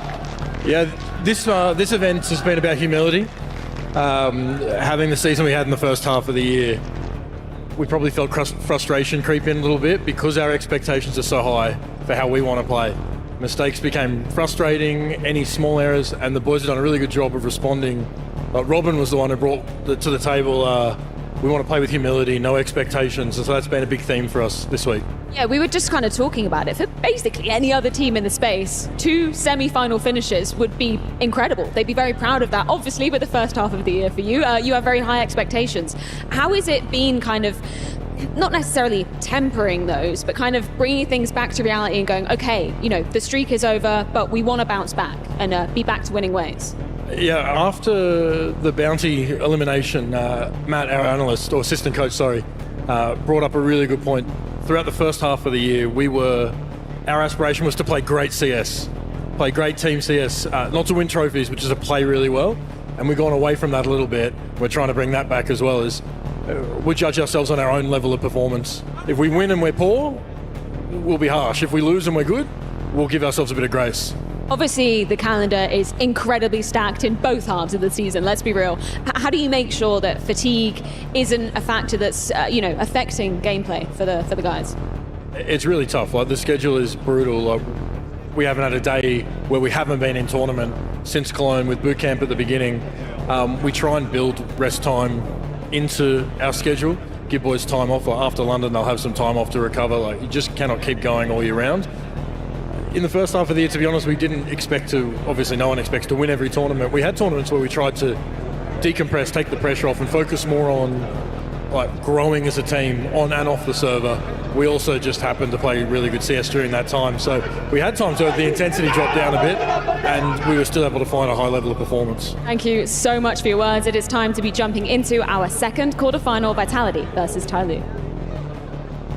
That's right, spotting the semis on the line here, and we've got Vitality on one side of the stage. No strangers in this team. Had a fantastic first half of the year, the first season off to a bang, only dropping one event. Other than that, they won everything, but it's been a little slow. We're trying to get back to form. That's been the main story here for Vitality in the latter part of the year. Up against them, Tyloo. A win already over Astralis. They pulled up there and looked very good in that matchup, but to say this is a kind of a whole different game feels like an understatement. Absolutely. I mean, Tyloo have leveled up this season, even at the end of the Austin Major, coming in, smashing Astralis multiple times over, qualifying here, being the best in their region, defeating Lin Vision to take the mantle as #1 Chinese team. And, well, here they look to take on the best team in the world. Like it or not, Vitality trying to reclaim that claim to throne, really. Fallen on the VRS rankings, fallen in a couple of semi-finals, but this is not a match that you come into and you expect anything less than a win for Vitality. They got it over the line against Liquid. It was a stressful 2-0, same as last time they played in Malta. But again, Vitality look to make a run. With so many upsets in this tournament already, though, I want to say anything's possible. Yeah, that's very much the way that EWC has felt. You've seen Vitality have some struggles already versus opposition. You can imagine they were able to take down cleanly. Let's get into this. It's going to start off on Inferno. That's the Tyloo pick. They're going to open up on the T side.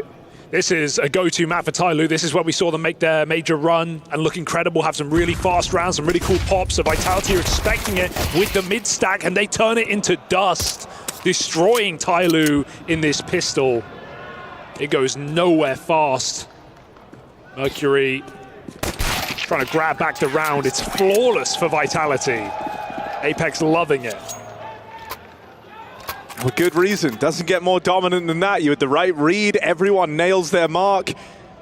Strong start for Vitality.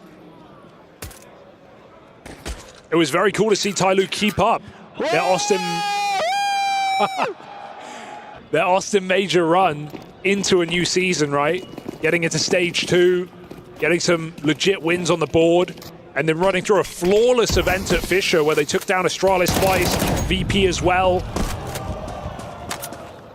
So Tyloo, I mean, no sleeper of a team right now if you're going off of recent form. As the analyst was saying coming into this game, I mean, this is a different level, though. This is something that Tyloo have never done. To prove yourself against not just the best team, but really any tier 1 team is yet to be seen by this Chinese underdog.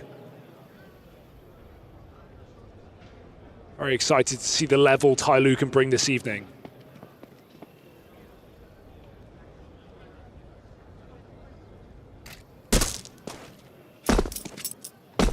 Flash ready from Apex, Flamesy with the jump. Tyloo are coming in. I saw the Tyloo guys slowing down in the early stages of this round and trying to talk it through. They have put money in, so they want to try and get something out of this.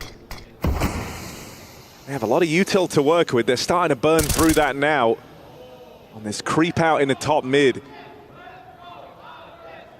Namyoung's been left back at Banana. While the rest of them try and wrap the arch side, they'll go running right in to Mezzy. And that's the bomb away from Tyloo. Mezzy's pried it from them. Jam Young, he was supposed to play in this B split up through Banana. He's now left as the sole survivor, and Flames just beelining straight for him here. Goes for another clean close. It's 2 flawless rounds from Vitality to open up. Sharp shooting for Vitality, and to be expected, of course, but still worth noting, given how we know these Chinese teams and players have very strong individuals. That was what dragged them through for years, making some relevance in international competition, finding big upsets, especially in BO1s at the start of group stages across the years. But it's been more of an improvement across the team and across the scene in Asia, where we've been seeing more traditional Counter-Strike, more team play, better ideas. That's been the evolution in the past couple of years of Chinese CS especially. Vitality just coming for the kills here in this third round. Feeling very confident. Oof. All right, Mercury. What you got on the Deagle? Plays it fast up in the mid, and he's got him past them. ZywOo's given him a lot of room here to work with. And he's made it all the way out over towards the long side. The bomb's now moving into join. Vitality have taken Banana in the downtime and are starting to wrap into the spawn. Where's Apex going? It's on a long route to nowhere, hoping they come back. Flames may as well rotate with Apex having this info so early. Why am I weirdly scared here? Okay, that's alleviated a lot of the worries. Never mind. It's okay. It's only Deagles and a Glock on G. So Vitality are going to have no problem. Even though they're flying blind, they're gathering for info. Good turn from Rops. And he bails on the long peak, giving the round back to Vitality. Some nice positions taken, but Vitality communication remains strong. Aware of the gaps left open. And Tyloo, first full buy on this T side. If I think back to the Major and I think back what I liked about Tyloo's T side on Inferno, it was the flashbangs. They had such incredible utility. The combos of flashes over porch side, they were pit dropping, they were short splitting really, really fast. I think some of that's going to be a lot harder with this new balcony on Inferno, with things to worry about there. So let's see if Tyloo have grown since that Major.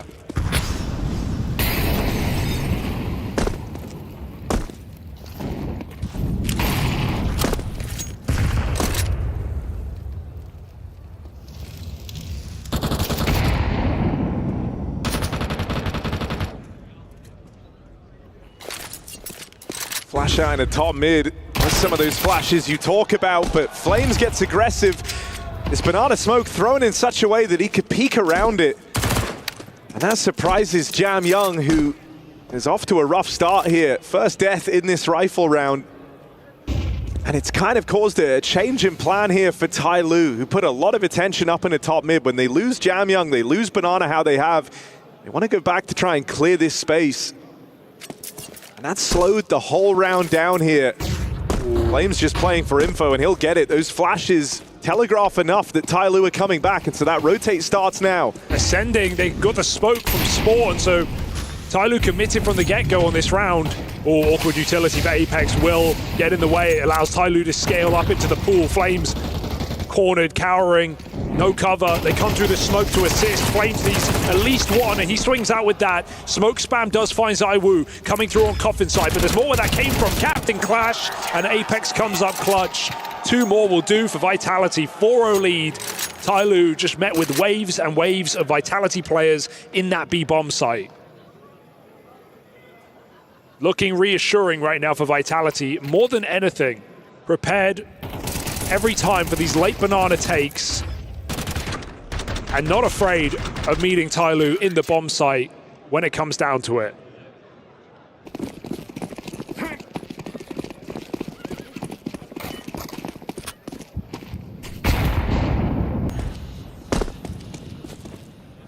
Vitality certainly playing like favorites.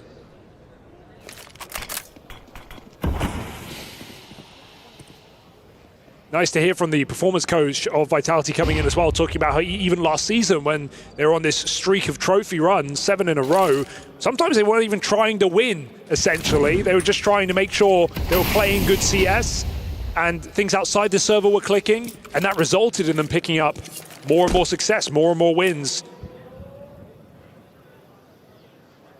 So what's the focus for Vitality? Just enjoying the game. And certainly result in a bit of a run here. sitting as the favorite to take the trophy in the CS division. Fast B-pop through the smoke, Flamesy caught off guard. Done well to get out with anything there. Dink softens them up for the Apex nade. It was dropped a little bounty of util out towards the spawn. And he's actually going to try and play ahead of this retake. His teammates aren't nearby yet. That molly makes him reconsider. Ooh. So here's the grouping for Vitality.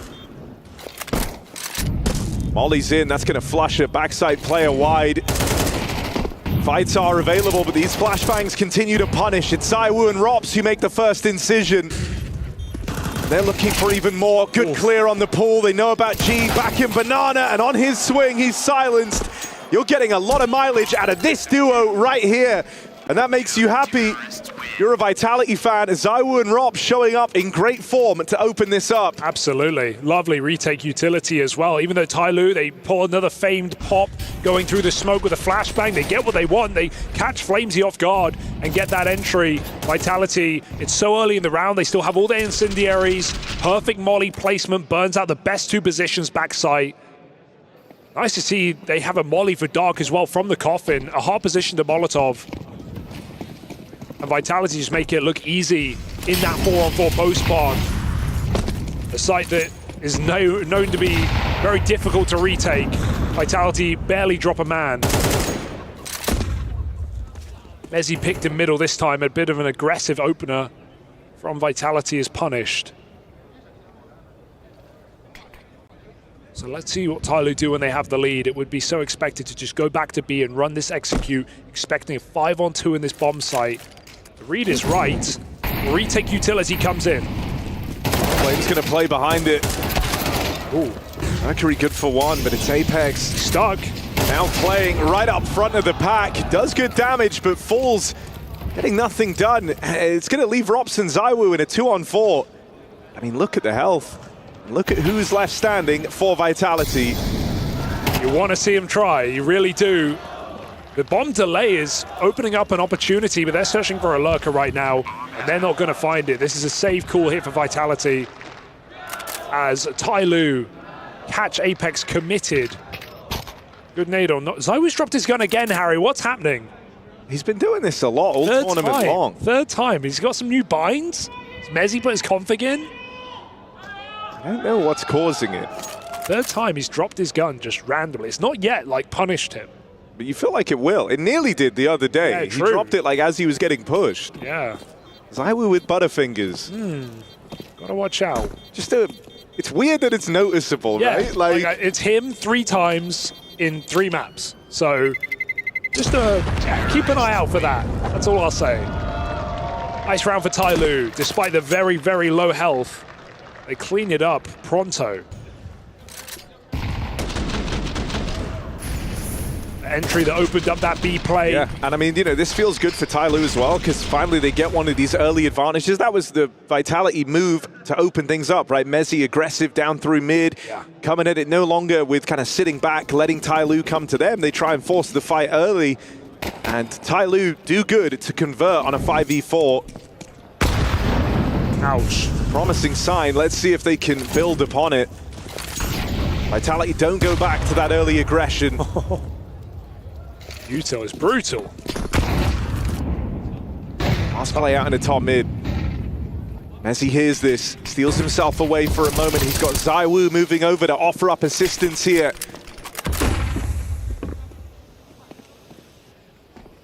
And a push through the smoke for Mezzy. Teed up by flashes and more aggression. It's relentless from Vitality. Uh-oh. Now ZywOo's picked up an orb, and you know he can wield that well. Oh no, wait. God, he gets out, it's fine. They mollied him. My God. Can't let him get too comfortable. Vitality trying to make it hard for themselves, but there's 9-1 on ZywOo, 6-0 on Robs. Mezzy with some impressive multi-kills on the long side. He got that 3K round 2, and then he gets flashed through in this one. Sharp double kill. ZywOo remains ever aggressive. We just see more ego in ZywOo's play this year. That's been part of the reason he's just risen up the ranks and looked even better this year than the last couple.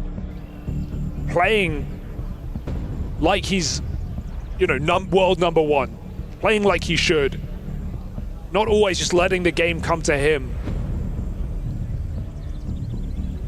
It's part of why Vitality have been such a threat. The firepower quartet on this team. And Apex isn't shy either. I mean, yeah, it feels like it kind of took the arrival of Donk for him to kind of realize he even had an ego to begin with, right? Like, he'd always been humble because he'd always been first or second best player in the world. He ended up with his worst year yet, and I think that ignited a bit of a fire under ZywOo. Crazy, it never happened under Simple. Going blow for blow for years. But Donk in a different role. ZywOo certainly looking to make a statement. Even outside of that, right? Even within his own kind of class, in the AWPing category, he took a nudge there. Honesty coming in above him. Sure. And so wanted to try and set the record straight here. Well, this 2025, ZywOo certainly has delivered on that goal. Certainly open for the taking here as well this week, because no Donk left to talk about. Honestly, still in the competition. ZywOo, beautiful shot, gets out for free. Headshot onto attacker, and he rotates around alongside. His nade is used, so he can't peer through this Moto smoke. The flash allows him an escape. Don't you dare, ZywOo. He wants one more. Why does it feel like something's about to happen? ZywOo, great awareness. Oh. Third, ZywOo, ball rolling. And there's Rops. It's that duo again that made quick work over this A play. G feels like in seconds, the round has just disappeared before their very eyes. The clock just stops here for Tyloo. They get into strong positions, they get up long, they get deep apps, ready to swing, and ZywOo just 3 clicks to finish everything. Rops, keen trade, and G a save. Nothing more allowed for Tyloo. Vitality 7-1 up CT side on the Chinese team's map pick.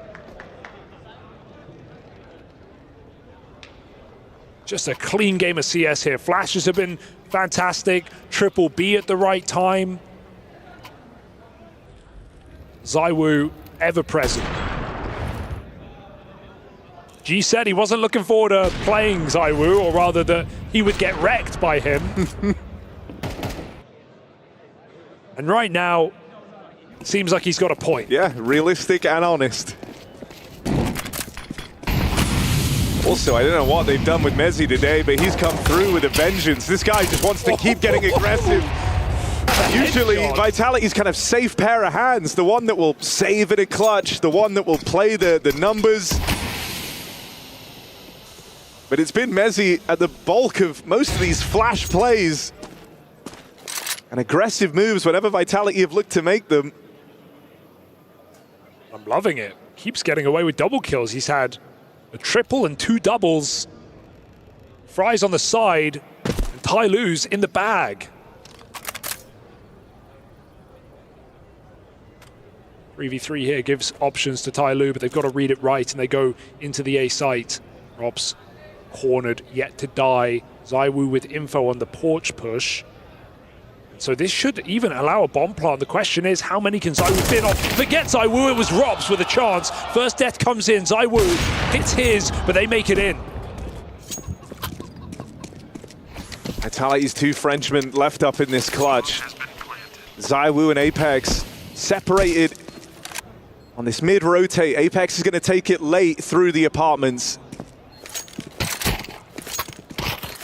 ZywOo keeping his options open, right? He has no chance to play just yet, and so spam on the smoke, now trading onto the AWP. He's trying to fake that Apex is here.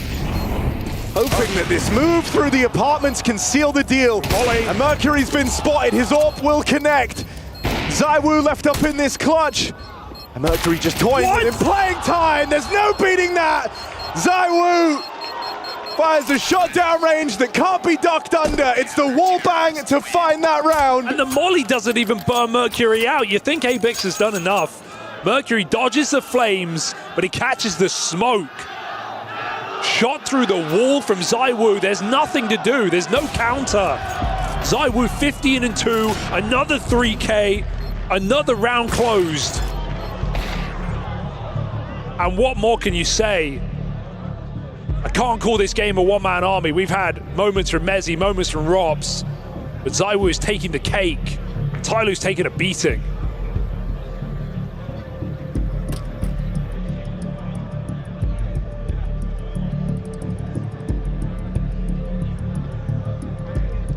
I mean, this is one of the tough parts about playing this Vitality team. It demands perfection. You have to be ready to kind of meet them at their level. For a lot of squads, that means playing the best CS you ever have.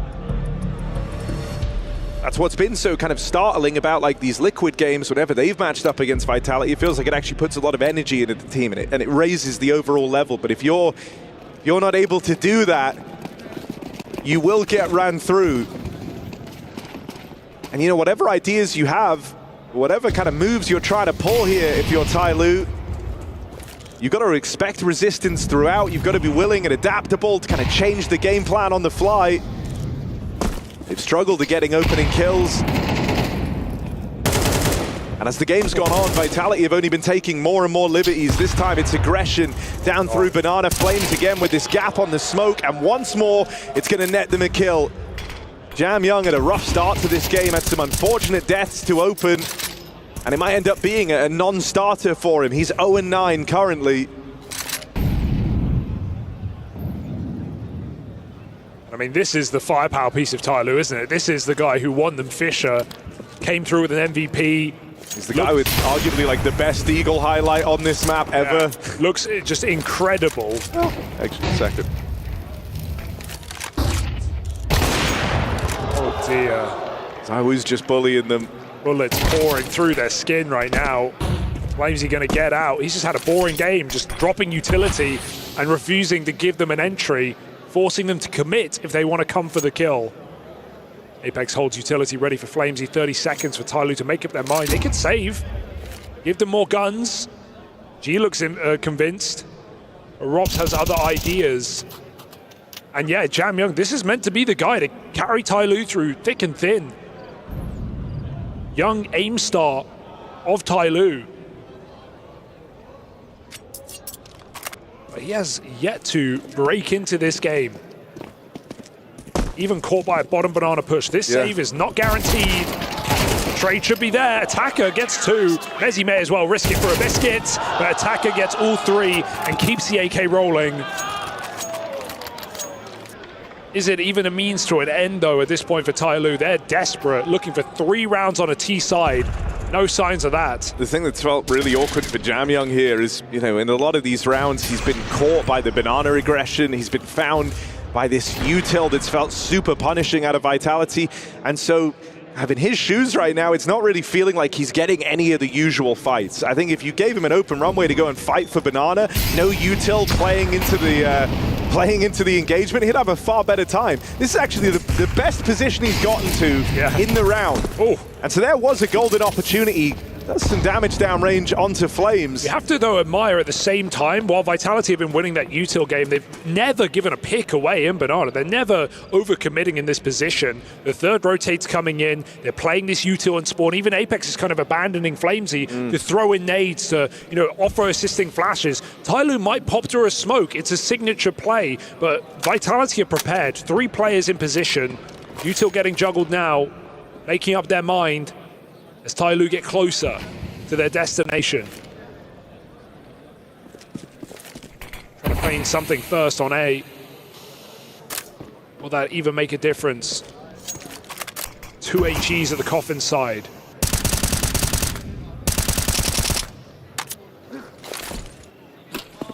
Here's the exeg into the stack.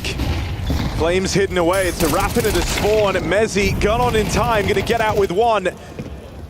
Now Flames just trying to draw them in. It's a good shot. Nice. Zaya in with 2. And that's a plant for Tyloo. Now he's very low on health. And you've got to put a stop to ZywOo, who is in terrifying form. And his mate Rops, who feels borderline invincible in this game. Look at it go. Messiah, low on health. Nearly seals the deal with a 4K. It's Rops versus Mercury. Flashes out, Rops makes his move now. Here's the footsteps. Clutches are meant to be this guy's bread and butter. Tap on the defuse, on the swing, and Mercury puts him down. And so far from an easy round for Tyloo, they walk through it. That is traded every single kill. That is 1 for 1 the entire way through the round, down to the clutch out for Mercury. That's how hard they have to work to get in this game. It's great rooting into Spawn. They catch Mezzi off guard. Still, he drags one down with him. But Flamesy in a predictable position. They've seen him there before. And on low health, knowing you need to make a play, make a push, catch a player off guard, ZywOo is put down 17-3. That's what it takes for finally Tyloo to do something in this map. Will it open up a chance? Apex AWP, not a common sentence. But a 9-2 up. That's a sign that things are either going really well or really bad, and right now... Apex is bored of throwing nades. Really good for Vitality. Got another pop here. Looks like it. I mean, this util has been brutal. I feel like every nade has found its way to 50+ damage for the Vitality squad. They're looking for double digits on the half here. ZywOo and Mezzi feel safe in the openings. Mezzi getting pressured now. They will close the distance on him. It's a fast backstab for Flames. And ZywOo still trying to keep eyeballs on Moto. Ollie. It's letting him close the distance. He gets 1 kill for free. And that's enough to tip the scales for Vitality. Follow-up for Flames does miss the mark. He's had multiple chances now, finally gonna get it. Locked in this 1v1, Flames pulls up with a big clutch, and that's how Vitality lock in double digits. This might be Tyloo's map pick, but it is Vitality in full control.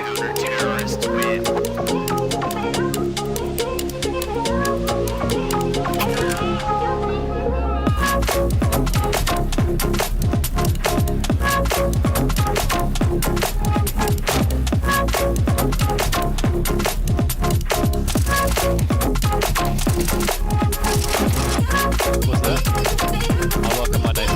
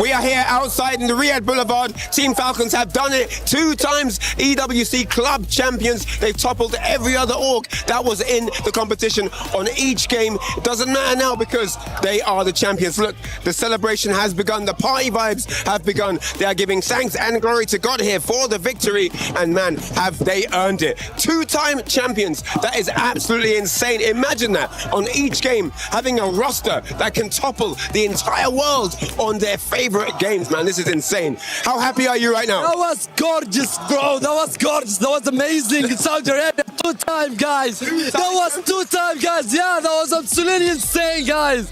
Welcome to Saudi, bismillah. Next time, guys, you will come, bismillah. Let's go, Falcons. The fans here are ecstatic right now. They're two-time champions. They knew they could do it. It was looking rocky for a while. Team Liquid were causing problems, but they managed to topple them. Of course, Nephew there for Street Fighter 6, the last remaining threat. And with him out of the way, they are alive and well as the two-time EWC Club Champions here. Absolutely phenomenal scenes outside here in the Riyadh Boulevard.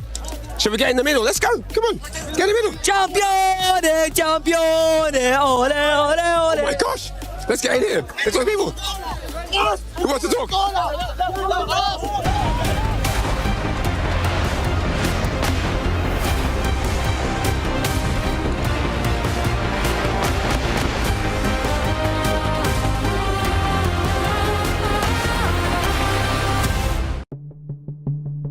Vitality in pole position and looking good to run away with Tyloo's pick of Inferno.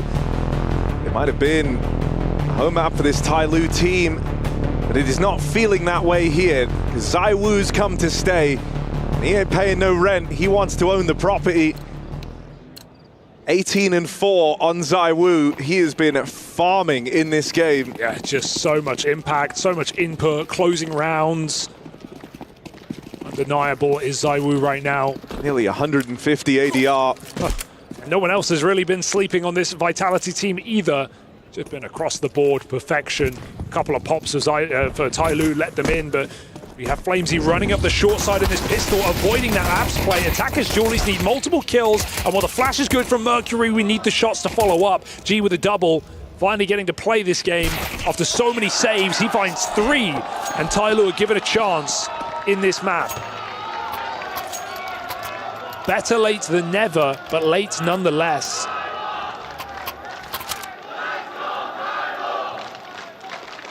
This was the map we not only saw Tyloo bring into Pro League last season, but they went on a huge streak on it at Fisher as well, the event they picked up.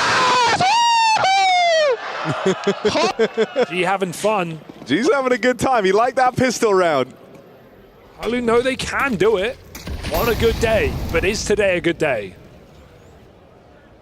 I think one of the only nerves I've really had with Vitality post this player break is that Apex has a real, I'm going to use the word keenness, to try and close games. And I think sometimes that's to the detriment of Vitality. I think that'll be the same here.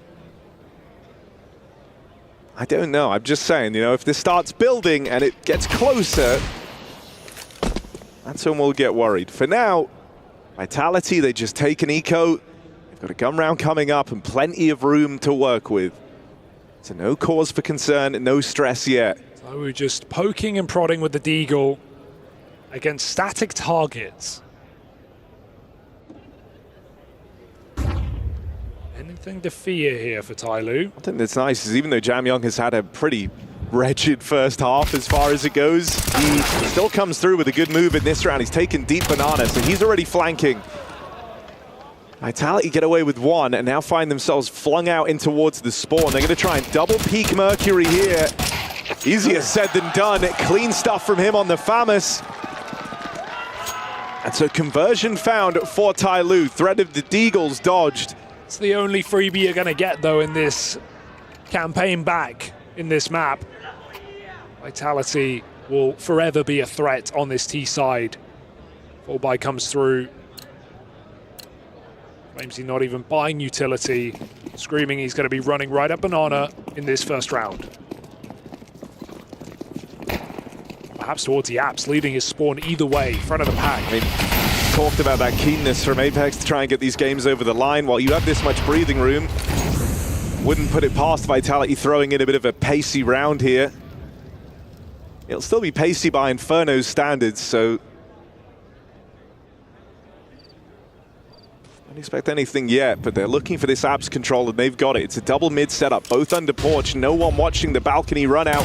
They're very vulnerable to the play that Vitality throw into this round, and it will be their undoing. Apex and Rops catching both players on the entry.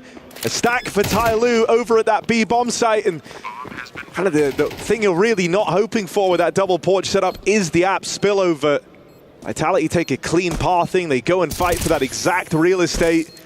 And Tyloo get locked out with that re-smoke in at Moto. And it's a multitude of nice things for Vitality. It's not just the read that Tyloo might just go triple B on the first gun round, get their util in as quick as possible, but also Apex swinging out Porch there is all the info Vitality need. They're already committed out apps, but they immediately find out where the players are. And so they can route perfectly, trade on short instantaneously. And so there's never a chance for that round to get out of control, for those short players to squeeze a couple of kills off, opening up the retake. They all just get massacred in seconds. So Apex's 1-for-1 is a high-value kill, and Rops is there to trade him. Tyloo don't know where to look, and by the time they do, it's already too late.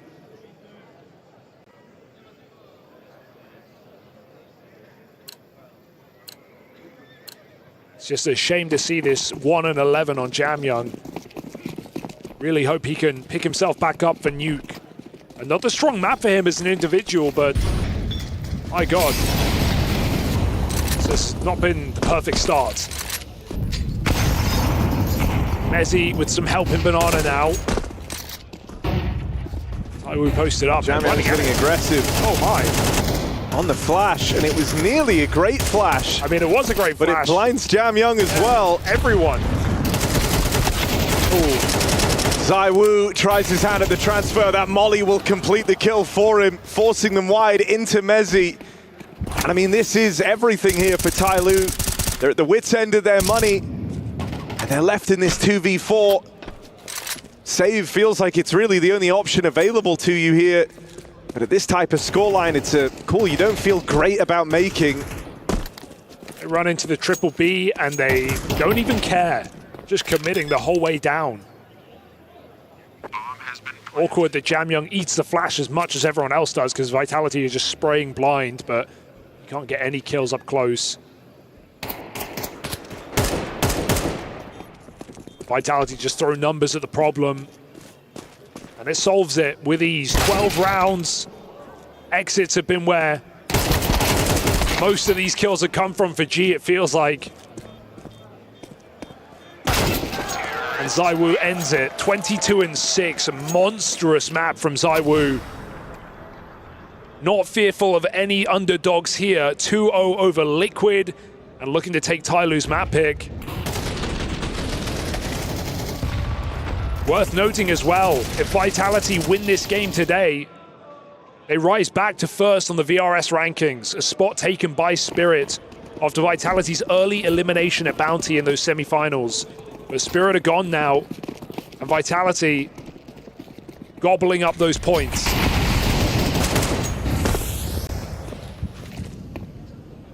It also just continues this trend of us having to wait to see that matchup between Vitality and Spirit. Oh, when's it going to come?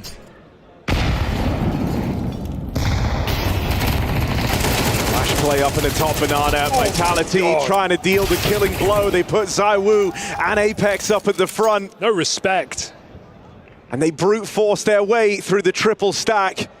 In the past, saving was the choice here for Tyloo. That's no longer in consideration. And that's going to leave them playing right in to a patient Rops back in the apartments. He seems like he's got the read, and Rops will walk that one over the line. That is a walk in the park of a game from Vitality. It's not even close. They steamroll Tyloo on their pick of Inferno. Just impressive to see Vitality after struggling against Liquid twice over. We were worrying, are they going to fall against underdogs? Vitality make a statement here on Inferno. They come through, they don't break a sweat. ZywOo and Rops looking like beasts as always, and we have to see if Tyloo have any staying power here on Nuke.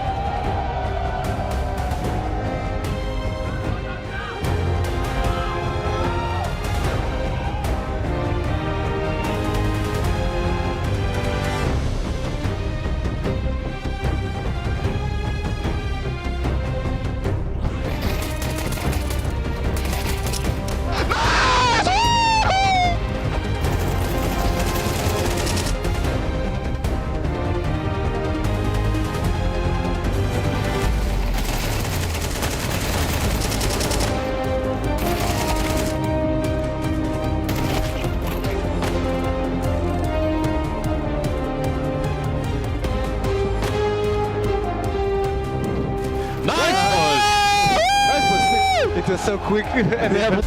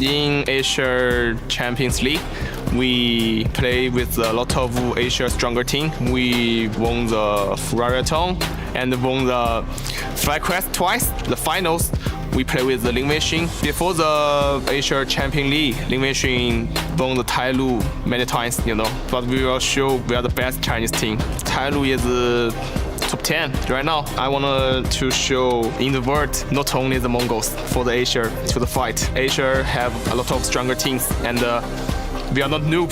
We don't be afraid everything. We want to fight. We need to win the first match. We play with the Australians, right? Australians is a very strong team, very good team, but we won them in the Fisher twice. Maybe it's the third time. If we win the Australians, maybe we play with vitality. That's so hard for us right now. I think we are more tactical than all the rest of Asia scene. Lin Weixin always look over match and to study our tactical, We both the Chinese team, right? We will show to the world Chinese Counter-Strike is back. Chinese Counter-Strike is strong.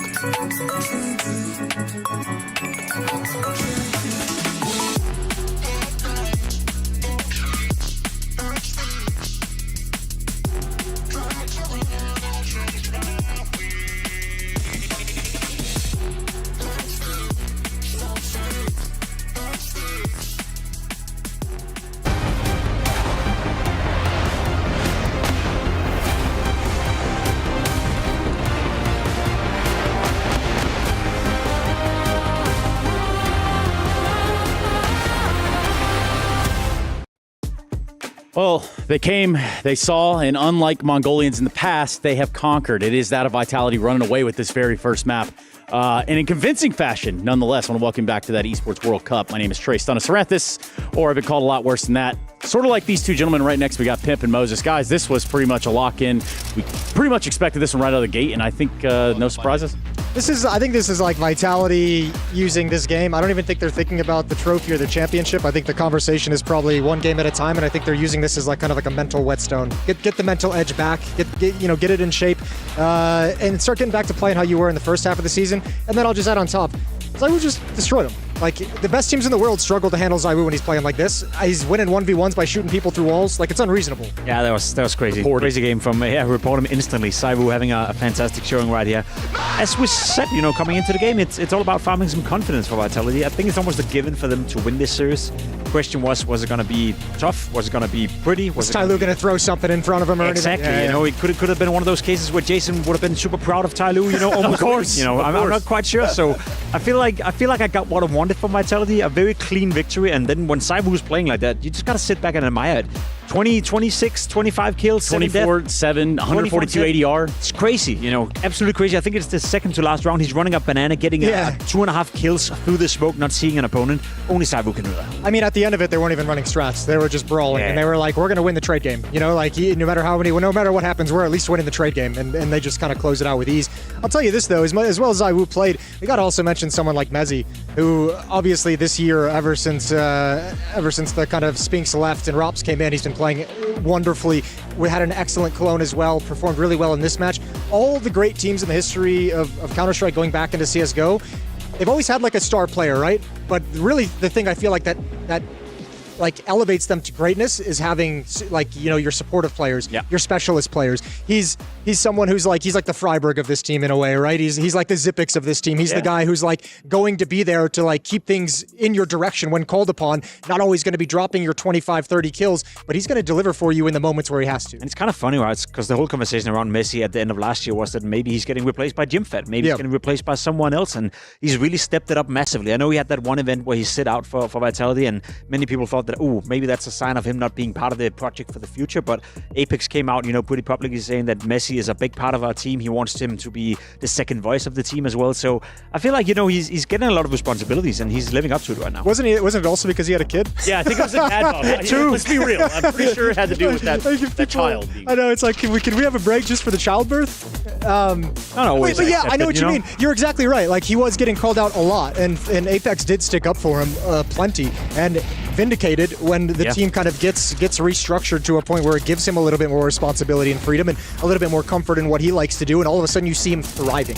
Well, we're looking at a team in Vitality wherein with other teams, we don't always see a team that has locked in that identity, right? Like a Vitality is a championship caliber team. They've won, they've done this, they've defined what it is that makes it work for them within their own system. Best example we have right now is FaZe Clan. I don't know if you watched the game yesterday, but me and Yanko were losing our minds, watching another FaZe performance where map number 1, they look like a good team. They look like they know how to approach Counter-Strike. They're getting back on track, and then the next 2 maps they suck and play absolutely atrocious. And that's happened so many times for FaZe Clan. They have no identity left. They're trying a lot of different things. Rain came out in an interview today, I think, saying that a lot of different people within the team are trying a lot of different things all the time, and something we just gotta stick to what we do, So it feels like they are in a desperate situation, whereas Vitality, the 2 semifinals, they're sticking to the guts. Maybe they're lacking 5% in communication and lacking, small bits here and there, but overall they still have that clear identity. Also, it's like, man, this Vitality thing, it's like, we have an insane schedule in Counter-Strike. Like, there's a lot of events. You cannot be on top of your game every single event. Yet they were, and yet they were, And your bad events are semifinals. Like, sweet. We take those. Yeah, the ceiling and the floors are different for everybody. Individual experiences may vary, but obviously this is a team game. And in a team game, what we didn't get in the first map was much of a fight out of Tyloo. Much more of the same out of Vitality, kind of what was expected. I just kind of want to move right into the next map of the series of Nuke. And I want to know from one of you two geniuses over here how this turns back in the favor potentially of Tyloo, or just pack it up right here. Well, first things first, we'll just go to the cliche that you kind of have to mention is, if you're Tyloo, you have to get Vitality to respect you, because they clearly didn't on Inferno. Like maybe like a little bit. But like at one point, it was very clear that Vitality was just going to run away with that, and they just leaned into it. And so Nuke, you have to kind of force them to slow down and respect you a little bit. And then on top of that, Vitality's yard defense on Nuke is insanely strong. So, you're going to have to be able to overcome that and penetrate that and make that part of the map worrying for Vitality, and I don't know if they can do it. Yeah, and Jacob, they've got to have Apex as their front runner out there. So tell me about that. He's always going to be the point man, He's always going to be the guy who's in front of everyone. Sometimes we have seen Apex, and I actually want to give him some credit here. I think for a long, long time, Apex was a little bit out of control when it came to Nuke. I think he was fighting a bit too much, and he was kind of hindering Saivu's impact by being a little bit too aggressive from time to time, taking duels that he probably shouldn't take. I think he's honed it in. I think that's been a vocal point of this team on their Nuke. I think Extas have probably talked to him. Saivu has probably talked to him. He's a little bit more relaxed when he's playing. You can count on him now. So I'd say the one weakness they used to have on Nuke was that Apex was a bit of a wild card. If he was not hitting his duels and not winning them, then sometimes he could kind of lose the grasp on the CT side. I don't see that happening anymore, so that is not even a win condition. I want to talk about the CT side, and perhaps a win condition for Tyloo for Nuke is they better have an incredible CT side. It has to be incredible, because when you switch over to the T side, Apex and Zaiwu outside, Mezzi and Flamesy inside, Rops over towards ramp room, name the weakness. Like, show me the weakness in that defense. Where are you going to go? Who are you going to attack into? Like, it's such a tough affair. So Tyloo's going to get a chance to start on that CT side. and they better run away with it. I mean, it sounds ridiculous to say, but I think sometimes when you have two teams where the difference of level is so big, you have to simplify the game a bit. You know, if you're Tyloo, win the pistol, convert, get off to a good start, get the economical advantages, and then maybe you can apply a bit of pressure in that first half. Lose the pistol, lose the first buy round, and I'm already ready to call it GG because there's such a big difference between these two teams. Let's be honest, Tyloo beating Astralis yesterday, that was nice, that was great for them, but in no world should they be able to take down Vitality. Maybe apply a bit of pressure and make the game competitive, but win? Nah. It's going to be interesting what their game plan is, right? Like, I think we'll get a sense of what they want to do and how much faith they have in themselves. You think they should throw the playbook out of the way and play like Vitality did on Inferno and just be like, go for it, you know? Let them. I don't think you can go full Vitality, but where I was thinking they might go is like maybe you throw some gimmicky plays in like early on to like try and temper them, try and slow them down. But I mean that's kind of a big risk if those go south. Like you're buried and you're all of a sudden down like 0-3, 0-4 and. Yeah, not coming back from it. You got to run that credit card. I don't know what that sound was. It was something. It was. You got to run the credit card around the radio room, right? Like in the first round. Is that it, Jason? Yeah, the credit card around the radio room. Yeah, exactly, guys. You'd have to have been there, Jacob. It was before your time. It was fun, though. It was an interesting dynamic to the whole process of playing Nuke. You know, just a sound cue, pulling all that. Once upon a time, that's neither here nor there. But what is here and now is G. So what's our G got to say? Check, test. Is it 1, 2, 3, 1, 2, 3. Happy. G is always happy. I'm happy boy. Tyloo got another impressive win against Astralis, but today might be their toughest challenge of their careers. I've got G with me here. And G, obviously we spoke yesterday about the Astralis game. You were very happy with the team's performance, being able to come back on train. But just tell me, you're coming now up against Vitality, right? It's a whole different beast. What is going through your mind of how you deal with one of the very best teams in the world? Yeah, Team Vitality, bro. It's That is coming, bro. But, you know, we don't be afraid. That's good. Time to see. Time to see. Now, time to see. How has your preparation been for Vitality? Because they are not at their best level at the moment. We've seen they can lose now. Does it give you more confidence? We don't give a confident. We don't give a Oh, always man. Confident. Oh man, okay, this is fighting talk from G. Fighting talk. And today, the fighting day. And okay, tell me this then. If you win, what do you want after the win against Vitality? If we win? Yeah, if you win, what do you want? My brother Banks will buy an ice cream of vanilla. Oh, you want vanilla ice cream? Yeah? Yes. Okay, vanilla ice cream's on the cards. Let's see if you can get that win. Ice cream will give me power. Ice cream always gives you power. Yeah. Ice cream is motivation. For sure. Thank you very much, G. Good luck, man. Cheer for me. Always. Good luck, man. I like vanilla ice cream too. Jacob, what did you think of that interview, buddy? That was great. I have to? Yeah, why not? I mean, let's mix things up here. It's the last match of the day.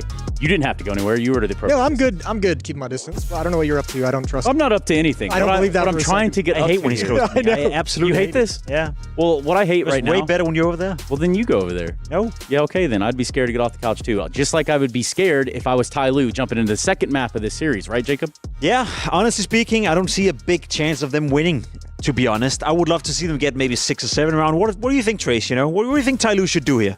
Well, I don't know. Like, they're really going to have to play some better angles right here. Obviously, we could really go into a cliche like what kind of angles are we talking? I'm talking about the damn dangles is what I'm saying. Like, you've got to really find the angles that are going to allow you to have some sort of leg up on a Vitality that is obviously coming through as a powerhouse in any tournament that they're appearing in. That's pretty good. He's You know what angles he's talking about? I actually kind of stopped paying attention, to be honest. Yeah, exactly. That's kind of what I do when you guys are doing it anyway. It kind of works out. No, I want to try to paint a better picture here for the side of Tyloo, but it is hard. This is a difficult time. James Banks just said it over there to G that they probably have one of their toughest matchups of their career, and I think that's an understatement to a degree. That is a silver lining, though. You know, Tyloo, even if they were to lose, let's say 13-5, no one would really care in the sense that it's not a big surprise. You know, it's not a big loss for them. So they can go in and play freed up. Obviously, Tyloo is competitors. They want to win the map. They want to stay competitive. They want to do everything they can, maybe to push this game into overpass, which would be very interesting if that were to happen, Trace. However, I think they can play with no pressure, and sometimes that can open up a team that is under a bit of pressure. Sometimes. Yeah. What is he saying exactly? Sometimes I don't know. I'm not into like the I mean, that's a perspective that you're right with from the outside, right? That like they're not expected and no one's caring. But like Tyloo, like this is a team that's trying to match what Mongols is doing, and this is a team that wants to build on the success they had at the Austin Major. So I mean, for them, I think they want to at least be competitive. It can't be another like 13-3, whatever it was on Inferno. It can't be another blowout in that fashion. And that's where it gets tough, because now you're going to have to go into this. And as we saw on Inferno, if ZywOo's having another good game, all your utility has to be on point. You know, like that's like there's so many like small details in the game that have to be on point if you're going to overcome this team, on top of the fact that you need Herculean individual efforts and you need tactics that are going to be able to confound Vitality. So it's such a tough task for Tyloo. But I mean, I'd hope they would leave disappointed if they get blown out again. Like, they have to be disappointed. There has to be a way for Tyloo to come into this game and try to contain what is a Vitality otherwise running the board. Like, there's no way to control the sort of dominance they have if you don't have an answer for one player here, one set piece there. I mean, we have seen Vitality maybe, I wouldn't say struggle a little bit, but not playing up to their best. And Tyloo gets to start on the CT side of Nuke. Spoke about it, win a pistol, win the conversion, and get off to a good start. You know, there's always that to apply a bit of push. And then who knows if Vitality is going to fall back into the same, there's a old rhythm, you know, as FlameC described yesterday, where the comms are not as crisp and the energy is not there anymore. And then anything can happen in Counter-Strike. It's not that Tyloo can't possibly win Nuke. It's just that it's very hard for us to find a win condition as to how. Well, I think also the other difficult part of it is after watching that first map and seeing the Vitality players, this is a Vitality team that's fully focused. You know, they're not coming into this and being like, we're going to smoke Tyloo and let's just have some Let's be honest, it's late. They want to go to bed soon. Yeah, that too, exactly. I mean, this is... Oh, go ahead, Jason. Yeah, they're not losing any focus, because they realize, like, we can beat Vitality. It doesn't, or I mean, excuse me, we can beat Tyloo. It doesn't really mean anything. What they're trying to get out of this is the fact that, again, I mentioned these games are like mental whetstones. They're trying to get back to the point where they feel like they're all on the same page. They're all communicating. They're all matching each other's energy, and they're going to try and build up throughout this bracket as they get closer to the grand final. And the scary part is if Vitality can harness that, and if they can refocus, back before we saw them lose a game or a map in a series to losing a series, if they can lasso it and run it all the way back to that Vitality, they ain't going to be stopped anytime soon, Jacob Pimpinicky. No, of course not. And there's no doubt that with Spirit now exiting the tournament as well, Vitality are the heavy favorites to win this entire thing. I know the players themselves don't want to say that, but that's just the fact of the matter. And as we saw with ZywOo, he's been the one struggling a little bit in that, you know, in the games where he needed to step it up in Cologne in the semi-final. You looked at him in Blast as well, didn't have the best of the best time. If he's, you know, farming a bit of confidence right here and playing at that level, then Vitality is just a different team. Yeah, they really are, and I think Nuke's going to show that. I think no matter what happens on the T side for Vitality, once they switch over to the CT side, it's just like I don't know what Tyloo's going to be able to get done. Trace, you have 14 seconds to say something smart. Okay, something smart. Anyway, get out of my face, Jacob Pimpinicky. We do have a game in front of us, and this could very well be the end of Tyloo's run here in Riyadh, but we are going to sit back and watch this one unfold on Nuke. Overpass should we need it on the other side. This is the Esports World Cup. Vitality tournament to lose, and it doesn't feel like they're planning on doing it in this series. Domination on map one. Now we get ready to head to Nuke. It's the Vitality pick. With how things just went on Inferno, it's safe to say Tyloo are going to need a miracle to turn things around. The individual level, not quite there. And that's before you start looking at the tactics at play here on a home ground map for this Vitality squad. If we follow the script, the time to lose for Vitality is in that semi-final. That's been the story of Season 2 of the year. Mongols are waiting. Just beat them at Bounty in that exact matchup. So Vitality are looking for a little bit of vengeance. They've got to get through Tyloo once more. Had no problem on Inferno. Had a lot of fun, more than anything. ZywOo looking lights out. Vitality ready to throw another punch on this T side. They sit back in the lobby, getting Flames in a strong position to play later into the round. Not much info outside, just G watching from main, but it's this boost up that could be interesting. Vitality going in. Ezzy at the front, and that's nearly the double, but the support comes in from Mercury. And that lets Attacker recover. G finds success in the downtime. Vitality, this pistol round, not off to the start they were hoping for. They were always meant to come back, but they took way too many casualties. It's now left with a desperate scrap out in towards A. ZywOo tries to lead the charge. It's a clean kill short. It's swiftly traded on by G, who you know is feeling happy about this pistol round. Can Apex make it weird? Mercury's got to be considering this, but there are a lot of avenues open here. There's gaps all around the map, and so being able to piece together where Apex is hinges on him giving you a little hint. No chance. Will have to happen. He swings the door open. Ramp swing out. Missed shots for Mercury. That's going to let Apex get away with a bomb plant here. But they close the distance on him. Mercury chasing down that final kill. It's a pistol round to open up Nuke, taken convincingly by Tyloo. Yeah, good plant for Vitality, allows a buy in the second. They always wanted to go back into an A-split with Flames in that position, but the boost up works wonderfully, combined with support from Hell. Tyloo get out of that very well on the ramp with a triple stack. A nice shot for ZywOo, but no further.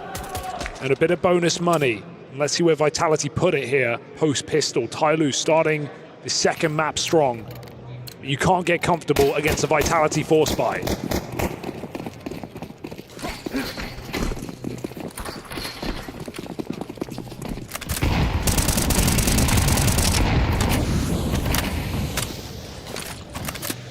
Full wall, a force buy round from Vitality. I like the walk as well.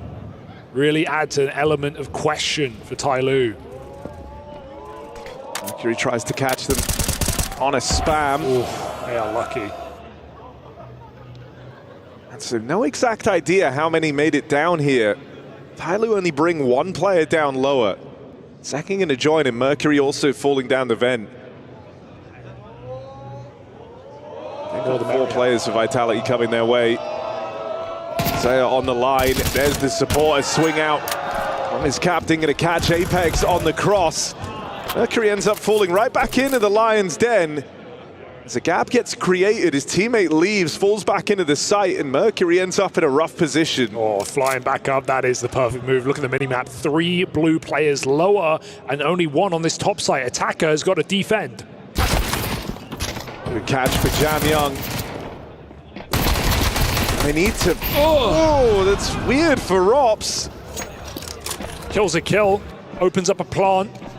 No util to stall out this retake. Nothing about these fights have felt particularly pretty thus far for Vitality, and they're wounded here in this post plant.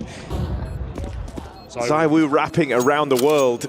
It's going to be a very big play if he can get up into heaven, but Jam Young catches him. Already getting more mileage out of Jam Young than in the entirety of Inferno. Mezzi overran, and Jam Young with the spot on Rops. He'll seal it with a third. That's the Jam Young you've wanted to see. Yeah, it's worrying that he's out-fragged himself last map in just 2 rounds of play, but it's also reassuring that we're going to have him actually in this game be a factor for Tyloo. Nice slow retake there, getting back up secret decisively, not risking anything up vent. They read the wrap round for the Galil on ZywOo, and no position really in that A side to hold for Vitality. Scared of lobby, scared of heaven, scared of main. And you know, if one thing was clear on Inferno, it's that Vitality had no respect for Tyloo. They did not play a respectful brand of Counter-Strike. And if you're able to squeak out an early lead here,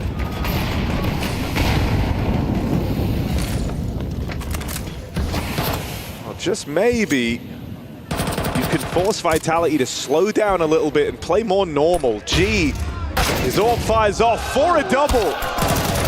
Oh dear. Apex dead as well, doesn't even make a dent. This one's looking to fall dominantly in Tyloo's favor, and it's G with a blinding sequence. That is a lovely 3K. Whoa. All right, G, we see ya. We were waiting. Finally got me delivered. very excited, apparently. Yeah, popping ZywOo in the hut as well. Triple kill for G with the AWP. And I'm glad it comes out early in this game, even though it's risky. You want your AWP to get activated. CT side nuke. G ever present. And Vitality won't force it anymore. After a flawless round, they come through with just Tech 9s.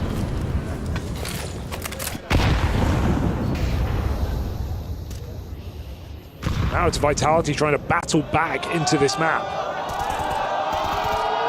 In the smoke. Absolute mess. Wasn't ready for players on either side of that smoke. Vitality try and pick up the pace after those kills, and it's to their detriment. As he just barely makes it down the vent. So a chance at a bomb plant here. The rotates won't be able to stop him. Stalling for even a moment has allowed them to close the distance here. Money, money, money. Util reigns in, plant for Mezzi, and G to overrun. All right, these rounds are getting desperate for Vitality, just trying to squeeze plants out of them. That's been all they've been able to manage. One interesting post plant on that top site, but underarmed were Vitality. Now they have everything they need. Full buy finally coming through in round 5. Delayed gratification, and it has to hit hard. The question is on Apex here in this rifle round. What's he going to call? Nice! Is Tyloo already presenting a threat on an underplayed map for them?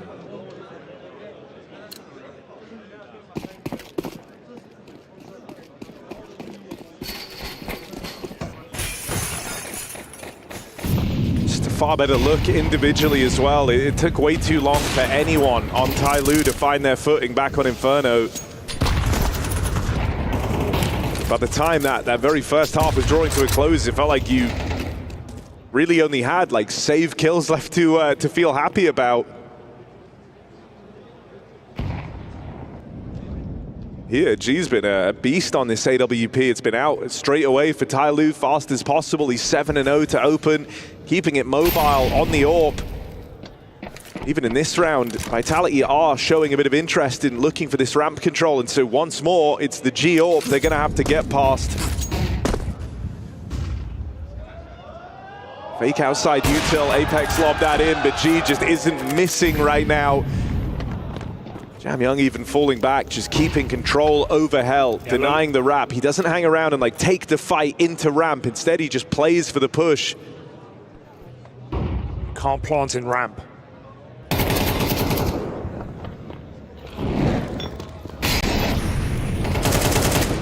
Pressure on this top site. 30 seconds. They're wrapping around the world. Garage fight is unorthodox. It comes up for Tyloo. Even the heaven is rife with opponents. That Molotov did nothing to push Jamyoung out of position. They can try it again. All they're doing is wasting their time. 20 seconds. That bomb still lost up top. 2v4. It might have to be combat save. Nothing to do here for Vitality. Outpositioned by Tyloo. Very good to see them, as you say, pull back off of ramp. Not overcommitting. G almost considered going back for a second shot. But Jamyoung backs up. G gives them the space. And Vitality can go nowhere with it. Blocked every step of the way. 8-0 for G right now. We're getting a game out of Tyloo. Surprising time to see it. And honestly, those kind of saves are really annoying when you're at this point in the game, when you don't have anything that's worked, because you're not exactly coming in with a full buy, but you're also somewhat committed. So Vitality force back around these guns. They get full AKs, but util's lacking. No AWP for ZywOo. It's not perfection here for Vitality right now.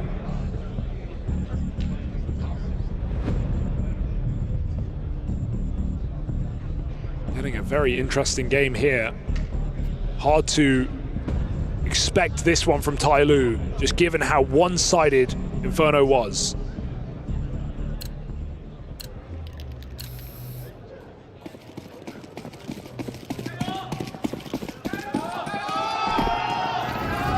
Can G keep it going?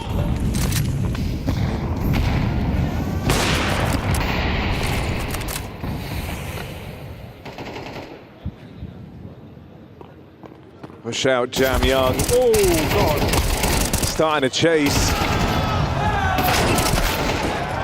Flames in with a double opener. Bomb picked up. Meanwhile, his teammates down at lower. Apex has been caught out in the yard. He might just walk into Messiah here. Oh, it's a weird interaction with the door for Robs, but it's kept him in it. He'll open a check. A 2v2 now opened up for Vitality as they look to get on the board here. It's a double opener from Flames. A lot of damage done onto G. It's going to leave Tyloo in a bit of an awkward spot. G's been instrumental, but at 9 health, even he has his limits here, taking the path back to Vent. They drop down and link up with Attacker.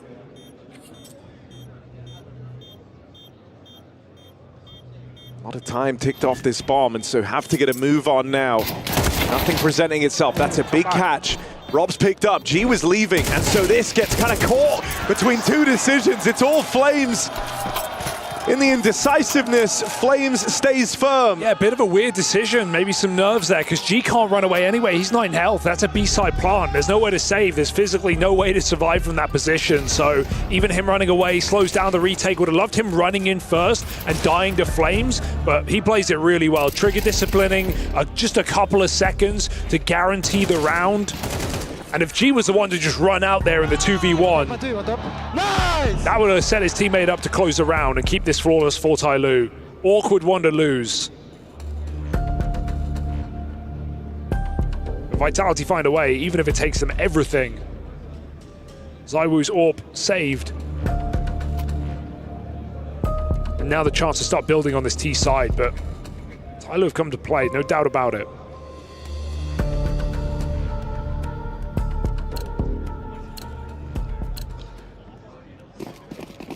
I think it's interesting in terms of the map we've ended up on for Vitality, even though Nuke was a big part of their first half of 2025.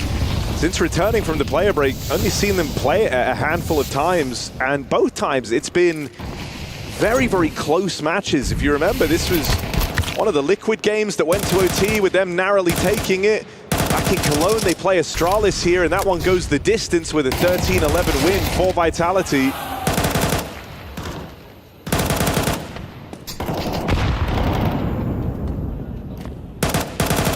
So this was kind of a chance to stretch your legs and see where you're at if you're the Vitality squad. You don't want to feel like you've let Tyloo have a way in.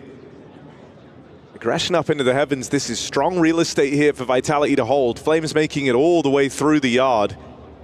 G, for the first time in what feels like this whole game, is going to find himself out of position. He's dropped down lower on that AWP. I mean, when you get this control up in heaven on Flames, you want to do something with it. Vitality look for the A hit. Say low on health. Dead in one shot here. So anything from him would be big. Mezzi finds it straight away. That's when Flames gets activated out through heaven. With Mezzi providing the openers, Flames providing the cover and the safety net in this bomb plant. There's no attempt here for Tyloo. That's a forced save, even if they don't want to. Clinical execute for Vitality. Not even an execute, just a couple of nades in main from Apex, and they flood the site. Good to see Flames able to get in strong positions, still playing confident despite the slow start for Vitality on this map.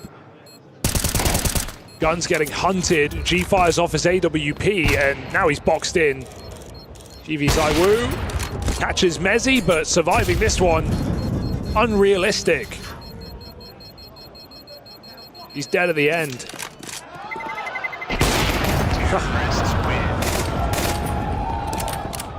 So Vitality have something to say for this 5-0 lead. One more buy will break the money of Tyloo.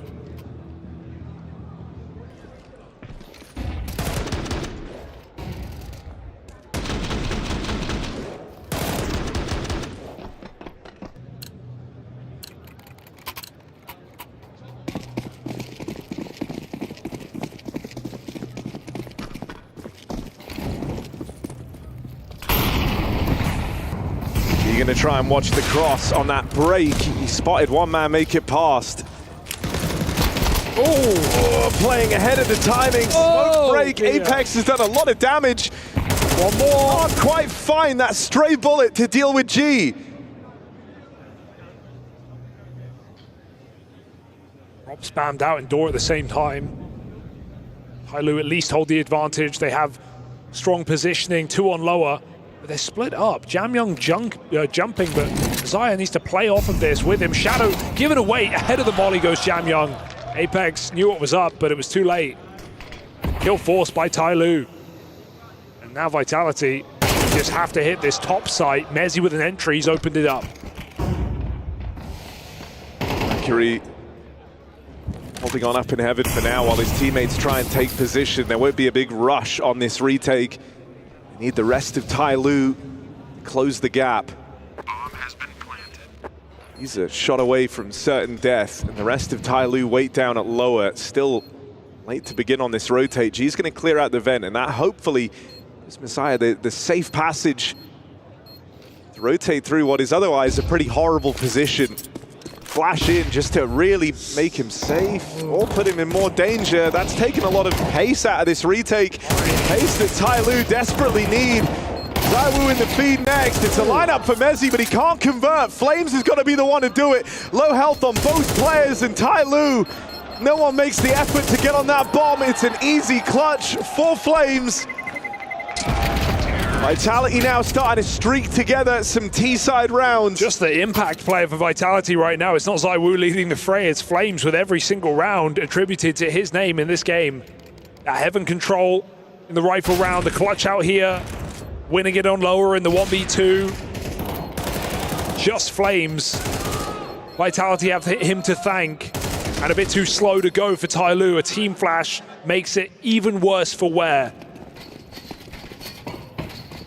Couple of disaster late round moments here for Tyloo on these retakes in what was an otherwise very strong start to this map. Feel like it could have gone even better.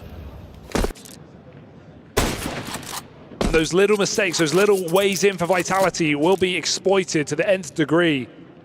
Finally breaking their money. Pistols, MP9, Scout.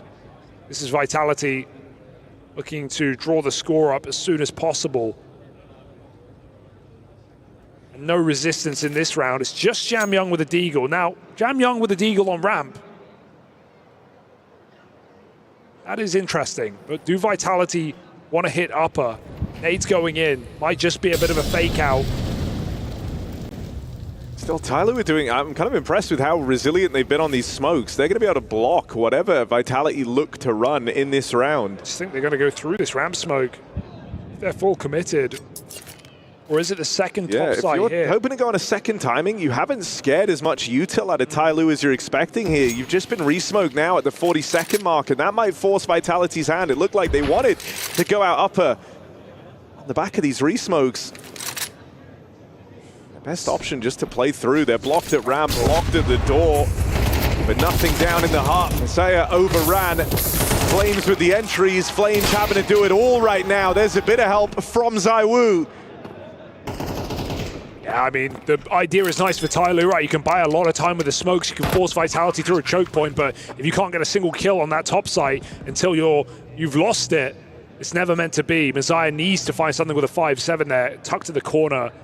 And 4 rounds for Vitality, and again, all 4 really attributed to Flamesy's work. Double entry, out Hut. Was getting a little bit scary, a little bit too close for comfort there on the clock for Vitality, but Tyloo don't have the guns to stop them. Jamyoung D always claims one. Maybe Mercury can find an AK, but Rops here to stop it. Terrorists win. Vitality build into this game, so a bit of a slow start, but no cause for concern. No alarm button pressed here for Vitality.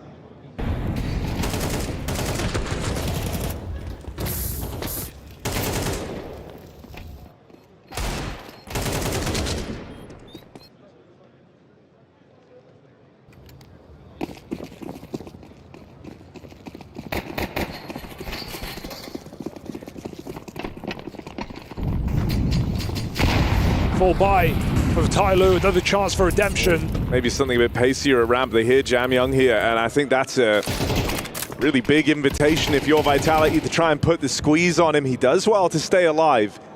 Apex with a full contact walkover out in the yard. Catches a freebie on his jaunt across the secret. Cheeky, very cheeky. Different paces every single time for Apex. He's done smokes, he's played behind them, he's played just ahead of them, and now he walks all the way across. Zaya's really had trouble. Guy falling first in that top side a couple of times. Caught him main in this round, 3 and 8. Been a bit of a problem piece for this Tyloo defense. As Vitality mount this comeback.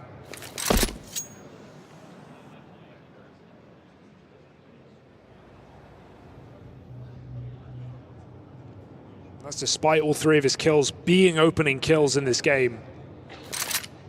Feels like a shame as well because he was switched on in that head-to-head bout versus Astralis, but we're not getting that Messiah today. Mercury next to fall, and this A play starting to take shape from Vitality as they look to level the playing field. Attacker doesn't even get a chance to shoot back, it feels like. Vitality are warmed up now, that much is clear. Taking really keen fights. Boosting Heaven to stop the save as well. No, after me, says ZywOo. Oh, maybe Rops should have gone up. Yep, stand up. Come on, Rops. Stand up, Rops. Great movement for himself. Not so good when it comes to moving his teammates. Yeah, I'm standing, guys. Oh, that's why you boost ZywOo. That's why you sent ZywOo up there. Exactly. Jamyoung in garage, and they're coming for him.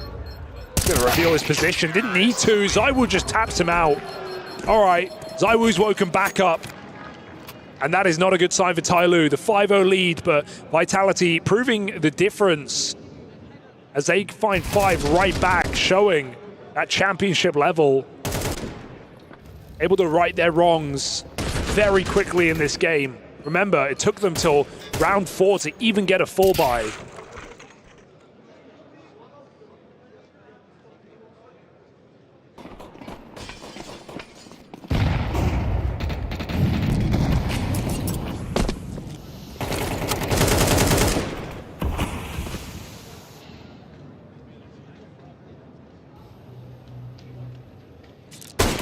So many of these rounds, it's been Apex solo lurking behind these smokes. So another change for Vitality as they send 3 players down contact with Apex left out in the yard. There's a reason why he has a kind of degree of freedom there getting a fight, and that's because he's expected, right? He's the one you expect to see if he does fall in that engagement. Some noise made. Mercury on the jump check gets the info.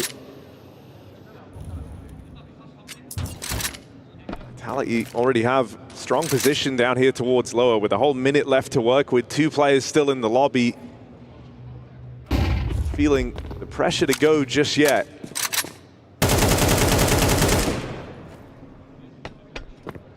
Second rotate moves down. That's exactly what Vitality wanted. Look at them shuffle back. More steps made by ZywOo. Really trying to sell this one. U2 will do so. He's got 4 grenades right now to make them panic. 3 players in position, and ZywOo thins the herd. He's just going to go for it. Feeling pretty good right now. Double entry on the B side for ZywOo. Trying to find everyone. B is clear. They go into the remainder, and Vitality just rid Tyloo from the round. Hitting both sites at the same time. ZywOo, the one-man army. And Team Vitality, from 5-0 down, look to win out this half, 7-5 up. I mean, this was good, right? With how the game started, you were a little bit nervous. Vitality was seemingly on track for their worst T-side yet post-player break, but they equaled it up in the last round. They've now looking to win out the half here. I think, you know, what really matters big picture for Vitality is they don't want teams starting to look at this nuke as a way to topple Vitality. As mentioned, since that return from the player break, they've had a number of very, very close matches that maybe shouldn't have been on this map, and that's a stark difference to how the year started on Nuke. Ooh. Oh no. You want to kind of dodge that threat here. Flames caught with Util. G in the feed as well, still continuing his hot game on this AWP. 15-4 for G, a chance to catch Apex as he's getting aggressive. Shadow spotted, Apex giving chase. The Apex, and he takes it clinically. Oh, that hurts. G didn't even see what hits him. Apex just so fast. As quick as he's gone. As quick as he arrives, he's gone rather. Up through the ladder. They've just dodged him with this backstab. Oh, a wild fly up the ladder for Mercury. And that's kept Tyloo in this round. No way, Messi just sticks it. He knows that Molly's bought him enough time, but smoke on it, they come running through, there's no kill. Trade for Robs needs the clutch. 2 kills deep, no info on the last. Are you expecting this late from the same position. Rops considers all options, all avenues, but tucks back in his corner, lets the kill come to him in classic Rops fashion. Patience almost pays off, but Tyloo find a clutch, and they find a round at the end of the half. Messiah saving them after a series of rough moments. Tyloo with a shot here on Nuke.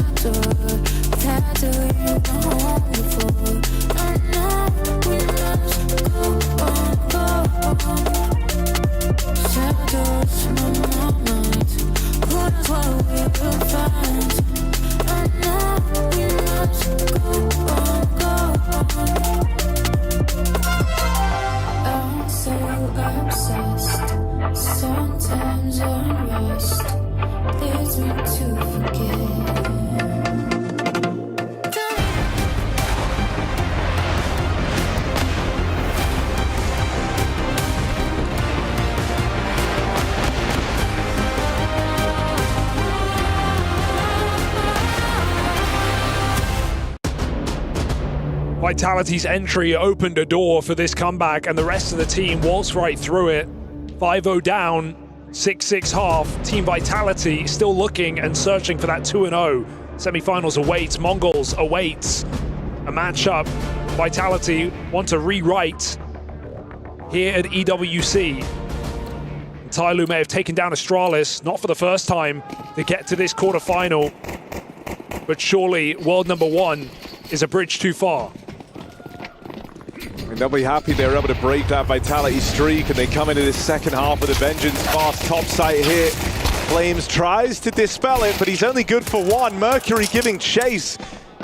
So we end up at a 3-on-3. Rob's first point of contact out through heaven.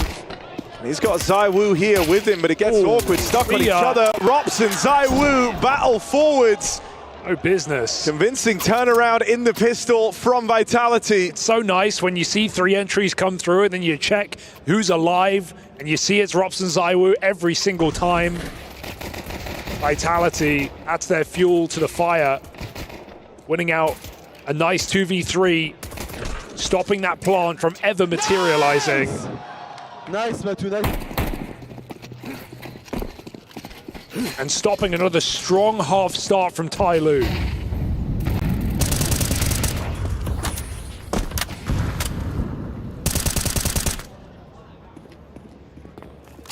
ZywOo's recovered as well. He was, what, 3 and 7 at one point in this game? Yeah, but if you want to talk about GOAT snipers, it's G right now, Yeah, 15 and 6. He's been keeping up appearances all map long. Managed to get avoided towards the end, though, of that CT He side. did. He went from always being in the right place, it felt like, to getting hard dodged in the final, 5 rounds. Locked out of some top hits. Vitality stopped going ramp.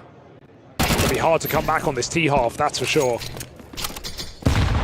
Oh, don't forget to close the door on your way out, Apex. Are you born in a barn? Apex with the jump up. Here they come. Trying to flood it down. Apex head on a swivel here, but the flash proves to be too good. G tees them up. Messiah knocks them down. And a 4-on-3 in this post plant. ZywOo moving in, gonna make his presence known. Low health on that re-swing. It's an easy double from ZywOo. He continues to creep forward. Bloodlust now in the mind of ZywOo. Move. Jam Young tries his hand at a swing, but ZywOo very switched on here and not letting anything get past. It's a clean retake from Vitality, and they do it from the back foot. They do it with ZywOo. A much-needed boost here for Vitality, who thus far have mainly been relying on Flames' input in this map. Knowing that ZywOo's starting to find his voice again is a huge push, a huge shove in the right direction. Yeah, very hard site to hold in a post plant with pistols. We've seen that really let down both teams. Vitality on the top site, Tyloo on lower. Need rifles to find that range. There's no good cubbies in B. Vitality scale very well on the rafters. Apex, his whole body was on a swivel there. 3v4 one out by Vitality again. Another man disadvantage in that site take. Tyloo take a breather.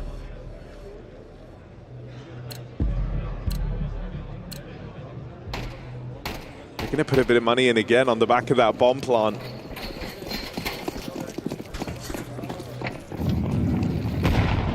Just a chance to make this one interesting. Will they, though? ZywOo and Flames deny the vent drop. The bomb is the only thing that tumbles down.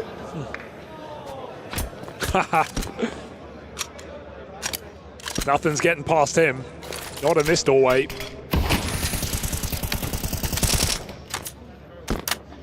Tyloo would just love a kill here. Jam Young's put himself in a position. I mean, Rops here has missed his timing. But there's no reason to re-enter ramp. And I think deep down Rops is aware that this exists. The kind of player to get caught off guard is Rops. Locked in on that fight. G would just love an exit for 1v5 Deagle highlight. That's a question mark at the end there. Yeah, answer's no. But get a couple of kills to farm that AWP money, that's for sure.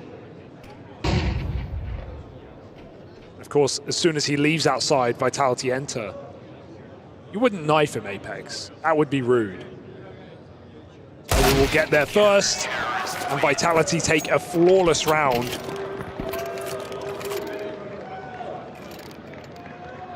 This is it here for Tyloo. If they start slow on their T-side gun round, this game is going to disappear in front of their eyes.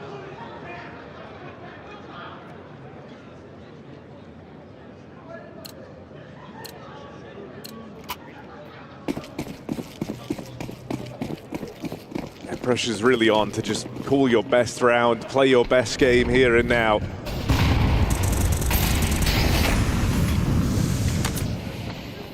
That kind of surge of Vitality confidence is back as they're taking more and more liberties, and it doesn't get more aggressive than this. Rob through the smoke.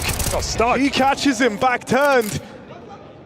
There's layers to this ramp defense. Apex hangs around. ZywOo bested out in the yard, and Mercury with some serious space up towards heaven. This is going to cause Tyloo to reconsider. Even though they find ramp space, they find the outside kill, they're going to go looking for an A play, and that's because of Mercury. Attacker doesn't fire off on the flash. This collapse into the lobby is slowly taking shape. G! Oh my God! This guy just can't miss! Give him an orb, give him a rifle. G's finding everything for Tyloo. That was stunning. That turnaround on 1 health, just tapping out the flank. Even though Stealing Tyloo, the show. How's he doing that versus Vitality? I mean, Tyloo had all the space in the round, but that was still getting scary with double player on heart with a flank as well. G has no right to get away that clean. 18 and 8. Forget the orb. I mean, he might have been a little bit worried about matching up against ZywOo here, and those nerves may have played into that opening map, but G has come on to his own in map 2. ZywOo with a rare miss. Allows Jamyoung down. Ramp hit, they want to meet him there. Rocks with an awkward spray, doesn't land a tag, and that's only a tag for ZywOo. Not only did Tyloo have a man up, they've got a path down to B. Flames takes the risky rotation, but without risk, there is no chance in this round. He needs something out this single door or will be relegated to the save. And even now, Vitality running out of road. Apex creeps in, they come for him. Door open, draws him in, awkward. G with his back turned, the miscom there for Tyloo. Apex had to get that kill though, and even now, Flamesy not considering it. Tyloo have done enough.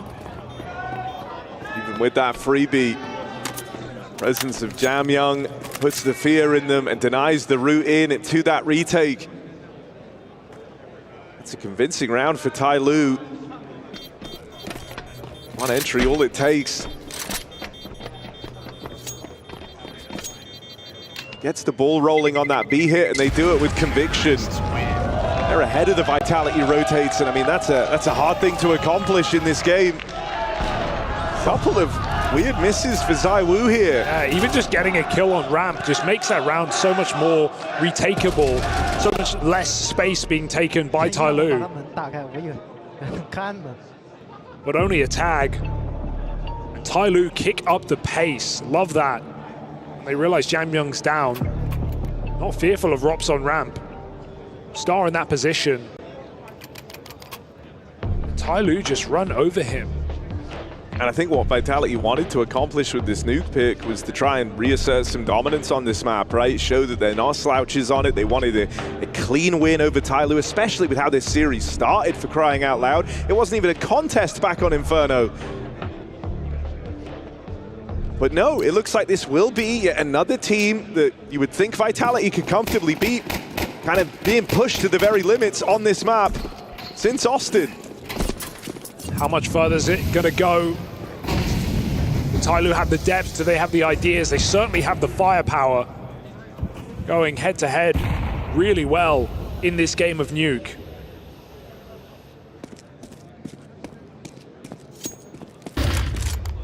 Lots outside.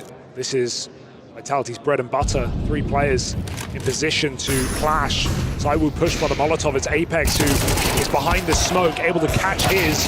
Spam is good for G, but it comes at the cost of 2 teammates, and that space taken is only space. ZywOo puts him down. That's the horrible thing. You miss your first chance to deal with ZywOo. You might never get a second.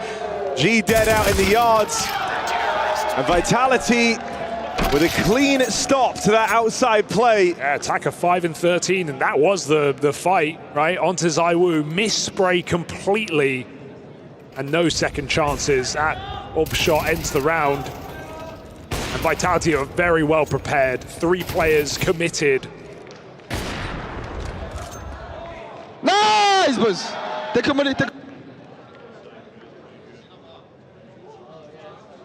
Gets that T-Molly, gets it deep outside as well. Tyloo with nowhere to be seen. Smokes outside. But a play to upper. Sooner the better. Apex investigating the yard, they need to go. Here, Flames left alone as Messi falls straight away. There's a drop in through the heavens. ZywOo arrives, and that AWP leaves a mark as he started donning it outside of the whiffs in the one save round from Vitality. He's been far cleaner past that point and has been a consistent turning point in these rounds on the AWP. No flashes to stop Flames. They land backside, throwing the flash on the same molly lineup. Behind the silo, it will catch a backside or a heaven player, but it won't catch someone's CT vent. Flames is just waiting for his time to fight. Final timeout called in. Tyloo. That's a bit of a sign of desperation, really, right? Like, you get shut down, you get completely red on your outside round. Sure, you have a cool, like, pocket explosion when they get that ramp play working through the smoke, but it's a bit of a gimmick for Tyloo. And yeah, gimmicks can win you rounds, but gimmicks struggle to win you games. And depth on the T side of Nuke is maybe where the limit is for Tyloo. Do they trust in themselves to play a slow, drawn-out round? Yeah, everything's been at that like first tempo, right? That quick timing.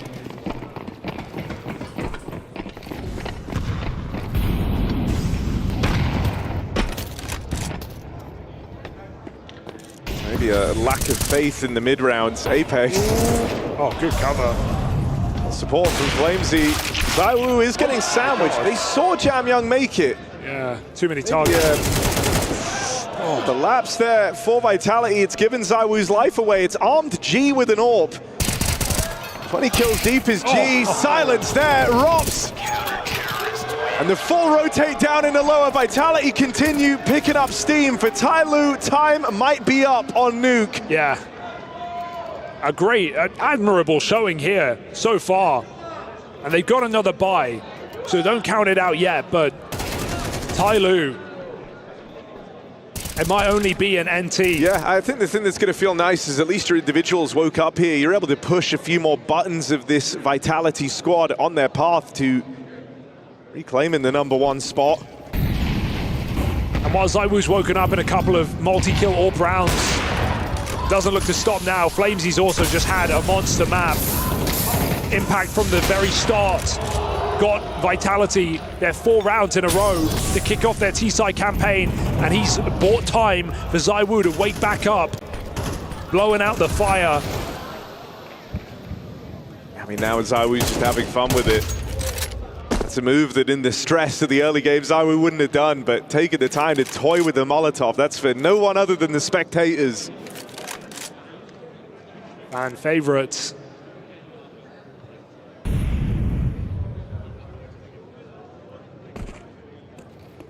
Vitality enjoying themselves here. 4 kills from those semi-finals. The Mongols waiting on.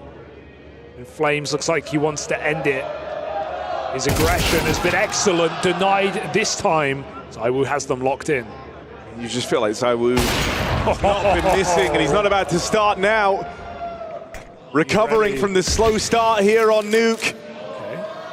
ZywOo full blind, and they're coming in with this backstab. Jamyoung catches him flashed, but their hopes pinned on getting past the Rops and Messi hold. Vitality drop anchor and sail in to the semi-finals.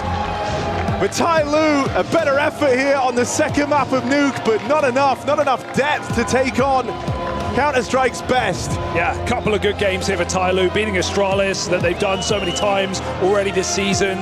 Pushing Vitality a little bit here on Nuke. That 5-0 lead was very nice, but then Flames turns on, ZywOo wakes up, and Vitality come back into a semi-final.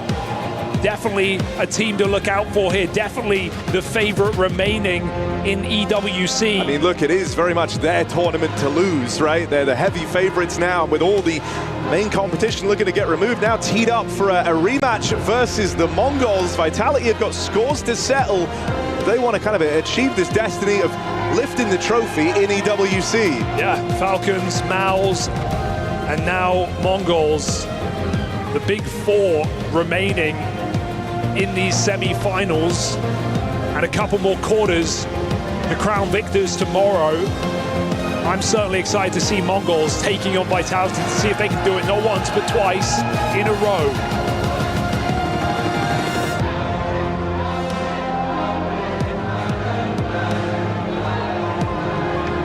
What a win for Team Vitality. I'm here with Apex. Apex, that must feel like a much more satisfying win than yesterday against Liquid. It was much more convincing. Yeah, exactly. That's what we want right now. We know we're not at our best, but that's life. You need to accept it and grind your way back. That's what we're trying to do. I think, yeah, today was more convincing, but we have a long way to go to get back to our level. But we're so hungry that it's going to happen. Tyloo, very strong team to come up against. You've never really officially faced off with them. How did you prepare? But it's been a long time. Yeah, I've faced them personally and as a team as well. Well, I think they are a really great team. They won one event this year. They played really great yesterday as well against Astralis. So for us, it was just focusing on ourselves and trying to do our best once again. I think you're going to get asked quite a lot whenever you win and are victorious here at the EWC, whether or not you are back. You're back to your best. I get the impression that you won't feel like you are unless you lift the trophy, right? Yeah, I don't think we are at our best yet. As I said, we grind our way back, and it will take a bit of time. Maybe it's not going to be at this tournament, unfortunately. I don't know. I hope so, because I want us to get some point for Vitality and to be second in the championship. It will be awesome for the club. So yeah, doing our best, working hard, and yeah, it was a wonderful first part of the season, but we need to forget it because now it's different.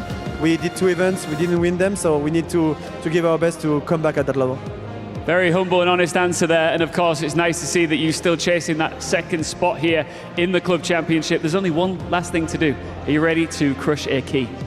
Well, hey, vamos.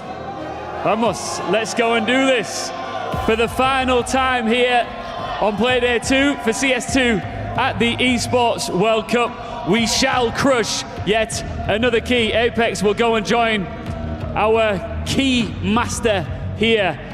And China's Tyloo's dreams of reaching the semi-finals are about to be shattered by Team Vitality.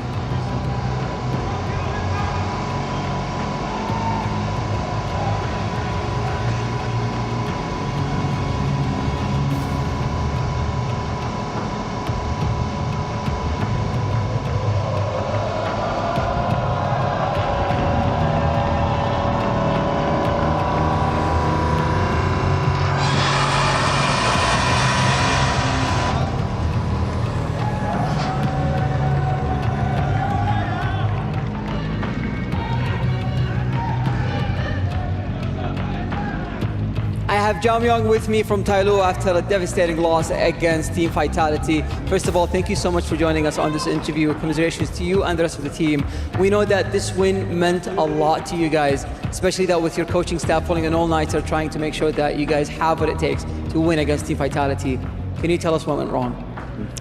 首先非常遗憾，你们在这里就是失利给了这个小蜜蜂战队，我们也理解到呢，就是你们其实非常渴望这次的胜利，就是也听说你们的教练都是熬夜在那边研究战术，研究对面的战术，但是非常遗憾，就是没有成功的获得这次胜利。那能不能问你，就是你感觉今天分析下来，就是主要问题是出在哪里呢？我觉得我们这个一上来，可能大家的状态不是特别好吧，然后可能大家对就是维泰利像这样的一线强队还是有一点紧绷，然后大家可能发挥的不是那么好吧，我觉得这是主要问题。I feel that today our performance just wasn't that good. I feel like we didn't really come in with our top form, and I think it might be also due to the fact that we know that we're facing against Team Vitality. They are pretty much the strongest team in the world, so there's a lot of tension involved. We feel a lot of pressure that we have to absolutely perform in order to even stand a chance against them. And I think this additional pressure simply really affected our form as well. Well, at the same time, you guys have won a couple of tournaments very recently, and you guys are looking very strong. I think the main issue that you guys have is consistency right now. So what are you guys going to do in the future to make sure that doesn't happen again?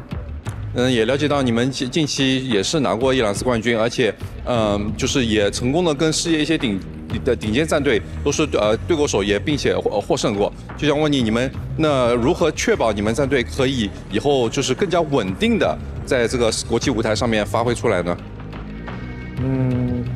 我觉得我们需要参加更多的比赛去积累经验吧。然后我们在参加这些比赛的同时，要继续保持我们的自信心，我觉得这是最重要的。I feel like we should probably we would like to go out to more international tournaments. We would like to participate in more of these tournaments against top tier teams to gain more experience against playing against these teams. And in the meantime, not to lose confidence in ourselves. We need to be able to take the wins and the losses as they come and be able to gain more experience and become stronger while maintaining our mental state throughout this. And I think this is how any team out there becomes stronger. Well, absolutely. You guys have plenty of potential to show for. We've seen what you can do in the server, and I'm sure that next year you guys will join us again at the Esports World Cup and see what you can do then. You have a lot of fans coming in to support you as well. So is there anything that you'd like to say to them?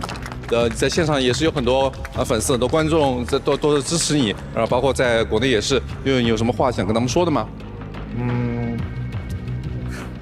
我想说，抱歉，我们可能这次发挥的不是特别好吧，然后比较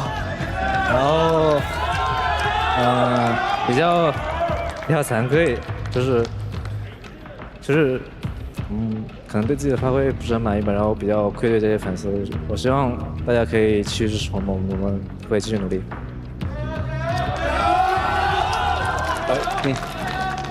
I just want to say I'm very apologetic to my fans out there. I know that I haven't performed very well this time around, and I feel very ashamed for, I know that there are a lot of fans out there who are very supportive of me, and I feel like I've let everyone down. So, I promise that I would do better next time, and I'll continue working hard to make sure that I can perform better on the international stage in the future. Well, keep your head up. You guys have so much to show for. Thank you so much for joining us on this interview. I will leave you now joining your teammates, and then we're going to go to a break.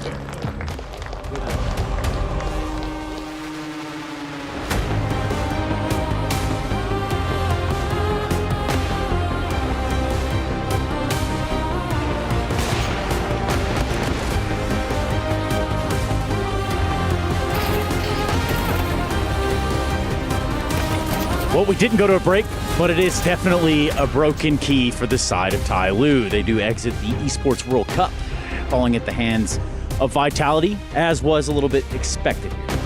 Yeah, it was. And, I'm like, this is another one of those things that's going to sound a little bit crazy to say, a little bit weird, but I'm glad that, I'm kind of glad in a way that Jamyoung kind of had that last sentiment of like, I'm sort of ashamed that I haven't been playing up to my potential. Yeah. Obviously not glad that he's struggling and failing and achieving what he thinks he's capable of, but I mentioned I wanted Tai Lu to be disappointed. I don't want them to be just okay with like a close loss, right? They've been preaching this whole idea of experience and mentality ever since the Austin Major, and this is just another loss where they're going to have to find the experience and the learning and the lesson out of this one and see if it can improve them. But Jamyoung obviously very cognizant of the fact that Tai Lu relies on him a lot more than what he's giving them, at least in the series. That's fair enough, and I agree. It's nice to see a player come in and take a bit of responsibility in that regard.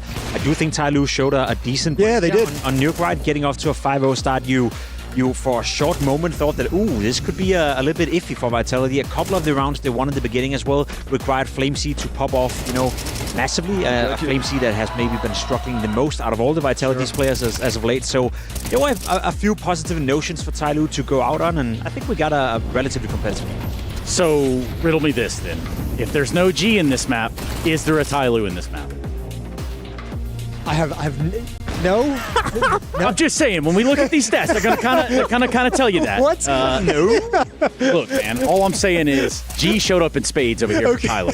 I don't know what you were thinking when I said that, but what I meant was he did his part. If G's not there, what kind of a Tai Lu have we got? Is that what do we get on Nuke if we don't have G? My goodness. All right, now we got there. Get me. No, you're exactly right. G was an excellent force for this team, and that's where I think Jamyoung feels that kind of disappointment and shame in himself is that like the Tai Lu at their best and when they're able to contend with the stronger teams is when G's playing really well, when Jamyoung's playing really well. That AWP and that really aggressive, that nice sharp AK-47 combination. And at the moment, it felt like, well, at least on Nuke, only really half of it was kind of there and having the kind of impact that was required. Yeah, I mean, G 14-2 at a certain point in this game. 10-1 in that 5-0 run as well. 10-1. So if G wasn't in the server, it wouldn't have been as close. Just wanted to clarify just one more time. It wasn't the sentiment. It was the way you structured the question and the riddle, Look, I'm from Alabama. I talk a little different. That's just going to be what it is. That's true. okay, Trace. It's true. Okay.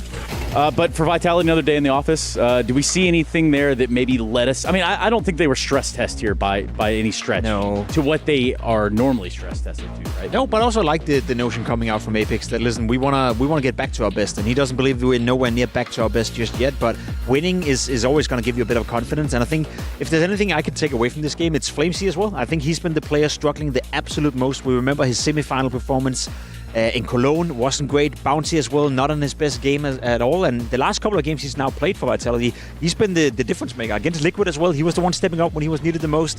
Versus Tyloo here, again, you're down 5-0. Maybe you're going into a third map. He's the one stepping it up. So for Flamesy to play well against, for ZywOo to have a great match, that's two good, signs for the future for Vitality. Yeah, I think it's hard sometimes with this Vitality team to point at a player statistically and say he's struggling. Like Flamesy was easy at Cologne because it was so blatantly obvious. But when you look at this team too, it's like, man, there's only so many kills that this team that you can get inside of the server in a game of Counter-Strike. Like if you have ZywOo popping off and going 17-2, and then you've got Rops up there with 12 kills, it's like, how many kills do we need other people to get? At some point, there's just not enough players in the server for you to have a great stat line. Yeah, what a problem that's to have too as a team. Like that's a really good problem. As long as you're winning that. Yeah, exactly. You're right. Yep. I just think it's kind of hard. Some teams you can point at the stats and say this guy's obviously struggling, but when I think with Vitality, it's like you almost have to deep dive the POVs, right, and see the bar they set for themselves right there. Yep. They're crazy. A man that usually doesn't struggle, if I had to, put a percentage on it, I wouldn't even try. Again, Alabama thing, verbiage, math, all of that. However, our Sony daily MVP is none other than ZywOo himself. Shocker, I know. I mean, it's great to see him play well. He's also when we say this, but struggling, that's not fair to say, right? Because he's never struggling, to be honest. But he hasn't been playing his A game, so to speak. There's been a couple of matches where you would like to see more from ZywOo. So for him to farm some kills, farm some confidence, and get into that groove, we know he's a player that will keep that up. So fair enough that he's the daily MVP. That shot right there is absolutely disgusting. He's probably cheating when he... Yeah, probably cheating. He should be reported. We'll figure it out. All right. My goodness. That would make me so mad if I'm the player in pit. I'm just trying to win a clutch, bro. Like, how are you doing this? Give me a chance. But yeah, I mean, he's been incredible, and obviously, as Jacob's saying, struggling is it's like a relative term, I guess, because he's just so damn consistent. It's the same thing where you want to say Vitality is struggling by only getting to the semifinals. It's the same with ZywOo. Like he's struggling when he gets a 1.2 rating. And if you want to put a storyline to ZywOo, now that Dunk is out of the tournament and Spirit is no longer going to be here, if you want to make sure that he still remains the best player in the world and Dunk can't catch up to him, then doing well at EWC right here by winning the tournament, Spirit not making it, that's a great statement for him individually as well. Yeah, so bizarre. We just look at that first round of the bracket here, and there's a lot of favorites. A lot of people would have put the opposite in winning. There's been a lot of upsets in that first round. I mean, FaZe going out is pretty crazy. G2, I don't know if that's necessarily an upset. Navi. Yeah, Navi going out to 3D Max is pretty wild. Obviously, Spirit falling out is a little nuts. So yeah, it's been quite a hectic start to this event these first 2 days. It's not very ideal, unless of course you are the Falcons, because you have locked in the Esports World Cup Club Championship. You've done it in 2025. $7 million, huh? Yeah, that's not too shabby. $7 million. And honestly, I hope we see this team Falcons dominate. I want to see them in the final against Vitality, and I want this to be a team that's contending for trophies for the rest of the year. I want this tournament to be we can forgive now because we can see we can forgive the dumb round at the major. We can forgive the bad performance in Cologne because now that you've got some time and you have a little bit more experience together, we're seeing how high you can go. Give me the Falcons that we got in Australia earlier this year. Yeah, absolutely. That put on a barn burner show there. Maybe the Falcons before they started practicing. Maybe that's the problem. Right? Yeah, maybe that is the problem. You're right, Jason. But yeah, the journey doesn't end here. Obviously, for Tyloo it does, but for the teams still in contention, we have tons of more Counter-Strike to kind of go over. We got Friday coming up, I think. Yeah, Friday is the next day. I think it is. Saturday comes after that. Okay, yeah, fair. Aurora versus Heroic. I think that's the biggest surprise matchup, that one of these two teams will make it into the semifinal. I don't think a lot of people saw that coming, but obviously Heroic beating Spirit, they deserve to be there. Aurora they earned it the hard way, didn't they? They did, that's fair enough. Then Mouse versus Falcons, I think that's a big test for Falcons. I agree with you. I would love to see Falcons contest for trophies, and if they can take down Mouse, then essentially they're ready for that. They can already take down everyone. If you can win against Mouse now, you're ready for it. And good signs from Falcons in their first match as well, with Nico topping the scoreboard, with Monesi, Kiyosuke playing well. They're looking like they got some solid things going for them at the moment. Yeah, solid. which is what I think. Rock solid. I was about to say what I think of both of you, but now, Jacob, you can take that and put it right back in your pocket where you found it. That is us done for the day here at the Esports World Cup for Counter-Strike, at least. We will be back tomorrow if Jason doesn't giggle himself to sleep right here on this sofa. I want to wish you all a good night. We'll see you tomorrow.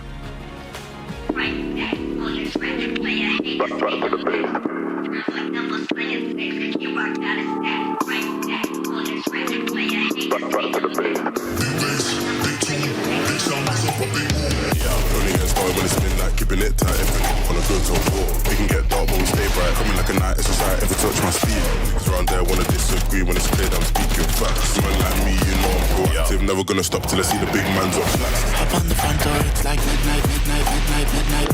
Don't lose your grip, cause you might fall out again. I'll fight with need for speed. I'm not switching the lane. Pick up the pace. Bro like that, and we're back to the base. Back to the base.